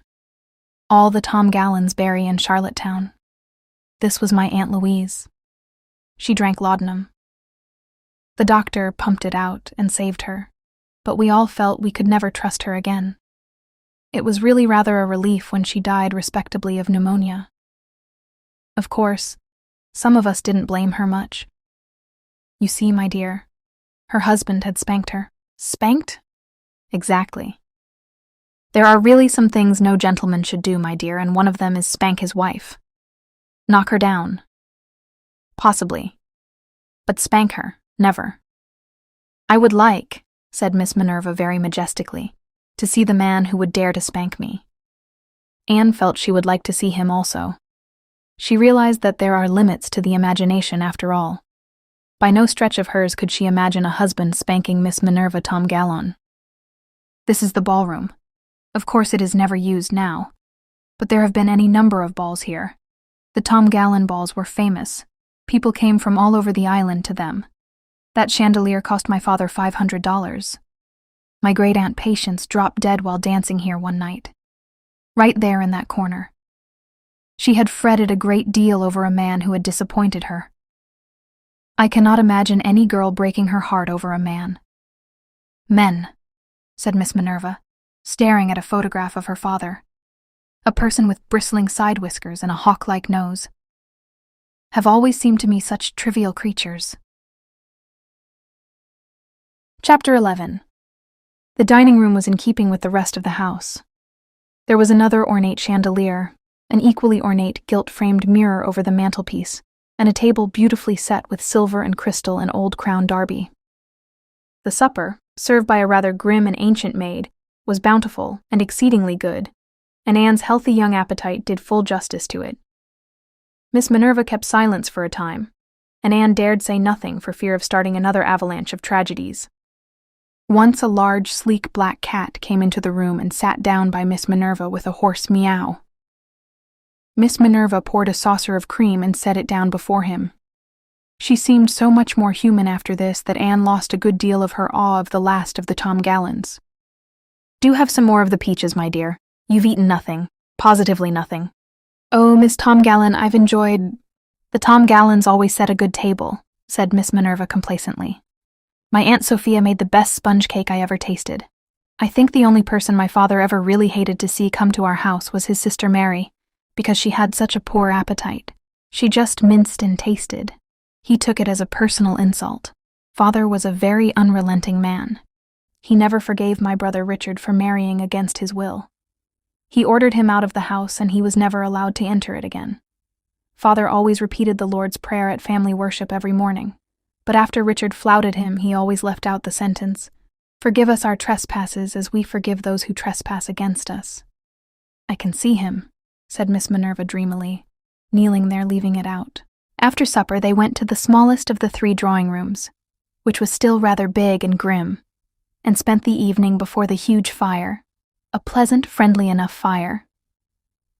Anne crocheted at a set of intricate doilies, and Miss Minerva knitted away at an afghan, and kept up what was practically a monologue composed in great part of colorful and gruesome Tom Gallon history.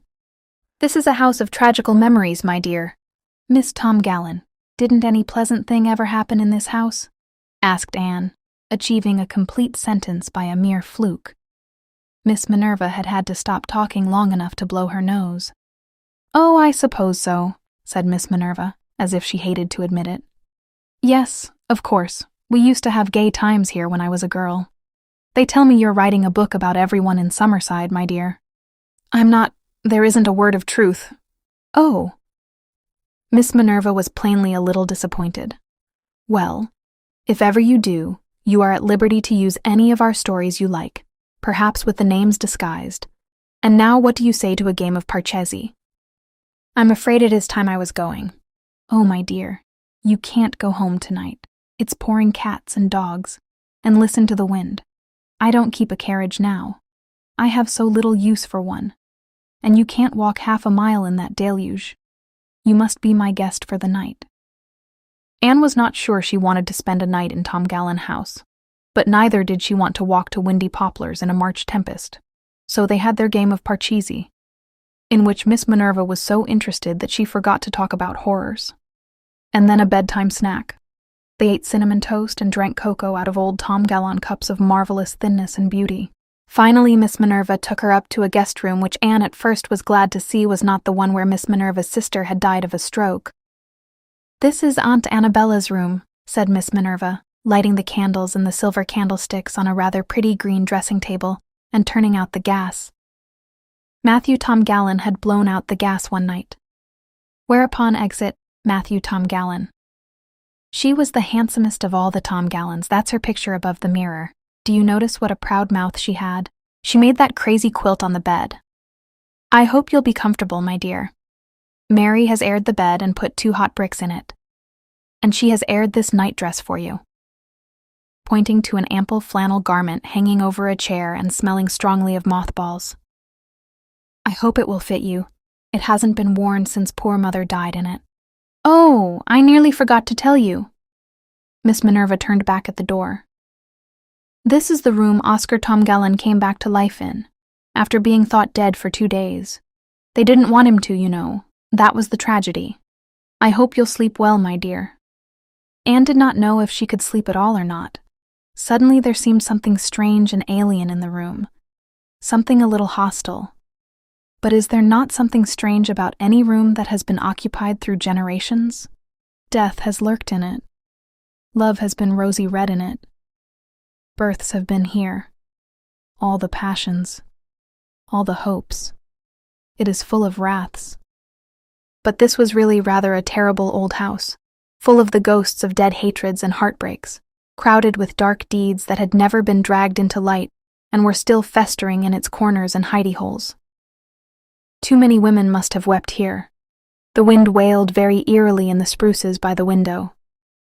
For a moment Anne felt like running out, storm or no storm. Then she took herself resolutely in hand and commanded common sense.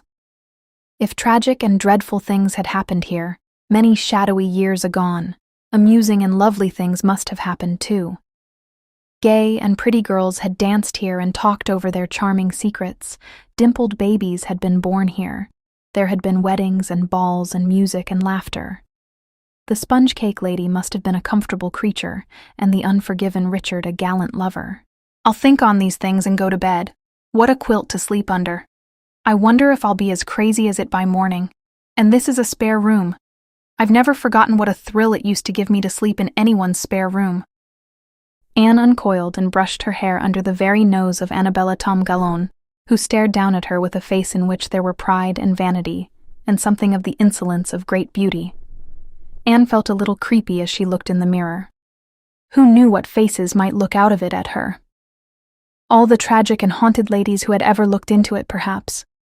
She bravely opened the closet door, half expecting any number of skeletons to tumble out, and hung up her dress. She sat down calmly on a rigid chair, which looked as if it would be insulted if anybody sat on it, and took off her shoes.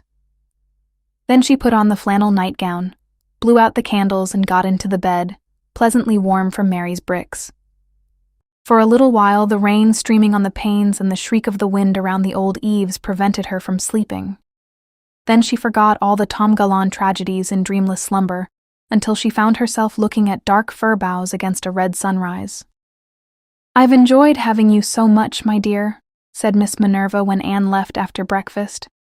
"We've had a real cheerful visit, haven't we? Though I've lived so long alone, I've almost forgotten how to talk. And I need not say what a delight it is to meet a really charming and unspoiled young girl in this frivolous age. I didn't tell you yesterday, but it was my birthday, and it was very pleasant to have a bit of youth in the house. There is nobody to remember my birthday now." Miss Minerva gave a faint sigh. "And once there were so many."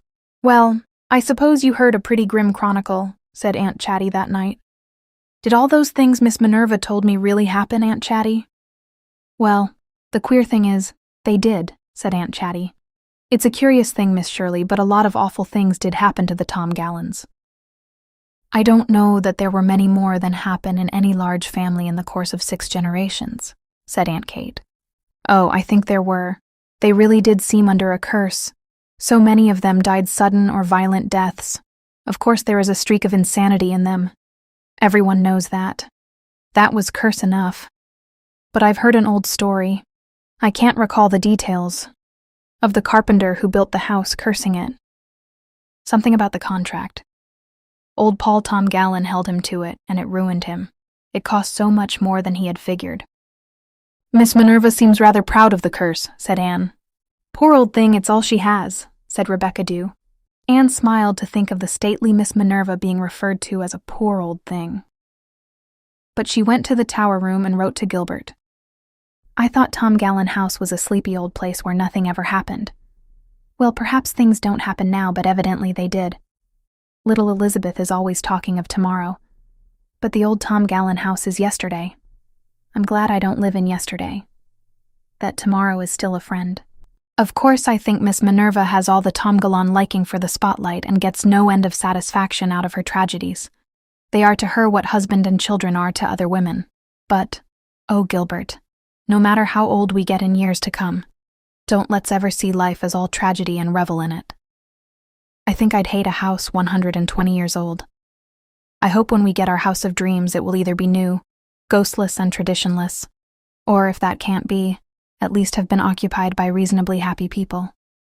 I shall never forget my night at Tom Gallon House, and for once in my life, I've met a person who could talk me down." Chapter 12. Little Elizabeth Grayson had been born expecting things to happen. That they seldom happened under the watchful eyes of grandmother, and the woman never brighted her expectations in the least. Things were just bound to happen sometime. If not today, then tomorrow.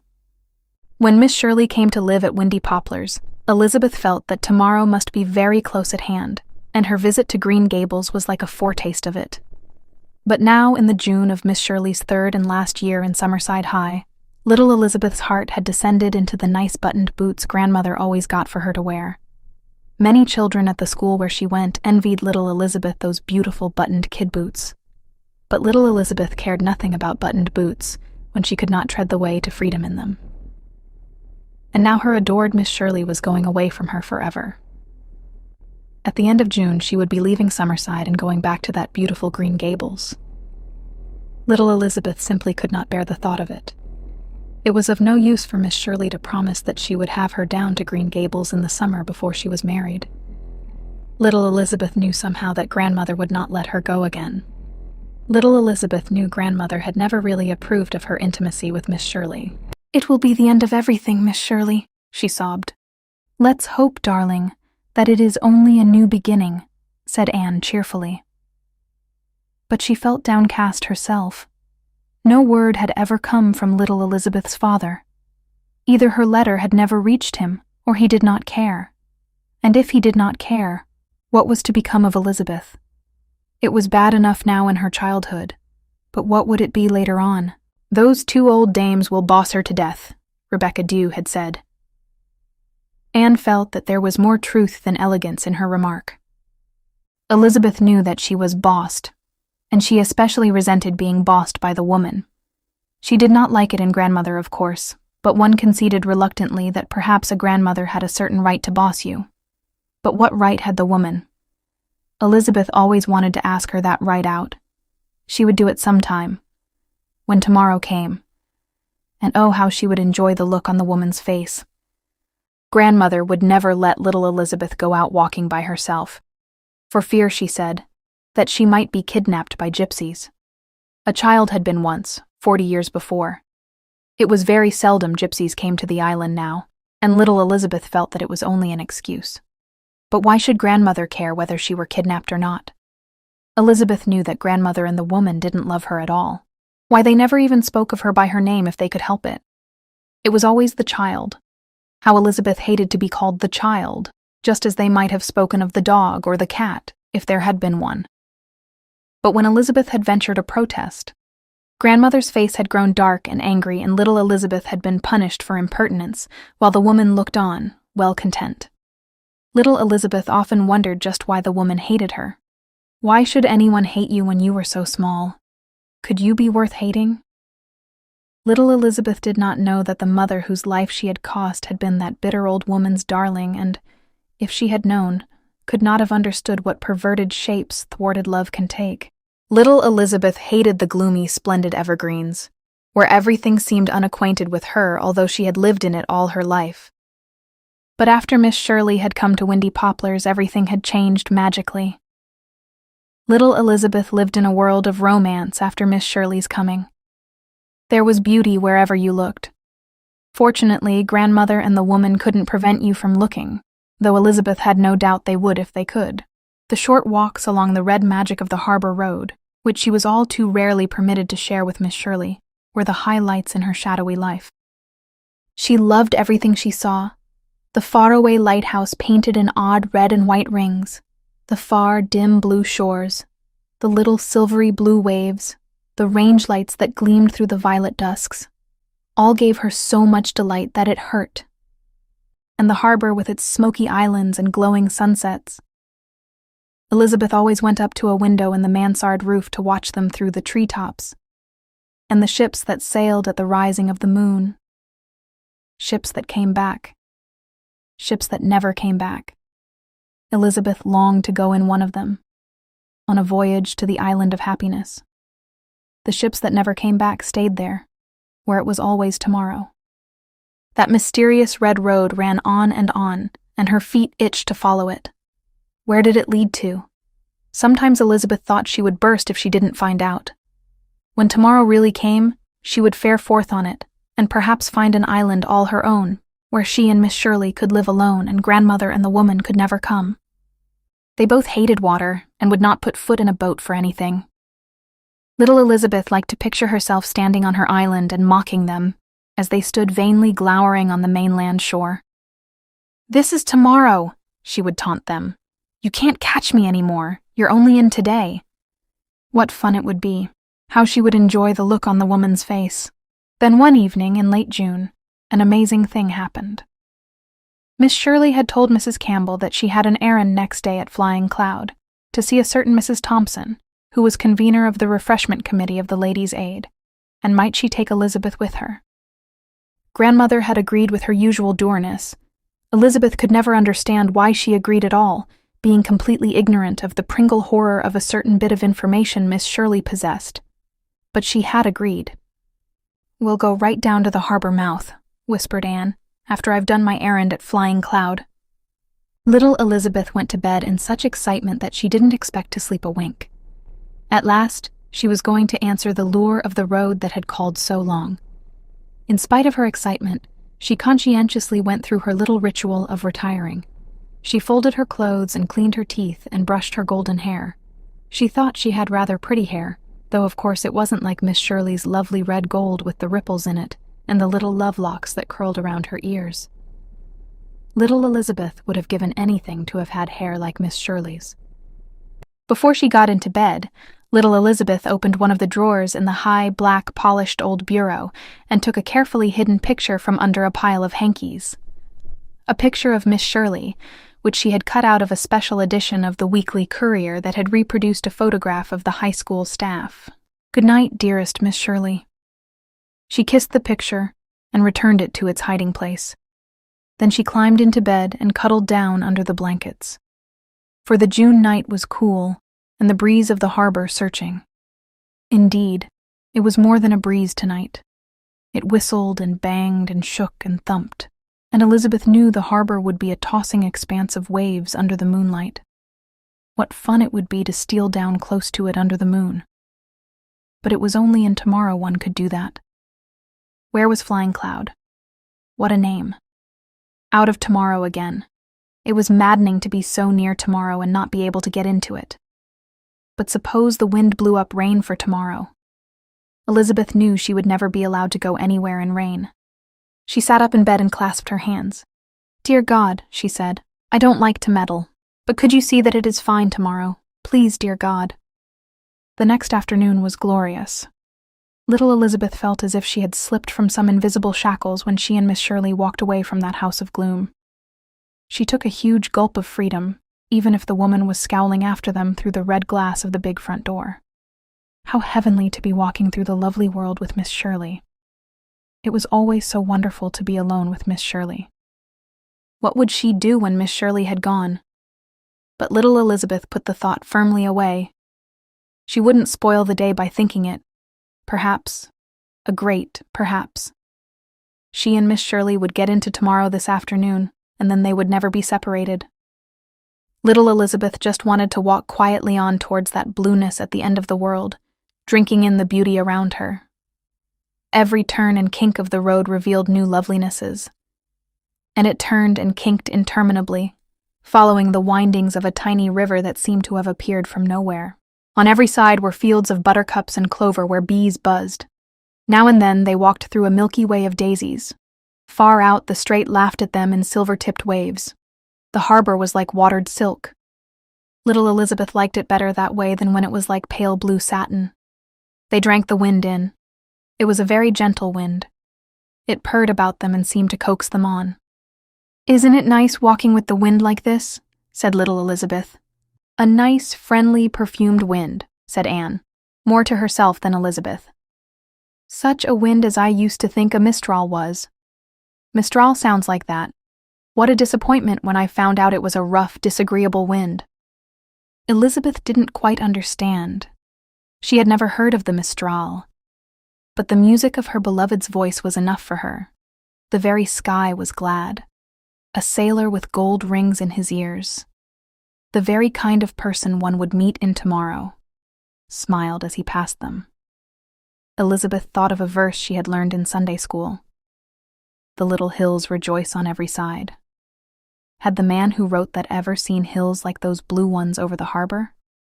"I think this road leads right to God," she said dreamily. "Perhaps," said Anne. "Perhaps all roads do, little Elizabeth. We turn off here just now. We must go over to that island. That's Flying Cloud." Flying Cloud was a long, slender islet, lying about 1/4 of a mile from the shore. There were trees on it, and a house. Little Elizabeth had always wished she might have an island of her own, with a little bay of silver sand in it. "How do we get to it?" "We'll row out in this flat," said Miss Shirley, picking up the oars in a small boat tied to a leaning tree. Miss Shirley could row. Was there anything Miss Shirley couldn't do? When they reached the island, it proved to be a fascinating place where anything might happen. Of course it was in Tomorrow. Islands like this didn't happen except in Tomorrow. They had no part or lot in Humdrum today. A little maid who met them at the door of the house told Anne she would find Mrs. Thompson on the far end of the island, picking wild strawberries. Fancy an island where wild strawberries grew. Anne went to hunt Mrs. Thompson up. But first, she asked if little Elizabeth might wait in the living room. Anne was thinking that little Elizabeth looked rather tired after her unaccustomedly long walk and needed a rest. Little Elizabeth didn't think she did. But Miss Shirley's lightest wish was law. It was a beautiful room, with flowers everywhere and wild sea breezes blowing in. Elizabeth liked the mirror over the mantel, which reflected the room so beautifully, and through the open window, a glimpse of harbor and hill and strait. All at once a man came through the door. Elizabeth felt a moment of dismay and terror. Was he a gypsy? He didn't look like her idea of a gypsy, but of course she had never seen one. He might be one. And then, in a swift flash of intuition, Elizabeth decided she didn't care if he did kidnap her. She liked his crinkly hazel eyes and his crinkly brown hair and his square chin and his smile. For he was smiling. "Now who are you?" he asked. I'm me," faltered Elizabeth, still a little flustered. "Oh, to be sure. You. Popped out of the sea, I suppose. Come up from the dunes. No name known among mortals." Elizabeth felt that she was being made fun of a little, but she didn't mind. In fact, she rather liked it. But she answered a bit primly. "My name is Elizabeth Grayson." There was a silence. A very queer silence. The man looked at her for a moment without saying anything. Then he politely asked her to sit down. "I'm waiting for Miss Shirley," she explained. "She's gone to see Mrs. Thompson about the ladies' aid supper. When she comes back, we are going down to the end of the world. Now, if you have any notion of kidnapping me, Mr. Man, of course. But meanwhile, you might as well be comfortable. And I must do the honors. What would you like in the way of light refreshment? Mrs. Thompson's cat has probably brought something in." Elizabeth sat down. She felt oddly happy and at home. "Can I have just what I like?" "Certainly." "Then," said Elizabeth triumphantly, "I'd like some ice cream with strawberry jam on it." The man rang a bell and gave an order. Yes, this must be tomorrow. No doubt about it. Ice cream and strawberry jam didn't appear in this magical manner in today, cats or no cats. "We'll set a share aside for your Miss Shirley," said the man. They were good friends right away. The man didn't talk a great deal, but he looked at Elizabeth very often. There was a tenderness in his face. A tenderness she had never seen before in anybody's face, not even Miss Shirley's. She felt that he liked her, and she knew that she liked him. Finally, he glanced out of the window and stood up. "I think I must go now," he said. "I see your Miss Shirley coming up the walk, so you'll not be alone." "Won't you wait and see Miss Shirley?" asked Elizabeth, licking her spoon to get the last vestige of the jam. Grandmother and the woman would have died of horror had they seen her. "Not this time," said the man. Elizabeth knew he hadn't the slightest notion of kidnapping her, and she felt the strangest, most unaccountable sensation of disappointment. "Goodbye and thank you," she said politely. "It is very nice here in Tomorrow." "Tomorrow? This is Tomorrow," explained Elizabeth. "I've always wanted to get into Tomorrow, and now I have." "Oh, I see. Well, I'm sorry to say I don't care much about Tomorrow. I would like to get back into Yesterday." Little Elizabeth was sorry for him. But how could he be unhappy? How could anyone living in Tomorrow be unhappy? Elizabeth looked longingly back to Flying Cloud as they rode away. Just as they pushed through the scrub spruces that fringed the shore to the road, she turned for another farewell look at it. A flying team of horses attached to a truck wagon whirled around the bend, evidently quite beyond their driver's control. Elizabeth heard Miss Shirley shriek. Chapter 13. The room went around oddly. The furniture nodded and jiggled. The bed. How came she to be in bed? Somebody with a white cap on was just going out of the door. What door? How funny one's head felt. There were voices somewhere. Low voices. She could not see who was talking, but somehow she knew it was Miss Shirley and the man. What were they saying? Elizabeth heard sentences here and there bobbing out of a confusion of murmuring. Are you really? Miss Shirley's voice sounded so excited. Yes, your letter. See for myself. Before approaching Mrs. Campbell. Flying Cloud is the summer home of our general manager. If that room would only stay put. Really, things behaved rather queerly in tomorrow. If she could only turn her head and see the talkers. Elizabeth gave a long sigh. Then they came over to her bed. Miss Shirley and the man.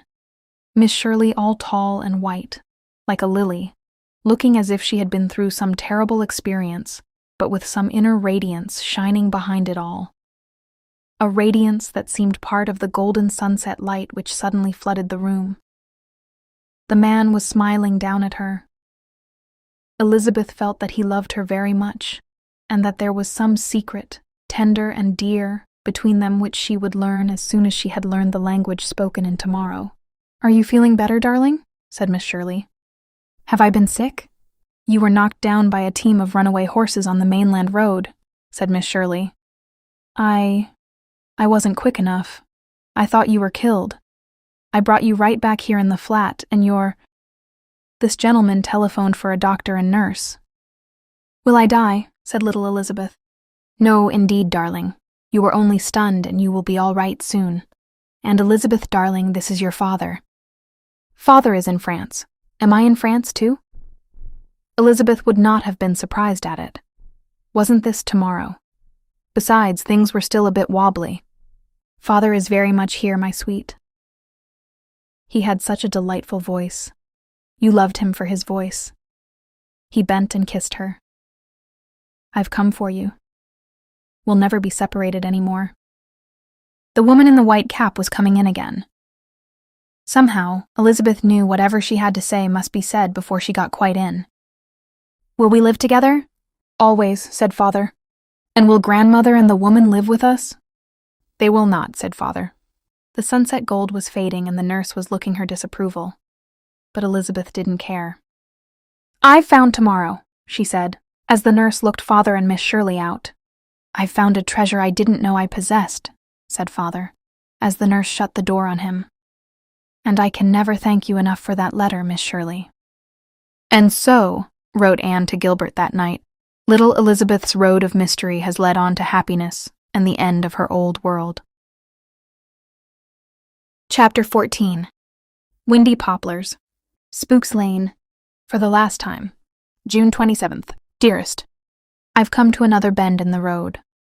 I've written you a good many letters in this old tower room these past 3 years. I suppose this is the last one I will write you for a long, long time. Because after this there won't be any need of letters. In just a few weeks now we'll belong to each other forever. We'll be together. Just think of it. Being together. Talking, walking, eating, dreaming, planning together. Sharing each other's wonderful moments. Making a home out of our house of dreams. Our house! Doesn't that sound mystic and wonderful, Gilbert? I've been building dream houses all my life, and now one of them is going to come true. As to whom I really want to share my house of dreams with, well, I'll tell you that at 4 o'clock next year. 3 years sounded endless at the beginning, Gilbert. And now they are gone like a watch in the night. They have been very happy years, except for those first few months with the Pringles. After that, life has seemed to flow by like a pleasant golden river. And my old feud with the Pringles seems like a dream. They like me now for myself. They have forgotten they ever hated me. Cora Pringle, one of the Widow Pringle's brood, brought me a bouquet of roses yesterday, and twisted round the stems was a bit of paper bearing the legend, "To the sweetest teacher in the whole world."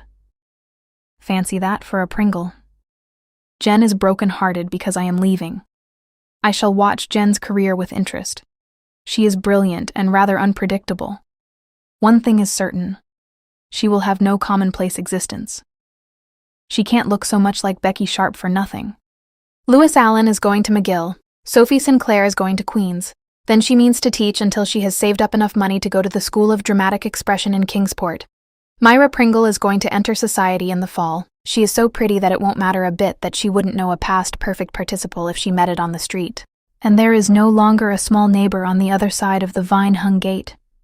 Little Elizabeth has gone forever from that sunshineless house, gone into her tomorrow. If I were staying on in Summerside, I should break my heart, missing her. But as it is, I'm glad. Pierce Grayson took her away with him. He is not going back to Paris, but will be living in Boston. Elizabeth cried bitterly at our parting, but she is so happy with her father that I feel sure her tears will soon be dried.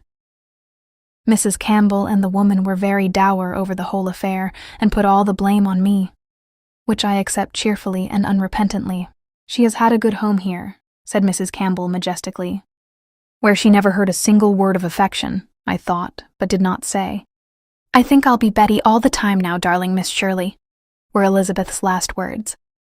Except, she called back, when I'm lonesome for you, and then I'll be Lizzie. Don't you ever dare to be Lizzie no matter what happens, I said. We threw kisses to each other as long as we could see, and I came up to my tower room with tears in my eyes. She's been so sweet, the dear little golden thing. She always seemed to me like a little Aeolian harp, so responsive to the tiniest breath of affection that blew her way. It's been an adventure to be her friend. I hope Pierce Grayson realizes what a daughter he has, and I think he does. He sounded very grateful and repentant. I didn't realize she was no longer a baby, he said, nor how unsympathetic her environment was. Thank you 1,000 times for all you have done for her.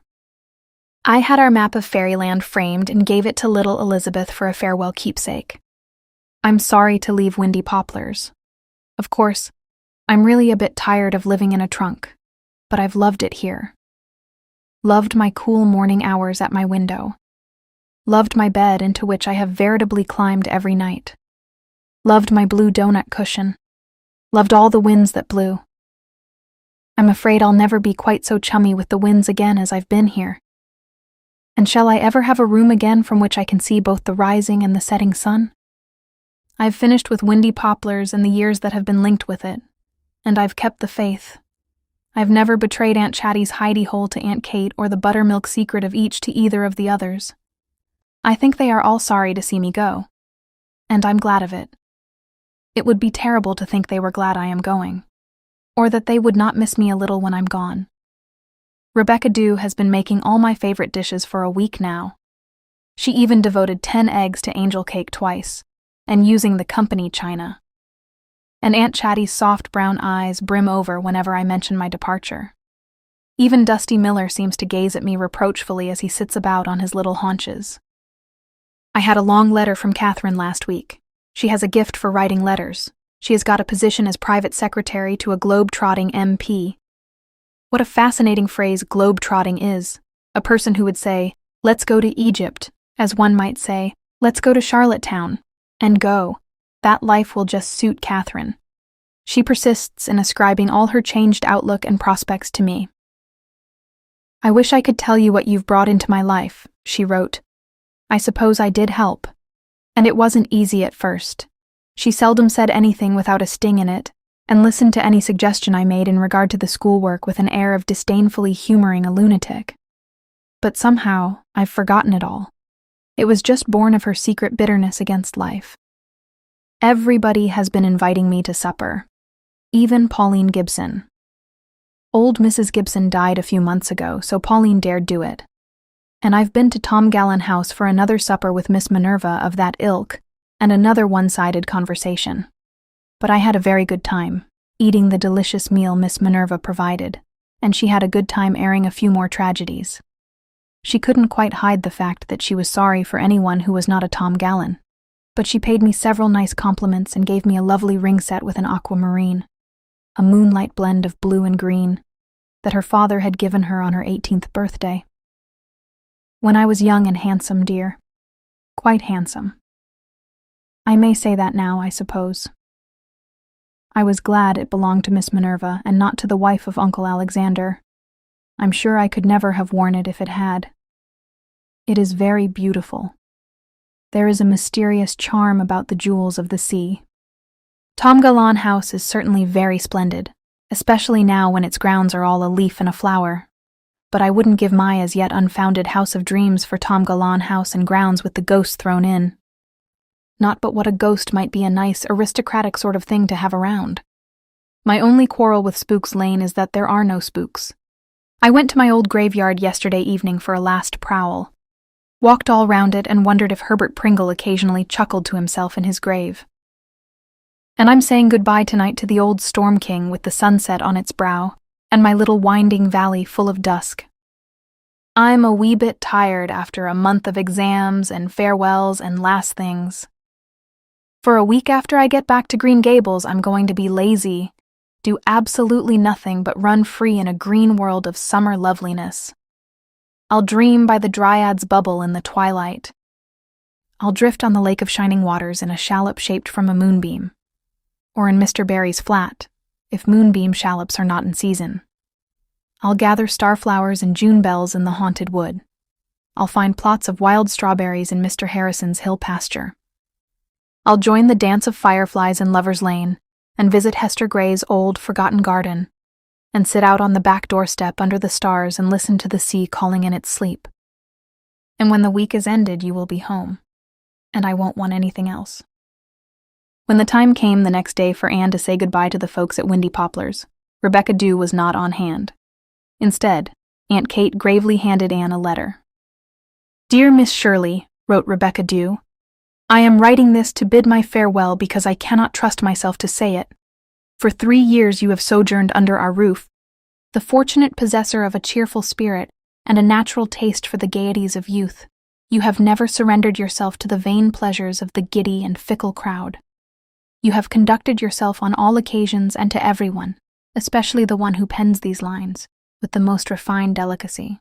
You have always been most considerate of my feelings, and I find a heavy gloom on my spirits at the thought of your departure. But we must not repine at what Providence has ordained." 1 Samuel 29th and 18th. "You will be lamented by all in Summerside who had the privilege of knowing you, and the homage of one faithful though humble heart will ever be yours, and my prayer will ever be for your happiness and welfare in this world, and your eternal felicity in that which is to come. Something whispers to me that you will not be long, Miss Shirley, but that you will ere long be linked together in a union of souls with the choice of your heart, who, I understand from what I have heard, is a very exceptional young man." The writer, possessed of but few personal charms and beginning to feel her age, not but what I'm good for a good few years yet, has never permitted herself to cherish any matrimonial aspirations. But she does not deny herself the pleasure of an interest in the nuptials of her friends, and may I express a fervent wish that your married life will be one of continued and uninterrupted bliss? Only do not expect too much of a man. My esteem and, may I say, my affection for you will never lessen, and once in a while when you have nothing better to do, will you kindly remember that there is such a person as your obedient servant, Rebecca Dew. P.S. God bless you." Anne's eyes were misty as she folded the letter up. Though she strongly suspected Rebecca Dew had got most of her phrases out of her favorite Book of Deportment and Etiquette, that did not make them any the less sincere, and the P.S. certainly came straight from Rebecca Dew's affectionate heart. "Tell dear Rebecca Dew I'll never forget her and that I'm coming back to see you all every summer. We have memories of you that nothing can take away," sobbed Aunt Chatty. "Nothing," said Aunt Kate emphatically. But as Anne drove away from Windy Poplars, the last message from it was a large white bath towel fluttering frantically from the tower window. Rebecca Dew was waving it. The end. This concludes the end of the story. Thank you for listening to Classic Audiobooks Library. To hear more free stories like this, be sure to subscribe and turn on notifications. We hope you'll join us again for more timeless stories and original works. Until next time.